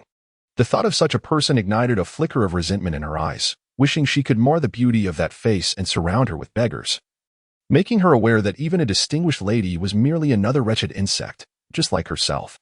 Kang Rui remained silent, for his wife was a princess, and it was only he who was worthy of her. He was the son-in-law of the Duke of An Guo. Lin Qingyuan's eyes brimmed with tears as the reality of a wretched person having stolen his heart sank in. Who could it be? If she were to discover, do not jump to conclusions. Lin Qingyuan suppressed her sorrow, speaking softly, I wish you well. I am unaware of your affairs outside, but if there is anything I can assist you with, I am more than willing to help. Kang Rui finally regarded her with attention. Lin Qingyuan may not possess many talents, but her gentle demeanor and thoughtfulness always placed him first, even if she was somewhat naive, often unwittingly used as a pawn by the princess once matters came to light. Kang Rui recalled how Chuyu had used Lin Qingyuan as a means to provoke him, a mixture of affection and longing flooding his thoughts. Suddenly, he lost his appetite, setting down his chopsticks. I must attend to official business. You may reside here comfortably. Li is quite decent. Should you need assistance, do not hesitate to seek her out. But remember, some things should not be spoken of lightly. Lin Qingyuan watched Kang Rui depart, and once she was certain he had exited, she hurriedly rummaged through his belongings, determined to uncover which siren had ensnared his heart. What was so remarkable about a noble maiden? Was it merely a matter of fortunate birth? If it were she would undoubtedly surpass the other. As she searched through the chests, she discovered a valuable garment at the bottom, exquisitely crafted with brocade and intricate embroidery. Beside it lay a jade piece, somewhat lackluster yet evidently well-preserved, accompanied by a string of horsehair tassels, clearly intended for a lady's use based on their hue and design. Seated on the floor, Lin Qingyuan envisioned her husband donning this attire, appearing gallantly before noble women, while one of them, holding the reins, flashed a charming smile in his direction. The thought of that moment filled her with a fierce desire to destroy the horsehair tassels. That person should have been her. She was the one who should share those tender moments with her husband, the one who should accompany him to the horse racing grounds. What right did that woman have? Simply because of her lineage? Kang Xixian entered the room and was startled to see his mother's contorted expression. Cautiously stepping back against the wall, Lin Qingyuan, enduring the piercing pain in her heart, carefully returned each item to its place, vowing to reclaim what was hers. Just wait. You little vixen. The Lu residence in the capital was an awkward presence within the city. Lord Lu held a significant position as the magistrate.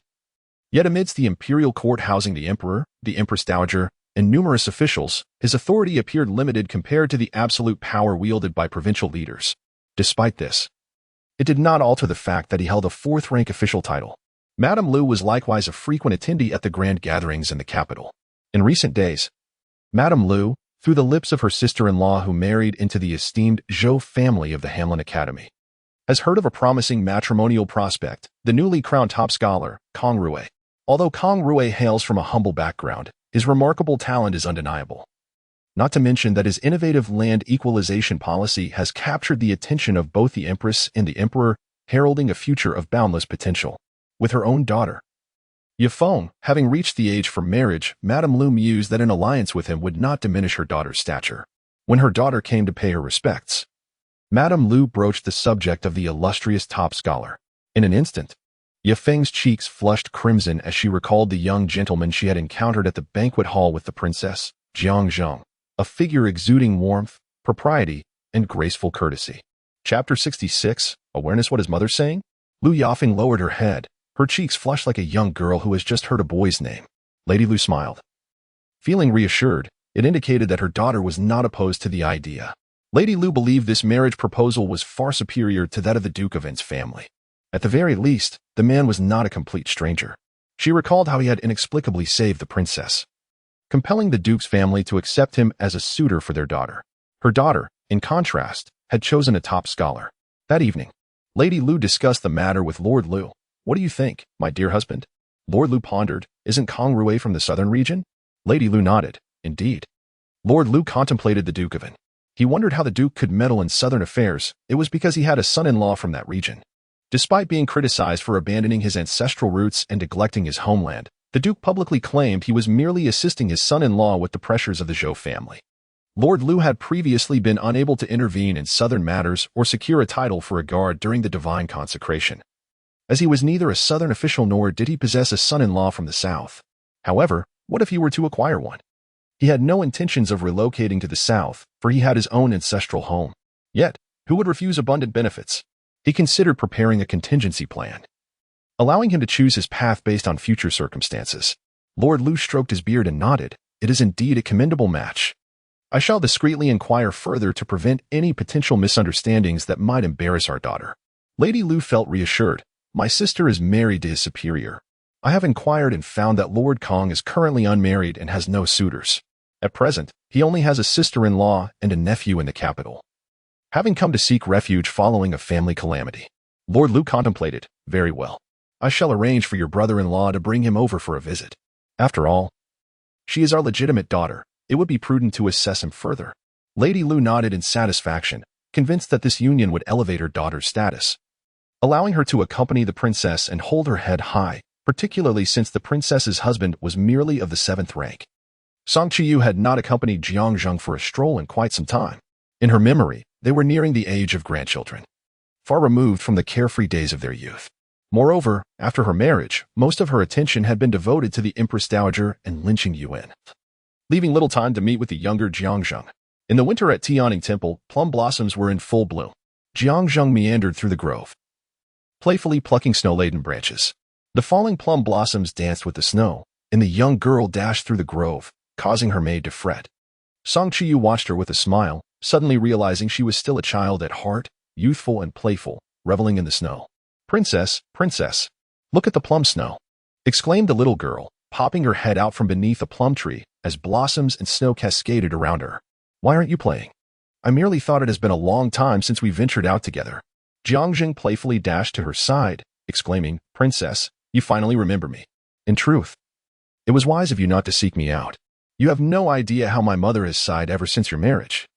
As if you have leapt into a pit of fire, fearing that you might whimsically marry me off. Chuyu chuckled, fully aware of her mother's sentiments, and thus chose to remain indoors to avoid unwelcome scrutiny. In contrast, Lin Qingyuan, who had never mentioned the idle gossip circulating outside, seemed blissfully unaffected by it. His high spirits remained remarkably serene in this regard. Lord Lin, he is quite admirable. Oh? Jiang Zheng tilted her head, observing the gentle smile on her face, and returned the smile. Though I know not the particulars of Lord Lin's admirable qualities, the absence of ragged beggars in the capital during winter speaks volumes. He must be the finest. Chuyu shared this sentiment, yet few knew that it was Lin Qingyuan who had taken the initiative. The local populace expressed their gratitude primarily towards their officials who facilitated their return home. She had inquired of Lin Qingyuan whether he felt any resentment. He seemed taken aback by her question, replying, as long as they can return, that is sufficient. As Song Chuyu gazed upon the plum blossoms blooming as if emerging from the winter snow, it was as though she could perceive him approaching silently, his fragrance delightful. Yet the blossoms remained unpretentious. Is it beautiful, dear sister? Indeed, it is beautiful, just like someone from a dream. Jiang Zheng mischievously tossed the snow hidden behind her back onto the princess, then scampered away. Song Chuyu, her garments swirling like mist, chased her for a few steps before laughingly coming to a halt, facing the plum blossoms while watching the sun dip towards the horizon. Jiang Zheng approached again, glancing at the princess and then at the sun. Sister, you will forever be the most esteemed noble lady in my heart. I am married now soon. There will be new young ladies to occupy this position. They may be of noble birth or possess extraordinary talents, complicating the life of one who has been married for many years. No, sister, you are the best. Song Chuyu accepted this praise, proud regardless of the present or her past life, never placing other princes or princesses in high regard. The most charming of them all, yet she remains unmarried. Oh dear. The princess is pinching my cheek again. What else could I do when you were so endearing? By the way, why have I not seen Yafeng recently? Jiang Zheng's eyes brightened as she conspiratorially linked arms with the princess, lowering her voice. Do you know who visited Yafeng's house the other day? Song Chuyu brushed the snow off Jiang Zheng's shoulders. Who? The newly appointed top scholar, Kang Rui, the one we encountered at the Jinka Tower, who saved that child. A crowd surrounded him at the inn, discussing the top scholar's private quarters. Do you remember? She spoke with the exuberance of a child who had just discovered a new toy, her words quick and radiant. Song Chuyu nodded at the mention, feeling a ripple of intrigue, though it was swiftly swept away by the cold wind, akin to hearing news of a stranger that failed to ignite her interest. The Liu family intends to form a marriage alliance with him. Do you also feel this way, princess? Jiang Zheng's eyes sparkled with excitement, her expression animated. The prospect of her acquaintances and those she had met suddenly forming a romantic bond felt as enchanting and beautiful as something out of a tale. In the early Song dynasty, you did not share this sentiment. Until the very end, who could truly know the nature of the person one marries? Furthermore, she believed that this matter might not come to fruition, as Qin Lianxiu and her child would arrive next year. Jiang Zheng was lost in her fantasies of a beautiful romance, one a noblewoman of power, the other a downcast new scholar. Who could argue that it was not a splendid tale, one that could echo through the ages? She mused that Sister Liu and the scholar were quite a match, a union of talent and beauty. However, the scholar's background was somewhat pitiable, apart from a father who could not leave their hometown. He had only a sister-in-law and a nephew residing in the capital.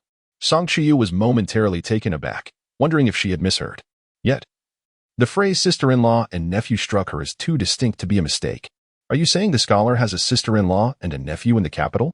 Song Chuyu felt that even hearing these words evoked more emotion than listening to Kang Rui. After all, it was about Qin Lianxiu. Chapter 067. The dynamics of dual strength. Jiang Zheng reflected upon the scene at Jinka Tower, marveling at the unpredictable nature of life. Lu Jie was on the verge of an engagement, a matter yet to be confirmed. Realizing her own impulsiveness, Jiang Zheng quickly silenced herself. Perhaps this individual was sufficiently vexatious to Song Chuyu, or perhaps their prolonged association had rendered Song Chuyu somewhat astonished by her own excessive reactions. Indeed, how could she remain oblivious to the presence of such a troublesome person beside her, dutifully serving her day by day like a fool? The thought of the other party relishing her kindness while simultaneously harboring a sense of superiority ignited a flame of indignation within Song Chuyu. How utterly foolish she had been. Yet, what perplexed her was the early arrival in the capital. She distinctly recalled it was early spring, and she had been engaged in discussions with the fabric merchant regarding the tailoring of spring garments. Suddenly, it dawned on her that the current policies in the southern regions indeed rendered the journey to the capital more accessible. Not long ago, she had encountered another unfortunate soul. Song Chuyu pondered over the peculiar situation. In this life, devoid of her presence, how was Qin Lianxiu still referred to as a sister-in-law? How could she possibly hold that title? Was it Kang Rui who denied her? Or was it Qin Lianxiu herself? If it was Kang Rui who rejected the notion, one could hardly blame him. After all these years of addressing her as sister-in-law, his strategic maneuvers for a brighter future would be a commendable play. But what if Qin Lianxiu had deliberately proclaimed such a title? For a brief moment, Song Chuyu was taken aback, reluctantly acknowledging the astuteness of Qin Lianxiu. Reflecting upon her own past, she recognized the brilliance of Qin Lianxiu as strategy, having an accomplice in the guise of A Junior. In her previous life, occupying Qin Lianxiu's position. Upon discovering that the husband she had traveled great distances to find had taken another, she had only resorted to tears and conflict, ultimately leading to disgrace for the Duke of Anguo's residence and the ruin of Kang Rui's future. What benefit had that brought her? It would have been wiser to take a step back. By doing so, one could retain everything. Song Chuyu recalled how her once perceived superiority had been humbled by a woman who could barely read. Such foresight and resilience, as long as one could swallow their pride, could yield the most bountiful rewards, an accomplished son and a husband of high stature, undoubtedly the ultimate victor. As Song Chuyu contemplated this, she found herself wanting to applaud Qin Lianxiu from her previous life, who had, within a remarkably short span, identified the optimal position. Who could deny Qin Lianxiu's prowess? With a sigh, Song Chuyu felt a sense of release. Life was a testament to one's abilities, and Qin Lianxiu had indeed succeeded. It was not merely a loss to others, but also a reflection of her own shortcomings, allowing another sun to rise while, at her age, she found herself unable to mobilize resources for her own grievances. Ultimately, it was her misplaced faith in her bond with Kang Rui that had led to this predicament. Sister, do you believe they are well-suited? The scholar's demeanor was generous, his talents remarkable. Not only was he a newly crowned top scholar, but he was also a well-regarded official in the capital. Jiang Zhang's eyes sparkled with enthusiasm, her admiration for Kang Rui evident, and she felt joy for her dear friend's impending union. Upon hearing this, Song Chuyu quietly marveled, despite Jiang Zhang's usual mischievousness. Her insight into the world was remarkably astute. She could not help but feel a sense of comfort regarding Jiang Zhang's growth, while simultaneously harboring dissatisfaction that Lin Qingyuan's reputation did not match that of Kang Rui. Kang Rui had cultivated the wasteland and distributed the fields, and Lin Qingyuan was not lacking either, having repaired the southern river's channel. Why was Kang Rui so widely known, while Qingyuan remained obscure? The more Song Chuyu contemplated, the more it pained her head. Well, let the reputation be, but surely the official position must be elevated. Princess? I ask you, are they worthy? Reflecting on her childhood, she recalled the playful days spent with Yafeng and felt the necessity to remind her, is she truly just a sister-in-law? In truth, if one merely accepts the title of sister-in-law, without being kept in the dark, the glory brought by Kang Rui could indeed be seized. Jiang Zhang, perplexed, thought, if she is not a sister-in-law, what is she? Of course, she is merely a sister-in-law. Her expression was one of natural acceptance. Song Chuyu observed her and mused that perhaps the world thought in such a manner. It appeared that her previous loss was not in vain. After all, who would remain on guard against a sister-in-law? It occurred to her that if it did not involve Jiang Zhang and her circle of friends, she would indeed look forward to witnessing how this couple could effortlessly turn the tides of fate, for if a marital bond could be dismantled, what path could they not traverse? If Kang Rui were to be a bit more ruthless, could he not persuade his sister-in-law to bear a child and marry into a prestigious family, thus ascending to greater heights together? Song Chuyu found herself amused by her own thoughts. Yet she perceived a viable path. Would the sister-in-law abandon her father-in-law to seek out her younger brother-in-law? The southern lands are beset by calamity, are they not? She cast a glance at the naive and lovely Jiang Zhang. Jiang Zhang firmly believed this was the only way. How else could it be? If not so? Song Chuyu could not help but reflect on her past self, who had never doubted, or rather, what was there to doubt? She was certainly capable of providing. Yafeng likely thought the same, even envisioning how to treat this sister-in-law and nephew well once married. After all, the more one loves a man, the more they care for his family. If they truly became engaged, she should remind Yafeng to marry off this widow first. Why? Should one simply watch as a young girl spends her life in widowhood? Why had she not thought of this before? She had been so caught up in lamenting the widow's difficult life that she ought to have arranged a new match for her. To see who between her and Kang Rui could find a stronger support in life. Jiang Zhang looked at the princess in confusion, wondering why she should concern herself with the marriage of someone else's sister-in-law, thinking it rather inappropriate, even without being married. She understood that marrying a widow was not an easy task. Is it too narrow-minded? With the population dwindling in the Great Xia, the royal family encourages marriages and funerals. As a top scholar, how could Lord Kang lack this awareness? As a sister-in-law of a top scholar, how could she not lead by example? Indeed. Right. Therefore, Yafeng could certainly marry Kang Rui, provided that life could still be lived without the distressing presence of Qin Lianxiu. Song Chuyu's state of mind blossomed like plum blossoms. Regardless of the wind, snow, or the vicissitudes of life, her spirits suddenly lifted. Kang Rui and Qin Lianxiu? It was time for them to shine in their own light. Life is but a play. Jiang Zheng, bewildered, asked why. Song Chuyu smiled. Because it is beautiful. She would observe from afar, also watching herself. No matter how fascinating the future may be, one must always look ahead, just as today. Kang Rui was in a dismal mood, for he had not anticipated that his superiors would suddenly intervene in his marital affairs. That day, he entered the Lu residence unprepared and encountered the unexpected presence of Madame Lu, which filled him with foreboding. Previously, his mother-in-law had also scrutinized him, and the Empress Dowager had posed numerous inquiries regarding him. However, those were the elders of Anan, and he bore no resentment. Yet, Madame Lu, by what right? He had always intended to wed the princess, not some daughter of the Lu family. Moreover, what need did a mere daughter of the Lu family have to expend such effort in scheming? Chapter 68. To meet his wife could only be a princess. Regardless of the grandeur of the An Guo County residence, she remained his beloved. Despite her numerous caprices, she was the one he cherished. The audacity of suggesting that he marry anyone else was utterly incomprehensible. A tempest of fury swelled within Kang Rui. Yet half a year in the political arena had taught him the necessity of maintaining neutrality, for he could not afford to offend anyone, including his superior, let alone Lord Lu.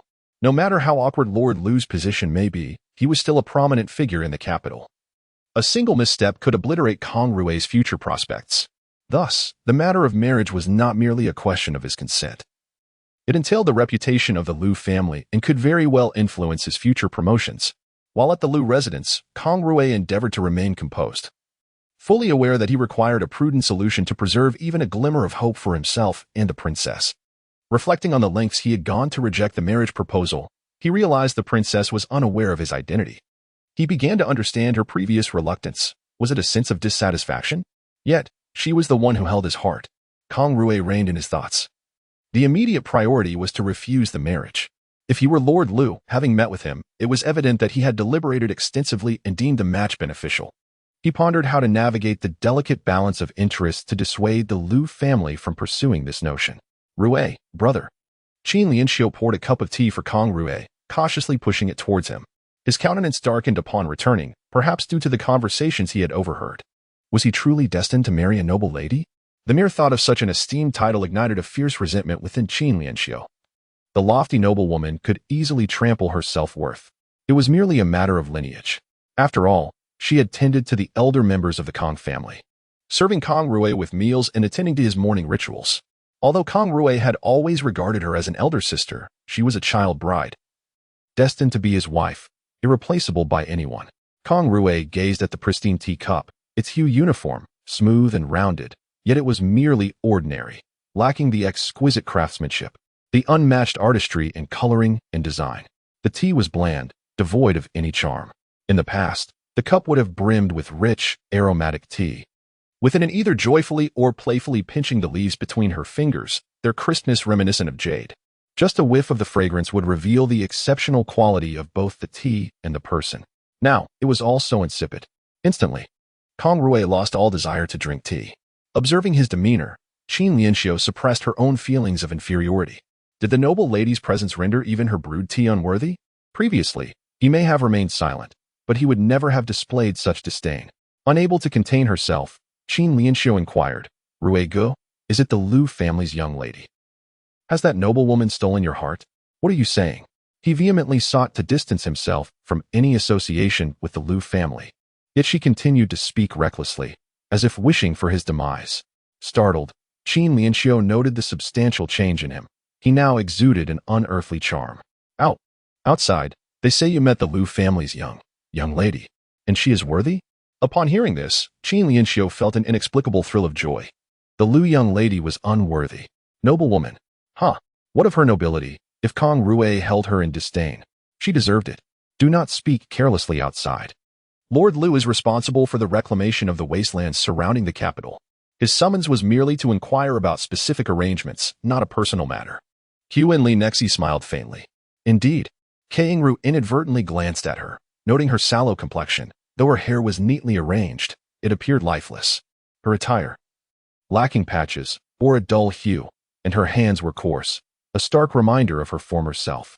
Suddenly, he found himself longing to see An, if only from a distance, as it might bring him some solace and motivation regarding the Lu family's affairs. Kang Rui rose. Is everything packed? He had secured a new residence, with rent costing merely a quarter of his resources. Very well. Please step outside for a moment. Hugh and Lin Qingyuan cast him a puzzled glance. What for? He met her gaze. She gasped softly, astonished, and turned to exit. A tease time later. Kang Rui adorned himself in his finest attire, his hair adorned with a silver hairpin and a beautiful jade piece at his waist.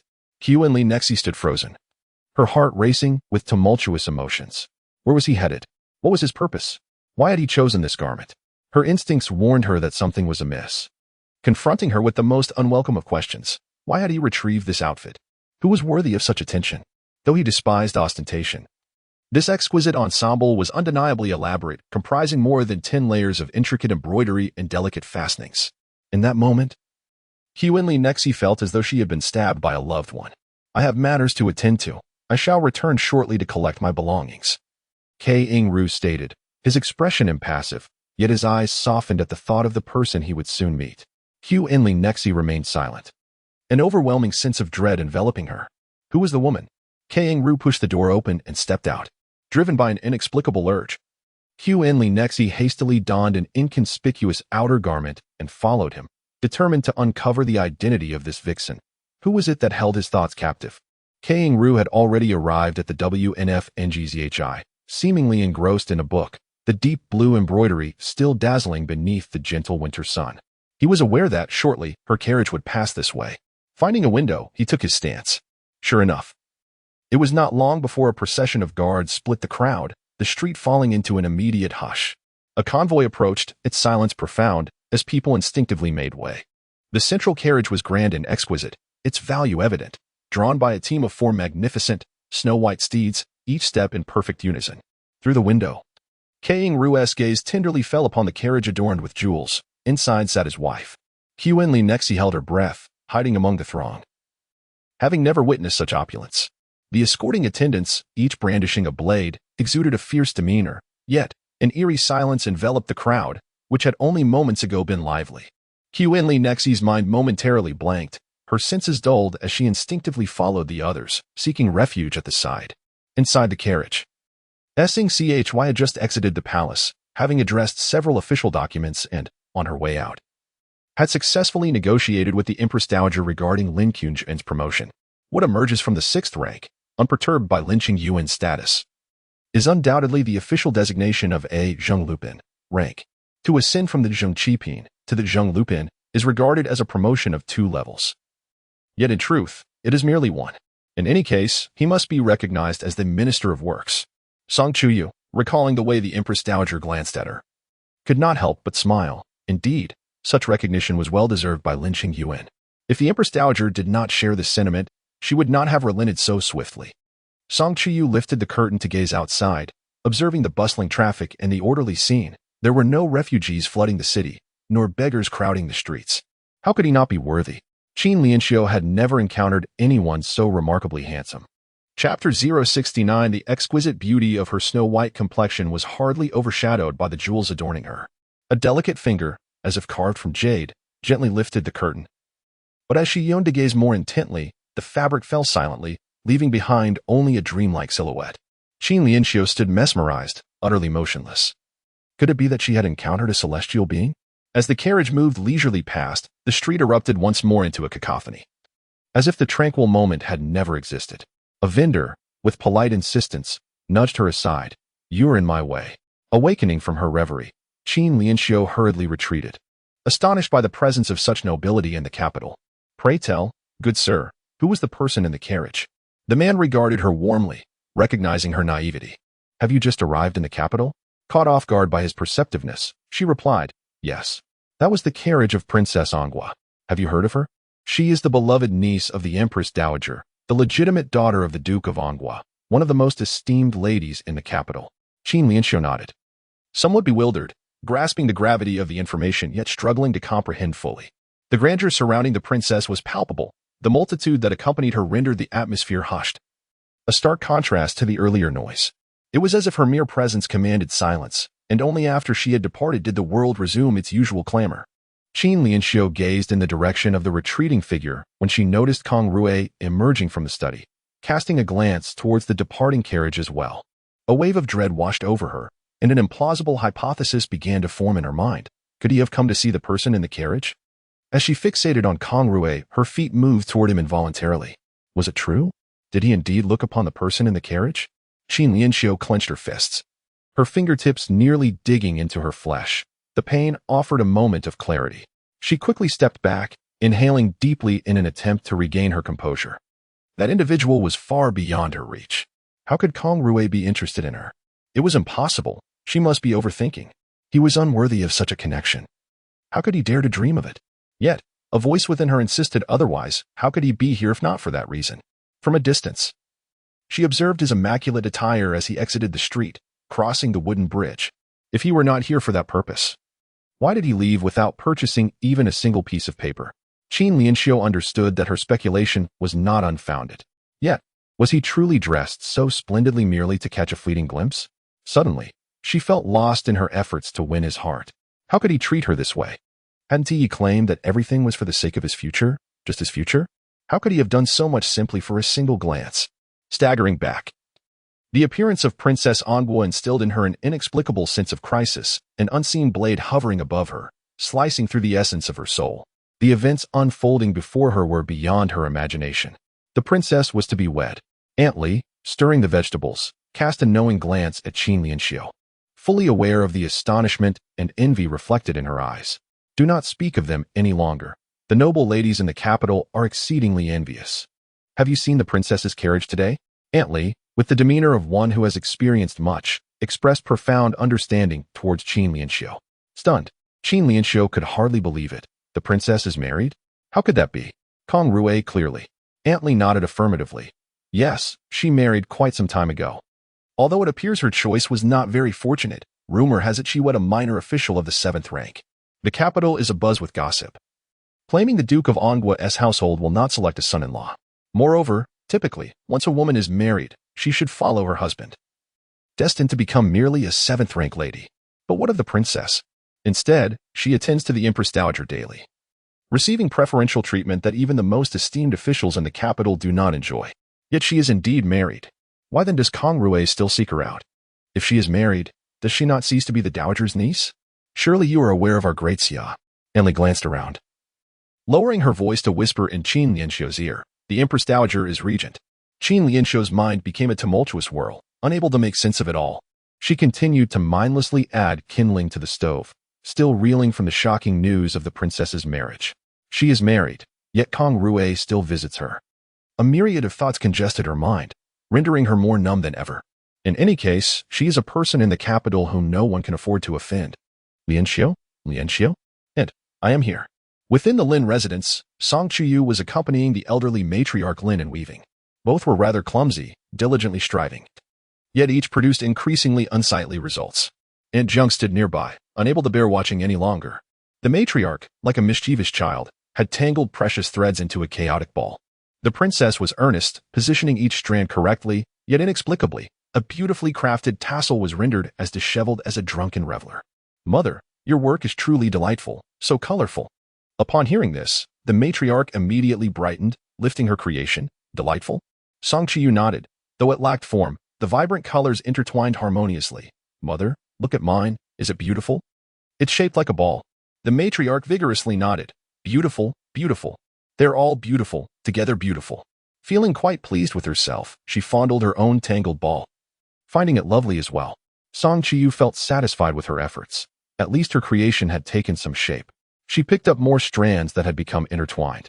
Lin Qingyuan returned from outside, surprised to find the princess with his mother. Aunt Jiang bowed respectfully. Sir. Chuyu glanced at him, then at the mess in her hands. You're back. Go wash up. Dinner will be served soon. Lin Qingyuan did not head off, but curiously approached. What are you doing? The matriarch joyfully raised her tangled creation, proudly showing it to her son. Isn't it beautiful? Mother's color matching is the best. Lin Qingyuan, upon hearing this, looked at the chaotic mass in his mother's hands and then at the princess. He thought it quite a talent for her to declare such praise over what appeared to be a mere tangle of threads. He picked up one of the haphazardly twisted creations, which barely resembled a circle. What is this? In the early Song dynasty, you proudly exclaimed. Look at the embroidered ball I crafted. Does it resemble anything? An Zhuang had gone to serve the meal, leaving little to behold. Lin Qingyuan examined it repeatedly. He had seen similar ones before, as even the little maids in the manor would hang a similar one at their waists. Each one is round and beautiful as a flower, adorned in a myriad of charms. Yet, in the hands of the princess, it appeared less appealing. As he spoke, with a natural ease, he unfastened the jade pendant from his waist and hung the oddly shaped embroidered ball there instead, finding it more pleasing to the eye. He then turned and headed towards the bathing area. Little Mosquito thought it was not attractive at all.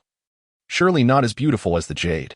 Lin Qingyuan gently tapped the little one's head, saying, "What do you know? It's lovely." Chapter 070. Promotion. Song Chuyu possessed an unwavering confidence in her craftsmanship, believing her creations to be truly exquisite, each one delicately refined.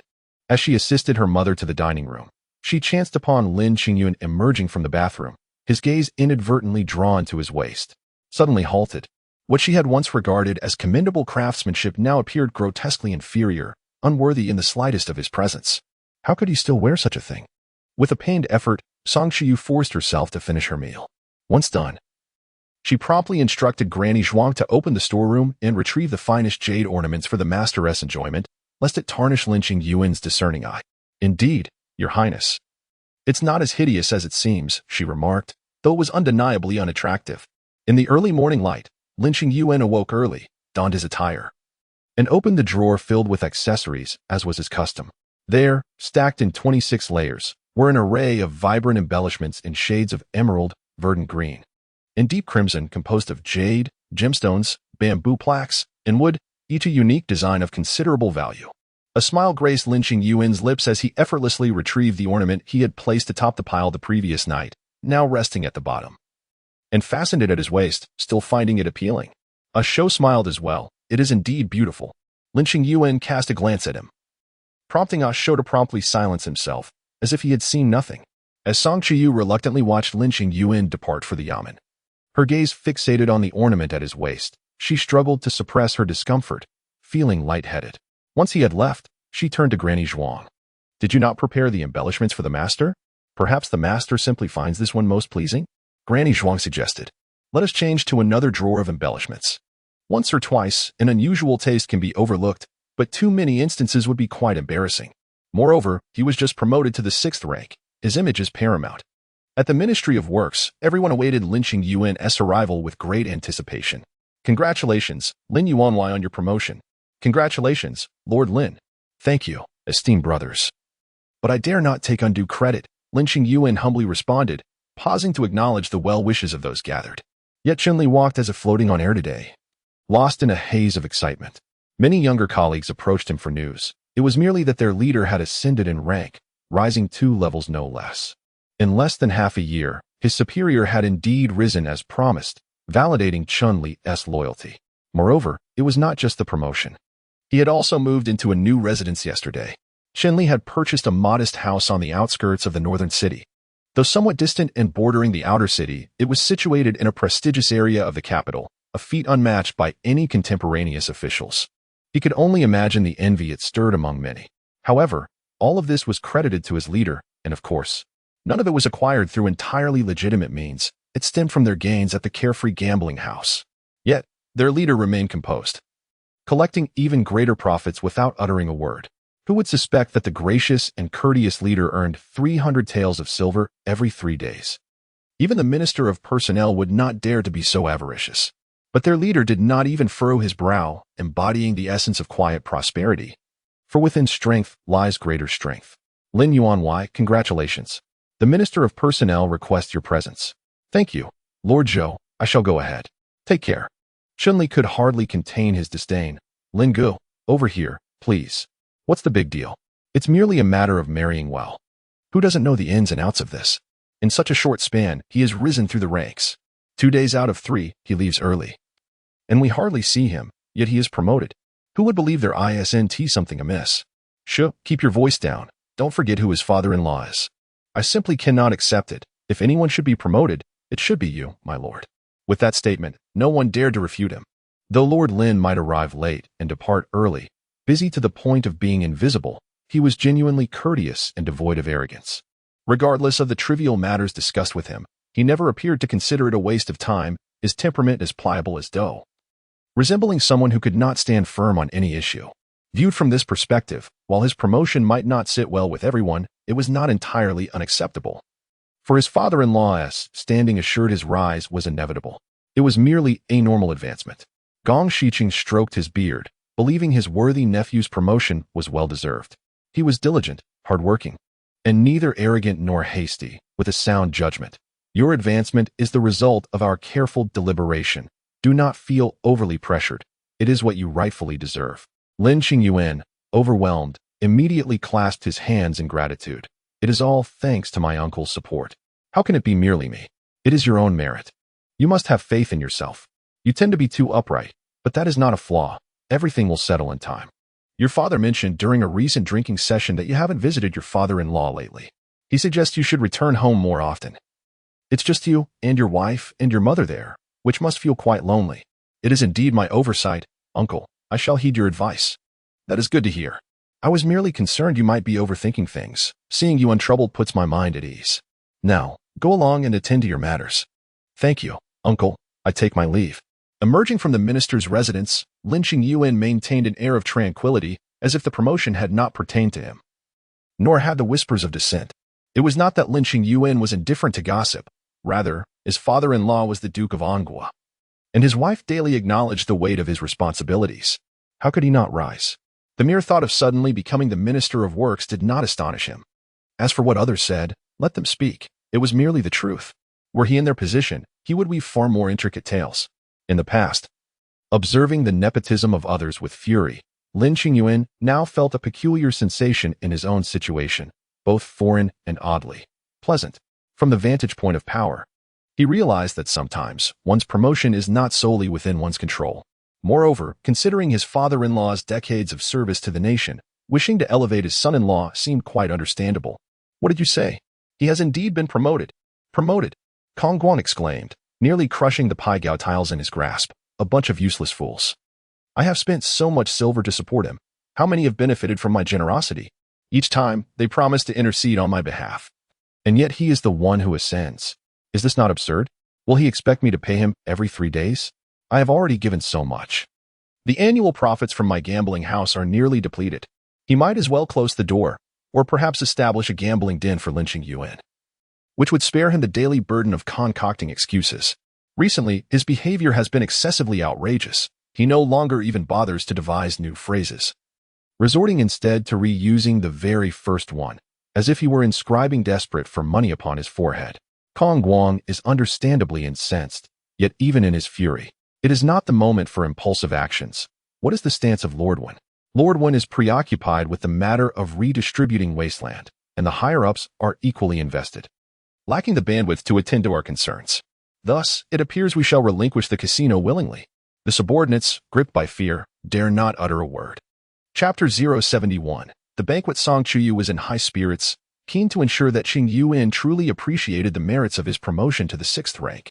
She peeled a honeyed tangerine, meticulously removing the delicate strands of pith before placing it in the hands of old Madame Lin. My dear husband, where do you wish to hold the promotion banquet? Shall it be at our residence or at the estate across the way?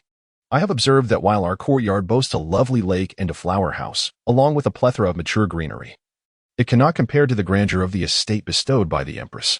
Furthermore, the estate across the street houses some exquisite floral arrangements from the previous dynasty, as well as celebrated paintings collected by the Empress. They have all been given to me, and the backyard features a charming plum orchard, an ideal setting for a banquet. What do you think, my dear?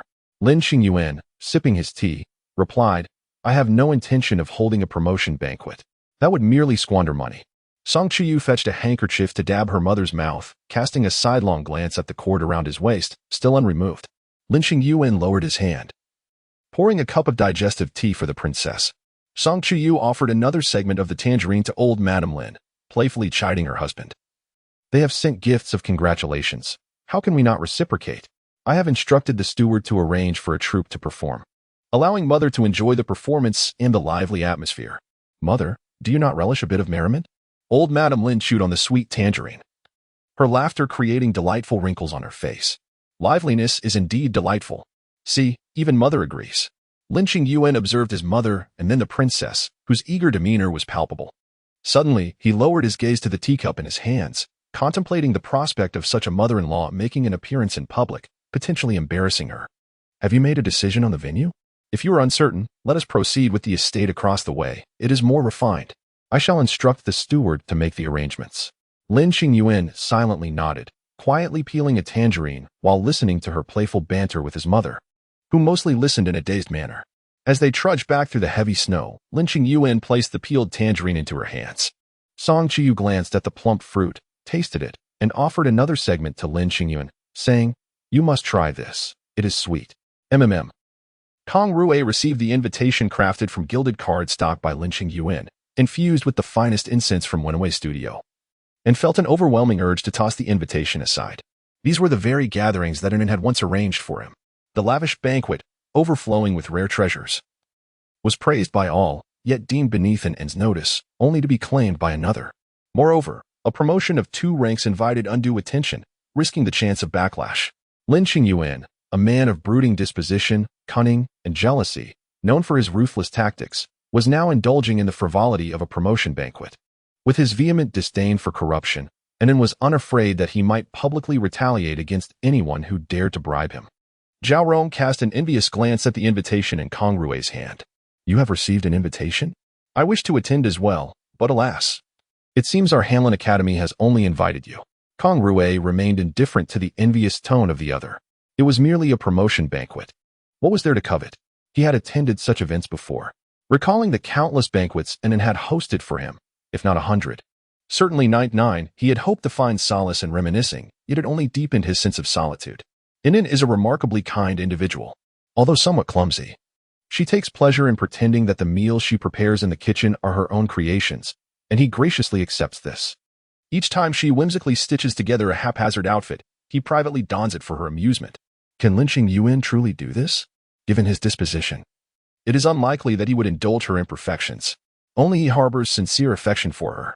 The promotion banquet for Lin Qingyuan was both lively and relaxed. Attended by officials of comparable rank from various departments, most of whom held modest positions and lacked prominence. They brought their families along, with some even bringing mischievous children and baskets of steamed buns. The steward diligently recorded their names, directing the men to the northern courtyard and the women to the southern courtyard for a performance. In such a setting, Chuyu, no matter how gracious, would not personally greet the guests. Her status precluded it, as none of the ladies present could bear such a burden. Chuyu had no desire to feign any particular persona, especially since this was a precedent that could only bring her trouble. Kang Rui arrived the earliest, his mood somber. This place once felt like home to him, and he had gazed upon it from a distance more than once in this lifetime. Now, observing a gathering of insignificant figures in this ancestral residence with a history spanning centuries, he felt they sullied its elegance. Conversations filled with esteemed scholars, without a single commenter in sight.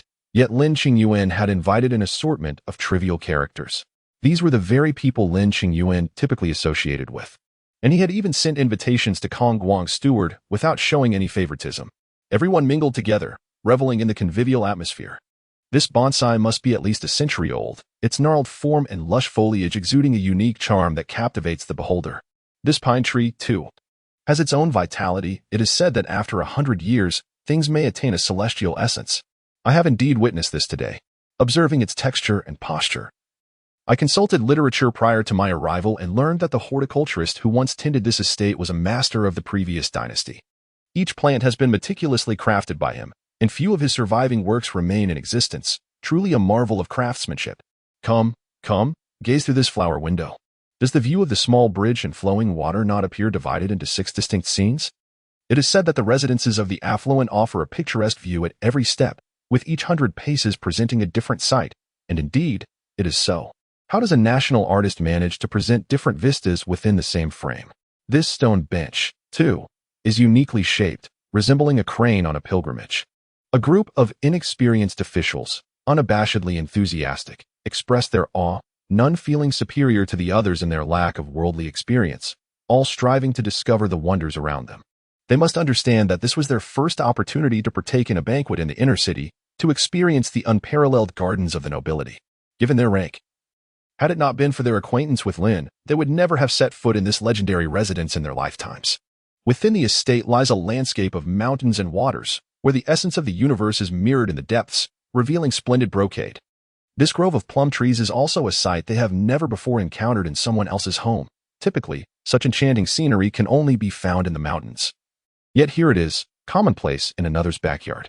With petals falling like confetti and jade-like bamboo groves. This is indeed a realm of nobility. Perhaps they will never again have such an opportunity to glimpse even a corner of it, especially since Lin is so affable and does not mind their naivete. Lin. Dear Lin, the fish you have is truly magnificent. Old Qin, do not embarrass yourself. That is called a koi, also known as the fish of the clouds. How did it turn into the fish is truly large when it reached your lips, only to provoke laughter from Brother Lin. Haha, I wish to catch one to take back. Will Brother Lin refuse to let me dine and simply send me away? Perhaps I should grasp your leg, and you could attempt to catch one yourself. Haha. Kang Rui clenched his fists tightly, making a concerted effort to calm the tumultuous emotions surging within him. Chapter 072, waiting for his downfall. This is his home. Yet it bears no connection to him now. The capital is divided into inner and outer cities, and Lin resides in a place of utmost opulence. On this broad avenue, wide enough to accommodate 3 horse-drawn carriages side by side, there are merely 2 grand mansions, both belonging to her, as Lin detests having neighbors. In a couple of years, she will find her current neighbors equally displeasing and will acquire the 4 garden-style residences along the 2 streets behind and in front of her. Each with its own unique features, hosting different guests in the spring, summer, autumn, and winter, creating an exquisite retreat. The male inn, a place he cherished, is where Lin would accompany him during winter. She would sit in the warm pavilion, lost in thought, enjoy fish-watching with her friends, and take the children on strolls through the gardens. As Kang Rui's hand brushed against the sturdy plum branch, he was reminded that this was once his home. Immersed in his thoughts, he suddenly turned to see Lin Qingyuan approaching, a familiar item hanging from his waist. Kang Rui's spirit plummeted, his body trembling slightly. Lin's clumsiness belied her insatiable desire for admiration of her skills, with only a select few privileged enough to receive her gifts. How could he wear that? Does he possess no sense of aesthetics? Kang Rui's fingers turned pale, his gums nearly bleeding from the pressure. It was clear he was the only one who appreciated her. How could Lin Qingyuan? Kang Rui attempted to focus on the winter scenery before him, striving to calm his tumultuous emotions. Yet his heart felt as cold as the frozen surface of the water. Brother Kang, does this pool of winter scenery not possess a unique charm? Kang Rui lacked the strength to respond. In this icy world, is it not merely snow? His tone bore a hint of barely perceptible sarcasm, suggesting he held no differing opinion, merely seeing mountains as mountains and water as water. Lin Qingyuan caught a faint echo of his tone but paid it no heed. For those of noble character are seldom lacking in any setting. Brother Kang's presence truly graces my humble abode. Kang Rui's gaze remained fixated on the cord at Lin Qingyuan's waist, his own anguish frozen alongside the wintry landscape. An unexpected surge of determination welled up within him, almost escaping his lips. Do you deserve her? On what grounds do you think you are worthy of her? I am her partner. You have merely stumbled into a trivial matter in the western city. Without this, you would likely be begging in some far-off place. Brother Kang? Kang Rui was forced to swallow his frustrations, his future preventing him from offending Lin Qingyuan. He never imagined a day would come when he could not antagonize someone who, at this time in the previous life, he could not even brush against. I am honored by your kindness, Sir Lin. Your invitation has left me quite astonished. The common folk were oblivious to the matters of the southern territories, yet all present were well aware. Lin Qingyuan intended to discuss the affairs of Prince Qi with Kang Rui and was about to engage him privately. Just then, the steward hurried over and whispered something in Lin Qingyuan's ear. Lin Qingyuan politely excused himself. How many have arrived? Several young gentlemen have come, my lord. Understood. Kang Rui watched the steward depart, feeling as if a frigid void had been punctured into his heart. Those individuals, too, belonged to him. By what right did Lin Qingyuan claim them? A sudden realization struck Kang Rui. Who exactly were these people? A long-buried truth, which he had desperately attempted to disregard, now lay bare before him. These individuals were neither his nor Lin Qingyuan's. They belonged to Lin. Lin possessed the rights to these people, and whoever wed her would gain access to their services. It was not merely a matter of hosting a lavish banquet. Even in handling unsavory affairs, they could execute them with impeccable cleanliness. He claimed not to rely on, yet in essence, many of his dealings were inadvertently facilitated by her resources. In his previous life, he ascended swiftly, a feat attributed not only to his diligence but also to his family background. What right did he have to accuse Lin Qingyuan of leveraging familial connections to elevate his status? Kang Rui felt a profound sense of desolation mingled with resentment. The harsh reality was undeniable. Yet he could not accept that Lin Qingyuan occupied the position that rightfully belonged to him. If only. Yan Buwei, Han Jingshan, and Lin Qingyuan entered, exchanging laughter and camaraderie.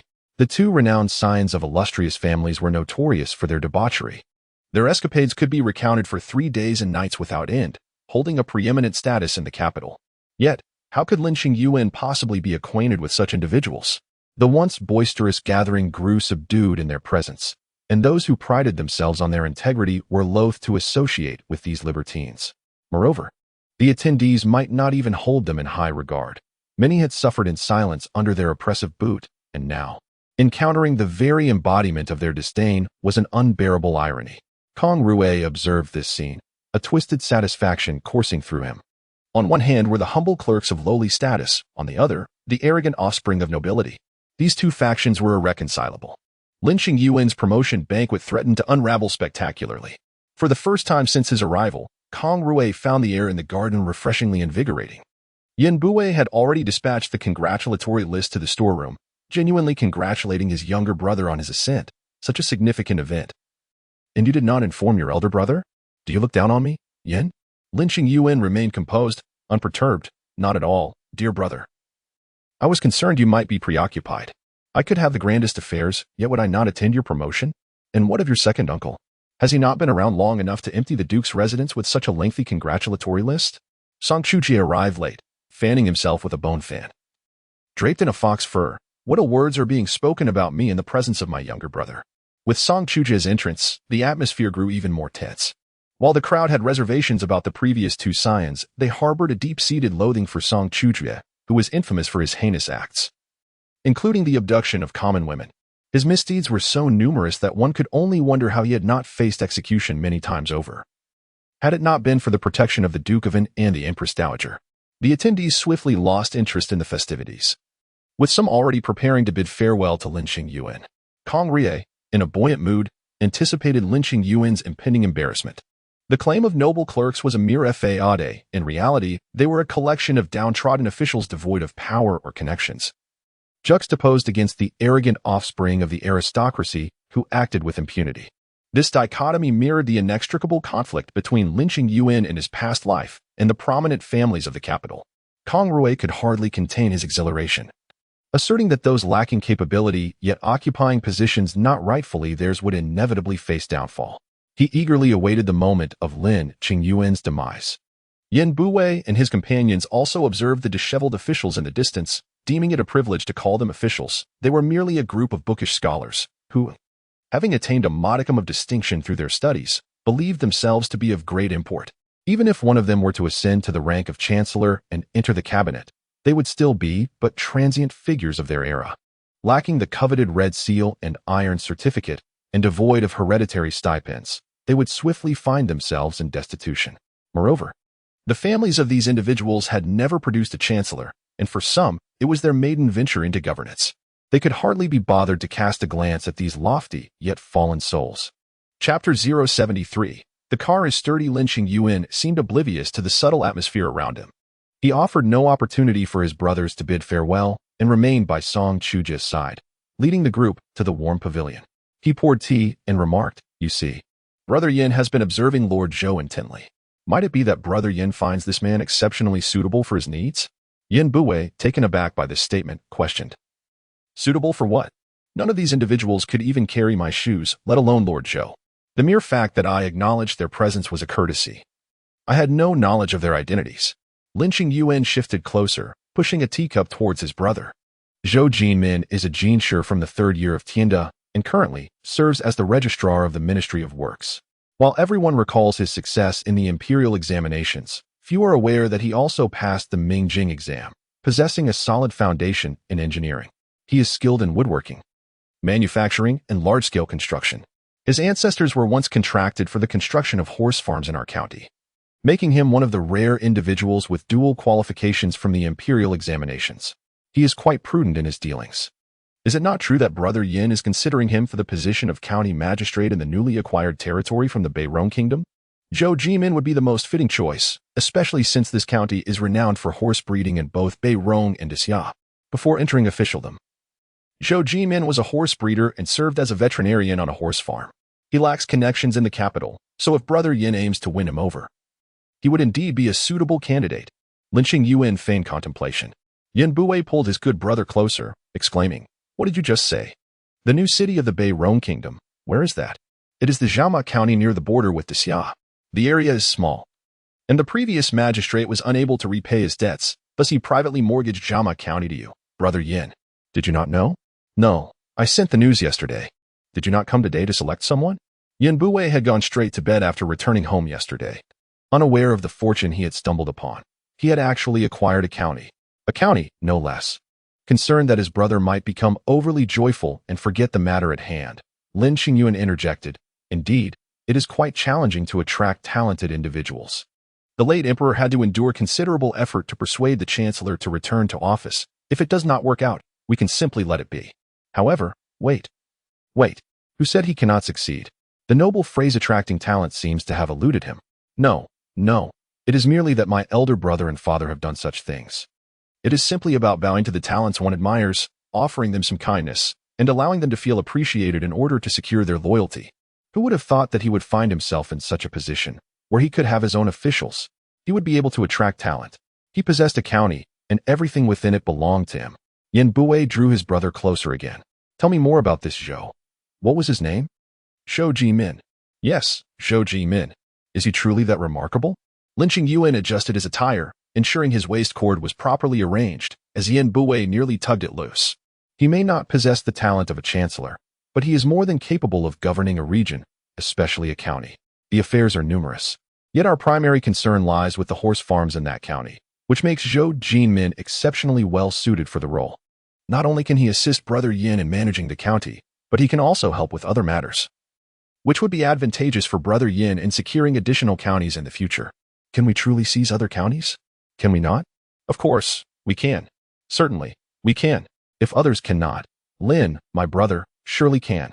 So tell me, how should I go about attracting talented individuals? Perhaps I should accompany him for a game of pot? Lord Zhou may not be particularly skilled. Tossing the pot is not a game commonly learned by officials. However, it matters not, for I shall teach him personally and present him with a set of pots. My people are not lacking in such abilities. Do you have the game of tossing pots here? The steward has already prepared it. Yin Buwei is eager to try. Although he has yet to experience the art of respecting the worthy, he has witnessed his father and peers perform it countless times. Now it is his turn, and there is no reason for him to falter. You all continue your conversation.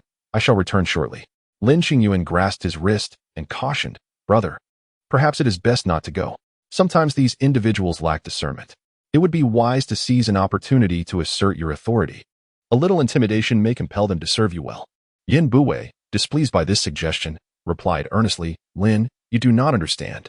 Being a person is not merely about being human. Those with capabilities possess a certain pride. One cannot rely on force, especially when we depend on them for tasks. Just wait and observe as I set an example." With that, he adjusted his attire, summoned his attendants, and amiably approached the small gatherings in the garden. After all, in the future, they may all be his subordinates. It is wise to leave a few good impressions. Lin Qingyuan maintained his usual demeanor, albeit with a hint of concern. Seemingly unconvinced by Yin Buwei's confidence, Han Jingshan offered a reassuring glance at Lin Qingyuan. "Do not worry. Your brother Yin knows what he is doing. By the way, has Yin truly acquired a county?" "Indeed, I received word of it not long ago. I believe it is not beyond possibility for you, Han. However, the distance from the capital to Jiaoji is considerable. News may not arrive swiftly. Even when it does, one must consider what medications were exchanged for which benefits." Han Jingshan sat up straight, contemplating the implications. This meant he too might gain a county or a lake. Should he also take the opportunity to respect the worthy? After all, the officials here often appear to be somewhat capable, yet lack connections. Should he seize one of them as well? "Do you wish to join in the pot tossing, Brother Han?" Han Jingshan scratched his head. "What if I gain nothing? Wouldn't that disappoint their expectations? It would be rather embarrassing." Lin Qingyuan reproached him. "Brother Han, that line of thinking is misguided. Who are you, and who stands behind you? When you assisted me in securing military service for our brethren, you spoke of rejection. Every family has a few relatives seeking your help. If you are favored by them, even a small introduction would be a blessing for them. Indeed, I shall assist Brother Yin in the pot tossing. He lacks skill, and it is I who must shine. Song Chujie broke into a cold sweat at his brother-in-law's revelation. Once the others departed, he quickly pulled his brother-in-law aside. Did you obtain the county of Zhuangma from Beirong? As a scion of a martial family, he understood more than they did. Zhuangma County is renowned for its fine steeds, with vast geography and abundant flora, making it a premier location for warhorses. And now it has fallen into Yin Bui's hands. Lin Qingyuan adjusted his attire once again, nearly torn asunder by their tugging. To second brother, yes. At the onset of the Song dynasty, Song Chujie noticed the cord at his waist, a clumsy piece of craftsmanship that was clearly the handiwork of his little sister, who had an affinity for extravagant creations. In the past, he would have activated his mode of ridicule, hurling a few sarcastic remarks at this brother-in-law, questioning how a woman could be so indulgent. Such an ornament should never be flaunted. However, for reasons unknown, as he gazed at the brother-in-law who calmly recited the names of several prefectures without displaying much emotion, he found himself at a loss for words. Did he genuinely just speak casually, leading to the current situation? Let us not forget that he had also provided the countless displaced individuals surrounding the capital with a sense of refuge. Lin Qingyuan, noticing his second cousin's scrutiny of the cord, cautiously adjusted it behind the jade pendant, fearful that he might request it. Enough, he thought. I hardly need such a trivial item from you. Chapter 074. Jiang Chao and Lin Qingyuan shared a hearty laugh. Thank you, second brother, for your understanding. Look at your modest ambitions. Yet it is precisely such modest individuals who accomplish what others cannot. Song Chujie, with a mind heavy with conflicting emotions, gazed at the group not far off who were engaged in the game of throwing pots. Had someone told him a month and a half ago that he would be mingling with a group of officials who were utterly devoid of merit other than their poverty, he would have silenced that person. Yet now, the scene before him was bizarre. They were gleefully teaching these officials the art of throwing pots with remarkable patience and flair, as if they relished the experience. Among them, one had even resolved to personally gift a complete set to the officials. Should I also teach them archery? He mused. For he was not adept at throwing pots. Lin Qingyuan shifted his gaze back, his expression respectful. If second brother finds joy in this endeavor, it would indeed be a blessing for them. Humph, all they possess is a loquacious tongue. Who do you think I should focus my teachings on? He had no intention of casting a wide net like Han Jingshan. With his brother-in-law around, he naturally sought out the finest among them. Lin Qingyuan was aware but maintained a courteous smile. Second brother, deciding whom to teach is not a trivial matter. On a serious note, recommend someone to me, he insisted. Confident that Lin Qingyuan's recommendation would be reliable. Lin Qingyuan regarded the scene thoughtfully for a long moment before turning to him, his demeanor slightly grave. What do you think of the gentleman in the purple robe standing by the plum tree, observing their game? He hesitated. Elaborate. In truth, Lin Qingyuan appeared somewhat troubled. He lacks distinguishing features. Song Chujie was perplexed. Wasn't the purpose to recommend the most capable? Why had that changed here? What is it about him? Lin Qingyuan paused, stretching out Song Chujie's curiosity before continuing. He possesses genuine skill, but his personality is rather unappealing, arrogant to the point of being reclusive. He has served as a clerk in the Ministry of Works for 10 years without promotion. However, if we disregard his temperament and focus solely on his abilities, he is undoubtedly a sharp blade. Whenever we face insurmountable challenges in our courtyard, we often seek his counsel. Yet, at nearly 40, he remains stagnant in his position, which speaks volumes about his prospects. Such a twisted character? Indeed, perhaps I should suggest someone else to you. Not necessary. Let's proceed with him. Since you've mentioned him, it indicates he may be persuadable. Why is that? His family has recently encountered difficulties. His brother-in-law has been abusive toward his sister, and in defiance, he retaliated. Yet, outnumbered, he not only failed to rescue his sister but also suffered a beating himself. Now, due to his actions, his sister finds herself in a precarious situation in her husband's household. When the invitation was sent, I presumed he would not attend, yet he surprised me by showing up. Thus, there remains a possibility worth exploring. With a swift motion, Song Chujie closed his fan. This individual, I shall take him. Lin Qingyuan furrowed his brow. What now? His character is indeed flawed. Even if he desires something from you today, second brother, he may very well infuriate you in the future. Moreover, even if he is tasked with assisting you, it is likely he would regard you with disdain. Therefore, I suggest you select someone else, after all. Business should not hinder righteousness. Besides, you truly lack any admirable qualities. You may simply speak to me of his capabilities. As long as he is willing to comply, there is nothing that cannot be accomplished. Very well. Second brother can certainly endure his insults directed at you. Even a father may not suffice. Song Chujie rose. I may not be as capable as my father, but rest assured, I shall teach him archery, aiming to strike down that brother-in-law of his. Lin Qingyuan swiftly seized him. Second brother, remain by his side for now. Should he initiate conversation, only then shall you impart your archery skills. Mutual choice. Mutual. Such indecisiveness. Understood. Song Chujie took a few steps, then turned back. Is it possible that he would shoot an arrow at me? Although he could kill him afterward. It would be quite shameful. Lin Qingyuan chuckled. His second brother posed an intriguing question, while it may be unlikely. The words of a scholar can cut deeper than a blade. Today, I shall make him witness what his fortunate days truly entail. Do not speak of just one brother-in-law. In the future, he will be able to stride confidently through the capital. My heartfelt gratitude to my second brother. Kang Rui nearly bit his tongue in frustration.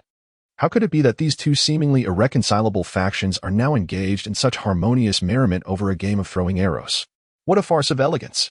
Has Yan Bui lost his senses? In pairs, he was grouped with Zhou Jimin, who had cast several votes outside, yet Yan Bui did not express any frustration whatsoever. Not only did he not lose his temper, but he also encouraged Zhou Jimin to continue striving for excellence. Given Yan Bui's uncompromising nature, who would dare to assign him such a score? He would have long since retaliated with a kick. Yet, Zhou Jimin remains unscathed. Instead, it is Zhou Jimin who has persistently offered apologies to Yan Bui, who, with the demeanor of a courteous gentleman, responds that it is of no consequence. How could it possibly be of no consequence? Yan Bui ought to have his associates take action, to strike back, and then bring in another to continue the assault, transforming what should have been a splendid promotion banquet into utter chaos. Zhou Jimin could not help but reassess his perception of the renowned Sir Yan Bui. Is this truly the esteemed young master of the Duke's residence? It is said that when this young gentleman was around 17 or 18 years old, he would gallop down the streets, heedless of the people he trampled underfoot. Such tales are undoubtedly not mere rumors. Why does he appear so amiable now? Brother Zhou, it is your turn. I am unworthy, truly unworthy. Zhou Jimin grasped the long pole, its feathers flourishing like those of a sparrow. With a swift motion, he cast it backward, and the pole whizzed through the air, striking the mouth of the pot with a resounding thud. It has gone in. Cheers erupted all around. For he was the first among these impoverished officials to succeed in the attempt. It is worth noting that both the porcelain used for throwing and the long feathers crafted for the purpose are extravagant luxuries of considerable value. Typically, they do not engage in such a challenging game of throwing. To their astonishment, someone had indeed succeeded. Seeing this, Yan Bui did not hold back in his praise. On the other side, Han Jingshan, accompanied by his companions, equally refused to yield, fiercely contending for the score. These young individuals, in a short span, cast aside their identities and engaged in playful camaraderie. One party dared not offend the other, while the latter sought to please, resulting in a harmonious atmosphere filled with mutual enjoyment. Song Chujie stood before the significantly older figure of Jiang Chao, clad in a purple robe, clapping vigorously at the game of throwing pots, seemingly oblivious to Jiang Chao's presence. However, Jiang Chao was very much aware of him. If one were to determine who among the three was the most notorious, Song Chujie would undoubtedly claim the top spot. Yet, the trio, behaving as if under some enchantment, mingled seamlessly together, leading one to wonder if their intentions were truly innocent. Jiang Chao unconsciously cast his gaze towards the individuals in the warm pavilion. What had he said to them that made these three seem as if they had transformed into entirely different beings, swallowing their grievances in silence? Presently, the very person he held in disdain, Song Chujie, stood right beside him. Jiang Chao's presence here was undoubtedly driven by a purpose. Yet the individual he sought was Lin Qingyuan. However, Jiang Chao was far from foolish. On the contrary, after years navigating the treacherous waters of the court, he understood the necessity of bending his ways to obtain his desires. Recalling his sister's battered visage, he suppressed a wave of revulsion and initiated the conversation. Second Master Song, do you also have an affinity for the game of throwing arrows? In an instant, Song Chujie's demeanor transformed. His once radiant countenance now retreating like the sun behind the clouds. Does Lord Jiang also take an interest in this pastime? Chapter 075. Humility indeed. Knowing his own name was ordinary, he was disinclined to engage with this debauchee. To seek assistance from such a person would be tantamount to aiding tyranny, devoid of any integrity. What, then, would his steadfastness over the years signify? However, thoughts of his sister crossed his mind. Song Chujie was unfazed by the other's indifference, seemingly believing that the more aloof the person, the greater their capability. which in turn would reflect his own magnanimity and humility. Such an attitude could be recorded in history, ensuring his legacy would endure through the ages. Hence he exhibited remarkable patience. What of archery? Is Lord Jiang interested in archery? Jiang Chao was taken aback by his initiative to engage in conversation. I am not particularly skilled. Shall we compare? Jiang Chao regarded him with even greater disdain. He had already stated his lack of expertise. What was there to compare? The superiority of noble lineage? Unable to suppress his gaze, he glanced once more towards the warm pavilion. Lin Qingyuan acknowledged him with a nod from a distance. Jiang Chao momentarily froze, doubting his own eyes. Upon a second glance, Lin Qingyuan remained there, observing him. What could Lin Qingyuan possibly mean? Certainly, he was a person worth befriending. If Lin Qingyuan was inclined to act thus, there must be a rationale behind it. Suppressing his aversion to Song Chujie, Jiang Chao reluctantly nodded, determined to uncover their intentions. Song Chujie was pleasantly surprised by how smoothly things were progressing. Realizing that having a desire was indeed advantageous, Song De set up the archery targets. Yes, Kang Rui's gaze resembled the withered plum blossoms. Filled with resentment, yet constrained by the absence of justification to express even a fraction of it. Though these individuals were clearly participating in a grand spectacle, it felt more akin to a casual gathering. Moreover, how could Lin Qingyuan maintain such camaraderie with Yin Buwei and the others? Was he not the one who held them in the utmost contempt, harboring deep-seated aversion towards them, wishing to eradicate their presence? Or perhaps these individuals were entirely oblivious to how much Lin Qingyuan scorned them, especially Han Jingshan, who fancied himself superior. He was among those whom Lin Qingyuan had publicly humiliated, leading to a profound rift between his jurisdiction and the military in the capital. Yet now, these debauches were mingling with these pretentious officials, and they managed to socialize harmoniously. How absurd. These self-proclaimed paragons of virtue seemed unperturbed by the potential blemishing of their reputations. Regardless of Kang Rui's inner turmoil, these individuals continued to revel with exuberance. Even Song Chujie's participation failed to evoke disdain from them. How could he accept this? He, who possessed foresight and should have been sailing smoothly through life. Kang Rui's anger festered within him, reddening his eyes. Has someone begun to compete in archery? Let us go observe. In truth, none present harbored any fondness for these debauched offspring. Standing alongside them felt utterly uncomfortable. However, they were guests, not patrons at a tavern, free to depart at will. Moreover, these few held prominent positions and displayed eccentricities. Anyone with a modicum of sense would understand the folly of intentionally severing ties. To say nothing of the fact that today they seemed inexplicably amiable, making it difficult for anyone to concoct a reason to excuse themselves. Lin Qingyuan, ensconced in the warm pavilion, leisurely admired the winter scenery. At times, enjoyment transcends mere surface tranquility and prosperity. It embodies a deeper experience and understanding. He turned to observe the frolicking figures amid the woods, his eyes reflecting a profound tranquility and an enduring depth. The world may not be inherently beautiful to instigate change. One must draw near to those capable of effecting it. To remain isolated is mere folly. Without making a journey, how can one ascertain the impossibility of transformation? On the other side, Song Chuyu, accompanied by a group of noble ladies, was enjoying a theatrical performance. Although she was present with them, a certain distance lingered between her and these women. In the grand circular pavilion, a splendid embroidered curtain, crafted from fine silk, stood as a barrier. From within, one could glimpse the outside world, yet from without, the interior remained concealed. Song Chuyu sat outside, while only Aunt Jiang accompanied the elderly lady Lin inside to watch the performance. The elderly lady, though timid around strangers, had a fondness for lively gatherings, making this arrangement most suitable. Seated outside, Song Chuyu occasionally exchanged a few words with the playful children running about, lending a hand to those on the verge of falling and smiling as she offered them dried apricots from her side. The children appeared to be quite taken with the unpretentious princess, soon scampering over to nuzzle against her. Though she did not engage much with the seated ladies, she exuded warmth and friendliness. It was not that Song Chuyu lacked the desire to converse. Rather, the chasm of social class rendered meaningful dialogue elusive. The children, blissfully unaware of status distinctions, simply enjoyed the shared merriment. Initially, the modestly born ladies felt a pang of anxiety as they saw their rambunctious offspring rush over. But upon witnessing the princess's affable demeanor as she wiped their mouths, they felt a surge of warmth. Setting aside her noble status, her beauty and grace compelled them to keep their distance. With her presence, they hesitated to speak loudly during the performance, only relaxing when they realized she was approachable. Yet, Despite this, none dared to initiate conversation, feeling an invisible barrier separating them from the princess. This was the essence of daughters nurtured in aristocratic households, such beauty. They wondered if their own daughters might one day be referred to as distinguished ladies. Song Chuyu lifted a small girl who had soiled her dress. The child's sleeves stained and grimy.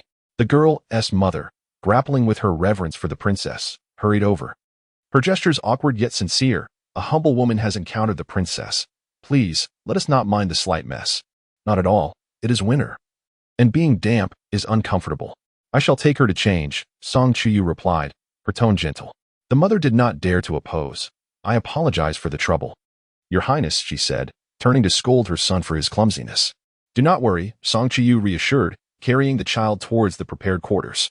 As she passed beneath the flowering archway, she noticed a man in servant attire blocking a woman's path to inquire for directions. Instantly, her expression soured. Rui, startled into silence, pondered how Song Heir had ventured into the inner quarters, and recalling the young master's questionable behavior, she felt an unsettling dread. Song Chuyu maintained her composure as she escorted the child to change attire, thinking, heaven has its paths, yet you choose not to tread them. Upon her return, the little girl had her hair neatly styled, adorned in a pale yellow cotton jacket, complemented by a small fur cloak draped over her shoulders. For tiny golden bells, each the size of a fingernail, jingled playfully atop her head, exuding an air of both opulence and charming cuteness. The woman could hardly recognize her own daughter, whose petite figure seemed to exude an air of nobility in the arms of the princess. Thank you, Your Highness, she said, casting a subtle glance at her daughter, urging her to come down. The little girl, however, clung to the princess's neck, clearly enamored with her. No worries, I shall carry her, the princess offered graciously.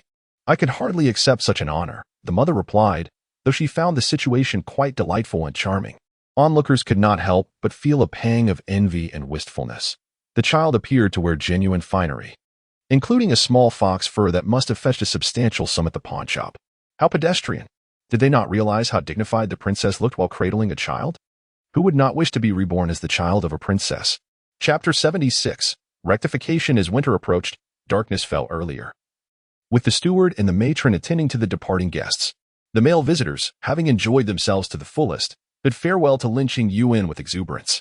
The female guests, ever so polite, expressed their heartfelt gratitude to the matron as they took their leave. Among the crowd stood Kang Rui, silent and withdrawn, his interest in conversation extinguished. The day's events rendered his previous understandings laughable and devoid of worth. Everything had deviated from his expectations. How could the court still resemble its former self? With Lin Qingyuan's involvement, had some certainties already shifted? Kong Darren, shall we leave together?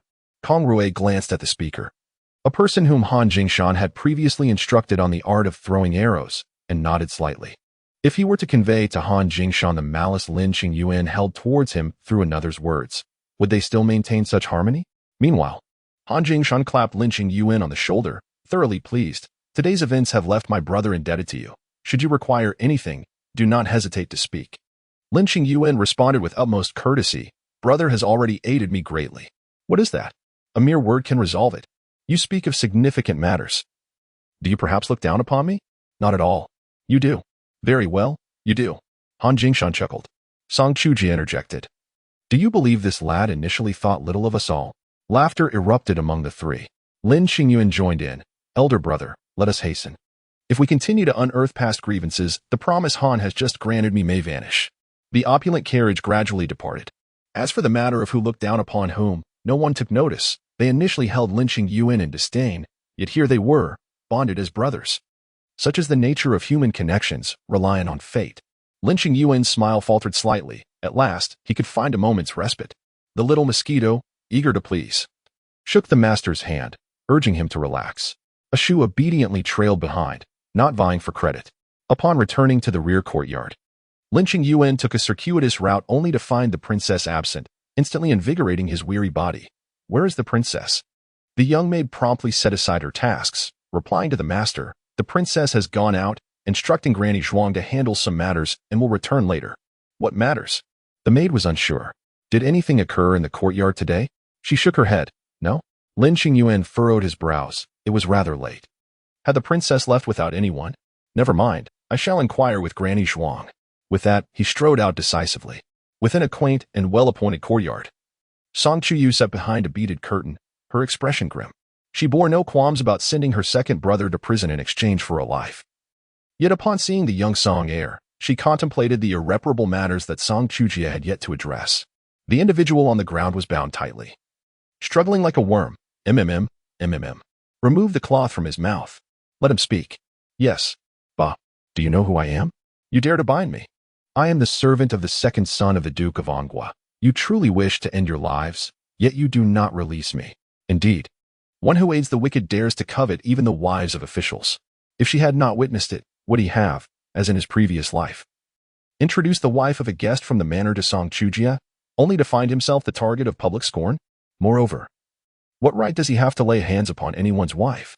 Does he truly believe he can act with impunity? His nefarious deeds and utter depravity render their future utterly hopeless. Were it not for the fact that everything is just beginning, she would wish to deliver them from their sins. Yet, even now, her indignation is palpable. Song Chuyu's voice, neither too loud nor too soft, resonated clearly in his ears. You still remember you are a member of the An Guo Duke's household. I thought you had become a king or a minister. The man on the ground felt a jolt of surprise. Your Grace, the princess? Song Chuyu commanded someone to lift the beaded curtain, allowing him a clear view, lest he remain ignorant of the identity of the one who intended to harm him.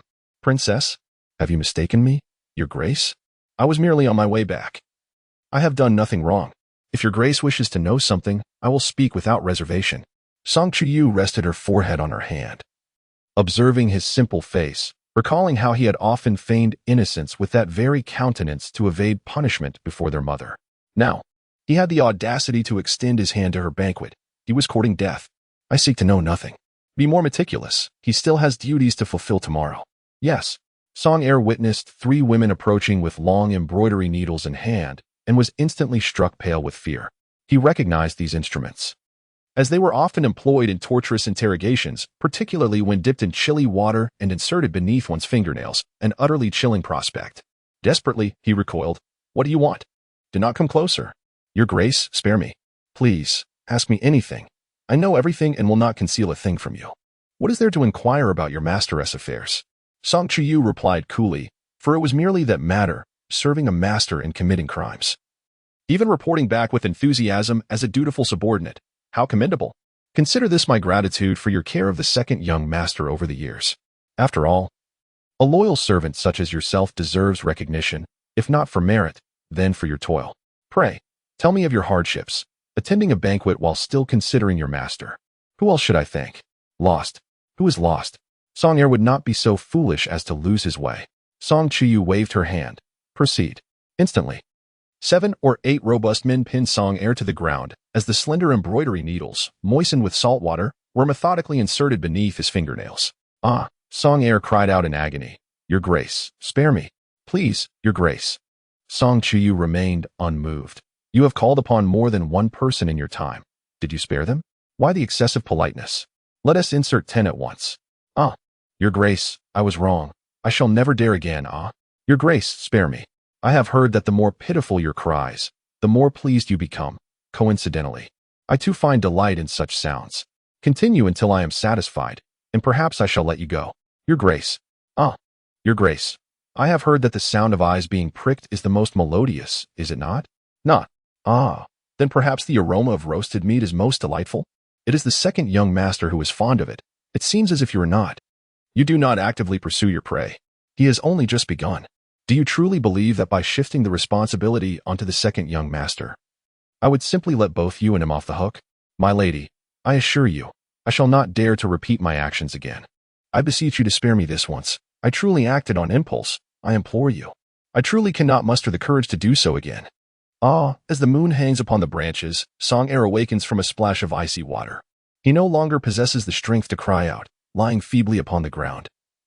Numb from the cold, his body trembling involuntarily. My lady, please. Song Chuyu cast a glance at him. Lin Qingyuan undoubtedly must have considered these matters. Yet she took it upon herself to act where he could not. Song Chuyu is poised to act, and those around him are even more compelled to move. A nest of serpents and rats. Never mind, it is getting late. Let us conclude for today. You shall know how to address this upon your return, yes? Chapter 077. Infinite vastness. The small figure, afflicted by a chill, had not encountered anyone that night. Song Er's lips were pale, trembling uncontrollably. If you dare to assist the second master in finding someone again, I shall ensure you are gnawed to the bone in the dungeons of the Jingzhou prefecture. How will you explain it when your master wishes to venture out? Second master, there are no goods. Incorrect. You shall let him. Song Chuyu whispered something in his ear. Song Er's complexion turned ghostly, as though he had met death. He was paralyzed by fear. What is there to fear? If you remain discreet, how will you know what he has done to others unless you try? With trepidation, Song Er slowly recoiled. After all, the princess was the biological sister of the second master. Was she not his sister? Song Chuyu would have ensured that Song Chujie had met his demise 100 times over. Rest assured, tomorrow night I will have a word with Song Da. He will assist you. Song Er felt as if he had plunged into an icy abyss. Enough. Song Chuyu rose. See him back. Yes. Wiping her hands. Song Chuyu comprehended that merely replacing those around Song Chujie would not address the fundamental issues. It was far more prudent to have those close to him monitor his every action, constraining him at all times. However, these were mere servants. There were matters they could not conveniently address. Yet, the urgency of Song Chujie's situation was pressing. If necessary, she could procure a couple of dogs. Upon witnessing him harassing women, they could be trained to bite at critical junctures, thereby correcting his vile habits. She could take a more direct approach. Perhaps even confront Song Chujie openly. Yet, her parents were still alive. Her mother, indulgent towards her, extended the same leniency to her second brother. She would rather witness the nation's downfall than see her children turn on one another, foolish yet sincere. As she returned, dawn was approaching. You may refrain from entering. I wish not to disturb the master. Understood. Song Chuyu entered quietly, and just as she was about to remove the hairpin from her head, she spotted Lin Qingyuan motionless at the bedside, watching her. Startled, she hastily patted her chest to calm herself before lighting the nearest candle. Seeing this, Lin Qingyuan dared not move, fearing he might frighten her. Why are you still awake? The court summons are imminent. Have you not slept all night? She had instructed Granny Zhuang not to wait for him. Lin Qingyuan appeared well rested. I simply could not sleep. Have matters been resolved? Song Chuyu was unfastening her jade hairpin. Indeed. Are you hungry? Lin Qingyuan hesitated to respond, but upon inquiry, he realized he was indeed a bit peckish. He rose to instruct the kitchen to prepare something light, then approached her to assist in removing her jeweled hair ornaments. Let Wei Rui come. I have nothing pressing. Lin Qingyuan observed her removing her earrings and suddenly felt a pang of guilt. I have been somewhat slow in handling matters concerning the second brother. Song Chuyu interrupted him gently, taking his hand in hers. You cannot blame yourself for this. I am well aware of his nature. He deserves a lesson. Yet, Lin Qingyuan felt that had he acted more swiftly, perhaps the second brother would have behaved more appropriately, sparing the princess from having to take matters into her own hands. After all, they were siblings. There were certain issues she could not address directly, necessitating his decisive intervention. He had not considered this adequately. In the early days of the Song dynasty, Song Chuyu regarded Lin Qingyuan as her brother-in-law, while Song Chujie was a relative from her maternal family. It seemed inappropriate to act too harshly, especially as there were many instances where it was inconvenient to take action. Thus, it was better for her to manage matters herself. Casually, Song Chuyu caught a glimpse of his expression in the mirror and couldn't help but laugh. What is wrong? Are you feeling despondent? Not at all. Lin Qingyuan set down the red hairpin and removed a blue-green ornament. Her headpiece was an opulent creation he had never encountered before. Had he not married the princess, it would have taken him a lifetime to discern whether the entire ensemble comprised 108 matching pieces or 68 distinct styles. Song Chuyu felt a sense of helplessness. While she believed he was doing splendidly, her own affairs did not require his intervention, even if she chose not to serve in an official capacity. She never intended to rely entirely on anyone. Nevertheless, she could not deny that with Lin Qingyuan by her side, she felt considerably more at ease. My second brother has been spoiled by the family. If left unchecked, trouble will inevitably arise. I do not wish for you to be displeased over trivial matters concerning him. And I know you have always been diligent regarding my second brother's issues. Therefore, if there are any grievances, please do not keep them to yourself. Share them with me. Want you? Lin Qingyuan glanced at her, noting her unwavering gaze, pure and innocent. A wave of self-mockery washed over him. He realized that he was not entirely devoid of desires. He indeed wished for her to rely on him a little more, to affirm his worth. How could he harbor such a misconception? With a calm demeanor, having wrestled with his thoughts throughout the night, Lin Qingyuan reached out to remove the earring from the other side, placing it delicately in his palm, its hue resembling blood. I have been narrow-minded. Song Chuyu smiled and nestled into his embrace. No, you are boundlessly generous. There was something she had kept unspoken in her previous life. Who wished for the Duke of An's household to become a mere shadow of its former self? How pivotal was Kang Rui in undermining the Yu family? Such matters, upon reflection, seemed to lead to an irreconcilable conflict. Yet, with her elder brother's circumstances as they were, and now that their children were of marrying age, she felt like a bird with clipped wings, forced to feign ignorance.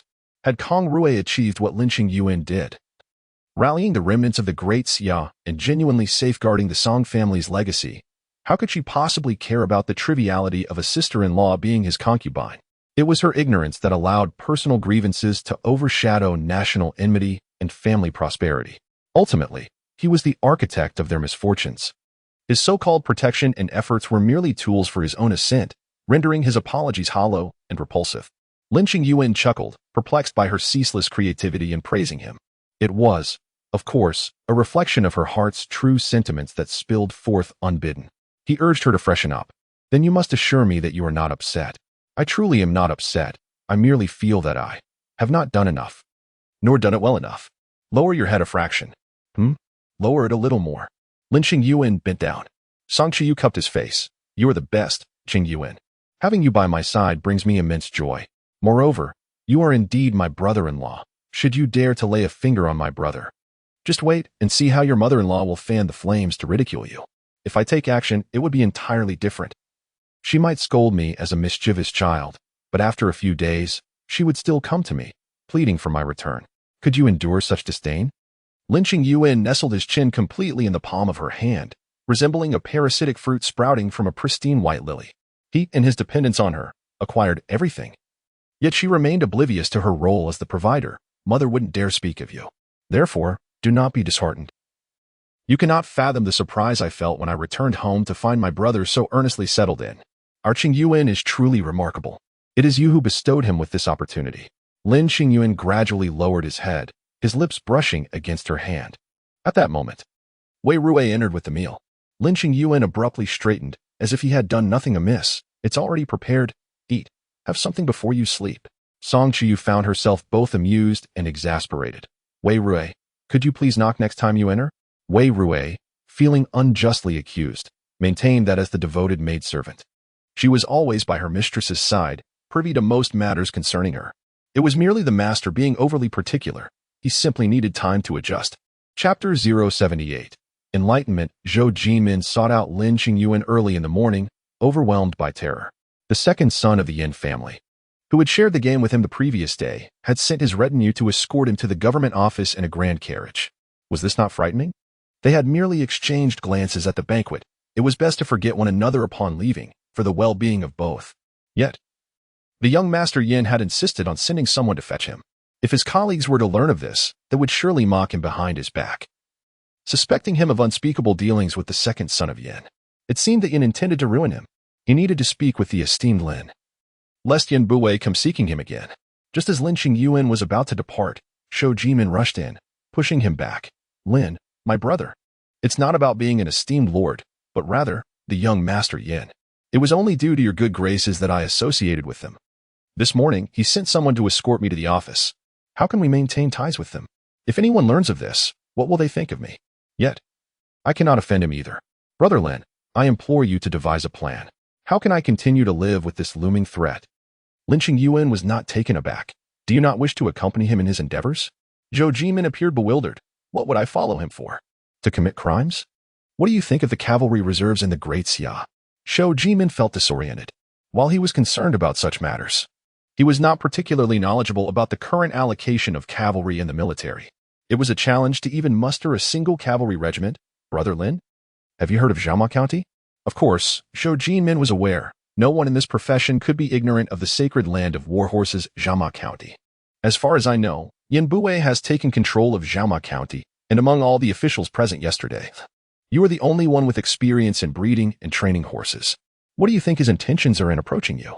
How could he possibly have taken An Guo County? What if he actually has? The Duke of Jingguo's family had dominated the Northwest for many years. Only Yin Buwei could maintain control over a purchased An Guo County. Thus he must be the one to have secured it. Zhou Jimin's mind wandered. finding it hard to believe that Yin Bue had truly captured Jiama County, only to personally approach him afterward. What significance did he hold? Even if Yin Bue intended to cultivate Jiama County, there were plenty of officials more adept than him in matters of war horses, so it would hardly fall to him. Lin Qingyuan gazed at him. Zhou Jimin stared back at Lin Qingyuan and suddenly understood. Brother Lin was offering him an opportunity. A fervent passion ignited within Zhou Jimin. Could he truly seize this chance? Yin Bue's reputation was indeed questionable, yet the significance of Jiama County was paramount. I understand, Brother Lin. No, esteemed Lord Lin. Do you believe I can succeed? How can one know without trying? If you do go, you are indeed taking a risk. After all, Jiama County is not part of the Great Xia's territory. It would be stated that you were appointed as the magistrate of any county, yet there would be no official documentation. Moreover, governing a county is not as straightforward as it may appear. Esteemed Lord Lin, I am aware of this. If you believe it is possible, I wish to give it a try. Are you not afraid of losing the gamble? Yin Bue is not the Duke of Jinghua's heir. You know his character. I have faith in you, esteemed Lord Lin. Lin Qingyuan regarded him thoughtfully. Zhou Jimin's gaze was resolute as he contemplated a bold gamble. He had occupied his position for 5 years, devoid of connections or prospects for advancement. If he continued on this monotonous path, he would merely ascend one more rank before his demise. But what if he took a chance? If he boarded Lord Lin's vessel? Perhaps there lay a glimmer of hope. Lord Lin, I am capable. Lin Qingyuan's expression shifted as he replied affirmatively. Jiang Chao observed Zhou Jimin emerge from Lin Qingyuan's office. His demeanor respectful. Lin Qingyuan noticed Jiang Chao as well. Standing still, Jiang Chao felt a profound realization wash over him. Taking this step rendered years of his steadfastness a mere farce. Aligning himself with a corrupt entity would ultimately distort his very identity. Yet, retreat was not an option. To lean on the powerful An Guo house, he must cast aside his principles for the sake of his sister. He was reluctant, yet compelled to witness the unfolding of events. It was absurd to ponder. He had already compromised, leaving no room for further calculations. Lin Qingyuan had illuminated a path for him. Did he possess any alternative? With newfound resolve, Jiang Chao turned away. Lord Jiang. Lin Qingyuan called out as he bid farewell to Zhou Jimin, then caught up with Jiang Chao. I sense a hint of displeasure from Lord Jiang. Is it not a joyous occasion to bow before the powerful, especially when it involves the renowned Song Chujie? From what I gather, Song Chujie seeks to establish maritime trade routes, which is why he approached you. Jiang Chao abruptly turned to Lin Qingyuan, who nodded confidently. Although the maritime routes of the Great Xiao have never been entirely closed, they have stagnated due to naval limitations. The seas remain the domain of pirates. To rejuvenate maritime commerce, it is not merely about possessing goods for trade. It hinges on the construction of our naval fleet. This is not a matter to be resolved in a year or two. Your decision to refrain from engaging with him is prudent. Perhaps consider Han Jingshan, as his matters should be more manageable. Jiang Chao scoffed at the notion, regarding Song Chujie as a powerless scion of a noble family. His aspirations for maritime trade, or perhaps to establish a naval fleet, seemed overly ambitious. Did he intend to control the entire maritime domain? Such aspirations were grandiose, especially for someone like Song Chujie. The entirety of the An Guo house might be a more fitting opponent. Yet, even with these thoughts, Jiang Chao's understanding of Song Chujie was being challenged. He had expected to merely clean up after him, to be the pariah in his wake. How could the young Master Song ever command maritime power? But what if he could? Jiang Chao regarded Lin Qingyuan, whose demeanor remained composed, seemingly unfazed by the improbability of his assertions. Confusion clouded Jiang Chao's mind as he considered the myriad possibilities that Lin Qingyuan had hinted at. It seemed implausible that this man, who had only recently entered the aristocracy, could navigate such significant channels.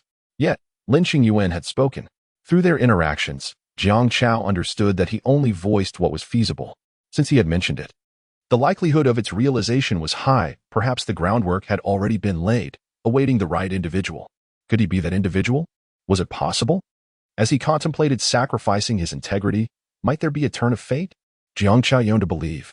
Yet he found it difficult to accept that such fortune could ever befall him. Consider this matter carefully. It is indeed a challenging situation. If you acquiesce to his request, he may not grant you an opportunity for reconsideration. As Jiang Chao observed Lin Qingyuan preparing to depart, he suddenly inquired, "What did Lord Lin discuss with Lord Shou just now?"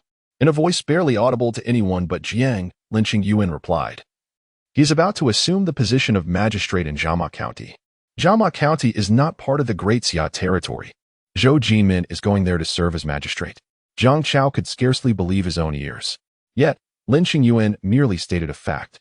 Observing Jiang Chao's expression, which was devoid of jest, he momentarily stood in a daze, as if contemplating the possibility that his own appointment as maritime historian was not entirely out of reach. Lord Jiang, I have matters to attend to. I shall take my leave first. With that, Jiang Chao was left in a prolonged state of bewilderment.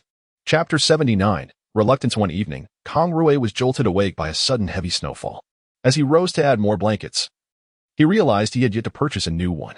The charcoal fire in the room had extinguished, leaving the already desolate space even more somber. And the sound of brittle branches breaking under the weight of the snow echoed in the night, further agitating his spirit as it recalled recent events. Wrapping himself in the blanket, Kang Rui returned to his bed. He knew he should not feel this way. He had better options.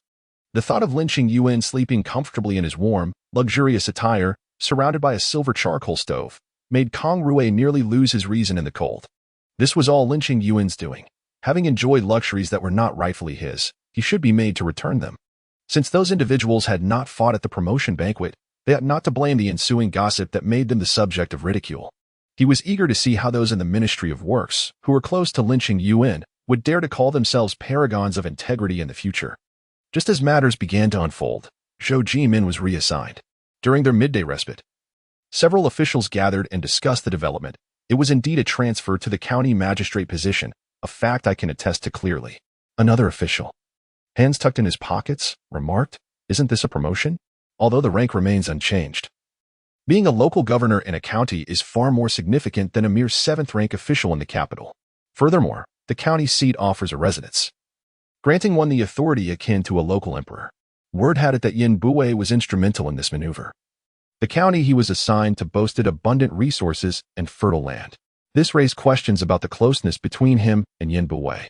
Although whispers had circulated about Zhou Jimin's affiliation with Yin Bui, often tinged with sarcasm, the actual connection implied that Yin Bui had indeed facilitated Zhou Jimin's transfer, demonstrating his capability in governance. If such a connection could yield tangible results, it wasn't entirely unwise to cultivate it. It was rumored that not only Zhou Jimin but also another lesser-known figure in the Ministry of Works had been dispatched to the military workshops, marking a notable shift. Impressive indeed. Previously, their ability to effect change had gone unnoticed. Who could argue otherwise?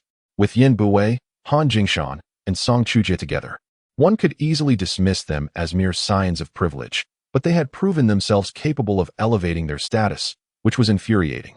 Reports suggested that it was not Zhou Jimin who sought to ingratiate himself, but rather Yin Bui who recognized Zhou's talent. Thus, it appeared that Zhou Jimin possessed merit.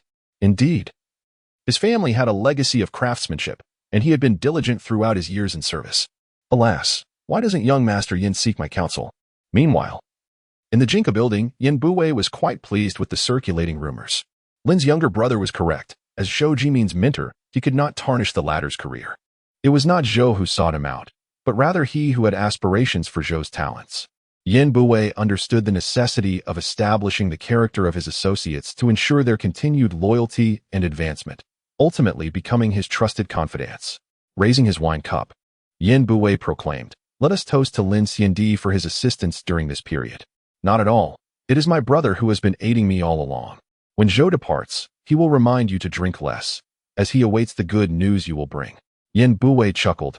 "This fellow, as soon as he leaves, starts meddling in my affairs. Very well, let us indulge in a modest drink, just a sip or two." Lin Qingyuan pondered over who could have divulged every detail of the events from that day. He hesitated to claim he had an uncanny ability to judge character. Yet the individuals he had invited were all people he had carefully vetted. It could not be said that each one was indispensable, but certainly there should not have been such an unpleasant character among them. Yet, an unexpected turn of events had unfolded. Kang Rui was taken aback to discover that Zhou Jimin had indeed departed, and those incompetent individuals had managed to secure him a position as a county magistrate. All his meticulous planning had come to naught, and now Yin Bui's capabilities were being showcased to the public. Kang Rui was nearly consumed by his frustration. Why could these people not vanish? Why did they not adhere to his vision? What right did Lin Qingyuan have to reap the benefits of this situation? The more Kang Rui contemplated, the angrier he became, and the more suffocated he felt. He had to see Kang succeed to suppress the malice that threatened to overwhelm him. At the very least, his son would achieve great success, possessing vast knowledge and accomplishments, whereas his child, though well-meaning, might lack such capabilities. In his son, at least Xixian could redeem a semblance of honor. Suppressing the hatred within, Kang Rui made his way to Donkey Rolling Alley, where he found his son clad in a patched cotton coat, trailing behind a group of children as they collected donkey dung in a small basket. Kang Rui's blood boiled in an instant. He could barely catch his breath. Kang Xixian. Startled, Kang Xixian dropped the dung he had just picked up. Another child. Quick on his feet, scooped it up and tossed it into his own basket, claiming it for himself. Kang Rui, seething with anger, rushed over, seizing his son and dragging him back. At such a tender age, why was he not diligently studying instead of collecting dung? Who did he think he was? Without hard work and perseverance, even the best seeds would wither away. What was Lin Qingyuan doing, unable to manage such a trivial matter? What use was she? Kang Xixian was nearly paralyzed with fear, held captive by a figure as formidable as a mountain, a sinister presence before whom even his mother would not dare to resist. Trembling, he felt like a lamb in the jaws of a hungry wolf, fearing he might be devoured at any moment. Brother Kang, what is this? The children were doing just fine, he whimpered. Be gentle, you're pulling on Xixian's neck. Qin Lianxiu's voice rang out as she hurried from inside, witnessing Kang Rui's stormy expression as he dragged their son back. What is happening here? Kang Rui threw Kang Xixian inside. Qin Lianxiu hastily followed, wishing to shut the door, yet hesitating due to her relationship with Kang Rui. Outside, a group of children had gathered, eagerly awaiting the spectacle of Xixian being reprimanded. The dung from Kang Xixian's basket was flung onto the ground, rolling and emitting a foul stench. Kang Rui, upon seeing this, was even more incensed. What kind of household was this, dilapidated and reeking? His son, who usually dressed appropriately and greeted him with the utmost respect, now stood shivering among a pile of dung, as if he had been slapped across the face. It was a humiliation that stripped him of dignity, revealing that after leaving the residence of the Duke of An Guo, he could not even provide them with a decent home or a tutor. This situation filled Kang Rui with an overwhelming sense of frustration, accompanied by an unsettling fear that chilled his heart. How could his son be reduced to the status of a dung collector? He had received a fine education and possessed a wealth of knowledge suitable for engaging in profound discussions. He ought to stand out among the elite offspring of distinguished families, rather than resorting to the menial task of collecting dung. Qin Lianxiu, observing the change in Kang Rui's demeanor, felt equally frightened and hesitated to approach her son for comfort.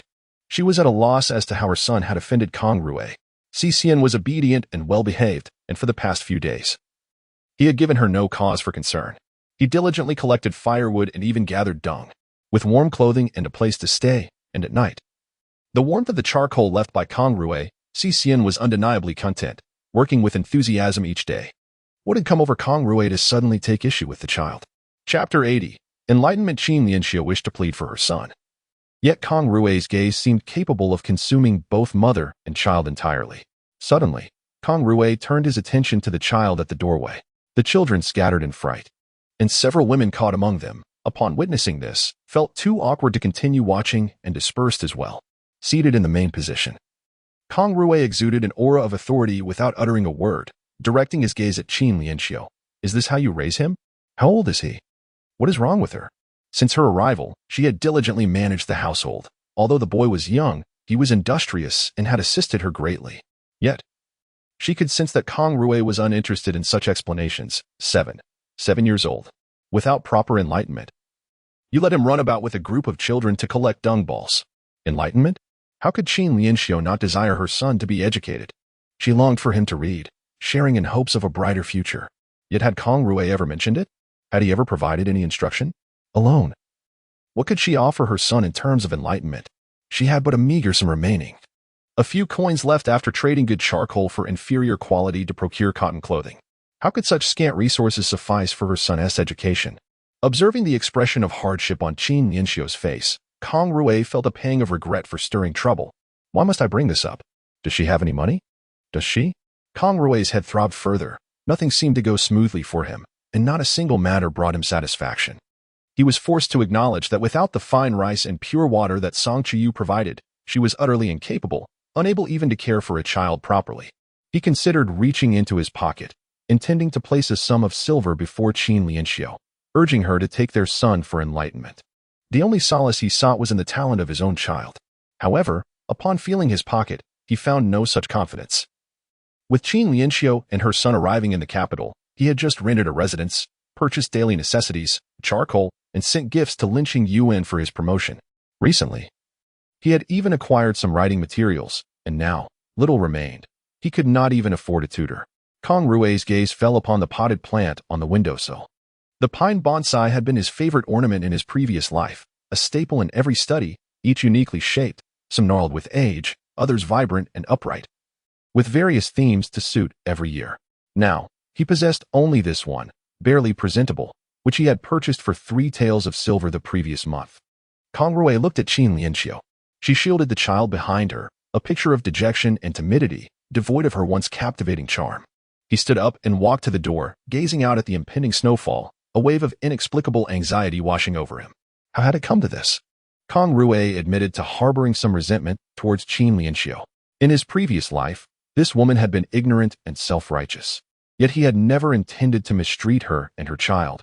He had provided all that was necessary, and yet here they were. Suddenly, a deep concern gripped him. Fearing that everything might remain as unsettling as it was today, another voice within him reassured him that it would not be so. He had already provided the funds for Xian's enlightenment, and he was certain Xian would not disappoint him. He would find the best tutor for Xian. He could. In the solemn and dignified Xian Hall. During the early Song period, Song Chuyu had perused nearly a decade's worth of documents. In the past, she had never paid heed to such matters, but now, upon reflection, she discovered that the accumulated records of 10 years seemed to encapsulate a century of the Great Xia dynasty, revealing it as a realm riddled with profound vulnerabilities. Closing the weathered memorial, she grasped a blank edict and lifted her pen. Conscription was imminent. The population of the Great Xia was abundant.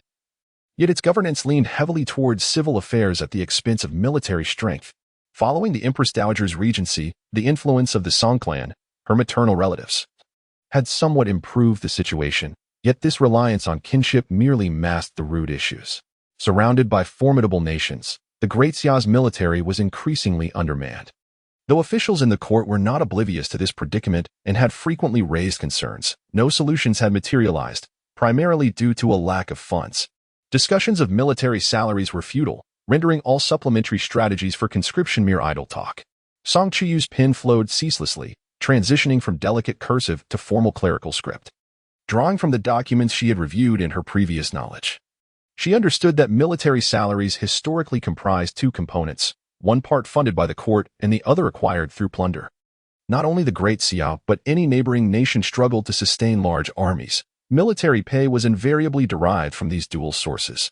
Years of calamity had beset the southern regions, worsening with each passing year, leaving even the southern troops with no spoils to seize due to unpaid salaries, leading to the disbandment of many military camps. Meanwhile, the Great Xia's archrival, the Zhou Kingdom, was actively recruiting and bolstering its forces, with their military pay structured more favorably than that of the Great Xia. If she were to propose conscription, it would inevitably hinge on the issue of military funding, a perpetual conundrum. The annual military expenditures were colossal, sufficient to cripple any treasury lacking prosperity. Should she mismanage this matter, it could prompt the Prince of Qi to mobilize his forces earlier than anticipated. Nevertheless, Song Chuyu's pen did not falter. She continued inscribing her thoughts. The formidable army of Lin Qingyuan was a testament to his diligent and exhaustive efforts. She aspired to cultivate a new era of prosperity. Such ambitions could not be realized without trials and tribulations. Yet her pen persisted, each word resonating with purpose, and every phrase ripe for implementation. Even if she could only claim a small territory, preparations must commence. In the serene confines of the Qian Hall's secret chamber, the sound of a pin drop could be heard amidst the stillness. The Empress Dowager was diligently responding to the various memorials from across the realm. Song Chuyu meticulously outlined her detailed plans. The hourglass had been turned anew. She placed her edict upon the Empress Dowager's desk, then returned to organize her lingering thoughts. The Empress Dowager cast a glance at her niece, dismissing her efforts as mere trifles.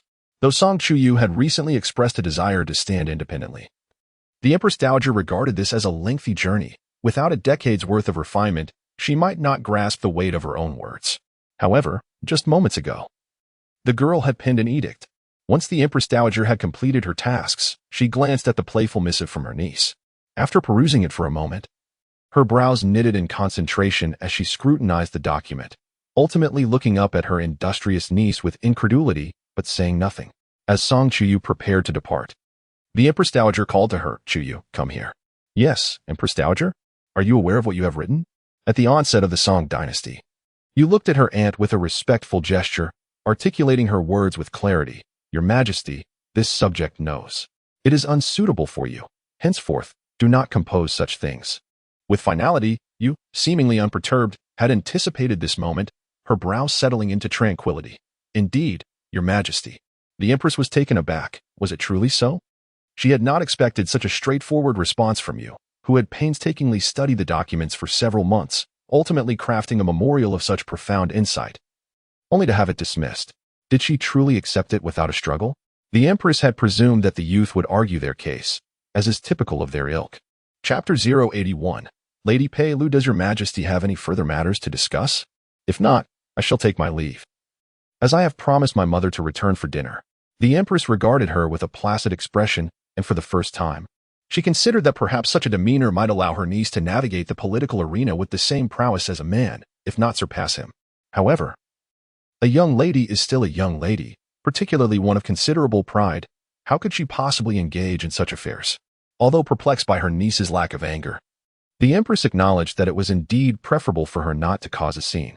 With a tone imbued with earnestness, she addressed her. Chuyu, my dear niece, I have given this considerable thought. Matters of state are not suited for you. Tomorrow, accompany Lord De to the Ministry of Internal Affairs. It would be beneficial for you to familiarize yourself with managing your dowry and affairs thereafter.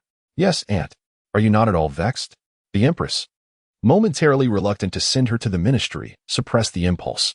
Chuyu, do you have anything to say? Song Chuyu was equally puzzled. What would you have me say? My dear Aunt, the matter of military affairs has already been addressed. It is only natural that you would disapprove, and it is better to act directly. The Empress concurred. Very well then. Adi, please fetch the aged ginseng from my storeroom for the princess. Yes, Aunt, I bid you farewell. For the first time, the Empress found herself unable to fully comprehend her niece. A proposal so well considered should not have been treated so lightly. Yet, here she was, seemingly unconcerned. Could it be mere coincidence that she had touched upon the right point? Yet, she certainly did not appear to be so. Song Chuyu had indeed promised her mother to dine with her. Her mother had repeatedly lamented her absence, and moreover, she needed to consult her half-brother, Song Shi. Princess, you have returned. The lady has been speaking of you for several days. She will surely be overjoyed upon your return. Song Chuyu placed her hand upon Wei Rui's arm. All the maids and servants awaiting at the door gathered joyfully, beaming as they greeted the princess, reminiscent of the days when she returned home as a young girl. Song Chuyu smiled, for this scene reaffirmed her resolve to prevent her sister-in-law from taking charge of the household. Princess, watch your step. Princess, take care. Suddenly halting, Song Chuyu observed an unfamiliar woman, led by the steward of the small gate, retreating from their path. An unsettling premonition gripped her. The woman, clad in plain attire yet exuding cheerfulness, bore an uncanny resemblance to Zhuang Mama. Please inquire about that person who just passed by. Who was she? And what was her purpose? Yes, Zhuang Mama returned swiftly. Princess, she is a matchmaker, here to propose for our illegitimate eldest son. Song Chuyu's countenance darkened. Song Shi? Indeed. Song Chuyu turned to the steward, who appeared abashed. He was unaware of this matter. A mere proposal for the illegitimate eldest son was not deemed a significant issue that warranted his attention. It was his oversight for failing to alleviate the concerns of his mistress. I am at fault. Should she come again, do not permit her to enter. How soon? It seems about right, for perhaps this is the very time it occurred in my previous life as well. She had always believed that the marriage prospects of every child in the household would be reported to her mother. Observing the beaming demeanor of the matchmaker, it seems that the marriage of Song Shi requires no consultation with his mother. As long as Lu Bo from the horse stable consents, the matter is settled.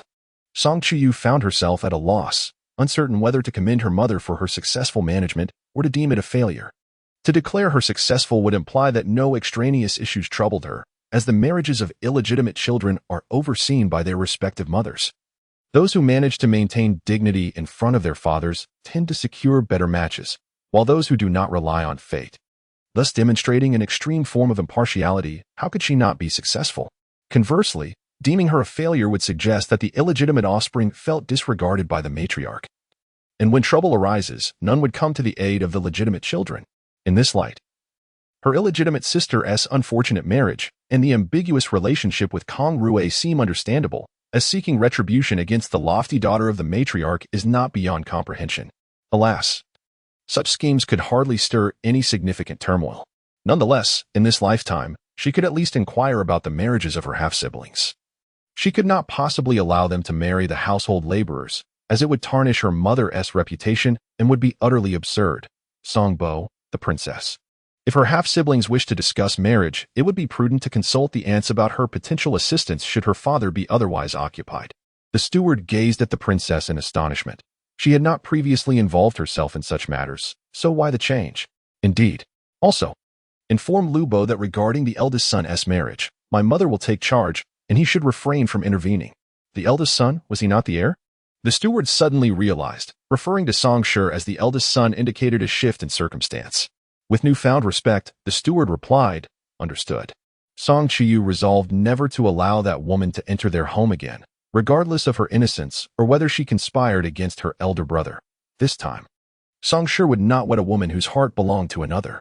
Within the Pei household, Pei Lianyang inadvertently pricked her finger with her embroidery needle, causing her delicate brows to furrow and her porcelain-like face to reveal her pain.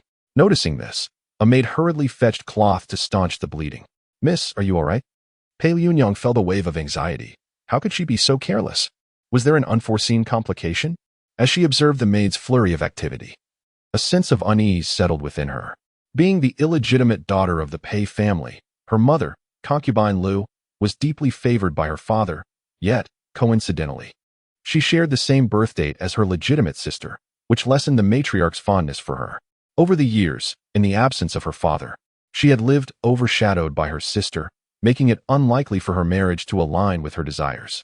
Furthermore, not long ago, the heir of the Duke of Zhenguo had visited their residence and was seen by the matriarch assisting her in retrieving a kite from a tree. The look in the matriarch's eyes at that moment foretold trouble.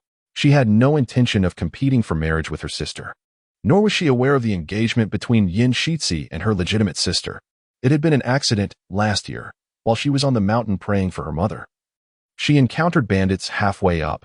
Fortunately, Yin Shixi rescued her, allowing her to escape with her life. Due to her injuries, he had no choice but to carry her out of the woods, and with her mother's illness worsening, they had met in private a few more times. But such encounters remained within the bounds of propriety, devoid of any impropriety.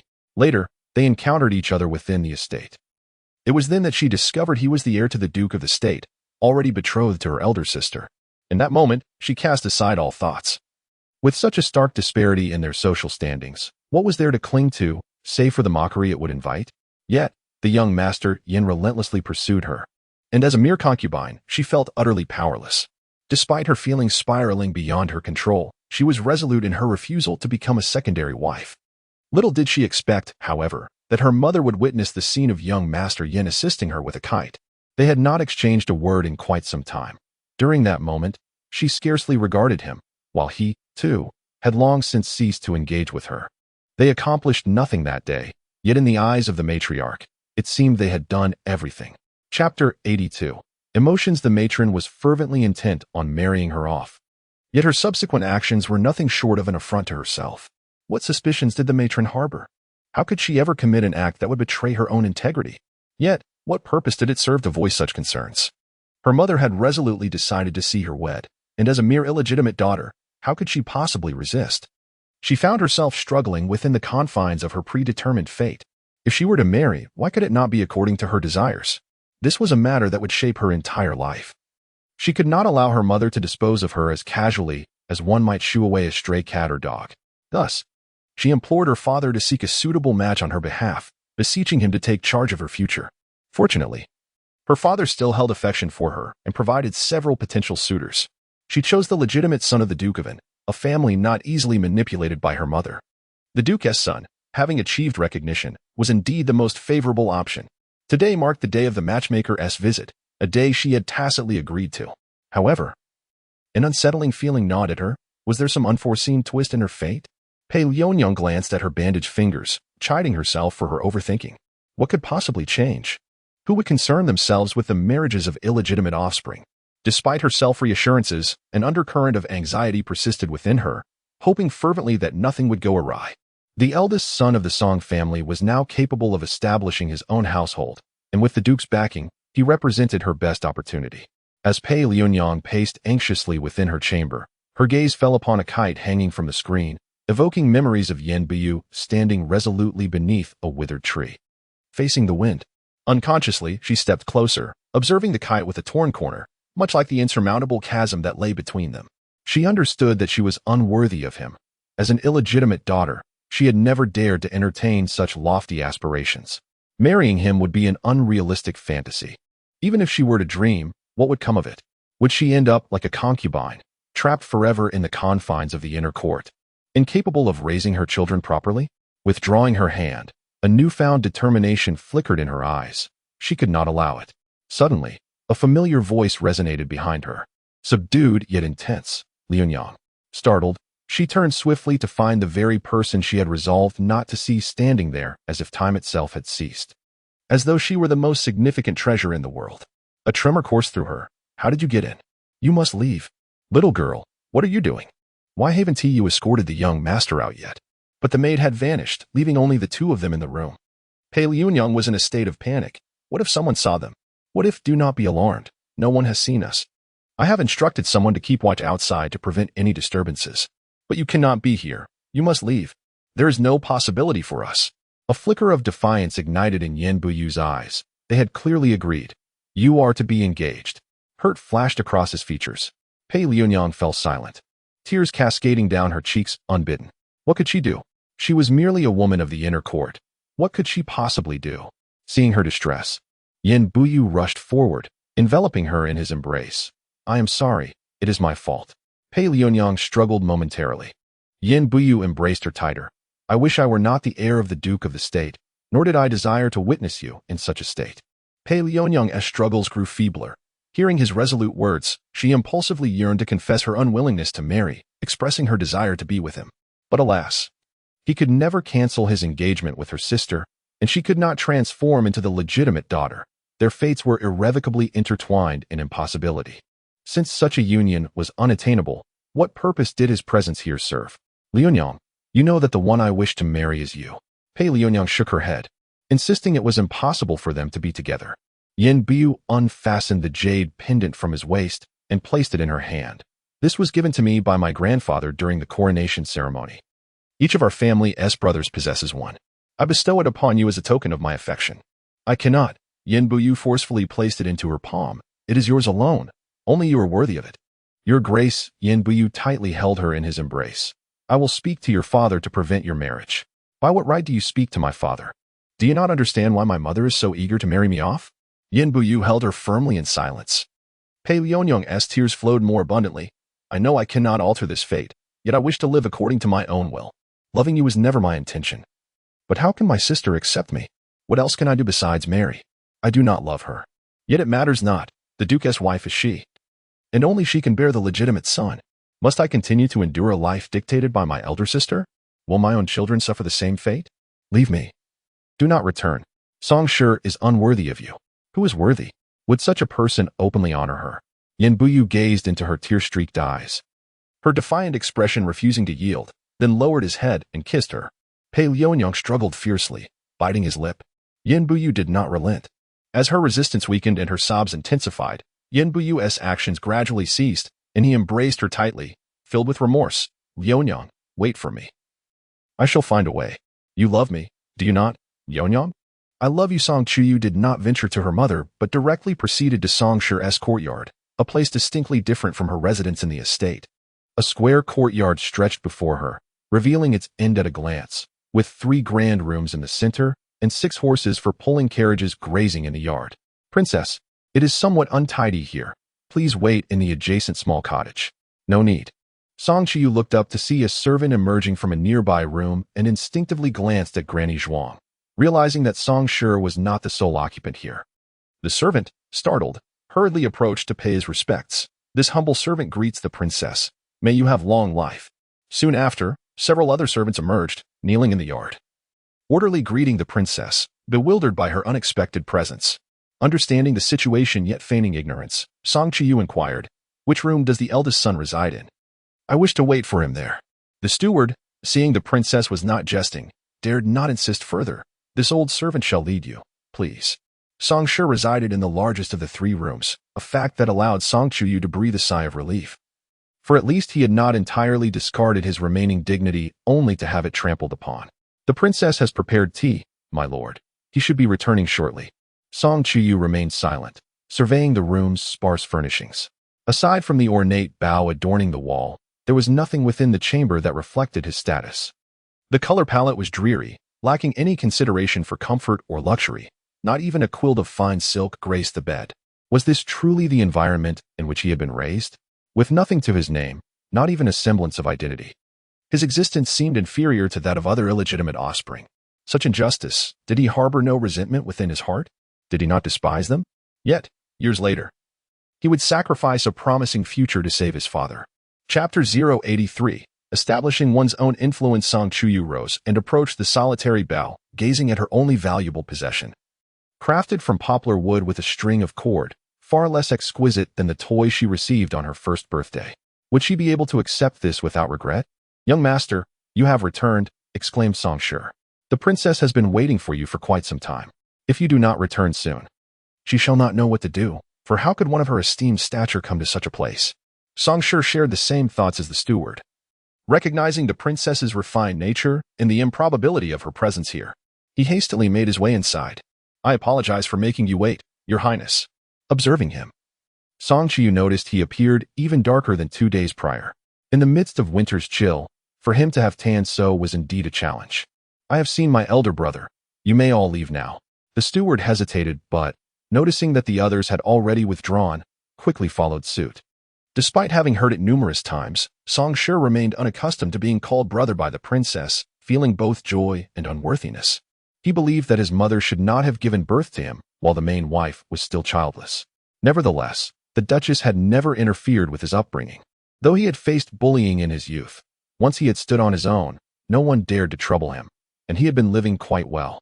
Song Chuyu stood on her toes to retrieve the bow from the wall. Alarmed, Song Shi rushed forward. Concerned about the weight of the bow and the possibility of it falling on the princess, only to see her holding it firmly. He smiled, impressed by her strength, yet worried that such thoughts might displease her. I happened to pass by earlier and saw the matchmaker leaving the Lu residence, seemingly to discuss a marriage proposal with you. Song Shi was taken aback, unprepared for the princess to confide such matters to him. Song Chiyu's arm began to ache as she replaced the bow. I find it unsuitable. I wish to discuss my brother's marriage with our mother. What does my brother think? Song Shi was momentarily bewildered. His mother and the princess were personally deliberating on his marriage? Did his elder brother have someone he liked? He hastily shook his head. No.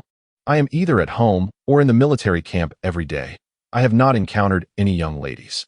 Song Chuyu chuckled. If my brother does not oppose, then I shall take charge of arranging his marriage with our mother. Feeling bashful, Song Shi was unsure how to respond, especially since his younger sister was broaching such topics. I shall listen to our mother.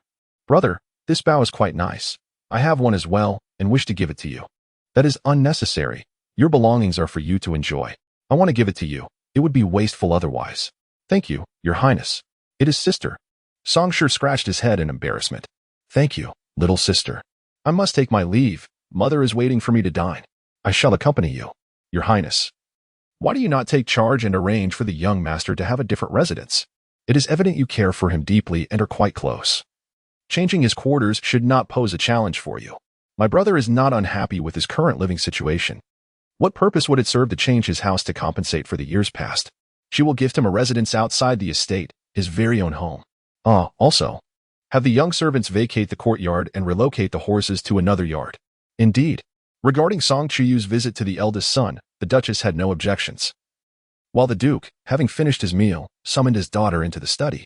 What did you do this afternoon? Father, you startled me. A young servant hurriedly lifted the curtain to enter. Duke, out. The servant, taken aback, quickly retreated. In her mind, Song Chuyu completed the servant's sentence. Realizing it was Lin Qingyuan who had come to fetch her, her mother and the steward would manage Qingyuan's affairs, allowing her to confidently reason with her father. Why are you so fierce? What wrong have I done?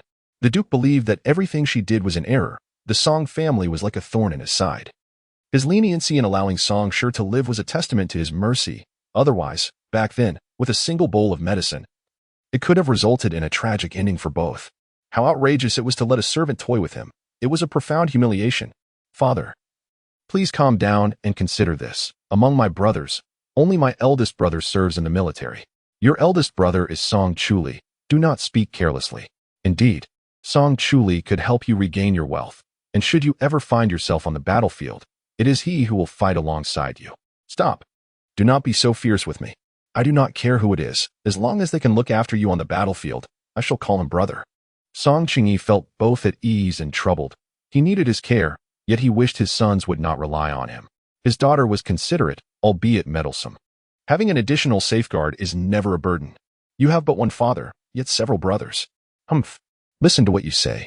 Enough. Your mother is not angry. Yet you remain so petty. Who is my father? A statesman can endure much. Do not flatter me. Refrain from visiting those unsavory places in the future. No. I believe my eldest brother is quite admirable. You have yet to witness his prowess, have you? His bow is remarkably heavy. Do not bother. I have no need to test him, nor do I lack sons. Indeed, both my eldest and second brothers are your good sons. I shall rely on them for my lifelong safety. Though Song Qingyi dotes on his two sons, he recognized that his daughter's words held merit. As long as those two rascals do not create trouble for his daughter, that is enough. They should protect her. Song Qingyi's expression softened slightly. But it need not be him. Father, observe your sons more closely, and you will find that my eldest brother is quite commendable. Despite our poor treatment of him, he still treats you well. My daughter does not need him to care for her. He merely needs to manage his own affairs. Moreover, he has saved you. For that alone, even if you were to harm her, it would not be entirely unjustifiable. Father, I wish to ask you for a favor. Speak. Please grant me a banner. I have recently felt that the estate is too large, and I am uneasy without someone to guard it. Why not request a military force? You have become insufferable due to your aunt's indulgence. How could it be? My aunt expects me to manage the internal affairs, yet I have hardly a few trustworthy individuals by my side. Am I truly capable of such a task? Did your aunt genuinely utter those words? I find it hard to believe. Let father inquire. This is sheer nonsense. You are but a young lady. Is that not so? Father will certainly speak with aunt. Father merely provided me with a banner, a mere 500 soldiers. Ridiculous. That is utterly impossible. Then father expects me to maintain my own personal guards. You, upon exiting. Song Chuyu did not anticipate encountering her second brother entertaining Lin Qingyuan. Her brother stood beside Lin Qingyuan, attentively listening to his explanations regarding the sand table on the desk. His demeanor earnest and solemn, occasionally posing questions to Qingyuan. Had she not witnessed it with her own eyes, she would have never believed this was her second brother. Chapter 084. Within reach, isn't this quite a significant expenditure? Song Chujia could almost foresee the silver that would be squandered like water. Lin Qingyuan nodded. I have refrained from mentioning it to second brother, precisely because it entails considerable costs. The two fell into a contemplative silence, gazing at the undulating mountains beyond which lay the vast and perilous sea of sand, a dreamlike yet treacherous expanse. Song Chuyu entered. Upon seeing her, Songda and Song Er hastily bowed respectfully. We pay our respects to the princess. At this, Lin Qingyuan quickly turned, instinctively stepping forward with a relaxed expression. Have you finished? Are you thirsty? Allow me to pour you a glass of water. Song Chujia shook his head, asserting that as a man, he should not always allow women to take the lead. Song Chuyu urged him not to fuss. Have you eaten? He had matters to attend to today. Originally intending to return directly, who would have thought he would take the detour? Eaten. Song Chujia scoffed. Would I deny your husband a meal? He has already dined. You and our parents truly, there's no rush. Why not wait for Qingyuan to dine with us? What a spectacle. Second brother. I wasn't sure if I would come. It is unreasonable to have our parents wait for me. Song Chuyu nearly laughed. When did second brother ever concern himself with the etiquette of hospitality? I never envisioned such words coming from you. Qingyuan has it hard outside. Do not always expect him to cater to your needs. How could I dare? With you as my second uncle guarding me, how could I offend him? What were you two discussing just now? Do you require my assistance? It is nothing concerning you. Lin Qingyuan quickly interjected. We were examining the sand table. Would you like to take a look, princess? Song Chujia was at a loss for words. Women, it seemed, inevitably invited complications. Song Chuyu gazed at the familiar sea of sand, recalling her past life where she commanded several ships upon the ocean. Are you considering maritime trade? It is second brother who harbors such intentions. Song Chuyu cast a skeptical glance at her brother, questioning his awareness. What does he know? He probably cannot even distinguish between the four directions beyond the capital. Maritime trade? Lin Qingyuan interjected. To be fair, I have been exerting effort in this matter. I may soon take up a position within the Ministry of Internal Affairs. Silver is not unmanageable. Song Chujie dismissed the notion with disdain. Will you be repairing tombs or the imperial gardens? Song Chuyu recognized that her brother had developed a sharp tongue. What? Does second brother believe these funds have better uses? Perhaps to procure a few beauties? The princess means to lend assistance to second brother. She always has his well-being in mind. Otherwise, she would not be so diligent. Upon hearing the word beauties, Song Chujie instinctively felt repulsed, shuddering involuntarily. Just yesterday, he had taken an interest in procuring a couple of exotic beauties. However, those two had overindulged in 5-stone powder, and inexplicably, before his eyes, their flesh had begun to sag grotesquely, leaving him utterly nauseated at the memory. What is the matter with you? Lin Qingyuan also turned to him. Those two beauties had been his arrangement, specifically intended for his brother. He wished to expedite matters and avoid giving the princess cause to intervene personally, striving to ensure everything proceeded flawlessly to earn her trust. Song Chujie wished to avoid the topic of beauties, feeling physically ill at the mere mention of it. It's nothing. I just need a moment to recover. In the early days of the Song dynasty, Song Chuyu glanced at Lin Qingyuan, who subtly nodded to the princess. Song Chuyu understood. If her elder brother was unwell, he should consult a physician. Lin Qingyuan also cast a concerned glance at his second uncle. Aware that the two beauties, one male and one female, were summoned to ensure his uncle's recovery was memorable. Everything is fine, Song Chujie mused, feeling a streak of misfortune lately. Uncertain of its origin. What were we discussing earlier? Lin Qingyuan, reluctant to speak further, noted that the princess had returned and it was getting late. They ought to take their leave. Elder brother, your complexion appears rather poor. Would you like to rest first? We can converse another day. Very well. I do need to ponder how to handle this silver, he replied. I shall seek you out tomorrow. It's getting late, and I will escort you out. Chuyu. I heard you met with Songshi. Song Chuyu nodded, wanting to say something. It is as it is. If father uttered any unkind words, do not take them to heart. After all, Songshi is our elder brother. There is no reason to avoid him. Song Chuyu found it hard to believe such words came from her elder brother. What are you looking at me for? Nothing. You are different now, elder brother. That remains true. The carriage rolled smoothly away, with Song Chuyu holding Lin Qingyuan's hand, the warmth from the brazier casting a rosy glow on her profile. She lowered her gaze, observing the distinct lines of his palm, then gently closed his hand. Thank you for your concern. Lin Qingyuan quietly allowed her to play with his hand. It was nothing. It is merely my indecisiveness that troubles you. I have some leads on elder brother's matter. The carefree gambling house should be linked to the Qi Wang of the Northwest. Qi Wang. There are issues there. Such a substantial sum, one cannot merely assume it is for indulgent pleasures. Do you recall the 200 taels of silver I left at home? It has nearly filled a storeroom along with the underground chamber. The amount he requires exceeds the profits of the 3 gambling houses combined. Moreover, the recent batch of silver that Kang Guang moved in came from a small workshop owned by the Qi Wang's wife's family. Lin Qingyuan surmised that the carefree gambling house would soon cease to provide silver. This was why they had managed to endure for so long without requesting protection. For he had powerful backing. If his assumptions were correct, Kang Guang would not supply more silver next time. The Qi Wang's family was not in a position to endlessly fill the void. He intended to have the carefree gambling house settle debts with their establishment. Song Chuyu contemplated this. There were still 7 years until the Qi Wang made his move, and it was time for the Northwest to stir. She released his hand. Lin Qingyuan's palm felt empty as he withdrew it quietly, placing it within her reach. Chapter 085. Do not depart. The carriage swayed gently as Song Chuyu and Lin Qingyuan sat side by side, the flames of the brazier dancing between them, creating a serene and harmonious atmosphere within. Lin Qingyuan gazed down at the back of her hand, not reclaiming it, suggesting perhaps a disinclination towards the playful touch. I have some thoughts regarding maritime routes, she ventured. Huh? Lin Qingyuan snapped back to attention, her eyes brimming with affection as she contemplated what the princess had inquired. Quickly reining in her thoughts. What are your views on maritime routes?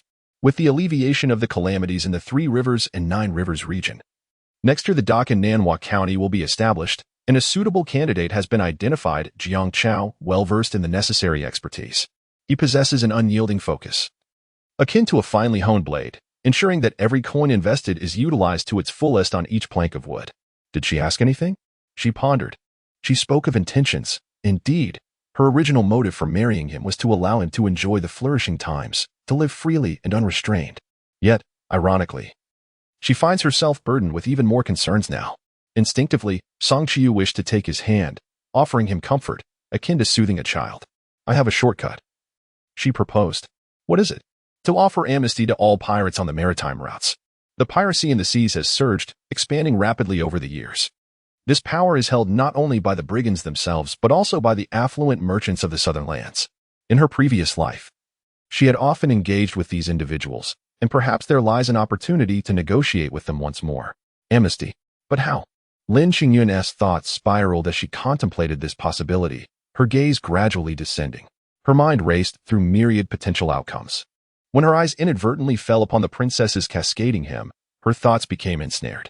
The intricate intertwining patterns symbolized marital harmony and a bountiful lineage.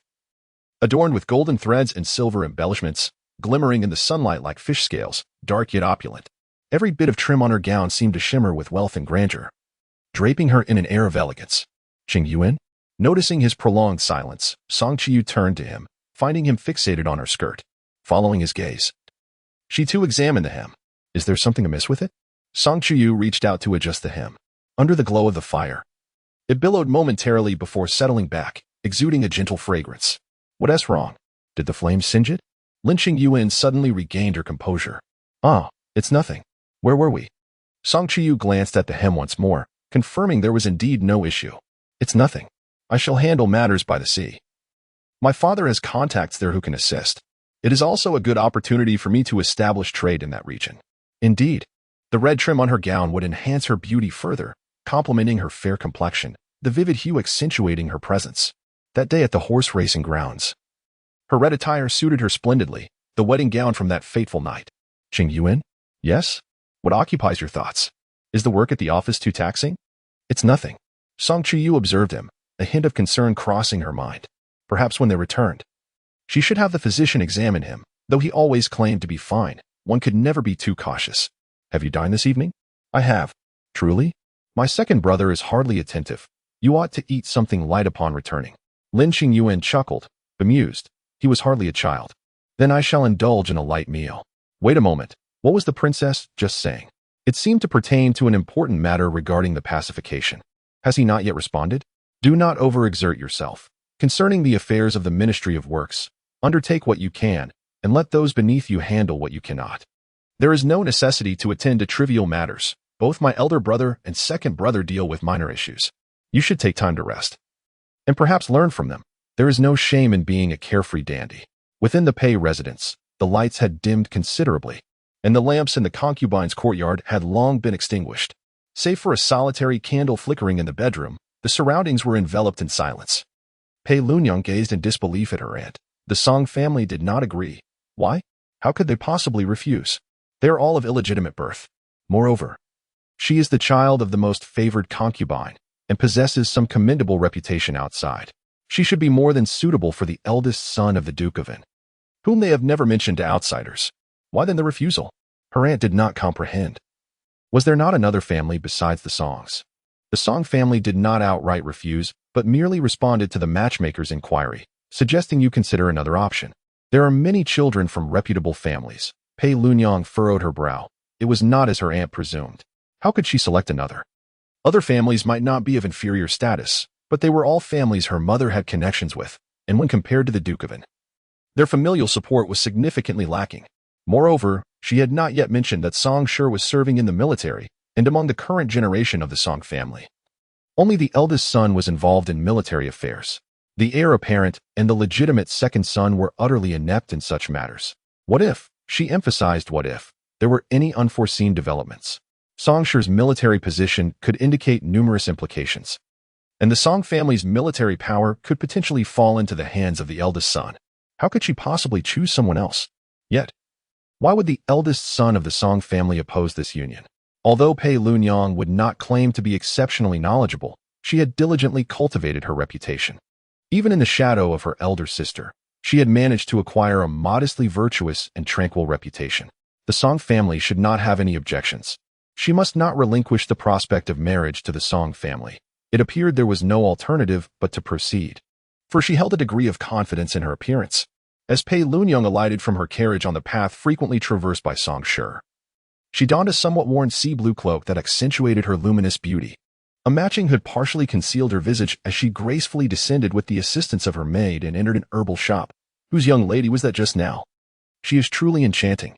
Song Shi did not pay heed, admonishing, "Do not speak carelessly. It could tarnish the young lady's reputation. She is indeed captivating, if you do not believe me. Take a glance as we pass by." Song Shi chose not to look. He had no such inclinations, and moreover, the princess had mentioned she would concern herself with his marital affairs. If rumors spread of him gazing at young ladies, it would reflect poorly on him and complicate matters for the princess and his mother during the matchmaking process. Thus, Song Shi refrained from looking. However, for 3 consecutive days, he encountered this young lady. Song Ge, has that girl been crying? Just now, the wind blew, and I saw her eyes were red and swollen. She comes to the herbal shop at this hour daily. Could it be that a senior in her family is ill? Song Shi urged him to ponder more thoughtfully, as the cakes in his hand cost only a few coins each, and he should not concern himself with the matters of the herbal shop. Consequently, on the 4th day, he met that young lady once more. This time, Li Taitu has discovered which young lady it is. Shirtu Gu, she is the 6th miss from the Pei family, as revealed by a clerk at the herbal shop. Isn't that impressive? Upon hearing this, Song Shi finally reacted. The Pei family? Li Taitu was immediately exhilarated, saying, "So, you are interested now? How could one not be moved by such a beautiful girl?" Indeed, the Pei family of the Dali Temple minister is well known. It is said that the 6th miss has a delightful temperament, is kind-hearted, and dutiful. Apparently, the matriarch of the Pei family has caught a cold, and she has been attending to her, which is why she comes by daily. Song Shi recalled that the last time a marriage proposal was made to his family, it was from the Pei family regarding their 6th daughter. The next day, when Song Shi returned to the military camp, he deliberately avoided that street. Since the princess did not accept the marriage proposal from the Pei family, it indicated her disinterest in them. Therefore, he wished to avoid any unnecessary trouble and chose not to traverse that street. Chapter 086. The ornament Song Chuyu was somewhat surprised. Did he truly refrain from taking that street? Wei Yi nodded. Indeed, Your Highness. The eldest son makes a detour to the military camp each day. In Song Chuyu's memory, her half-sister-in-law was strikingly beautiful, genuinely captivating. After marriage, her elder brother treated her exceptionally well. If we were to suggest that every romantic relationship begins with attraction to beauty, then Pei Liunyang's appearance undoubtedly sparked her brother's interest. Initially, Song Chuyu was somewhat uncertain of Pei Liunyang's intentions, but now, following her clear withdrawal from the engagement with the Song family, her frequent appearances before her brother could hardly escape suspicion. It was evident that she intended to marry into the Song family, though it remained unclear whether it was to avoid calamity or if she had already set her sights on her brother's future. Regardless of the motive, it was prudent to take precautions. Perhaps this was simply how it was meant to be. Wei Rui entered with tea. Your Highness, Miss Pei is quite admirable. Is there someone you prefer instead? Song Chuyu glanced at Wei Rui before averting her gaze. Indeed, she did have a suitable candidate in mind, however. The chosen one seemed indifferent towards her brother, General Meng's legitimate daughter, Meng Jianyang. A woman of exceptional prowess, she could be regarded as Lin Qingyuan's right hand. Her fierceness was likely equal to that of any man, and Song Shi required such a bold and capable partner. Alas, unless old Master Meng had lost his wits and decided to marry his legitimate daughter to an illegitimate son, it was merely a futile discussion. Song Chuyu urged herself to consider practical matters. Admittedly, her brother's marriage was not difficult to arrange, but avoiding Pei Liunyang would not guarantee the next woman would not harbor ulterior motives.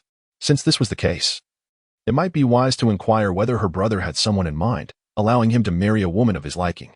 Qin Lianxiu had spent 2 days at the market without selling the pine and cypress she held. Anxiously, she visited several flower shops. The only one willing to purchase offered an abysmal price. Kang Rui had bought it for 3 or 2 silver coins, yet they offered merely 1. What could 1 silver coin accomplish? It barely covered half a year's tuition, excluding the costs of writing materials. It was utterly inadequate. She had not anticipated that such an item would be so unwanted, nor that no one would buy it. Look at this ornament. It is quite lovely, she insisted, unable to articulate its charm. Kang Rui had claimed it was splendid, and she echoed that sentiment. Yet such items were neither consumable nor wearable, and those willing to buy offered scant compensation. She wondered what Kang Rui originally intended in purchasing it. What a waste of silver. Move along, I shan't buy it. After facing repeated rejections, What little courage Qin Lianxiu possessed dwindled into timidity. Little sister, you're back. Haven't he sold it yet? Well, who would want something that cannot be eaten or worn? How about I give you a silver coin for it? Enough, don't tease Lianxiu. Perhaps you could visit the back door of the wealthy. The stewards and literate servants there might have an interest and could offer a decent price. Qin Lianxiu looked over eagerly. I don't know where that place is. She had never been. All right, I shall take you tomorrow. Thank you, Aunt Li. Thank you. It's just a broken potted plant. If you don't want to discuss it, then let us not. The following day, outside the high-wall back door. After the prospective buyer scrutinized the ornament for half an hour, it was sold for 1.5 silver coins, the highest bid thus far. When Aunt Li returned with Qin Lianxiu, she felt a sense of helplessness. I see your little uncle has quite an affinity for such things. Alas, these are luxuries beyond the reach of people like us, meant solely for those residing in grand estates. Qin Lianxiu gazed at the seemingly endless courtyard walls. Reflecting on the imposing demeanor of the steward she had just encountered, feeling both powerless and envious. Is this what it means to belong to a prominent family? Even the steward carries such dignity, residing in such a vast mansion with so many attendants. The people within these walls would never deign to sell potted plants. Aunt Li inquired, do you know whose family this is? I do not. It belongs to the Liu family of Jingshuan. The steward who just left is the head steward of their kitchen, possessing ample silver. All the stewards of these affluent families hold themselves in high regard. Is that so? It is indeed respectable. Qin Lianxiu couldn't help but turn back to glance at the towering gray walls of the courtyard, fully aware of her own envy. The news of Sister Kang Rui selling Kang Rui's pine and cypress ornaments spread throughout the courtyard like wildfire. Those with nothing better to do were eager to gossip. Kang Rui now has to support his sister-in-law. It isn't easy. Who can argue with that? And there's a younger one to consider. If he doesn't sell his belongings, what will he sell? I foresee Kang Rui's life becoming quite strained. With more mouths chiming in, how could it not be tight? Kang Rui had not anticipated that a trivial task he assigned to Qin Lianxiu would become common knowledge. Selling an ornament, after all, could hardly warrant a street-side proclamation. She must have thought it akin to selling needles and threads. Such matters should first involve discerning others' preferences before making a precise move. How could she not comprehend this? Furthermore, why had she sold items worth a few taels for over a tael? Qin Lianxiu felt wronged. No one wanted such things. What could I do? How could no one want them? In the past, those ornaments on his table were in high demand. They were handed out faster than they could be offered. Suddenly, Kang Rui realized he was no longer a second-rank official, nor the son-in-law of the Duke of An Guo. He felt deflated, like a punctured balloon, and resignedly said, fine.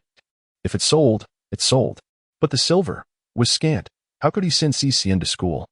Kang Rui gazed at the little over a tael of broken silver, feeling utterly depleted. I will teach Cici the basics. Qin Lianxiu sighed with relief. This way, they could save some silver and live a bit more comfortably.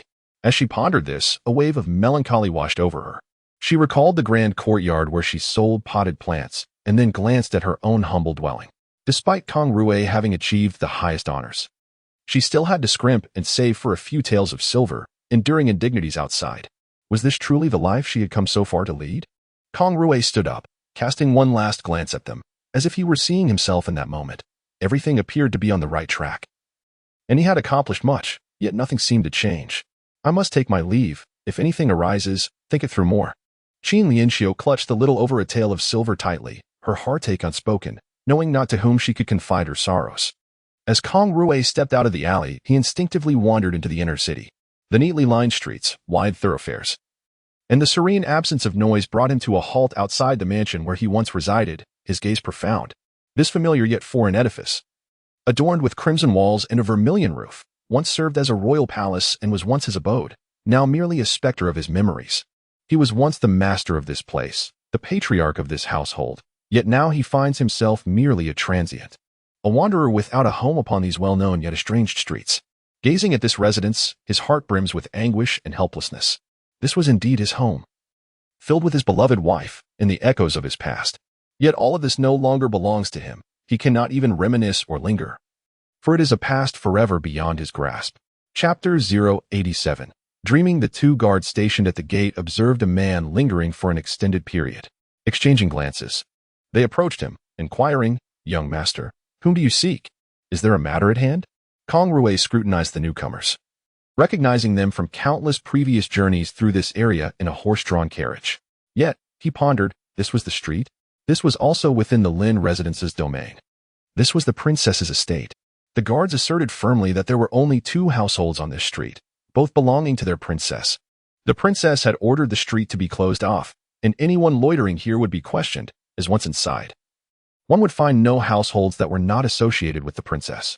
Kang Rui felt a sense of defeat at the sight of the formerly servile attendants now standing tall and resolute before him. If the young master has no business here, it would be prudent not to linger. What if he chose to remain?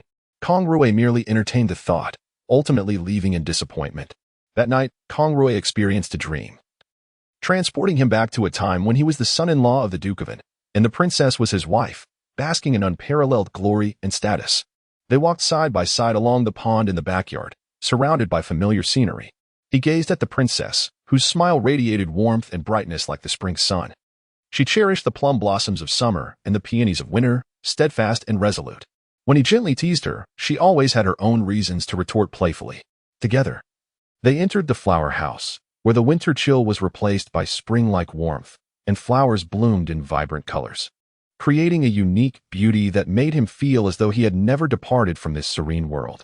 The princess's hand rested lightly on his, their eyes meeting, revealing her unreserved trust and affection. Suddenly, Kang Rui reached out, yearning to grasp her emotions, but found himself stumbling, awakening in a sweat. His surroundings were shrouded in darkness, adorned with coarse bed curtains and a hard, unyielding bed. The room bore no fragrance of incense, only the scent of mugwort. There was no princess, no garden filled with blooming flowers. At this hour, his awakening did not disturb the night watchman, nor was there anyone to wipe away his sweat. Kang Rui lay back down, feeling an emptiness he had anticipated. Hence, with the implementation of equal distribution of land, would he be able to ascend? And what of the marriage with the Liu family? Kang Rui's thoughts drifted back to the woman in his dream, who proudly asked him if the peonies were beautiful, unaware that she surpassed them 1,000-fold in beauty. How could he ever accept another as his wife? Perhaps it was best to abandon the notion of marriage altogether. Have the rumor mongers been identified?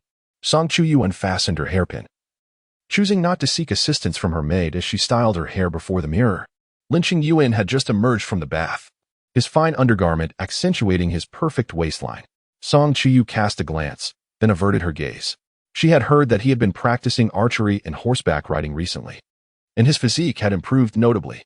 Some suspicions arose. Kang Rui had inadvertently mentioned something that had been magnified by certain individuals. Due to the affairs in the southern territories, some had long harbored grievances against Minister Gong, an inevitable occurrence. Chuyu paused momentarily, pondering Kang Rui's name.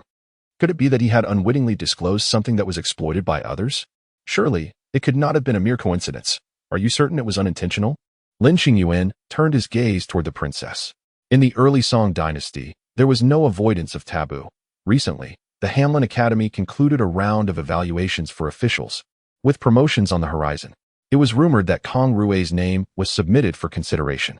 Given his lack of decorum, it would be prudent for him to reflect deeply this time and refrain from elevation. Lin Qingyuan felt a peculiar sensation, as if someone were shielding him from behind, prompting a moment of unexpected kindness. Might this be a tad excessive? After all, no significant harm has been done. They have already targeted you, and yet you still possess a compassionate heart. Lin Qingyuan was momentarily taken aback. It was the first time someone had remarked on his benevolence, a notion he found both unfamiliar and delightfully appealing. After all, who would prefer to be perceived as gloomy and unlikable? Thus, he was indeed kind-hearted, having always been so. Devoid of temper, this pertained to a matter of great significance in his life. His life was still unfolding, and he did not lack for this one pivotal event.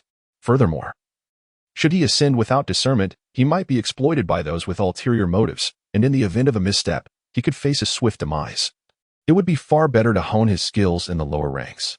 What on earth are you changing clothes for? I intend to go horseback riding.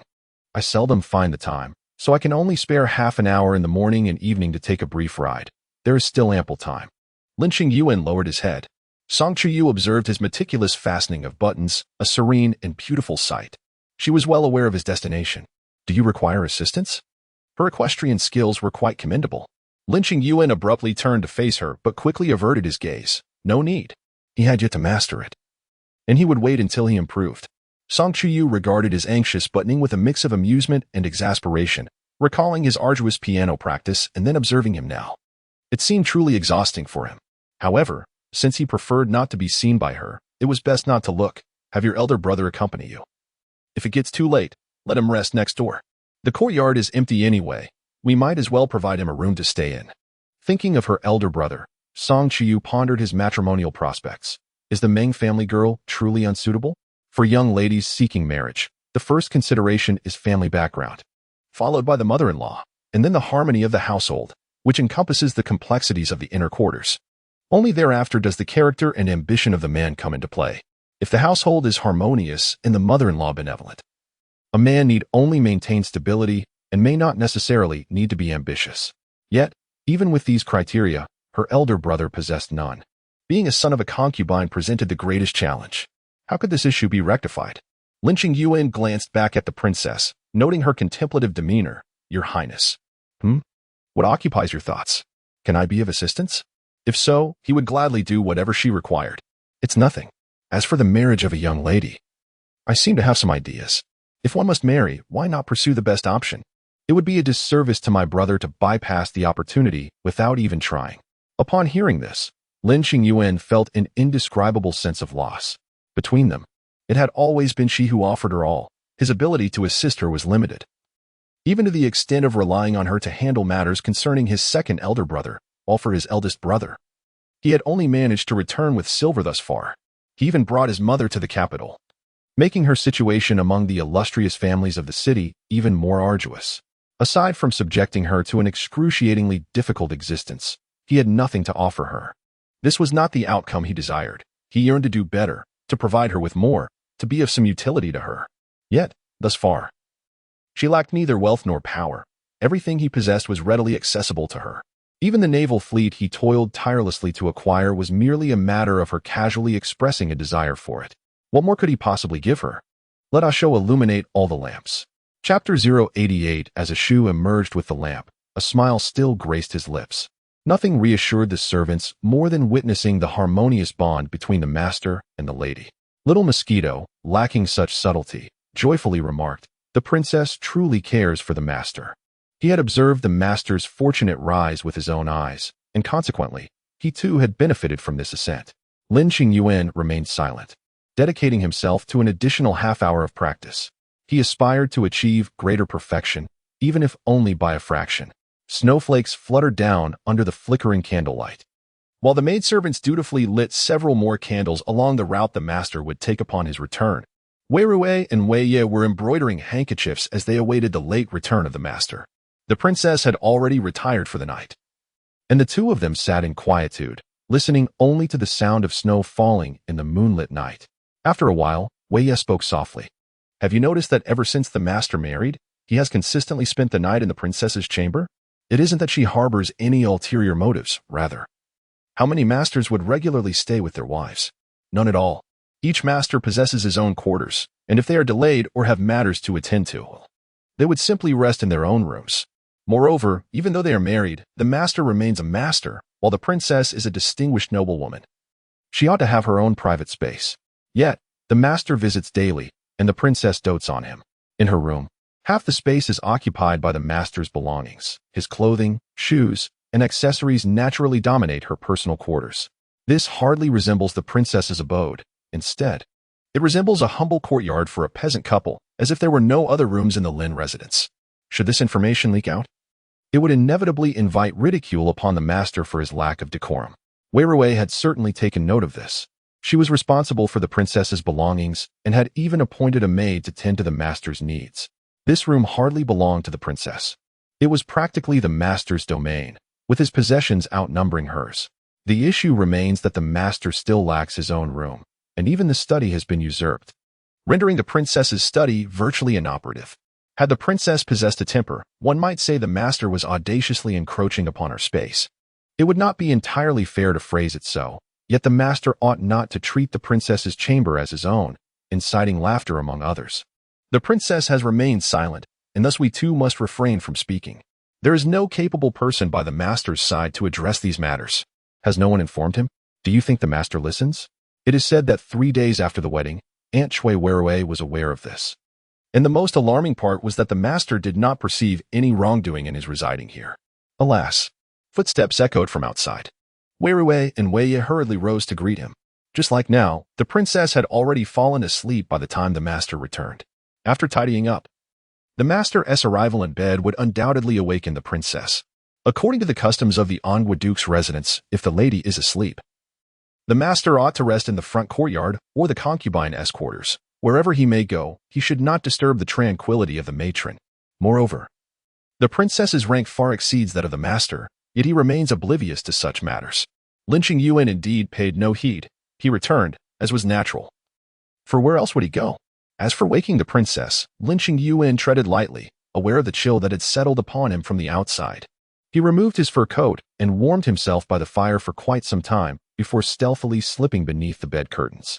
After much contemplation, he carefully gathered the princess into his embrace, surrendering to slumber. The following day, Song Chuyu was roused from her dreams by a curious sensation.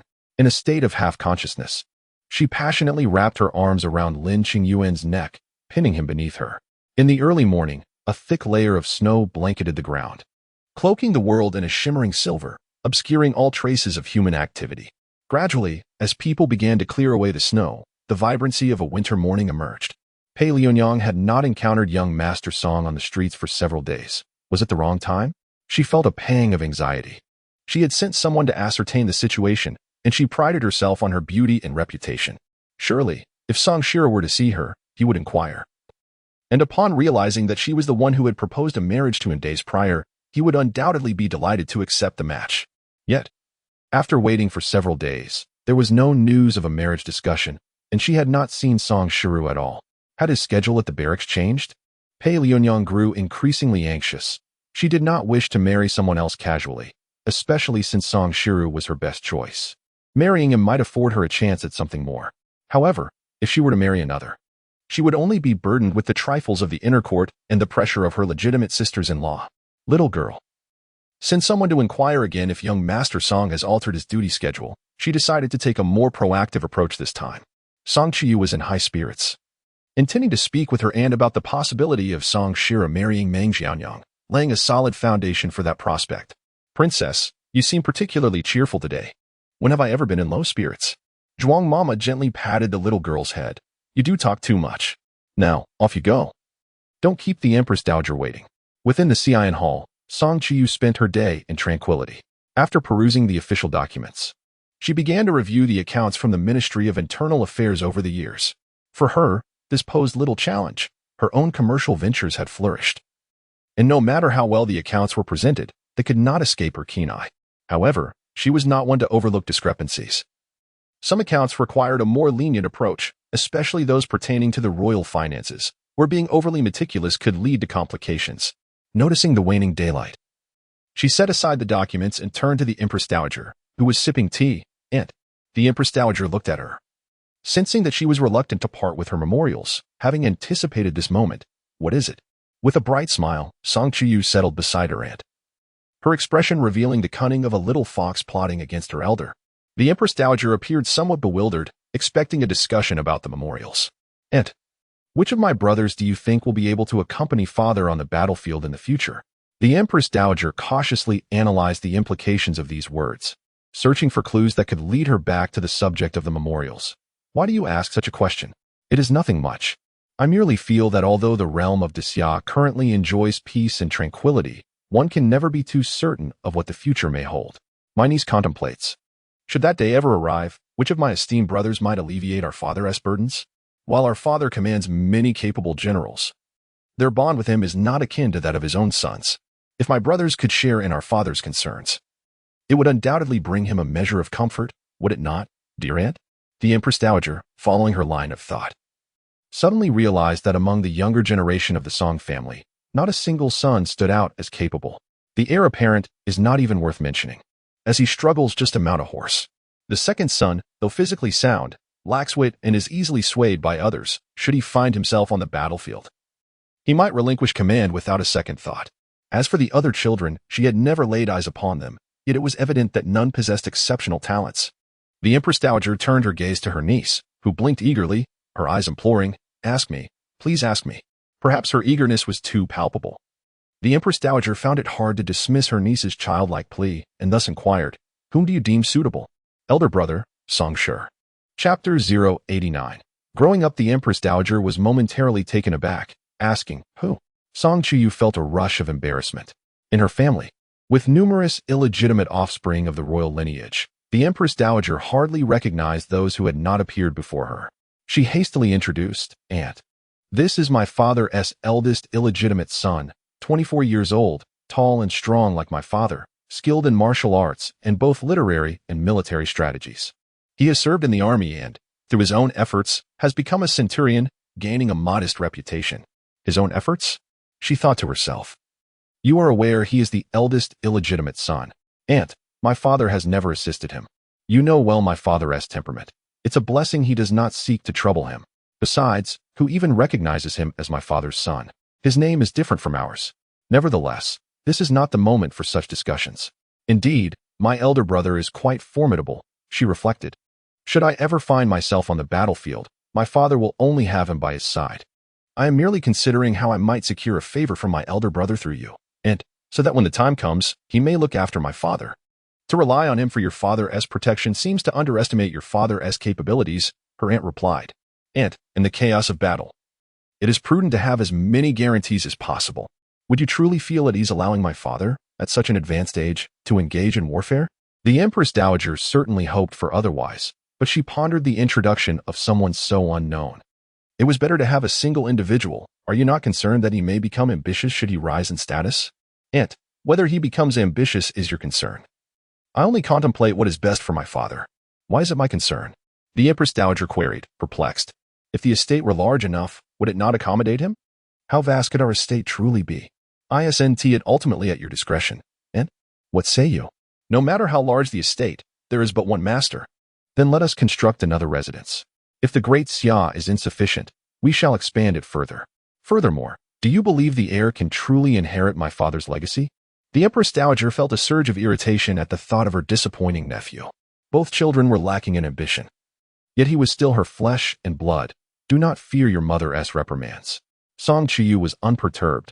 A mother may indulge her child, but she must not blind herself to their true nature. A child is what they are, and only by recognizing that can one understand how to love them.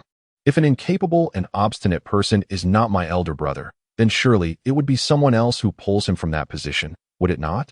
In her past life, he had been thoroughly uprooted, losing everything but the title of duke, subsisting on a meager stipend, and squandering the family estate. The Empress Dowager regarded her thoughtfully. Song Chuyu touched her own face, and, in the span of just a few days since the last edict, she seemed to have changed significantly.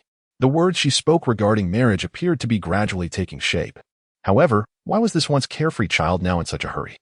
The Empress Dowager observed the rows of attendants standing behind Chuyu, as she sat elegantly to the side, exuding an air of noble composure. The Empress Dowager sensed an inkling of understanding, yet remained uncertain. Was it due to her husband's lowly status that she felt compelled to rise? Or had she encountered some dilemma? Why did he seem to mature overnight? What advantages do you wish to gain for your brother? A fifth-rank official, 1,000 households. How audacious. Does your aunt believe he is unworthy? Yet, the niece contends that had it not been for father's persistent pressure to elevate him, he would have long attained that position. Unlike us, elder brother is tall and robust, resembling father. At the tender age of 13 or 14, he feigned adulthood to partake in battles, earning considerable accolades. Upon seeing his name, father exerted continuous pressure, fearing the capital might recall his past affairs. Well, I should refrain from speaking of father, yet this is the truth. If you doubt it, and could send him to the frontier, where General Ming leads the valiant Ming family army, stationed at the forefront of the borders, perfect for elder brother, who would undoubtedly make Aunt proud. Are you contemplating the Ming family army? I am merely concerned about my father's obstinacy in suppressing elder brother. He is truly remarkable, deserving of an opportunity befitting his talents. Primarily, it is for father's sake. A man of his stature surely desires a worthy heir to carry on his legacy. My two brothers are without opportunity, and the remaining offspring are lacking in merit. Though father may feign toughness, wouldn't he regret missing out on elder brother? The Empress Dowager is well aware that the An Guo Duke's residence is upheld solely by Chang Yi. Now, the third son is also capable of sharing his burdens. But alas, she is but a girl. What enchantment has he cast upon you? If he had bewitched me, it would be a relief, however. I fear that the more I witness, the clearer it becomes what truly matters to father. and I dread not measuring up. The Empress Dowager, observing her niece's forlorn expression, felt a pang of sorrow, for she is but a child. She wished to reach out and comfort the girl. Yet, Song Chuyu preemptively grasped the Empress Dowager's hand, her demeanor resolute. Even if we consider the worst-case scenario, should he prove beneficial to Aunt, the Emperor, and the realm? What would it matter if he ascended by treading upon his niece's shoulders? I would willingly bear that burden. Do not speak such nonsense. Who dares to ascend by stepping upon you? I shall ensure they rise and fall accordingly. Aunt, by then, the governance will have shifted. Who will be allowed to fall? Song Chuyu spoke in hushed tones. The Empress Dowager found herself momentarily speechless. Oh, Aunt, please do not let this utterance tarnish your impression of elder brother. He truly is exceptional, yet he has endured father's disdain since childhood, leading a rather arduous life. Few in the military are even aware he is the eldest son of the An Guo Duke's household. Had he been father's legitimate son? How much more would you have ached for him? Your aunt cares for you dearly, and she has little time to spare for others. The Empress Dowager gently stroked her niece's head, genuinely concerned for her. For the family's sake, she bore no qualms about others stepping on her. She had previously thought the child too young to comprehend anything, yet now, it was rather heart-wrenching. Reflecting on it, perhaps it would be nice if the child could remain perpetually innocent, never growing up, regarding your personal guards, and has agreed. Aunt? The Empress Dowager has consented. If you can afford it, 3,000 personal guards are permissible. But I never mentioned this to you. Silly child, these matters are of utmost importance to you. Regardless of how earnestly you engage with the affairs of the Duke's residence, they remain the concerns of your maternal family, not yours. Your aunt has also consented. As for your elder brother's favor, bestow upon him whatever you wish. Should he possess even a modicum of conscience, he ought to recognize that he has a wonderful sister. As for your aunt, she acknowledges that he once saved our father, thus he need not dwell on his own kindness to be deemed a good man. I have always known that my aunt cherishes me the most. Yet, the Empress Dowager finds this insufficient. When Song Chuyu departed from the palace, the Empress Dowager instructed the maids to rummage through the storerooms for her most treasured possessions, preparing 2 large trunks filled with gold, silver, jade, antiquities, and paintings to present to Song Chuyu. If the dragon throne were hers, she would be inclined to have her niece sit upon it, wishing to reward her obedient and understanding demeanor. Chapter 090, Calligraphy and Painting. Select a few exquisite pieces to adorn the study on the side of the master. She had lost interest in these matters and felt no need to display them in her space. After all, they all resided within the same study. Upon returning home, Lin Qingyuan paused in surprise as he beheld a precious ink treasure from a revered sage prominently displayed on the wall of his study. He stood before it for a considerable time, pondering, "What is this?" "Master," came the response, "this was sent over by the princess. It appears rather old and tattered. Perhaps it is not suitable?" Little Mosquito had no understanding of such matters. Ashu glanced at him, but remained silent. Lin Qingyuan promptly instructed someone to take it down and conceal it. Such a precious item should not be left to gather dust. It ought to be preserved with care, archived appropriately, and stored securely. After taking a few steps, he paused again. "This," Ashu spoke first, "Master, this is a unique edition. The princess mentioned you might wish to see it." Lin Qingyuan was struck dumb for an even longer duration. He casually rolled up his sleeves, washed his hands, lit incense, and prepared his ink, paper, and brush, before cautiously opening the unique edition and diligently transcribing each character within. Afterward, he closed it reverently and took it to the storeroom. Upon entering, he beheld the shelves of rosewood filled with an array of unique editions, calligraphy, and paintings. His excitement was palpable as he perused the titles of each book, prompting him to retrieve his ink and meticulously copy them one by one. As evening approached and dinner time neared, Song Chuyu had yet to see Lin Qingyuan. "Where is the master?" she inquired. Replying to the princess, "The master is transcribing books in the storeroom." "Why would he go there to copy books? There are no tables, chairs, or inkstones. How can the attendant serve him?" "The master stated that those books are precious and must remain in the storeroom, so he is transcribing there." "It's merely a book," she remarked. Suddenly, she recalled their first encounter in the study hall, where, despite having little money, he insisted on purchasing a fan. It was evident that Lin Qingyuan possessed an inherent taste for elegance and naturally gravitated towards aged texts. She decided to take her mother to dinner first. Today, Lin Qingyuan truly witnessed the Empress's fondness for the princess. The royal library, with its renowned literary works, was replete with treasures, countless antiques and artworks, including a set of renowned calligraphy that had previously only existed in legend. Lin Qingyuan was aware of his own materialism, yet he found himself more enamored with the fragrant ink imbued with the passage of time. Moreover, the collection featured masterpieces from esteemed artists, their strokes flowing like water. A sight to behold. He wished not only to transcribe these works but to enshrine them, allowing the scent of ink to permeate the air. A reminder of time's gentle passage. After dinner, Chuyu noticed Lin Qingyuan still had not returned. Reluctantly, she made her way to the storeroom. Observing his earnest transcription, she shook her head with a bemused smile.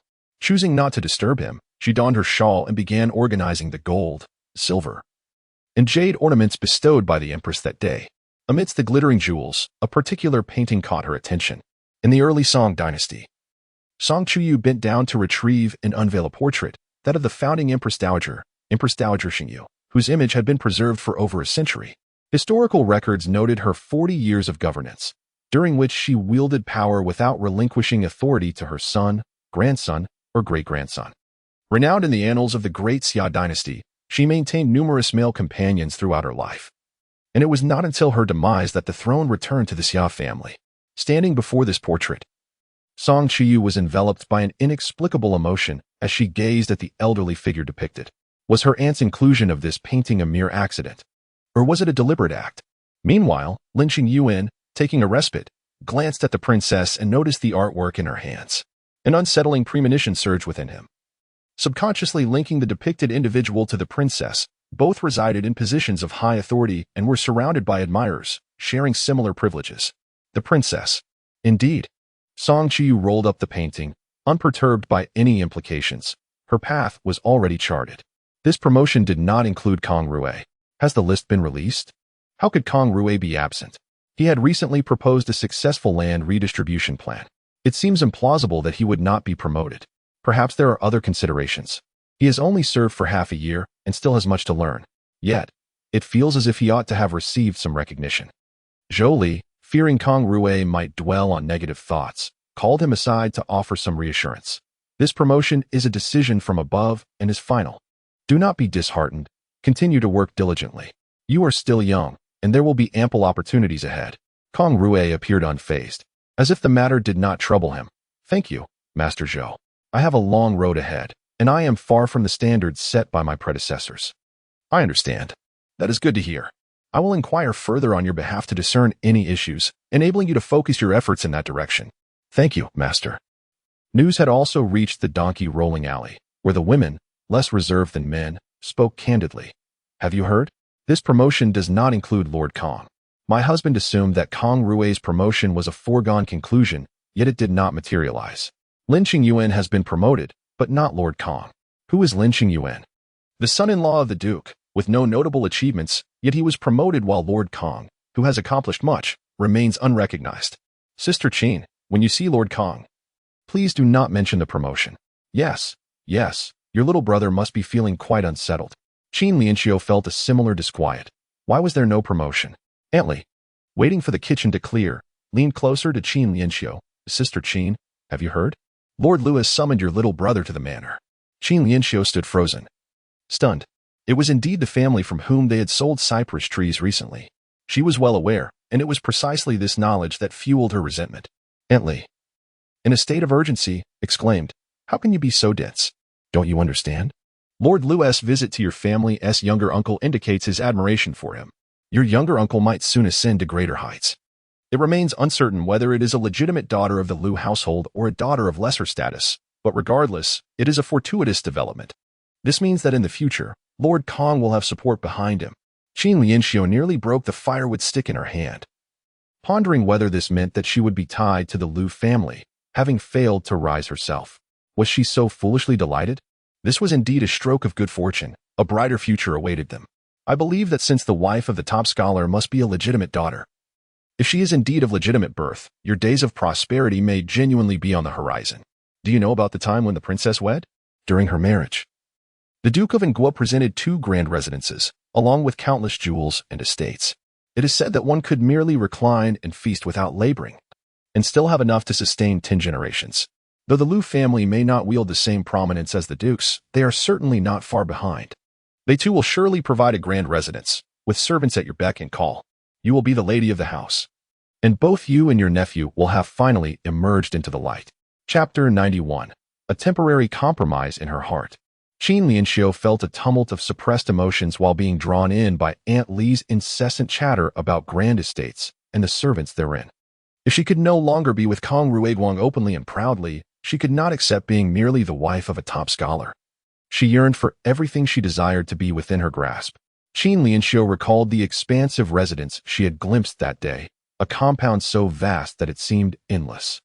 How magnificent it would be to possess such a home in the future. No longer would they be cramped here, they would become a prominent household, free from the indignities of daily life and the disdainful gazes of others. Beyond that, she craved even more. Kang Rui returned home, utterly overwhelmed by the oppressive whispers that had nearly shattered his composure throughout the day. He had not anticipated that such a substantial promotion would occur without his inclusion. Had he remained idle, it would have been understandable, but he had contributed diligently, pouring his heart into various proposals. Why, then, was he overlooked in this advancement? Especially when everyone believed he deserved at least a promotion of a level, if not half a level.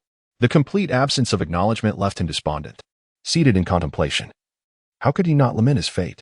The accolades he had earned should have sufficed for his elevation, yet Jolie, who had accomplished nothing, had been promoted instead, who had appropriated his merit, or rather, who was suppressing him, preventing his ascent. Kang Rui understood well that if it were the latter, his current status afforded him no means to challenge such an adversary. Any individual could easily keep him confined in this position, blocking any hope of advancement. A sudden wave of anxiety washed over him. While he could strive harder in his official duties, what if he inadvertently offended someone? It would not only jeopardize his audience with the princess, but even his current position could be rendered precarious. His gaze fell upon the invitation from the Lu residence, exquisitely crafted and resting on the dark table, radiating an air of preciousness. Kang Rui reached out instinctively, only to retract his hand, reluctant to take that step. He had someone he wished to cherish, someone he had vowed to treat well in this lifetime.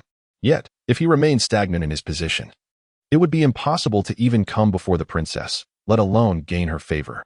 Should he not first compromise, perhaps delaying marriage, merely to navigate through the political landscape and secure a position or wealth? Only then could he hope to stand before the princess with any semblance of standing. It was Song Shi's first visit to the princess's residence, a former royal garden, now a grand estate with an impressive layout, replete with a spacious racecourse. Lin Qingyuan, upon seeing him, dismounted his horse and approached personally. Elder brother. Song Shi hastily stepped back. Lord Lin, I cannot accept such honor. He was somewhat acquainted with Lin Qingyuan, not merely for his cleverness in the affairs of the South, but for his ability to keep the legitimate second son at home, compelling Song Chujie to genuinely address him as worthy brother, indicating he was no ordinary individual. It was said that the emperor frequently summoned him to the palace for companionship. How could he allow himself to be addressed as elder brother by such a figure? If elder brother does not mind, please call me Qingyuan. I appreciate your effort in coming here for this trivial matter, and I apologize for the inconvenience it has caused you. Song Shi saw no insincerity in his eyes. Not at all. I am honored by your esteem, Lord Qingyuan. In the early Song dynasty, Song Chuyu had not attended a banquet for quite some time. Today was not a significant occasion. It was merely the celebration of the first month of the eldest grandson of the third princess, who had recently wed. Song Chuyu had specifically implored her mother to accompany her to this gathering, as the family of the third princess had ties to the Ming family. And Madame Ming would also be present. Why do you come to such places? Are you not afraid that they might speak ill of your marriage behind your back? Her mother chided. Mother, that was a long time ago. For others, it may still be fresh, but let them talk. Their gossip will not diminish my worth. Besides, what of your son-in-law? Has he ever dared to speak back to you or show you disrespect? There are advantages to marrying lower. I would rather appease him and treat him with courtesy. Well, you seem to lack the fortune for that, her mother retorted. Enough of this, lest you vex yourself. What brings you to the Young family? The third princess is hardly a person of great standing, if we speak of calamities arising from one's words. Her mother is truly a remarkable figure, and the princess herself looks down upon common folk. Very well, I do not hold the princess in high regard either. I wish to meet Madame Ming, Song Chuyu replied. Meet her. What do you think of the Ming family's legitimate daughter, Meng Jianyang? I wish to see if there is a possibility of her becoming the wife of your eldest son. Madame Song nearly lost her elegant composure, exclaiming, Have you lost your mind? Such a fanciful notion.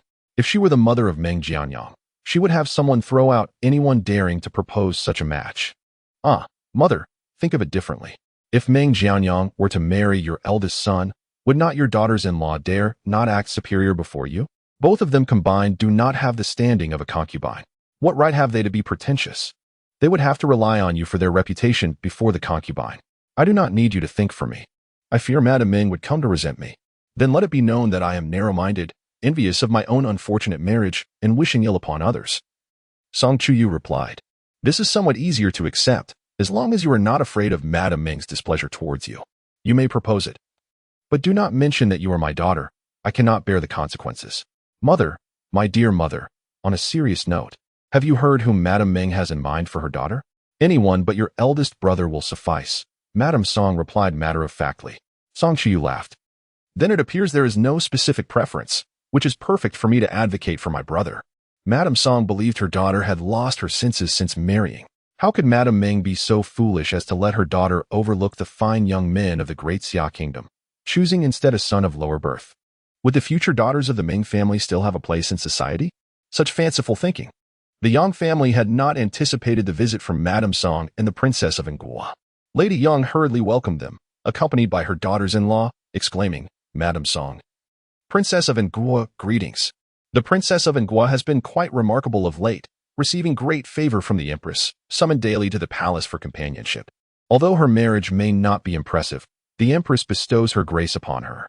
Who would dare to disrespect the Princess of An Guo in her presence? Madame Song warmly approached, grasping Lady Yang's hand, urging her not to be so formal. This is a joyous occasion. I thought to bring Chuyu to share in your family's happiness, hoping that next year we might welcome a healthy baby boy. Certainly. The princess undeniably exudes an aura of fortune, destined to be surrounded by a multitude of descendants and to experience a life of untroubled ease. In the early Song dynasty, you remained oblivious to her surroundings, scanning the crowd for a glimpse of Madame Ming. After a thorough search, she found no trace of her. Despite being granted the title of a fourth-rank lady by the imperial court, which is a few ranks lower than her mother, this was not the Ming residence. Here, she was not obliged to entertain guests, and thus, she was free to occupy a seat among the visitors, embodying the role of a delicate guest. Nonetheless, this also reflected the rather superficial nature of Madame Ming's relationship with her own mother, merely acquaintances with a nodding acknowledgement. Please, my lady, come inside. Sister Yang, you are overly courteous. Chapter 092. Miss Ming. Upon entering the grand hall, the elderly third princess, supported by her maidservants, personally came forward to greet Madame Song. Madame Song, she said graciously. Madame Song hurriedly stepped closer, replying, Your Highness, you are too kind. Please, do take a moment to rest. This was a necessary formality, as both the princess and the emperor ought to address her as aunt. Thus, she refrained from frequent visits to avoid causing discomfort among the other princesses. Unlike the eldest princess, the third princess bore the marks of age more prominently, yet her demeanor radiated warmth and kindness. She humbly grasped Madame Song's hand in a gesture of courtesy. During her time in the palace, she was not a favored princess, and after her marriage, she adhered to propriety. Today marked the full moon celebration of her grandson, and the presence of the An Guo Duke's family carried significant implications. Everyone understood that their stance mirrored that of the Empress Dowager. Indeed, Song Chuyu had brought gifts from the Empress Dowager, having personally sought her favor. Such actions were intended to elevate the Ming family in her eyes, ensuring that her aspirations would not be swiftly dismissed. Long's son was fortunate. Receiving the Empress Dowager's blessings so early in life was a rare honor. The Yang family was abuzz with joy. Thanks to Madame Song's arrival, the originally planned 20 tables had swelled to 40, as those who had initially declined hastily brought their children along. The third princess and Madame Yang exchanged smiles, their eyes crinkling with delight as they shared auspicious words around the duke's wife. Amidst the gathering, Song Chuyu's gaze fell upon Madame Ming, the second most significant figure present after her mother. She sat quietly, adorned in a newly embroidered silk jacket, her hair elegantly adorned with a crimson hairpin. Despite the passage of time etched lightly upon her features, she emanated an air of grace and nobility rather than age. Song Chuyu then turned her attention to Meng Jianyang, who was engaged in lively conversation with her friends, exuding charm and poise. Observing her, an unconventional thought crossed Song Chuyu's mind. Why must she be compelled to marry? Meng Jianyang seemed even more at ease than her mother, displaying a serene comfort that transcended the mundane as she interacted with her companions. It was difficult for Song Chuyu to fathom that such a radiant young woman could later be dulled by the trials of marriage. She pondered whether Meng Jianyang had witnessed the injustices around her. How much compassion she must feel for those mired in ignorance, yet bound by her status. She seemed unable to resist the folly of others. Fortunately, her future appeared bright, paved with opportunities where she could love fiercely and live passionately. Such a woman surely deserved the finest of men, yet one might wonder if any man could truly be worthy of her serene grace. Song Chuyu recalled their last encounter when Meng Jianyang had boldly placed a silk flower upon a poorly inscribed kite belonging to Cao Zhao, unafraid of the scrutiny from those around her. Indeed, she seemed to possess a discerning eye for talent, having recognized Lin Qingyuan at first glance. Ah, Lin Qingyuan. Song Chuyu recalled the myriad rumors from her past life, a blend of truth and deception, complex and elusive. Unlike her own nuanced understanding of Lin Qingyuan's history, which rendered her perception unique, Meng Jianyang had seen him in a moment of clarity. Much like in her previous life, she had stood unwaveringly by Lin Qingyuan's side, never faltering. If not for societal expectations and the chasm of status between them, might they have been destined to be together? In her previous life, Song Chuyu had heard tales of the two individuals, though she was oblivious to the reasons behind Lin Qingyuan's absence from her life. Nonetheless, she could not deny that Miss Ming possessed an undeniable charm. She felt that such a remarkable woman should not be confined to thoughts of marriage, for her potential was boundless. Regrettably, the constraints of society had clipped her wings, and Song Chuyu yearned to set her free. Miss Ming sensed a gaze upon her and lifted her head to look. Song Chuyu smiled and, with sincere humility, nodded in acknowledgement, both for the present version of her and for her past self. For a fleeting moment, Miss Ming appeared taken aback, but across the crowd, she returned a slight bow. Ah, Princess An Guo, as enviable as ever, standing tall even amidst whispers. Song Chuyu beamed. Miss Ming reciprocated the smile, recalling their last meeting, when both had adorned a poorly inscribed kite with silk flowers. The poem inscribed upon it lingered in her memory. Undeniably, the handwriting was atrocious, yet the poetry was exquisite. Later, she heard that the princess had wed a minor official of the 7th rank, a man intricately linked to the Chow family, the owner of that kite. Though she had never spoken of it to anyone, a vague suspicion lingered in her heart that the princess had encountered the poet and thus orchestrated her own marriage. Miss Ming envied the princess tremendously. She enjoyed the freedom to choose her own fate, unbound by societal constraints, unlike herself, who could merely offer a flower. Moreover, the poet had not disappointed. It was he who had proposed the southern land deification affair. She felt fortunate that it was the princess who had married him. For had it been otherwise, the capital would likely be besieged by refugees, with unrest pervasive. This was something she felt she could never compare with the princess. Speaking of the southern land deification, it was indeed intriguing. The matter had stirred countless waves in the capital, fueled by a nebulous promise of future glory. Rumor had it that certain officials were still discontented with their exclusion, with even her father, known for his integrity, wishing to bribe his way into a position. The thought made Miss Ming chuckle. If she were in that situation, she too might find it difficult to maintain an outsider's clarity, and even if she did, she would be reluctant to forfeit any potential opportunity. What a fascinating individual he was. Furthermore, she had heard another curious tidbit. Lord Lin had become closely acquainted with several young scions of the capital, who, by some miraculous shift, had recently begun to show compassion for the common folk. It felt as if someone had declared that a common hen had transformed into a soaring phoenix. How had such a transformation occurred? Noticing Miss Ming still gazing at her, Song Chuyu suddenly wished to solicit her opinion. However, if she were unwilling, it would matter not, for her aspirations were destined to reach further horizons. With a gentle smile, Song Chuyu stood up. Miss Ming was momentarily taken aback, glancing at her friend and her mother conversing with her aunt. After a brief moment of reassurance, she rose and followed suit, pondering what the princess could possibly want with her. The rare winter sun shone brightly, causing the accumulated snow in the courtyard to slowly melt, dripping from the eaves. Song Chuyu instructed Mi Rui to wait outside, while she made her way to the warm pavilion alone. Meng Jianyang was accompanied by a maid, who followed her with a heart full of perplexity. She was not well acquainted with the princess and wondered what the princess could possibly want from her. Song Chuyu turned around and smiled. Sister Ming is truly beautiful. Meng Jianyang chuckled in response. It is the princess who is truly beautiful. If it weren't for the fact that this is the first time someone has praised my looks, I might almost believe your words. Having long admired the princess's reputation, Jianyang had indeed seen her before.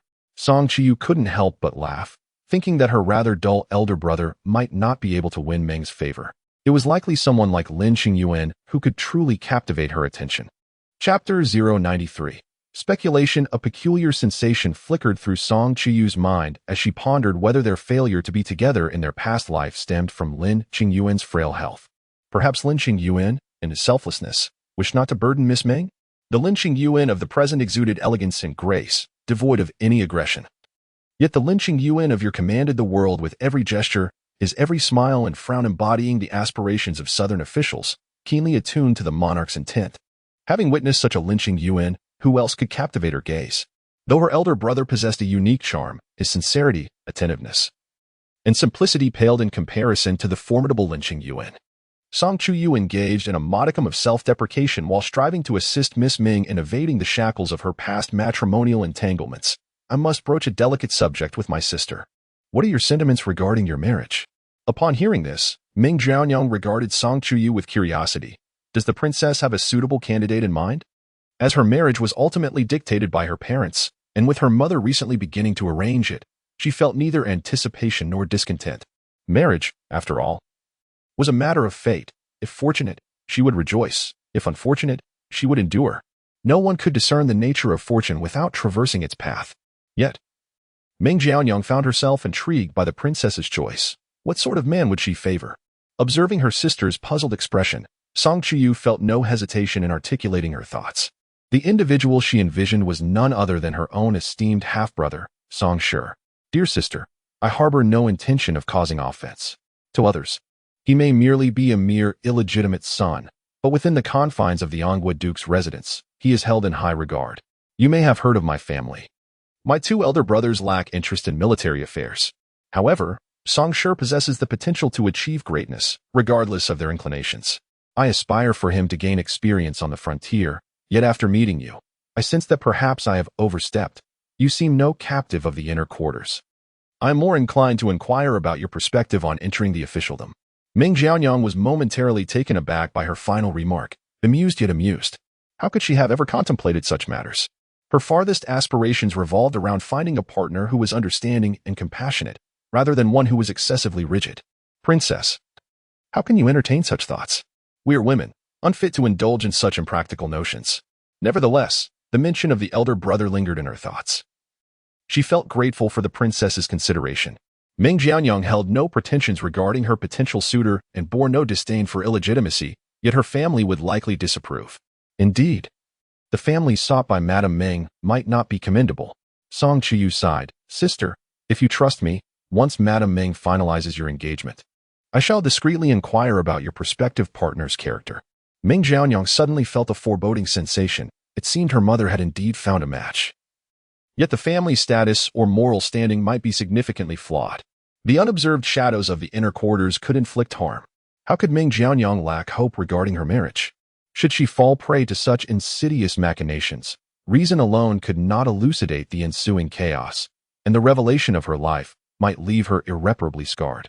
Bowing deeply, Ming Jianyang expressed her gratitude. Thank you, Your Highness. In the early days of the Song dynasty, Song Chuyu replied, I dare not. She inquired about the character of the noble lady's elder brother, expressing her curiosity about the man the noble lady had chosen, though it may seem improbable. She was suddenly eager to hear the noble lady's thoughts on the matter. Song Chuyu found herself at a loss for words. He is merely an ordinary person, skilled in martial arts but somewhat reserved, perhaps not as clever and lively as you, my lady. Yet, there is virtue in the ordinary, as it brings its own blessings. If the noble lady could persuade the mother of the young lady, the latter would likely not oppose. Song Chuyu felt that the noble lady had not come to seek her out intentionally, but rather on a whim. It must have taken considerable preparation for the noble lady to feel confident in persuading her mother. If the noble lady believed it feasible, and if her mother found it agreeable, she would not object. Song Chuyu pondered what illusion she had cast upon the noble lady, leading her to think she would disapprove. She trusted the noble lady's judgment, just as she did when it came to choosing a husband. Upon hearing this, Song Chuyu felt a twinge of shame. Her choice in a husband lacked discernment, and Lin Qingyuan was certainly not a gem she had identified. Her claim to insight was perhaps solely because of him. Deepening her internal conflict, Song Chuyu contemplated whether she could truly facilitate a union for the two, should they have missed their chance due to Lin Qingyuan's circumstances. As she observed Ming Jianyang being led away by her maid, she remained rooted in place, questioning whether she had unwittingly entangled their fates. Returning to the initial query, she wondered if she could indeed aid them. Her marriage had been motivated by a desire for Lin Qingyuan's happiness, to live freely and joyfully. But what if his true joy lay in being with the one he loved in a previous life? Song Chuyu resolved that she ought to deliberate carefully, for that would be his unfulfilled yearning. Upon returning to the hall, she promptly dismissed the chaotic thoughts swirling in her mind. Since Ming Jianyang did not oppose, she would advocate for her elder brother. Furthermore, compared to Madame Ming's standards, Song Shi seemed a preferable choice. Even if it did not come to fruition, it could represent a variable that might liberate Ming Jianyang from the shackles of her past destiny. Seizing a moment when Madame Ming was unaccompanied, Song Chuyu approached with her maid in tow. "Greetings, Madame Ming." "Your Highness?" Madame Ming glanced at Song Madame, noting the third princess engaged in conversation with her, while her daughter had been called away by the young lady of the Yang family. What business did the noble lady have with her? "Good day, Madame Ming." Song Chuyu smiled, refraining from wasting time on pleasantries. "What kind of husband do you believe would be suitable for your daughter? Perhaps someone like Lord Ming?" Madame Ming looked at the noble lady with surprise. Had the noble lady not been married and younger than her daughter, such a conversation would be inappropriate. However, her marital status imbued the inquiry with a different significance. Was the noble lady, or perhaps the Empress Dowager, seeking to intervene in her daughter's matrimonial prospects? The expression on Madame Ming's face grew slightly solemn. Jianyang is still young, and there are already candidates for her husband. "I appreciate your kind intentions, Your Highness." Feigning curiosity, Song Chuyu asked, "Someone like General Ming? How could that be? Each person has their own aspirations. I merely wish for my daughter's marriage to be peaceful and harmonious throughout her life." In the early Song dynasty, you understood that Lady Ming harbored a disdain for the clashing of swords and the tumult of battle. In her previous life, she had chosen a family of scholars for her daughter, likely hoping that her daughter would not live in anxiety for her future husband. Each time General Ming ventured into battle, it must have been a torment for Lady Ming, and she surely felt the same way about her father. Suddenly, Song Chuyu lowered her voice and spoke. "My lady, perhaps it would be prudent to send someone to inquire further. It seems that young Master Zhao may have a lingering ailment, and it is likely that Lord Zhao and his other sons." Cough, cough. "There may not be a single innocent maid or servant in their household." With this, Song Chuyu intended to turn away. Chapter 094. Convergence. Madame Ming abruptly seized her hand, pulling her back. "What did you say?" Her voice dropped to a hushed yet urgent tone, fixating intently on the princess, demanding a reasonable explanation. Song Chuyu, equally astonished, gazed at Madame Ming in disbelief. "Have you truly made arrangements for a marriage? Not a whisper of it has reached me. Are you avoiding the marriage proposal from General Ming?" General Ming, known for his disdain towards verbose scholars, favored those who achieved tangible accomplishments. Had Madame Ming taken advantage of the general's absence to discuss a marriage for her daughter? Realizing her reaction was excessive, Madame Ming hastily released the princess's arm. "No. But, do you have evidence to make such claims?" Song Chuyu's expression turned serious. "The Zhao family is indeed in disarray. Young Master Zhao likely has only a few years left to live. Their family is not clean by any means. I would not jest about such matters. While I do not currently possess evidence, I can assist you in finding some. However, I must confess that my interest in this matter is somewhat selfish, as I wish to propose a marriage for Sister Ming. Thus, madam, it would be best if you sought information through another channel. Who do you wish to propose to my daughter?" Song Shi, disregarding his background, holds the rank of a 5th-grade officer and has the opportunity to observe General Ming's character, capabilities, and future for a year. His prospects will not fall short of his father-in-law's. This is the promise made between Song Shi and me. Madame Ming was unfamiliar with Song Shi, but she pondered. A general's success often comes at the cost of countless lives. How could this possibly be a favorable match? You are correct. This is merely a suggestion. You may oppose it if you wish. However, consider the situation with the Zhao family carefully, Song Chuyu concluded. Before taking her leave, Madame Song, relieved to see her daughter depart unscathed, exhaled deeply. She had feared Madame Ming might resort to violence. Thankfully, both were individuals of restraint and dignity. Otherwise, it would have been Song Chuyu who suffered.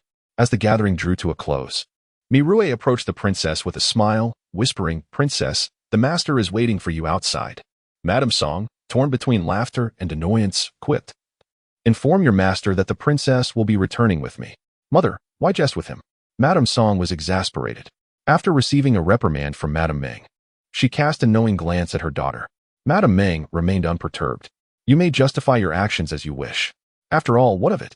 If one attempt fails, simply try again. Song Chuyu stood to bid farewell to the third princess.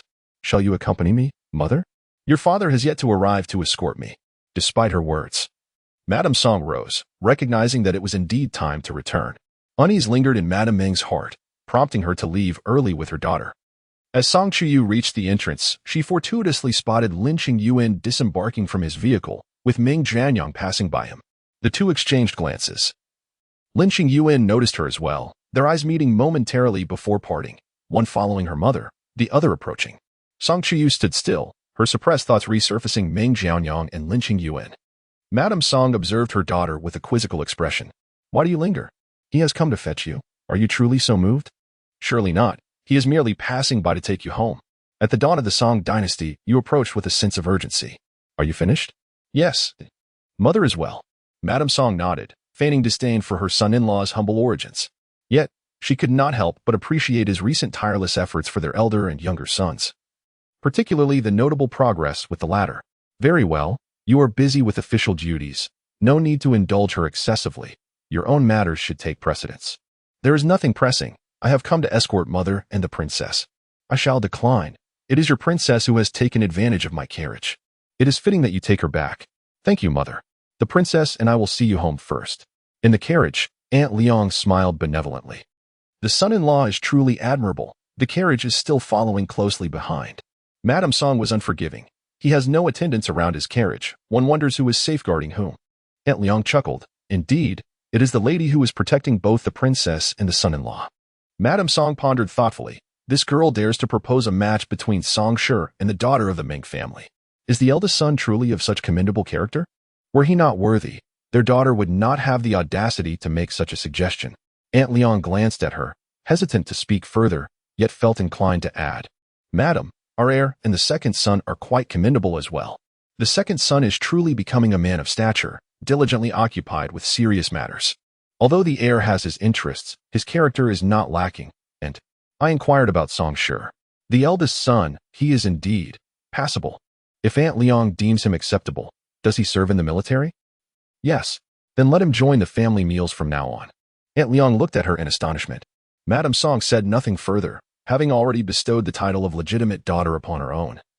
She felt no hesitation in granting Song Shi some semblance of honor, recognizing that it would not be inappropriate to keep it under her own name. At least, when speaking of Song Shi as a legitimate son, it would spare her daughter from maternal wrath. Song Shi was utterly bewildered. The princess and the duchess of the state had attended the Yang family's full moon banquet that day, where the princess had a private audience with Madame Ming and the legitimate daughter of the Ming family. Upon returning, the duchess permitted him to dine in the main courtyard from now on. Song Shi could scarcely believe his ears. The duchess would not suddenly recall him without cause. It must have been the princess who had influenced the duchess's change of heart. What had the princess done at the banquet? She had met with Madame Ming and the Ming family's legitimate daughter, and she had specifically invited the duchess to attend the Yang family's banquet, an occasion she was not required to join. Song Shi could hardly fathom the possibilities racing through his mind. The legitimate daughter of the Ming family. He found it implausible, yet he reconsidered. Could it be a secondary daughter? Yet, if that were the case, there would be no need for the duchess's involvement or the empress's honored invitation. The princess could have simply communicated directly with the Ming family. Yet the princess had chosen to navigate this intricate route. Song Shi found it increasingly difficult to comprehend. How could the princess suggest a legitimate daughter to him? The legitimate daughter of General Ming, no less?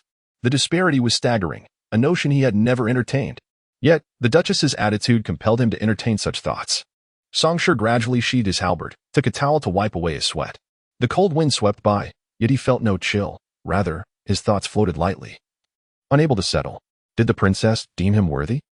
Upon returning to her residence, Song Chuyu had a simple dinner, washed up, and while being attended by her maidservants, she sat by the window to pass the time. Unintentionally, through the flickering candlelight, she glanced towards Lin Qingyuan, who was transcribing outside the treasure pavilion. Dressed in his unaltered brocade robes, his expression was solemn, his wrists slightly raised as his brush danced across the paper. Immersed in his work as if the world around him had fallen silent, she could almost envision how exquisite and flamboyant his calligraphy was. Chapter 095. Whom do you favor? Song Chuyu seemed to traverse the distant expanse of time, catching a glimpse of her past self, who was undoubtedly burdened with responsibilities. Resolute and commanding, perched high above. What kind of man did Meng Jianyang perceive in him? What role did she play amidst the myriad policies he enacted? Slowly, Song Chuyu turned her gaze towards the window, where snowflakes had begun to drift down, blanketing the embroidered curtains with delicate moisture, yet unable to penetrate the world within. Suddenly, she flung open the window, and the cold wind rushed in, accompanied by the swirling snow. Seeing this, Granny Zhuang hastily draped a thick cloak over the princess and moved the brazier further away from her, to prevent the warmth from dissipating the picturesque scene before them. Lin Qingyuan felt the chill of the wind and glanced over. She sat by the window, wrapped in a crimson fox fur, like a child, curiously exploring the winter outside. Unable to resist, Lin Qingyuan set down his pen, rose, and slowly approached her, following her gaze into the snowy expanse. The cold wind and falling snow enveloped the world in a silvery shroud, creating a scene of ethereal beauty. In his heart, Lin Qingyuan felt a twinge of melancholy. No matter how tranquil life became, he could not appreciate the beauty surrounding him. The heavy snowfall signified the harsh realities and struggles faced by countless families. Song Chuyu extended her hand, snowflakes landing softly on her pristine fingers, ice crystals transforming into transparency before completely melting away. Amidst the snowfall, she reclined beside the brocade. Her red attire akin to flames, with emotions that felt profoundly genuine. Lin Qingyuan gazed at her in a daze, suddenly recalling a verse. Monsters and spirits are commonplace, while the storms of the world and the snow are also worthy of compassion. In that moment, he felt a whisper of poetic tranquility. As if even this heavy snowfall had lost its nuisance. Song Chuyu observed the droplets remaining on her fingertips, lost in thought. Who would have imagined that just moments ago they had danced like sprites, now reduced to mere remnants, fragmented and unrecognizable? Much like people, the current him and the past him were worlds apart, no longer possessing the authority of a former life, nor the vast dominion to dictate with certainty. He now existed as just another ordinary soul in this glamorous capital. Yet, was this not what she desired? For him to live a simpler, more comfortable life devoid of strife and exhausting governance, akin to all the affluent idlers, merely enjoying the prosperity of the era. However, if one day, after years of being sheltered in luxury, a former subordinate who once revered him were to inadvertently pass by, would they not lament the missed opportunity to encounter the once mighty ruler who had once commanded the realm?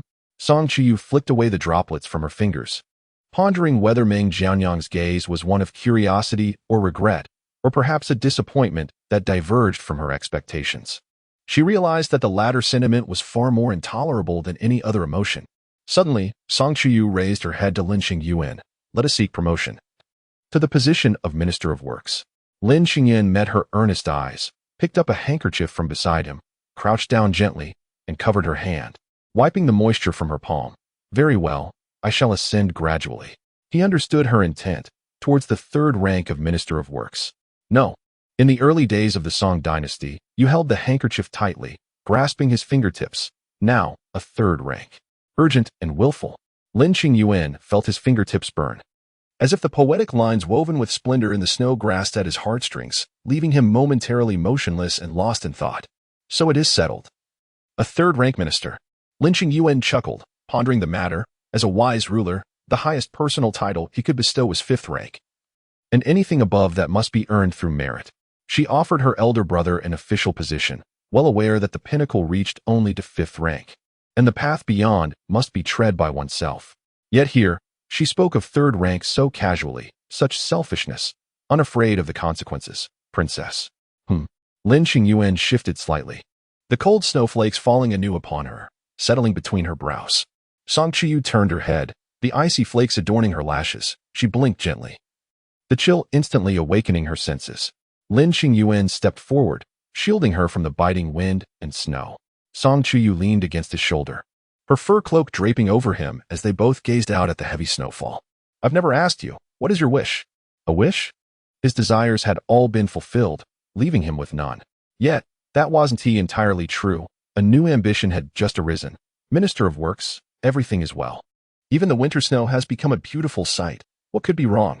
Do you not find this realm too dilapidated? It is slowly being mended.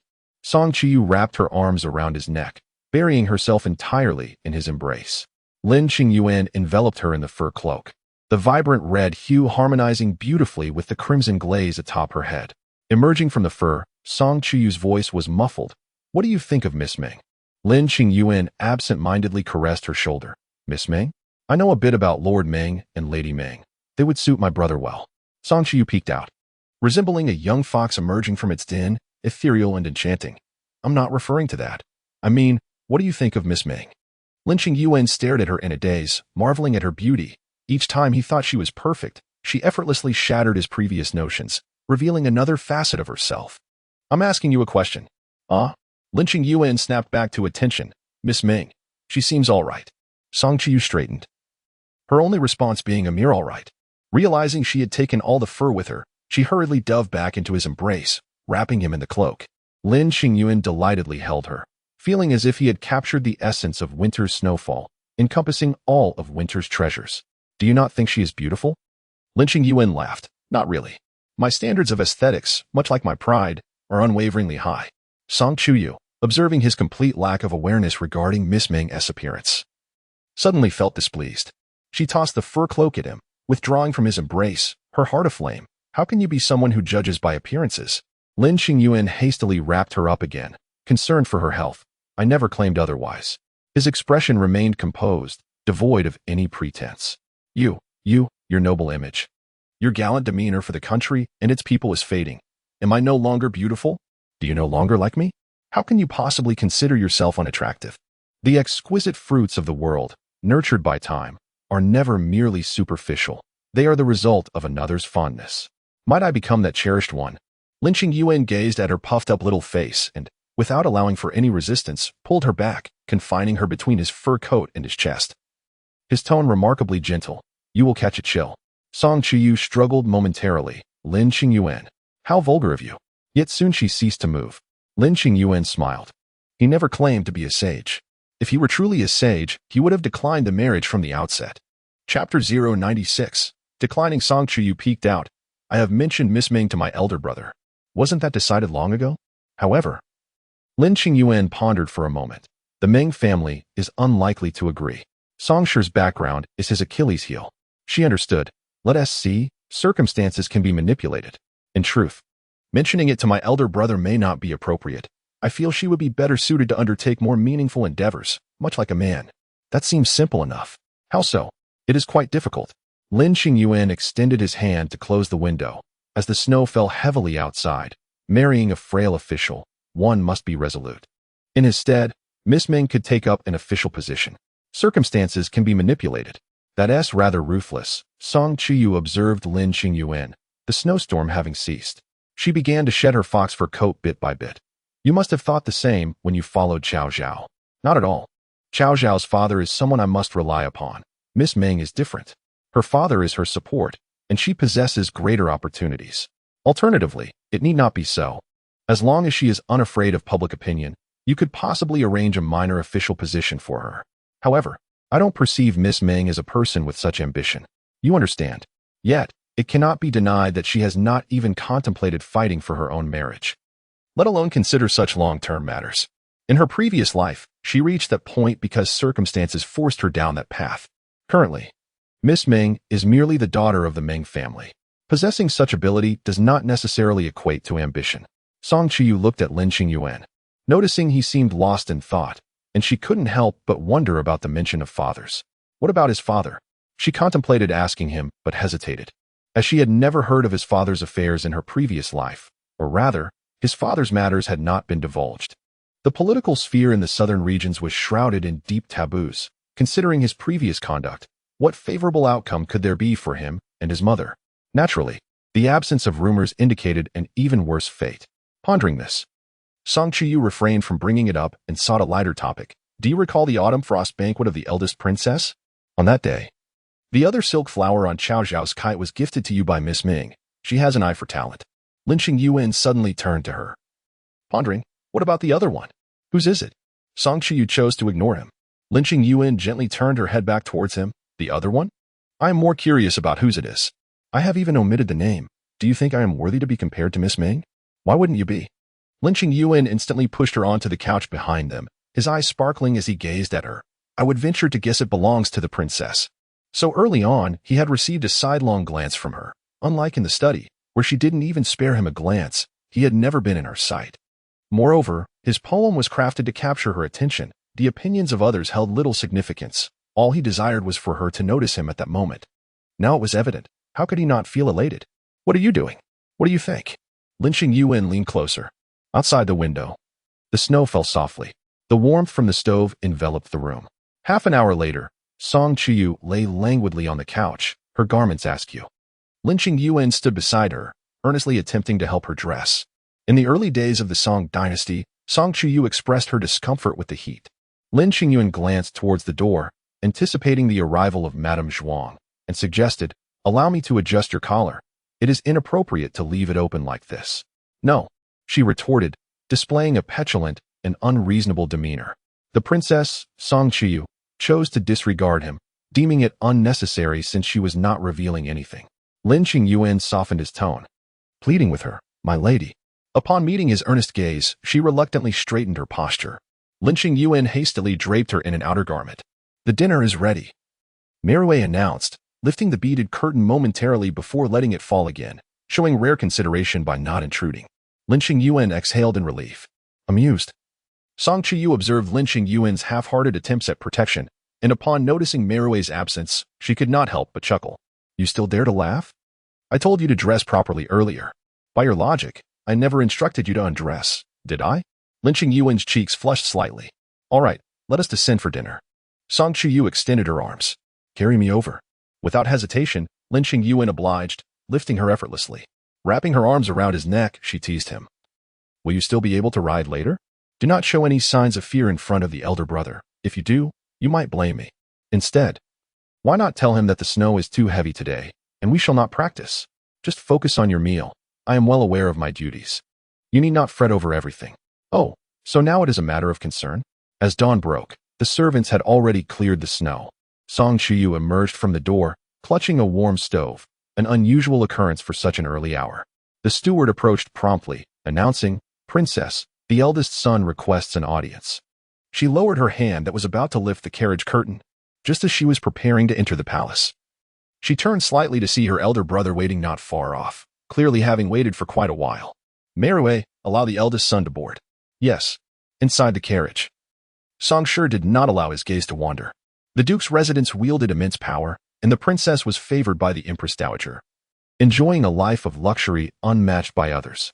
The lavish carriage was merely a trifle in her world. Yet, he felt that some matters were not suitable for him to involve himself in. The princess, being young, might not fully comprehend the implications. Or perhaps she believed that as her brother, he should simply acquire whatever he desired. However, matters of marriage were different. Putting undue pressure on her would be burdensome. Songshur wished to spare the princess from such difficulties. "Princess, I have something to discuss with you. How did you sleep last night, elder brother?" She had heard from Lin Qingyuan that due to the heavy snowfall, she had not allowed him to leave, and he had stayed across from her. Songshur hurriedly replied, "Very well, thank you for your concern, my lady. Your arrangements for me were exceptionally thoughtful, leaving me quite astonished. Recently, I purchased a courtyard near the military camp, which I believe would be quite suitable for you, Rui." Rui presented the deed. Chuyu personally handed the deed to him. "Elder brother, when you have the time, please tidy it up and make it your home." "But, my lady, this is too much. Do you find my gift unsatisfactory, elder brother?" How could this be? Songshur clutched the deed in his hand, a tumult of emotion swirling within him. How could he possibly possess something belonging to the princess? "Your Highness, I have heard that you met with Madame Ming. I dare to speculate a bit. Are you perhaps considering the Ming family's legitimate daughter? You are quite astute." "Elder brother." Songshur felt a twinge of urgency. Was this truly the moment for flattery? He adopted a serious demeanor and stated, "I earnestly beseech your Highness to rescind your kind intentions. This is not a union, but rather a source of enmity for you. Even if the Ming family were to acquiesce under the Empress Dowager's pressure, how could they possibly harbor no resentment towards you? Are you dissatisfied with this marriage proposal, elder brother? Or do you have someone more suitable in mind?" He did not. Yet he believed that any family's illegitimate daughter would be preferable to the Ming family's legitimate scion. Chapter 97. Channels of Promotion. He was concerned that the princess, being so youthful, had never encountered setbacks and might perceive matters too simplistically. If this situation caused her any distress, he would feel an overwhelming sense of shame. Although he had heard of her capriciousness during his time at the estate, even in matters of marriage where she followed her own whims, he believed that with the Empress's affection and the backing of the Duke of An Guo's household, it was acceptable for her to marry according to her desires. After all, given her status, there was no one above her save for the Emperor. Thus, he hoped she would forever retain such a disposition, remaining blissfully unaware of the world's hardships. Therefore, he refrained from mentioning the legitimate daughter, for he could not allow the princess to feel wronged in this matter, nor could he undermine her self-esteem. The princess was merely a bit naive. She did not intend to put him in a difficult position. Songshi gazed at the land deed in his hand, recognizing it as a reflection of the princess's intentions. He did not hastily return it, but chose his words carefully before speaking. Your Highness, in matters of marriage, aside from parental commands, there is another consideration: compatibility and social standing. The latter was paramount. Had he perhaps been too subtle? Chuyu looked at Songshi with her gentle smile still intact. You find this amusing, don't you? Do you believe I am unaware? What if I think that anyone marrying you is indeed a match in social standing? Songshi felt a surge of urgency. How had he provoked her rebellious spirit? He realized he had misjudged her pride and needed to remind her once more. Yet, Chuyu spoke first. I understand this situation is complicated, and I have contemplated it thoroughly. I am merely suggesting what is within my power, leaving the rest to fate. I dare to bring this up because I believe you are suitable, though I do not claim it must come to fruition. Madame Ming is quite resolute in her opinions, and with only one legitimate daughter, she would not easily promise a marriage for Miss Ming under any duress. Thus, the probability of success is rather slim. Should it not succeed, I hope you will not hold it against me for meddling, and I apologize if I disappoint you. Songshi regarded the princess with some astonishment. Her demeanor was calm and contemplative, suggesting that this was not a mere whim, but rather a well-considered proposition. In that moment, he felt a different sentiment towards her. May I, dear brother, have the opportunity to try? Chuyu inquired, gazing at him earnestly. For the first time, Songshi looked directly at his sister with a sincere expression, bowing respectfully. Then, I must trouble you, your highness. Chuyu slightly withdrew, returning his courtesy. I hope not to let you down, dear brother.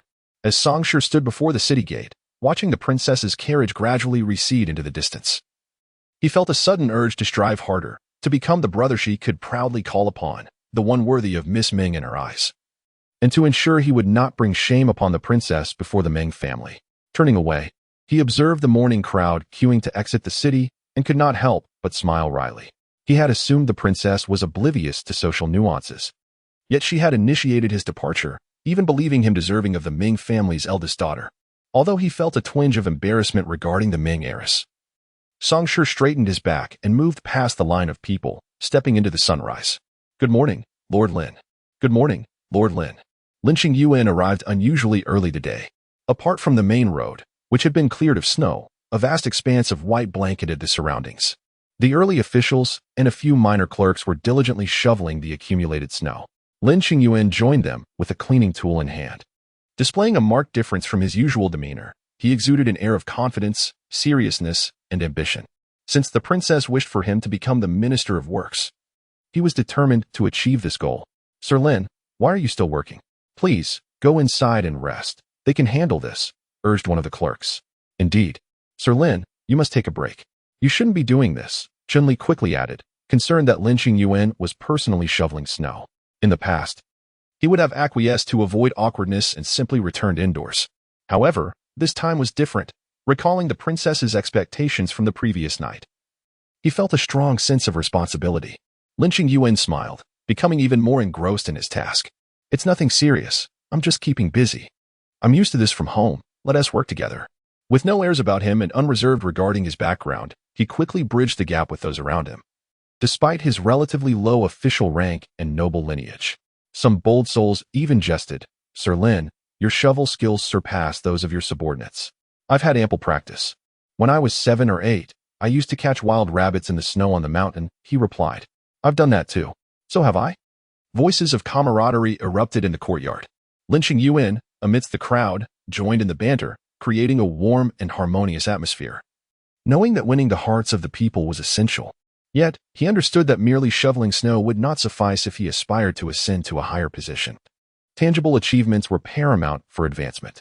After spending some time at the offices, Lin Qingyuan instructed Chun Li on several matters before proceeding directly to the construction department. The Ministry of Works oversaw three key areas: repairs, construction, and waterworks. If he wished to become the minister, he needed to bolster his standing with substantial contributions. The construction department was divided into two main sectors: civil construction and military construction. Lin Qingyuan visited the military construction sector, where an array of weaponry, siege equipment, and varied military supplies were housed. The bows and crossbows he had previously discussed with Minister Gong originated from this very place. Although he was stationed in a remote area where resources were scarce, he had perused numerous construction documents and familiarized himself with various tools and materials, becoming well-versed in the intricacies of construction. Recently, he had also refreshed his knowledge on weaponry, forming some personal insights. Moreover, to truly consolidate his authority over regions like An Guo County, he understood that a show of military strength was essential to ensure stability. "Sir Lin, what brings you here?" exclaimed an official, surprised at his presence. "What a rare visit. Please, come inside. Someone, bring tea, bring the finest." "Your hospitality is too kind, Minister Yu," replied Lin Qingyuan, as he was guided through a workshop filled with shirtless blacksmiths laboring tirelessly. In stark contrast to the sweat-drenched workers, he was impeccably dressed in elegant robes, making him appear somewhat out of place as he was ushered toward a private room away from the bustling workshop. Yuanzhang holds a profound admiration for Lin Qingyuan. Who would not appreciate someone who facilitates introductions to private work opportunities? How did the last set of 600 stirrups fare? Were they not of the highest caliber? Each a masterpiece. He had specifically enlisted over a dozen of the finest craftsmen from the bureau, who worked tirelessly through the night to produce them. There is no doubt as to their quality. Yuanzhang has welcomed him into his office, adorned with exquisite furniture crafted from fragrant pearwood, each piece a testament to remarkable artistry. "Lin, my dear brother, you need not stand on ceremony. If you require anything, simply let me know. Why come in person? Is it for saddlery or armor this time? Our Lord Lin is fully aware of your needs and will certainly not let you down." Chapter 098. Siege Machinery. Indeed, Brother Yu's subordinates are exceptionally talented, and I am truly in admiration. Not only is the capital well aware, but the entire Great Xi'an knows that the military overseen by Lord Yu, in terms of craftsmanship and quality, stands unparalleled. Even my esteemed father-in-law would have to queue for such services.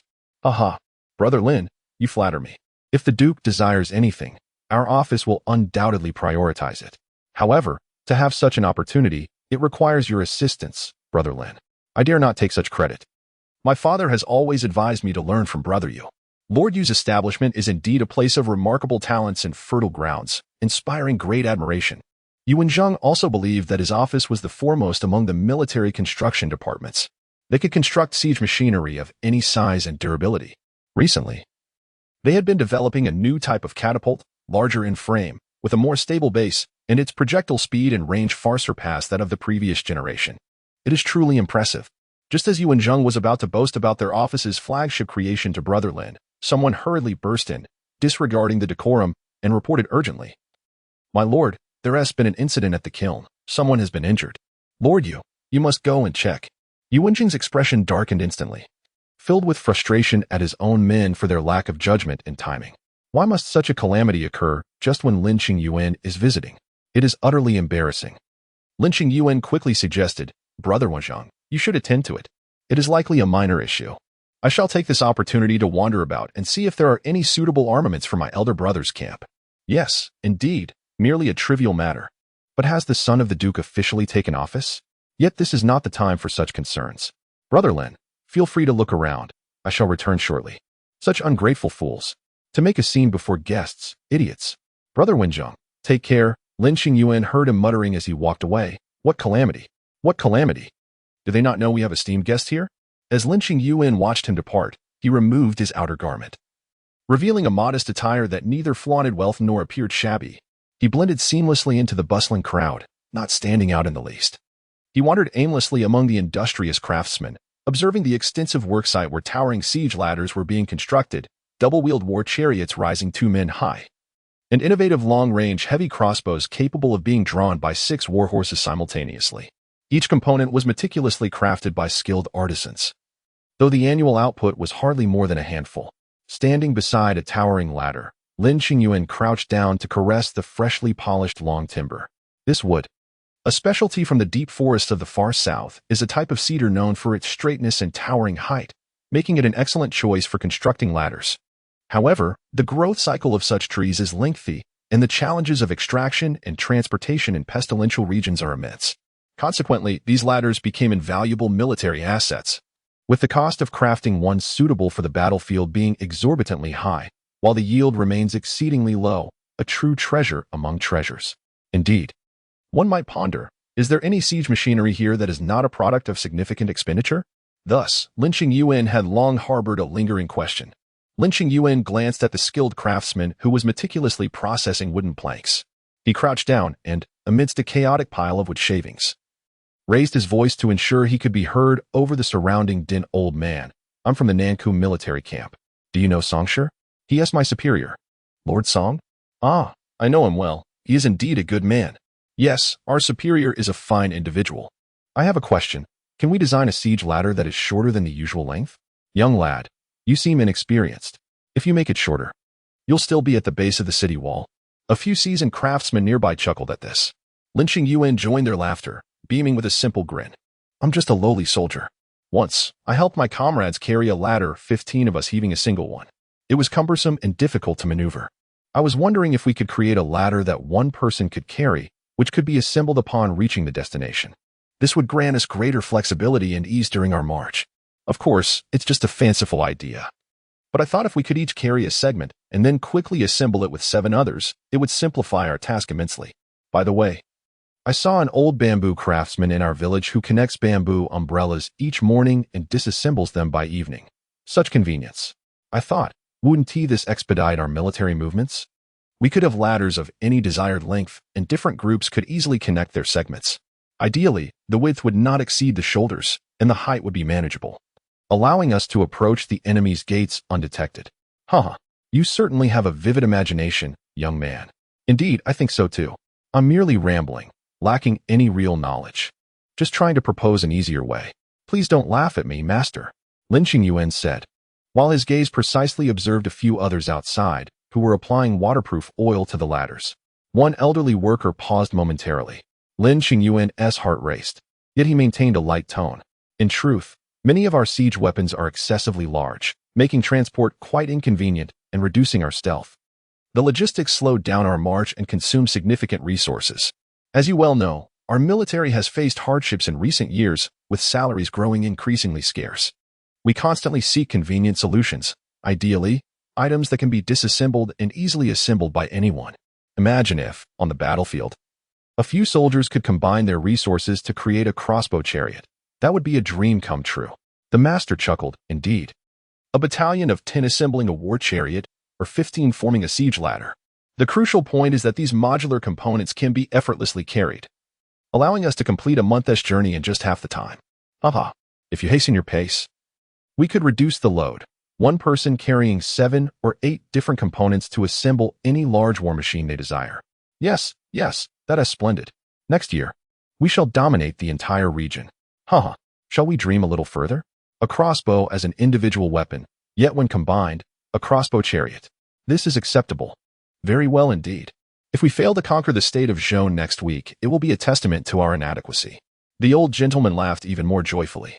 Lin Qingyuan observed the elderly man who had been applying the oil. He had already set down his brush and wandered off. A moment of heaviness settled in Lin Qingyuan's heart. Is it truly difficult? Or perhaps entirely unfeasible?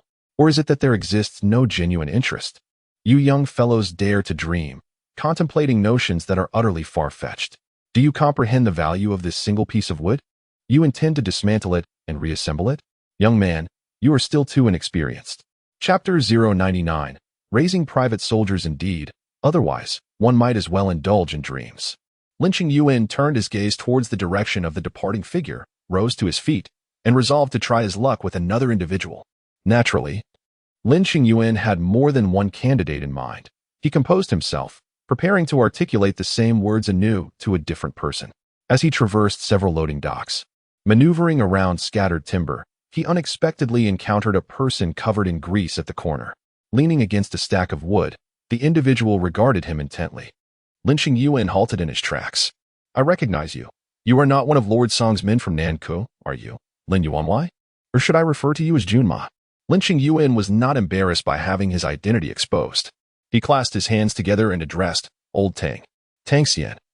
Noticing his lack of hesitation, felt increasingly certain. Is the esteemed Lin here to seek me out? Does Lord Lin believe that I am capable of accomplishing what you have mentioned? Lin Qingyuan was exceedingly courteous, remarking that these were merely impractical notions, which he had not had the opportunity to discuss with a master craftsman such as Tang Gong. He hesitated to assert their feasibility, yet he felt that should they be realized, they would greatly facilitate military operations. How long would Lord Lin be able to oversee this matter? He had witnessed far too many individuals who merely put on a facade, captivating attention only to depart, leaving a chaotic aftermath behind, unsure of how to rectify it. As long as I am present, Tang Xian found it amusing, let alone the overwhelming difficulty of this matter, even if it were accomplished. The great Xia may not possess the valiance ascribed by the county lord. The term county lord was laden with irony.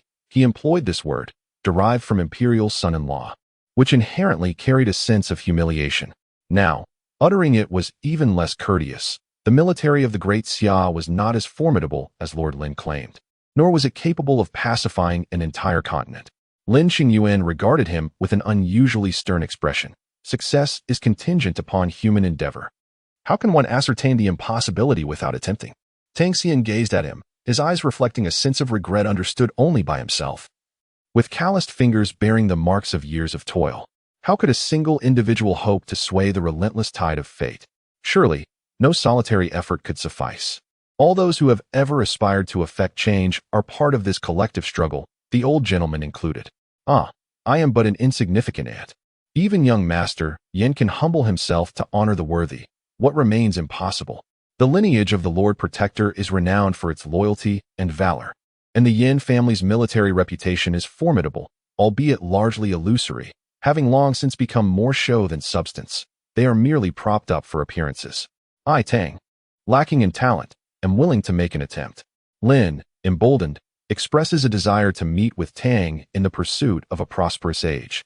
In the study of the Lin residence, Chuyu contemplated the sources of private soldiers, recruitment and procurement, the latter of which could be further divided into two categories, the dead contract and the purchase of seasoned soldiers who are currently unaffordable. The latter, while capable of rapidly establishing a force, carries numerous drawbacks, whereas the former demands an incalculable investment of time and silver. As for recruitment, the expenses are hardly less daunting. Yet, these concerns are secondary. The true challenge lies in cultivating a sense of cohesion. How to unite individuals drawn from diverse backgrounds into a shared identity that belongs to her alone. As Chuyu closed her eyes and leaned against the back of her chair, the candlelight within the room shone brightly, enveloping the space in a tranquil serenity. The door to the study creaked open, and Lin Qingyuan entered with delicate movements, shedding his cloak and draping it over the screen. He has returned. Chuyu did not open her eyes.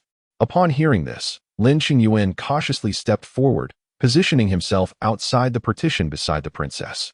Glancing at her from the side of the treasure display. Are you occupied? He inquired. In the early days of the Song dynasty, Chuyu remained unmoved. Lin Qingyuan observed for a while, noting the princess's lack of intention to issue commands. After indulging in a lingering gaze, he finally settled on his side, retrieving the unfinished book from yesterday to continue his transcription. Slowly, Chuyu opened her eyes, peering through the gaps of the duobao pavilion at the figure illuminated by the lamp, lost in thought, contemplating. Or rather, a man in the prime of his life. What does he desire? What does he yearn for? Power? Status? If these two matters are mishandled, it could lead to disastrous consequences. Furthermore, with 5,000 private soldiers, the highest authority one could attain would be merely that of 1,000 households. Could it be that she would relinquish her own princely powers to subsidize their private endeavors? That would indeed be a profound inversion of priorities. Perhaps it is time to consider an alternative perspective, status? Forget it. Perhaps it is better not to change, since she is unable to provide both. Yet still desires these private soldiers to pledge their loyalty. The benefits must be substantial. Benefits? Lin Qingyuan suddenly lifted his gaze, locking eyes with the princess. Chuyu offered a gentle smile, addressing him softly as husband. Her voice was tender and delicate. In an instant, Lin Qingyuan found himself enveloped in an unrealistic fantasy. His tone softening in response. Would you be so kind as to play me a tune? May I hear you play the piano? Lin Qingyuan unhesitatingly set down his pen and replied, certainly.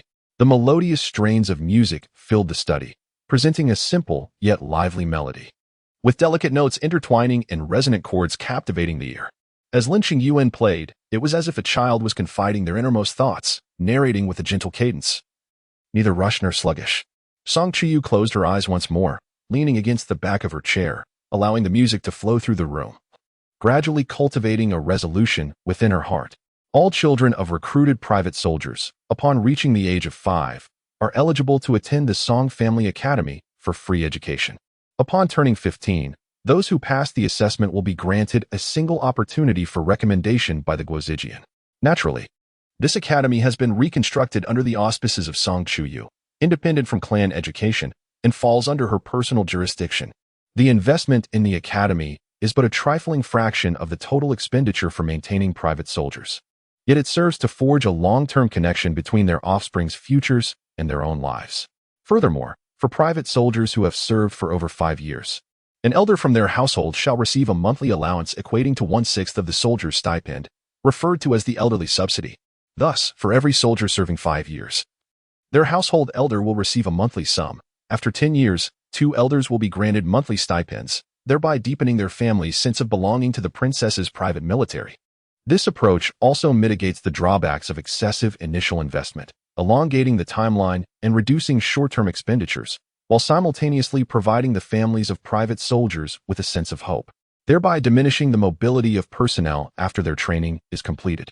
Lastly, if a spouse harbors aspirations of engaging in commerce, they may submit a business proposal to the princess's residence. Upon verification of feasibility by the accounts office, the princess's residence may provide half of the required capital, with any losses not needing to be repaid, while profits shall be shared with the princess's residence for a duration of 10 years. Private soldiers enjoying these privileges must sign a complete contract of servitude, binding them to lifelong employment with the princess's residence. Upon reaching old age, they will receive half of their stipend. In the event of their passing, the privileges bestowed upon their children and elders shall remain unaffected. Specific details may be further supplemented during the implementation of this plan. In the early period of the Song dynasty, one could muster 1,000 private soldiers with merely 1,000 taels of silver, and 5,000 private soldiers would require no more than 5,000 taels. Over the course of a year, this scarcely amounted to 100,000 taels. As Song Chuyu calculated, she could not help but draw a deep breath. The number of 5,000 would consume 50% of her annual profits. Considering that the Great Xia sought to maintain an army of 1,000,000, it was evident that such an endeavor could effortlessly deplete a national treasury. The notion that Great Xia could sustain a force of 1,000,000 was far beyond the mere excavation of a few gold mines to compensate for the costs. Just contemplating this made Song Chuyu's head ache. It was no wonder that the emperor, her aunt, and many valiant generals chose not to dwell on this matter. And she too preferred to set it aside for the moment. It was best to focus on her own affairs for now. Song Chuyu issued a recruitment notice, and soon, both inside and outside the residence bustled with activity. Rarely finding a moment's respite, she seized the opportunity to visit the Empress Dowager in the palace. As she traveled, she lifted the carriage window to gaze at the throngs of people passing by, taking a small breath, and for the first time, she found that her journey to the palace had become a form of leisure. I will kill you. I will kill you. Chapter 100. Taking charge, Song Chuyu cast her gaze ahead, observing the bustling street where everyone averted their eyes. Not far off, an individual stood out like an anomaly. Raising a fist towards the woman sprawled on the ground. Help, help me. The woman, struggling, directed her gaze towards the approaching carriages. Her voice drowned amidst the throng of people. Watching this scene unfold, Song Chuyu maintained an air of calmness, her voice unwavering. Stop the carriage. The vehicle came to an abrupt halt in the crowded marketplace. Surrounding pedestrians, akin to an octopus with outstretched tentacles, reacted, some hastily quickened their pace to flee, while others instinctively paused, glancing around in bewilderment at the unfolding incident. In the early Song dynasty, you still gazed at the two individuals in the distance.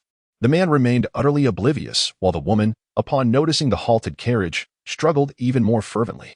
Granny Zhuang went to investigate what was transpiring. Indeed, my lady. Song Chuyu gazed intently as the stewardess alighted from the carriage and resolutely made her way towards the rear of the crowd. Her gaze instinctively followed, revealing a scene most perilous. What sane individual would dare to raise a hand against another in the presence of nobility? Surely, one must be devoid of all reason to act so recklessly. Those who were aware that they were not the cause of the trouble immediately leaned forward, only to witness the deranged man raise his hand, seemingly intent on striking even the esteemed matron in charge of the household. It was a reckless display of utter disregard for life. At once, a servant stepped forward to restrain the man who sought to strike, forcefully pinning him to the ground. The woman, bloodied and battered, struggled to crawl towards Matron Zhuang. The man, reeking of alcohol, thrashed about with all his might, cursing vehemently, "Release me. Let me go. I am merely disciplining my own wife. Why do others meddle in my affairs? Let me go." At that moment, Granny Zhuang stepped forward to assist the woman, asking, "Are you all right?" The woman clutched Madame Zhuang tightly, unwilling to release her for even a moment. "Let go of me. Do you hear me? You are courting death. Do you know who I am? I am the brother-in-law of the governor of Jingzhou. Release me at once. Otherwise, I shall ensure that you are burdened with insatiable consequences." The young woman trembled in fear, her youthful face etched with terror. Her hand, which had instinctively reached for the hem of old Madame Zhuang's garment, recoiled in dread at the man's words. She could not bear to trouble her benefactor. Old Madame Zhuang stepped forward, casting a glance at the girl and noticing not only the fresh wounds, but also numerous old scars on her face. Turning to those behind her, she instructed them to fetch a doctor, recognizing that such circumstances were all too familiar. "My master is the Princess of An Guo. You need not be afraid. Let me go. Let me go." The man was firmly pinned to the ground. "Woe betide you. You are doomed." Despair loomed Madame Zhuang, accompanied by a woman who had hastily tended to her wounds, knelt before the carriage. She lifted the outer curtain and, through the inner veil, briefly recounted the events. Among the crowd, some had already recognized the assailant, and whispers erupted, creating a cacophony of speculation. Was the young man from the Wang family out of his mind? He seemed utterly oblivious to the appropriateness of the occasion while resorting to violence. The noble person passed by here and was inadvertently jostled. It seems they are oblivious to their surroundings, perhaps due to inebriation, and may even be unaware of their location. His wife is also unfortunate. It is said that the child has been lost. Hush, lower your voice and be cautious to avoid trouble. Through the gauzy curtain, Song Chuyu gazed at the woman on the ground, her injuries starkly visible, her head bowed as she knelt, trembling with fear. Yet, Song Chuyu recalled the woman's unwavering gaze directed at the carriage moments earlier, as she fervently implored, "Do you require me to take charge and facilitate your divorce?" The woman abruptly lifted her head towards the carriage, but all that met her eyes was the fluttering curtain. She hastily advanced 2 steps on her knees. "Your Highness may act on behalf of a humble citizen. I am willing to toil like an ox or a horse to repay your Highness." Murmurs of speculation arose around them. How could the princess concern herself with such matters? This woman was merely grasping at straws. Upon her return, she was likely to face dire consequences. Indeed, Rui lifted the curtain, and Song Chuyu stepped down from the carriage. Enveloped in a vibrant scarlet cloak that accentuated her delicate features, rendering her even more enchanting. Those closest to her immediately knelt, unable to meet her gaze. The kneeling woman stared in bewilderment at the descending figure, momentarily forgetting her purpose. "I shall assist you with this matter. Bring forth the lady of Jingzhou. Let us see what she desires." "Understood." The woman on the ground snapped back to reality. "Lady of Jingzhou? No, your Highness. He is not the direct brother of the lady of Jingzhou. Whether or not he is, it pertains to her household. Since this involves a matter concerning women, Lady Lu will naturally need to intervene. Would she not need to address a concubine, as it would be against propriety otherwise?" Not far away, a drunken man continued to struggle and curse, his words too vile to bear, his mouth gagged, hands and feet bound, and discarded in a pile of snow. Song Chuyu glanced at the nearby tea house. "Let us wait inside." The crowd promptly parted to clear a path. Granny Zhuang assisted the woman on the ground. The carriage and attendants withdrew to the side, allowing ample space for passers-by. The street resumed its usual hustle and bustle, though now and then someone paused to glance at the man in the corner, while the curious pretended to casually stroll by, eager for first-hand news. How could the princess concern herself with such trivialities? Indeed, for most, the princess was an exalted figure. It seemed odd for her to halt her carriage for such a minor issue, yet her willingness to engage in this matter was even more astonishing. She was the esteemed princess of An Guo, the beloved niece of the empress. How could she possibly stop her progress for a mere commoner? Inside the tea house, a woman felt her heart race with anxiety, realizing she had rushed into the street, where noble figures were passing by. Fear gripped her as she instinctively sought help. In truth, She was unaware of her actions, and she would never dare to impede a noble's carriage to plead for aid. Moreover, how could one possibly stop a noble's carriage? Why would the princess ever be inclined to halt?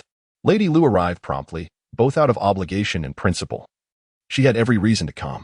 Although the messenger's words were unclear, she could vouch for her family's integrity, asserting that her kin would never engage in wrongdoing. Did the princess truly believe that everyone's siblings were as unscrupulous as her own troublesome brothers, acting so lawlessly? While Lady Lu held the An Guo Duke's household in high esteem, she would not permit the princess to tarnish her family's reputation without just cause. Madame Lu approached with an air of untroubled grace. Song Chuyu rose voluntarily, demonstrating great courtesy due to her relationship with the Lu family, and greeted Madame Lu respectfully. Madame Lu stepped back slightly, evading the honor. I cannot accept such a title, Your Highness.